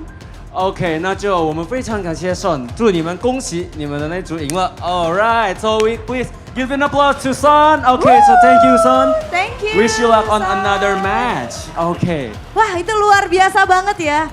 Kita Betul. sudah melihat match terakhir kita di mana permainan yang luar biasa sekali diberikan oleh kedua tim. Bahkan walaupun memang untuk tim Falcon sendiri masih belum bisa mendapatkan satu game pun di match terakhir kita kali ini. Tapi balik lagi, terima kasih banyak pastinya sudah memberikan gameplay yang luar biasa yang benar-benar menghibur banget loh. Betul sekali ya. Dan juga tim Falcon pastinya akan berjuang lagi di kesempatan selanjutnya Sabila ya. Dan kita mungkin bisa berikan kembali lagi to the casters. So takers, take it away. And there we have it, the first casualty of the knockout stages. It's going to be, unfortunately, the team from the MENA region, Falcons, going out of the competition after taking a 3-0 defeat from Team Secret, who are now bounced up to the next part of the lower bracket. So a little bit more of a confident boost for the lads in Calvin over on Team Secret. We just got to see who they're going to be fighting next on the bracket, right? Yeah, it's going to be interesting for that team because I think nobody's going to really want to face them even moving forward because they're starting to hit their stride. They're starting to get a little bit scary. And this is a team that's really on the rise. Like all the other teams that are watching that one, they need to be a little worried because it's like, hey, Team Secret is stepping up. They're playing to their potential, but let's check out those highlights, mainly from Team Secret here.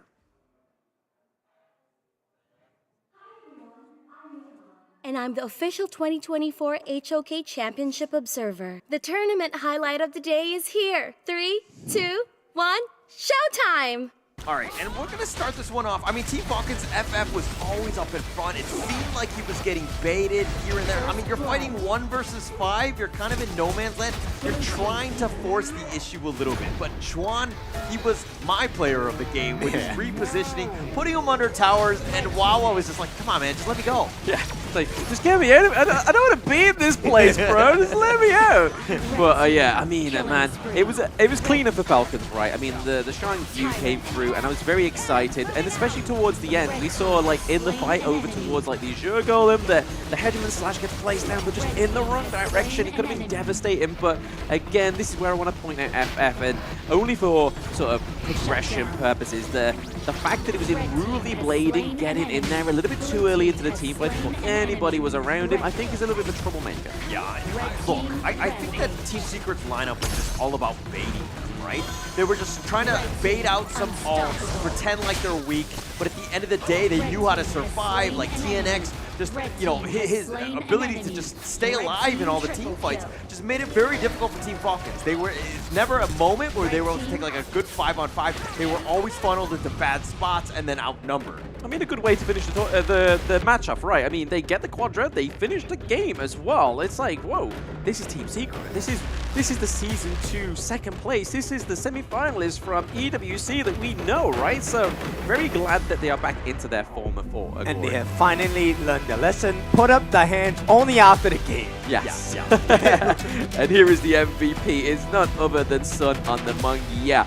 Getting the 8-1-6, the 35% damage dealt, and then taken only 15%. So even though we saw him get a bit of a battered and bruised at the beginning of the game, he was able to turn around and dodge a lot of that damage from Falcons. I mean, Sun was styling on the Menya so well that I'm actually afraid about my own rank games where the players try to emulate Sun, but they do a terrible job because they're on my team.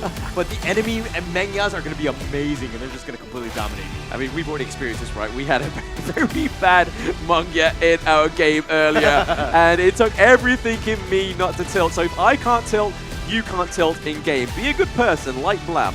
Blam will be your savior. But right now, let's look at the savior draft and the itemization from Team Secret. We can kind of see nothing out of the ordinary, right? It's very box standard on the Mungia. You get the Shadow Ripper, the Eternity Blade, a little bit of a defensive item towards the end, so he's able to soak up a little bit more damage, take a bit more of a battering whilst he's laying down the smackdown of those bombs. But then you can kind of see the Ida Phoenix come through the Q1. Makes sense. The Succubus Cloak makes sense. It mitigate Motsu's damage and even Ming's damage as well. So overall, you see the 1-0-11 to Shushan, again, just playing a really sort of clinical and surgical Lady Gen. Yeah, look, I want to talk a little bit about Falcons here because this is probably the last time, I mean, they're eliminated, so this is the last time we'll be seeing them. I want to give a shout out to this team because they did play strong. I think that they, you know, surpassed expectations. I did not expect them to make the knockout stage. I mean, they did sneak their way in this one, but again, they made it difficult for every single team they went up against, right? They took off at least the game, they upset Vitality, they got themselves into the situation. So again, this is a team that just needed a little bit more time to really gel. Yeah, I mean, they've come from EWC, right, that they weren't able to even get into the knockout stages. They come to the Honor of Kings Championship 2024 and get to the top 8 teams.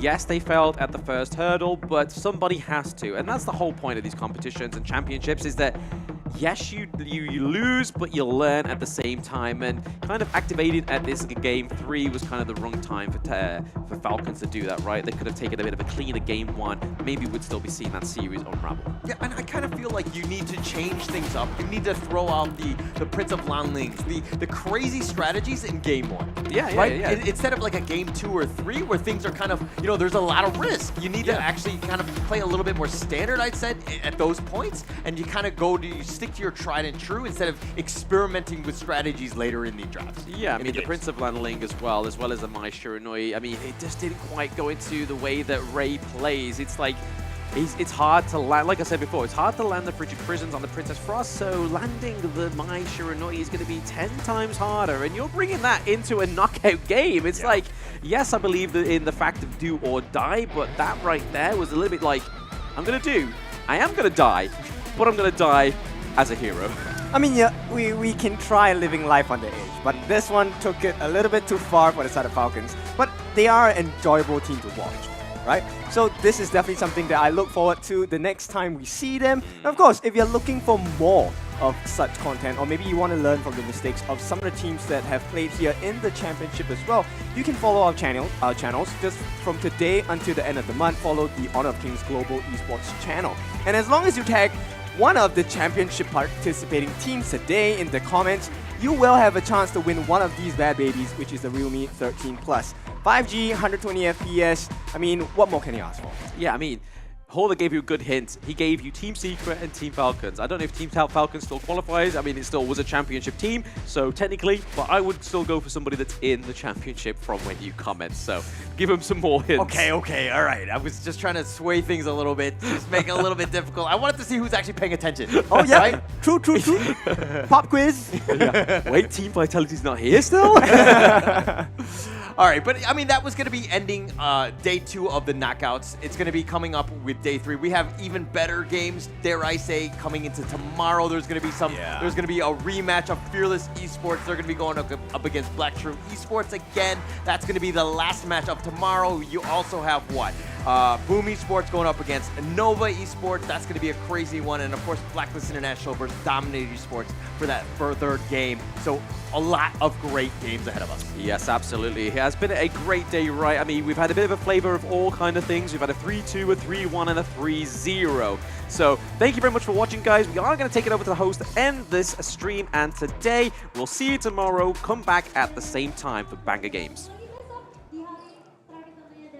Alright, thank you casters. Wow, hari kedua yang begitu luar biasa, Sabila. Yes.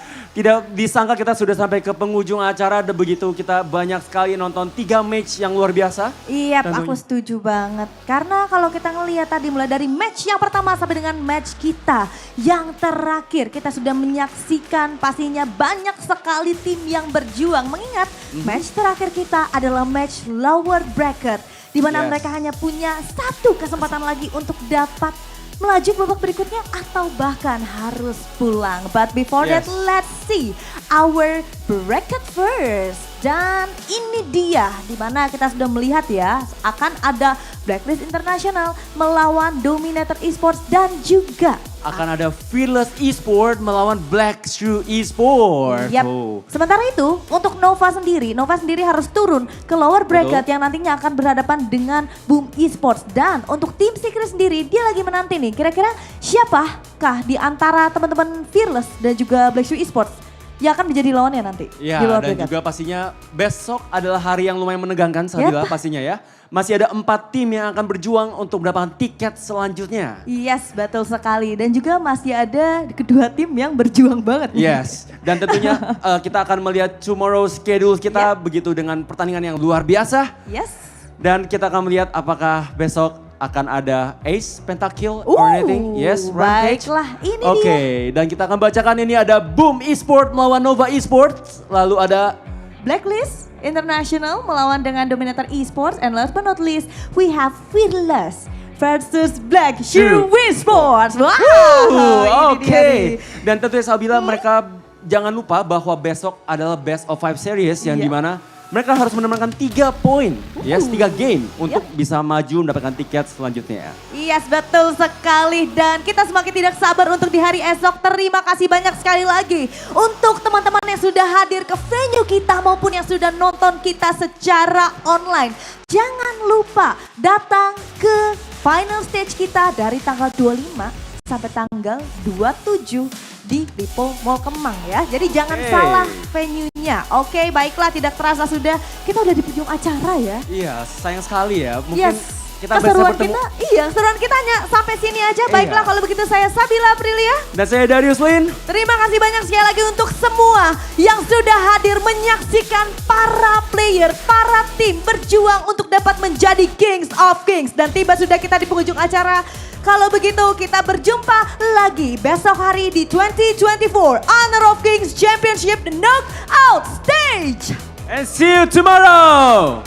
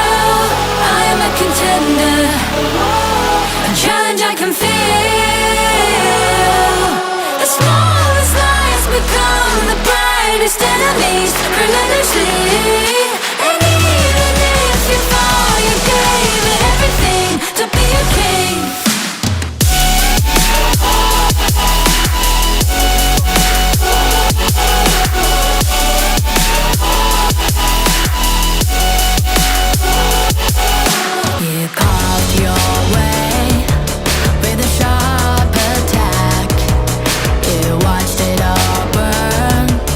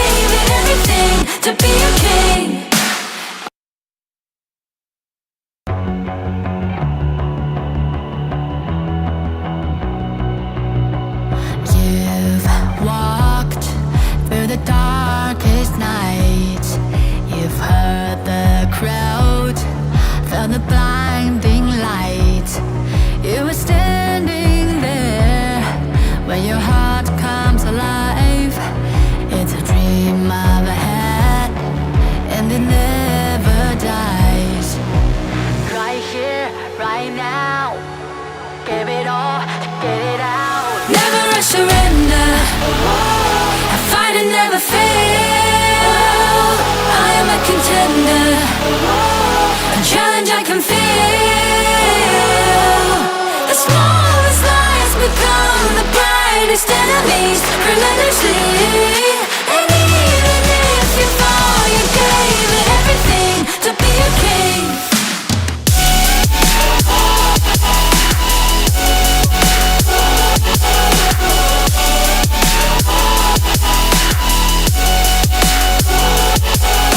You carved your way with a sharp attack. You watched it all burn, and you never looked back. There will come a day when your fears will arise.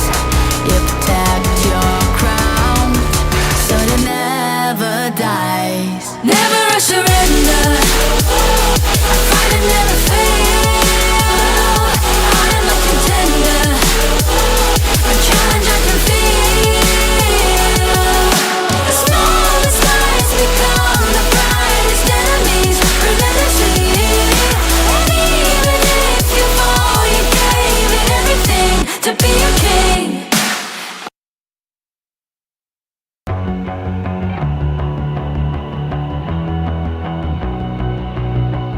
You've walked through the darkest nights. You've heard the crowd, felt the blinding light. You were standing there when your heart comes alive. It's a dream of ahead, and it never dies. Right here, right now, give it all, get it out. Never a surrender. I fight and never fail. I am a contender. A challenge I can feel. The smallest lies become the brightest enemies relentlessly.